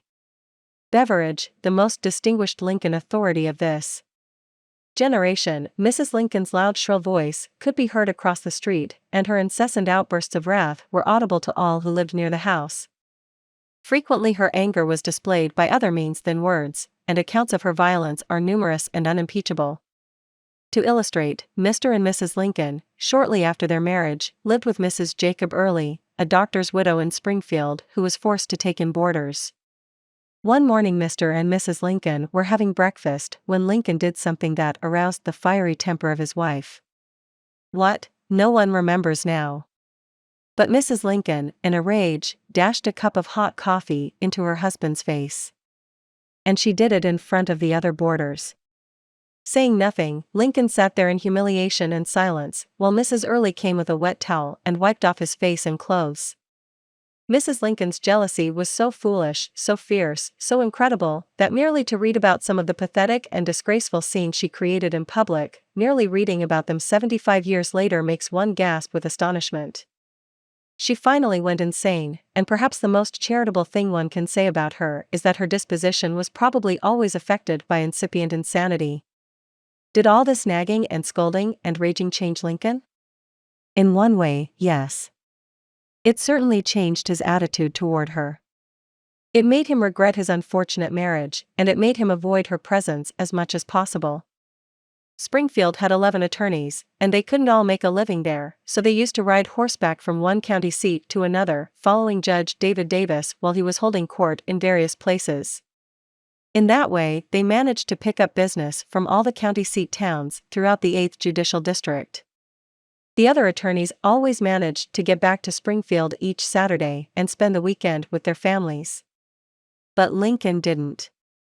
He dreaded to go home, and for 3 months in the spring, and again for 3 months in the autumn, he remained out on the circuit and never went near Springfield. He kept this up year after year. Living conditions in the country hotels were often wretched, but, wretched as they were, he preferred them to his own home and Mrs. Lincoln's constant nagging and wild outbursts of temper. Such are the results that Mrs. Lincoln, the Empress Eugenic, and Countess Tolstoy obtained by their nagging. They brought nothing but tragedy into their lives. They destroyed all that they cherished most. Bessie Hamburger, who has spent 11 years in the Domestic Relations Court in New York City, and has reviewed thousands of cases of desertion, says that one of the chief reasons men leave home is because their wives nag. Or, as the Boston Post puts it, many a wife has made her own marital grave with a series of little digs. So, if you want to keep your home life happy, Rule 1 is, don't nag. 2. Love and let live. I may commit many follies in life, Disraeli said, but I never intend to marry for love. And he didn't. He stayed single until he was 35, and then he proposed to a rich widow, a widow 15 years his senior, a widow whose hair was white with the passing of 50 winters. Love? Oh, no. She knew he didn't love her. She knew he was marrying her for her money. So she made just one request. She asked him to wait a year to give her the opportunity to study his character. And at the end of that time, she married him. Sounds pretty prosaic, pretty commercial, doesn't it? Yet paradoxically enough, Disraeli's marriage was one of the most glowing successes in all the battered and bespattered annals of matrimony. The rich widow that Disraeli chose was neither young, nor beautiful, nor brilliant. Far from it. Her conversation bubbled with a laugh-provoking display of literary and historical blunders. For example, she never knew which came first, the Greeks or the Romans. Her taste in clothes was bizarre, and her taste in house furnishings was fantastic. But she was a genius, a positive genius at the most important thing in marriage, the art of handling men. She didn't attempt to set up her intellect against Disraeli's. When he came home bored and exhausted after an afternoon of matching repartee with witty duchesses, Marianne's frivolous patter permitted him to relax. Home, to his increasing delight, was a place where he could ease into his mental slippers and bask in the warmth of Marianne's adoration. These hours he spent at home with his aging wife were the happiest of his life. She was his helpmate, his confidant, his advisor. Every night he hurried home from the House of Commons to tell her the day's news. And, this is important, whatever he undertook, Marianne simply did not believe he could fail. For 30 years, Marianne lived for Disraeli, and for him alone. Even her wealth she valued only because it made his life easier. In return, she was his heroine. He became an earl after she died, but, even while he was still a commoner, he persuaded Queen Victoria to elevate Mary Anne to the peerage. And so, in 1868, she was made Viscountess Beaconsfield. No matter how silly or scatterbrained she might appear in public, he never criticized her, he never uttered a word of reproach, and if anyone dared to ridicule her, he sprang to her defense with ferocious loyalty. Marianne wasn't perfect, yet for 3 decades she never tired of talking about her husband, praising him, admiring him. Result? We have been married 30 years, Disraeli said, and I have never been bored by her. Yet some people thought because Marianne didn't know history, she must be stupid. For his part, Disraeli never made it any secret that Marianne was the most important thing in his life. Result? Thanks to his kindness. Marianne used to tell their friends, "My life has been simply one long scene of happiness." Between them, they had a little joke. "You know," Disraeli would say, "I only married you for your money anyhow." And Marianne, smiling, would reply, "Yes, but if you had it to do over again, you'd marry me for love, wouldn't you?" And he admitted it was true. No, Marianne wasn't perfect. But Disraeli was wise enough to let her be herself. As Henry James put it, the first thing to learn in intercourse with others is non-interference with their own peculiar ways of being happy, provided those ways do not assume to interfere by violence with ours. That's important enough to repeat. The first thing to learn in intercourse with others is non-interference with their own peculiar ways of being happy. Or, as Leland Foster Wood in his book, Growing Together in the Family, has observed, success in marriage is much more than a matter of finding the right person, it is also a matter of being the right person. So, if you want your home life to be happy, Rule 2 is, don't try to make your partner over. 3. Do this and you'll be looking up the timetables to Reno. Disraeli's bitterest rival in public life was the great Gladstone. These two clashed on every debatable subject under the empire, yet they had one thing in common, the supreme happiness of their private lives. William and Catherine Gladstone lived together for 59 years, almost 60 years, glorified with an abiding devotion. I like to think of Gladstone, the most dignified of England's prime ministers, clasping his wife's hand and dancing around the hearthrug with her, singing this song. A ragamuffin husband and a rant-a-pulling wife. We'll fiddle it and scrape it through the ups and downs of life. Gladstone, a formidable enemy in public, never criticized at home.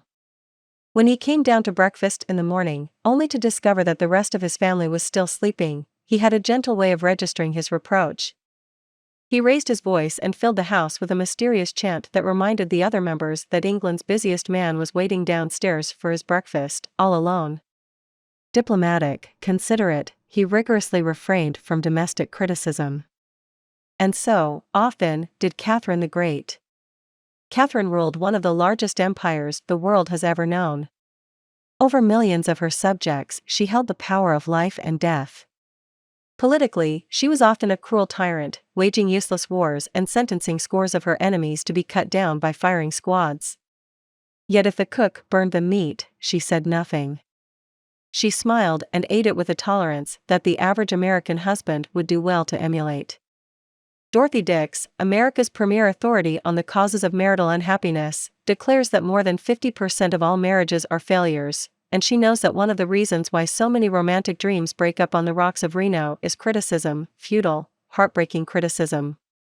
So, if you want to keep your home life happy, remember Rule 3, don't criticize. And if you are tempted to criticize the children, you imagine I am going to say don't. But I am not. I am merely going to say, before you criticize them, read one of the classics of American journalism, Father Forgets. It appeared originally as an editorial in the People's Film Journal. We are reprinting it here with the author's permission, reprinting it as it was condensed in the Reader's Digest. Father Forgets is one of those little pieces which, dashed off in a moment of sincere feeling, strikes an echoing chord in so many readers as to become a perennial reprint favorite.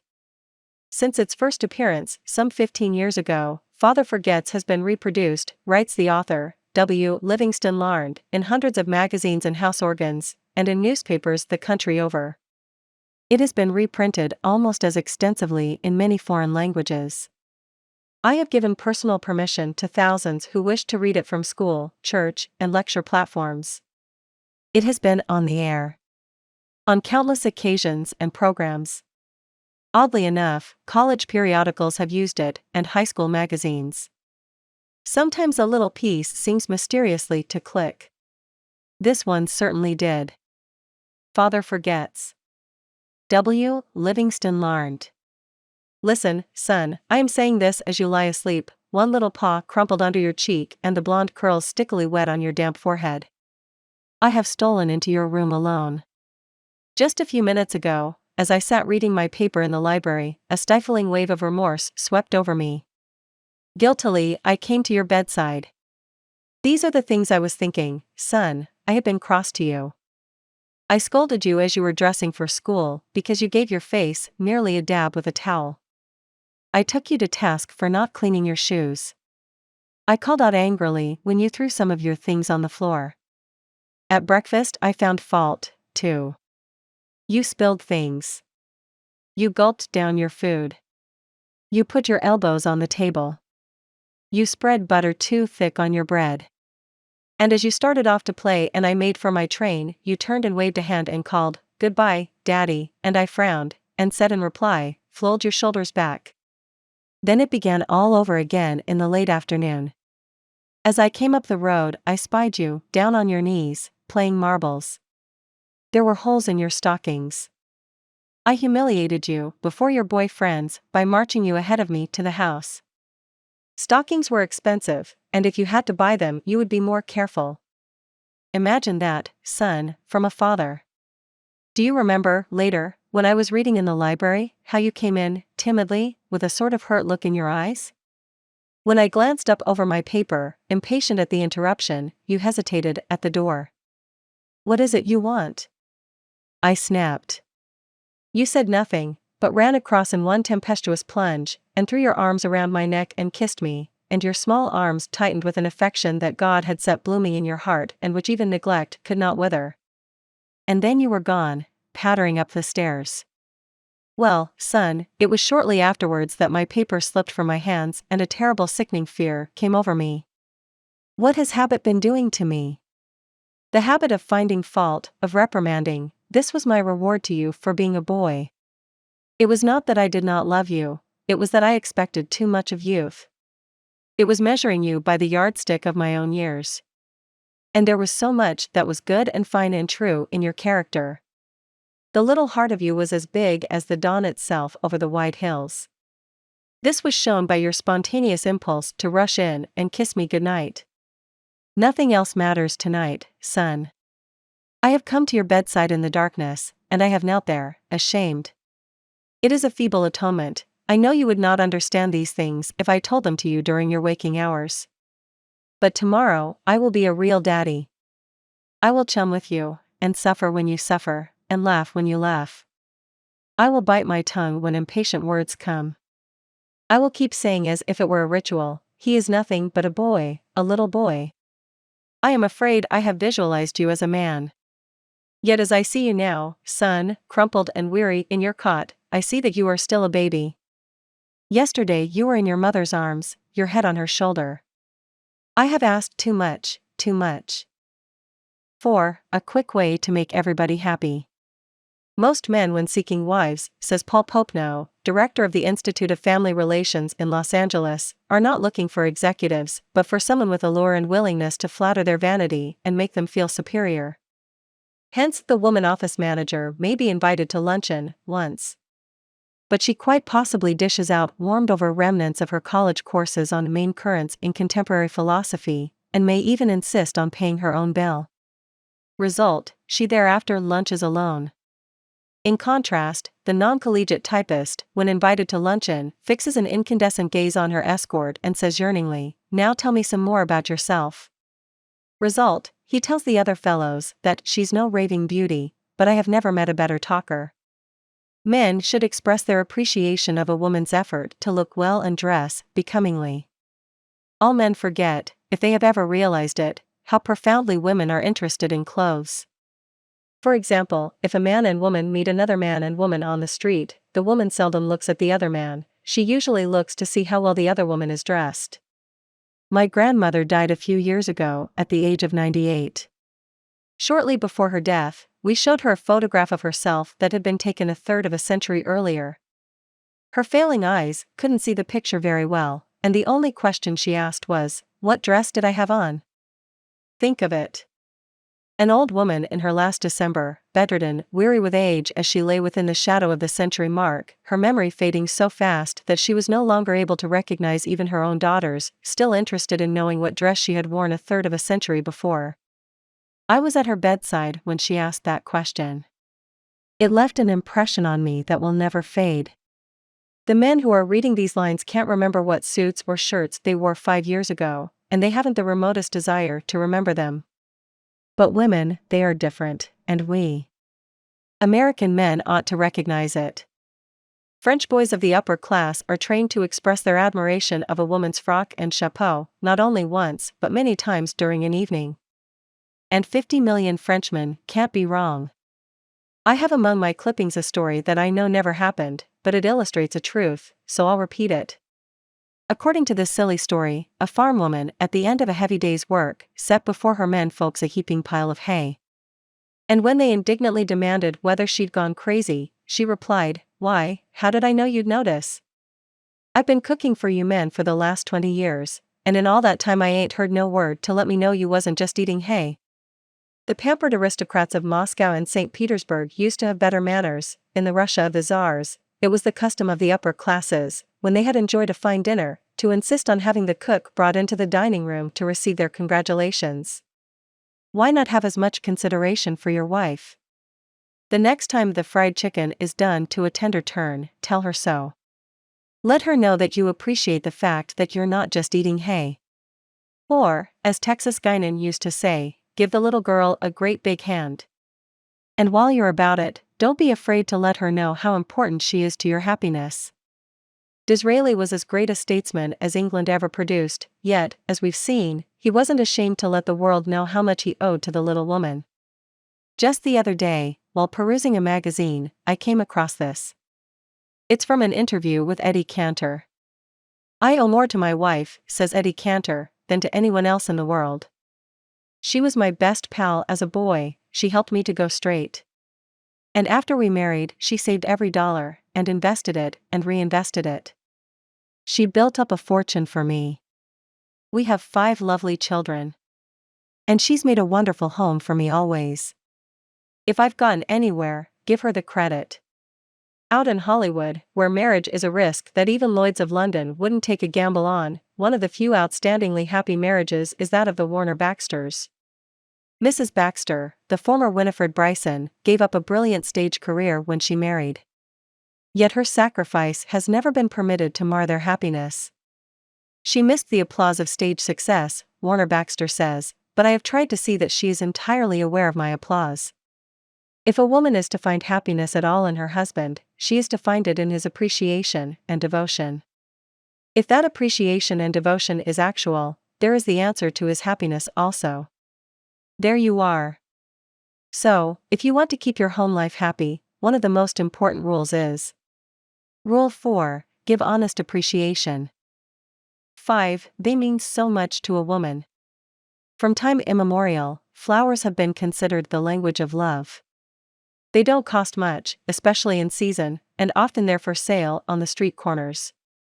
Yet, considering the rarity with which the average husband takes home a bunch of daffodils, you might suppose them to be as expensive as orchids and as hard to come by as the edelweiss which flowers on the cloud-swept cliffs of the Alps. Why wait until your wife goes to the hospital to give her a few flowers? Why not bring her a few roses tomorrow night? You like to experiment. Try it. See what happens. George M. Cohan, busy as he was on Broadway, used to telephone his mother twice a day up to the time of her death. Do you suppose he had startling news for her each time? No, the meaning of little attentions is this: it shows the person you love that you are thinking of her, that you want to please her, and that her happiness and welfare are very dear, and very near, to your heart. Women attach a lot of importance to birthdays and anniversaries. Just why, will forever remain one of those feminine mysteries. The average man can blunder through life without memorizing many dates, but there are a few which are indispensable: 1492, 1776, the date of his wife's birthday, and the year and date of his own marriage. If need be, he can even get along without the first two, but not the last. Judge Joseph Sabath of Chicago, who has reviewed 40,000 marital disputes and reconciled 2,000 couples, says, trivialities are at the bottom of most marital unhappiness. Such a simple thing as a wife's waving goodbye to her husband when he goes to work in the morning would avert a good many divorces. Robert Browning, whose life with Elizabeth Barrett Browning was perhaps the most idyllic on record, was never too busy to keep love alive with little tributes and attentions. He treated his invalid wife with such consideration that she once wrote to her sisters, "And now I begin to wonder naturally whether I may not be some sort of real angel after all." Too many men underestimate the value of these small, everyday attentions. As Gaynor Maddox said in an article in the Pictorial Review, the American home really needs a few new vices. Breakfast in bed, for instance, is one of those amiable dissipations a greater number of women should be indulged in. Breakfast in bed to a woman does much the same thing as a private club for a man. That's what marriage is in the long run, a series of trivial incidents. And woe to the couple who overlook that fact. Edna St. Vincent Millay summed it all up once in one of her concise little rhymes: "'Tis not love's going hurts my days, but that it went in little ways." That's a good verse to memorize. Out in Reno, the courts grant divorces 6 days a week, at the rate of 1 every 10 marriages. How many of these marriages do you suppose were wrecked upon the reef of real tragedy? Mighty few, I'll warrant. If you could sit there day in, day out, listening to the testimony of those unhappy husbands and wives, you'd know love went in little ways. Take your pocket knife now and cut out this quotation. Paste it inside your hat or paste it on the mirror, where you will see it every morning when you shave. I shall pass this way but once. Any good, therefore, that I can do, or any kindness that I can show to any human being, let me do it now. Let me not defer nor neglect it, for I shall not pass this way again. So, if you want to keep your home life happy, Rule 5 is, pay little attentions. 6. If you want to be happy, don't neglect this one. Walter Damrosch married the daughter of James G. Blaine, one of America's greatest orators and one-time candidate for president. Ever since they met many years ago at Andrew Carnegie's home in Scotland, the Damrosches have led a conspicuously happy life. The secret? Next to care in choosing a partner, says Mrs. Damrosch, I should place courtesy after marriage. If young wives would only be as courteous to their husbands as to strangers, any man will run from a shrewish tongue. Rudeness is the cancer that devours love. Everyone knows this, yet it's notorious that we are more polite to strangers than we are to our own relatives. We wouldn't dream of interrupting strangers to say, "Good heavens, are you going to tell that old story again?" We wouldn't dream of opening our friends' mail without permission, or prying into their personal secrets. And it's only the members of our own family, those who are nearest and dearest to us, that we dare insult for their trivial faults. Again, to quote Dorothy Dix, it is an amazing but true thing that practically the only people who ever say mean, insulting, wounding things to us are those of our own households. Courtesy, says Henry Clay Reisner, is that quality of heart that overlooks the broken gate and calls attention to the flowers in the yard beyond the gate. Courtesy is just as important to marriage as oil is to your motor. Oliver Wendell Holmes, the beloved autocrat of the breakfast table, was anything but an autocrat in his own home. In fact, he carried his consideration so far that when he felt melancholy and depressed, he tried to conceal his blues from the rest of his family. It was bad enough for him to have to bear them himself, he said, without inflicting them on the others as well. That is what Oliver Wendell Holmes did. But what about the average mortal?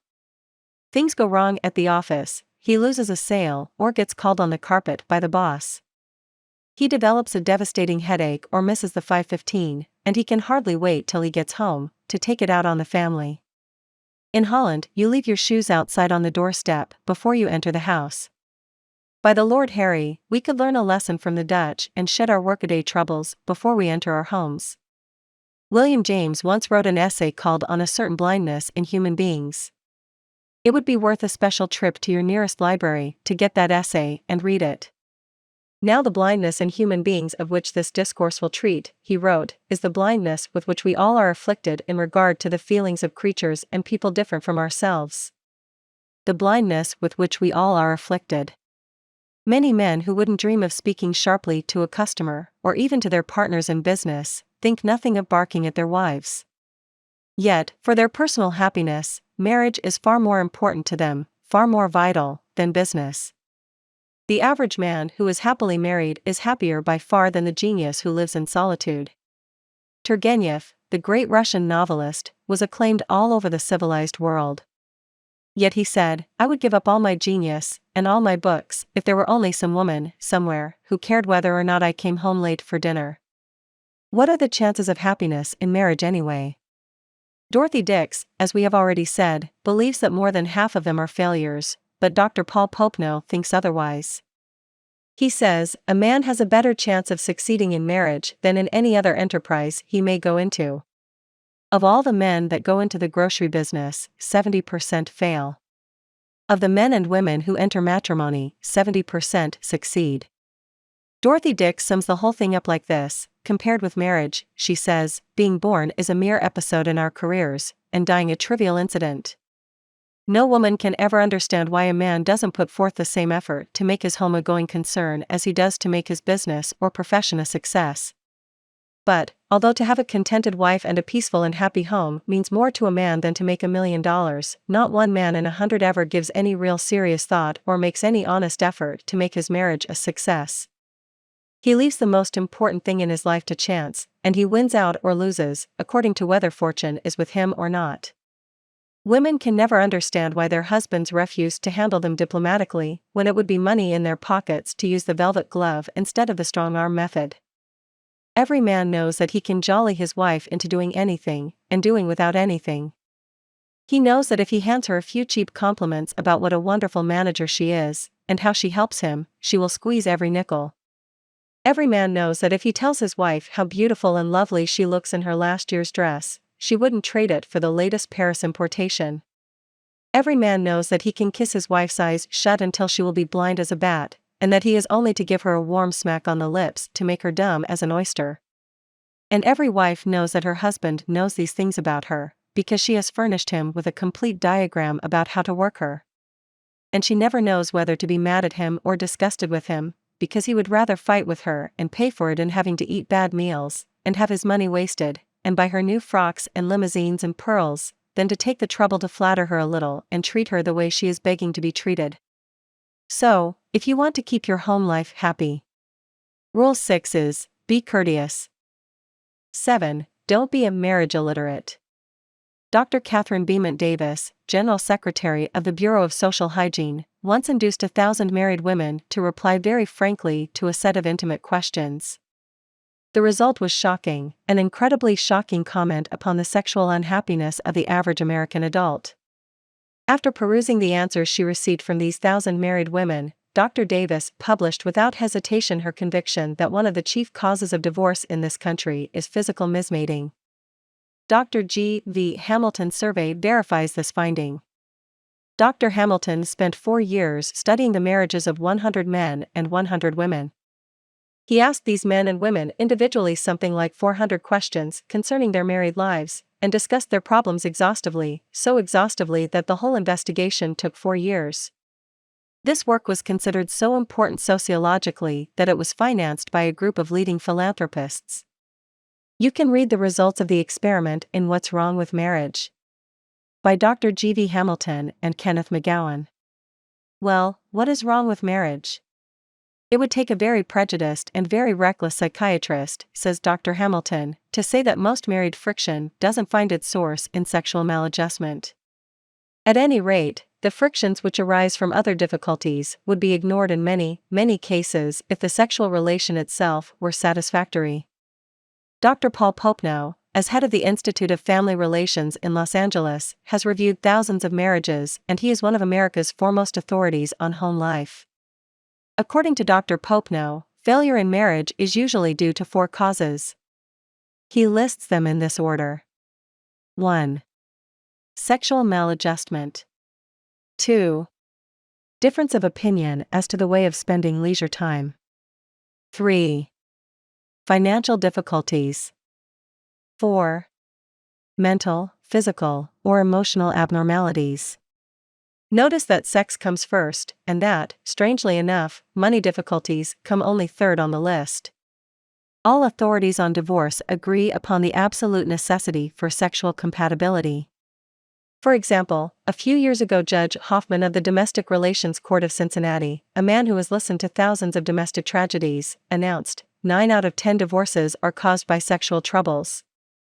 Sex, says the famous psychologist John B. Watson, is admittedly the most important subject in life. It is admittedly the thing which causes the most shipwrecks in the happiness of men and women.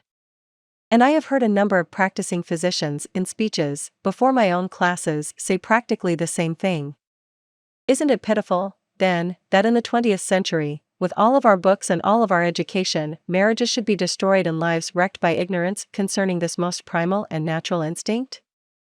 The Reverend Oliver M. Butterfield, after 18 years as a Methodist minister, gave up his pulpit to direct the Family Guidance Service in New York City, and he has probably married as many young people as any man living. He says, "Early in my experience as a minister I discovered that, in spite of romance and good intentions, many couples who come to the marriage altar are matrimonial illiterates." Matrimonial illiterates. And he continues, "When you consider that we leave the highly difficult adjustment of marriage so largely to chance, the marvel is that our divorce rate is only 16%. An appalling number of husbands and wives are not really married but simply undivorced, they live in a sort of purgatory. Happy marriages, says Dr. Butterfield, are rarely the product of chance, they are architectural in that they are intelligently and deliberately planned. To assist in this planning, Dr. Butterfield has for years insisted that any couple he marries must discuss with him, frankly, their plans for the future. And it was as a result of these discussions that he came to the conclusion that so many of the high contracting parties were matrimonial illiterates. Sex, says Dr. Butterfield, is but one of the many satisfactions in married life, but unless this relationship is right, nothing else can be right. But how to get it right? Sentimental reticence, I'm still quoting Dr. Butterfield, must be replaced by an ability to discuss objectively and with detachment attitudes and practices of married life. There is no way in which this ability can be better acquired than through a book of sound learning and good taste. I keep on hand several of these books in addition to a supply of my own booklet, Marriage and Sexual Harmony. Of all the books that are available, the three that seem to me most satisfactory for general reading are The Sex Technique in Marriage by Isabel E. Hutton, The Sexual Side of Marriage by Max Exner, The Sex Factor in Marriage by Helena Wright. So, Rule 7 of How to Make Your Home Life Happier is read a good book on the sexual side of marriage. Learn about sex from books. Why not? A few years ago, Columbia University, together with the American Social Hygiene Association, invited leading educators to come and discuss the sex and marriage problems of college students. At that conference, Dr. Paul Popenoe said, "Divorce is on the decrease. And one of the reasons it is on the decrease is that people are reading more of the recognized books on sex and marriage. So I sincerely feel that I have no right to complete a chapter on how to make your home life happier without recommending a list of books that deal frankly and in a scientific manner with this tragic problem." The Sex Side of Life, by Mary Ware Dennett. An Explanation for Young People. Published by the author, 24 to 30 29th Street, Long Island City, New York. The Sexual Side of Marriage, by M.J. Exner, M.D. A sound and temperate presentation of the sexual problems of marriage. W.W. Norton and Company, Inc., 70, Fifth Avenue, New York City. Preparation for Marriage, by Kenneth Walker, M.D. A lucid exposition of marital problems. W.W. Norton and Company, Inc., 70, Fifth Avenue, New York City. Married Love, by Marie C. Slopes. A frank discussion of marital relationships. G.P. Putman Sons, 2, West 45th Street, New York City. Sex and Marriage, by Ernest R. and Gladys H. Groves. An informative and comprehensive book. Emerson Books Incorporated, 251, West 19th Street, New York City. Preparation for Marriage, by Ernest R. Groves. Emerson Books Incorporated, 251, West 19th Street, New York City. The Married Woman, by Robert A. Ross, M.D., and Gladys H. Groves. A Practical Guide to Happy Marriage. Tower Books, World Publishing Company, 14, West 49th Street, New York City. In a Nutshell. 7 Rules for Making Your Home Life Happier. Rule 1, Don't nag. Rule 2, Don't try to make your partner over. Rule 3, Don't criticize. Rule 4, Give honest appreciation. Rule 5, Pay little attentions. Rule 6, Be courteous. Rule 7, Read a good book on the sexual side of marriage. In its issue for June 1933, American Magazine printed an article by Emmett Crozier, Why Marriages Go Wrong. The following is a questionnaire reprinted from that article. You may find it worthwhile to answer these questions, giving yourself 10 points for each question you can answer in the affirmative. For husbands. 1. Do you still court your wife with an occasional gift of flowers, with remembrances of her birthday and wedding anniversary, or with some unexpected attention, some unlooked-for tenderness? 2. Are you careful never to criticize her before others? 3. Do you give her money to spend entirely as she chooses, above the household expenses? 4. Do you make an effort to understand her varying feminine moods and help her through periods of fatigue, nerves, and irritability? 5. Do you share at least half of your recreation hours with your wife? 6. Do you tactfully refrain from comparing your wife's cooking or housekeeping with that of your mother or of Bill Jones' wife, except to her advantage? 7. Do you take a definite interest in her intellectual life, her clubs and societies, the books she reads, her views on civic problems? 8. Can you let her dance with and receive friendly attentions from other men without making jealous remarks? 9. Do you keep alert for opportunities to praise her and express your admiration for her? 10. Do you thank her for the little jobs she does for you, such as sewing on a button, darning your socks, and sending your clothes to the cleaners? For wives. 1. Do you give your husband complete freedom in his business affairs, and do you refrain from criticizing his associates, his choice of a secretary, or the hours he keeps? 2. Do you try your best to make your home interesting and attractive? 3. Do you vary the household menu so that he never quite knows what to expect when he sits down to the table? 4. Do you have an intelligent grasp of your husband's business so you can discuss it with him helpfully? 5. Can you meet financial reverses bravely, cheerfully, without criticizing your husband for his mistakes or comparing him unfavorably with more successful men? 6. Do you make a special effort to get along amiably with his mother or other relatives? 7. Do you dress with an eye for your husband's likes and dislikes in color and style? 8. Do you compromise little differences of opinion in the interest of harmony? 9. Do you make an effort to learn games your husband likes so you can share his leisure hours? 10. Do you keep track of the day's news, the new books, and new ideas so you can hold your husband's intellectual interest? The end.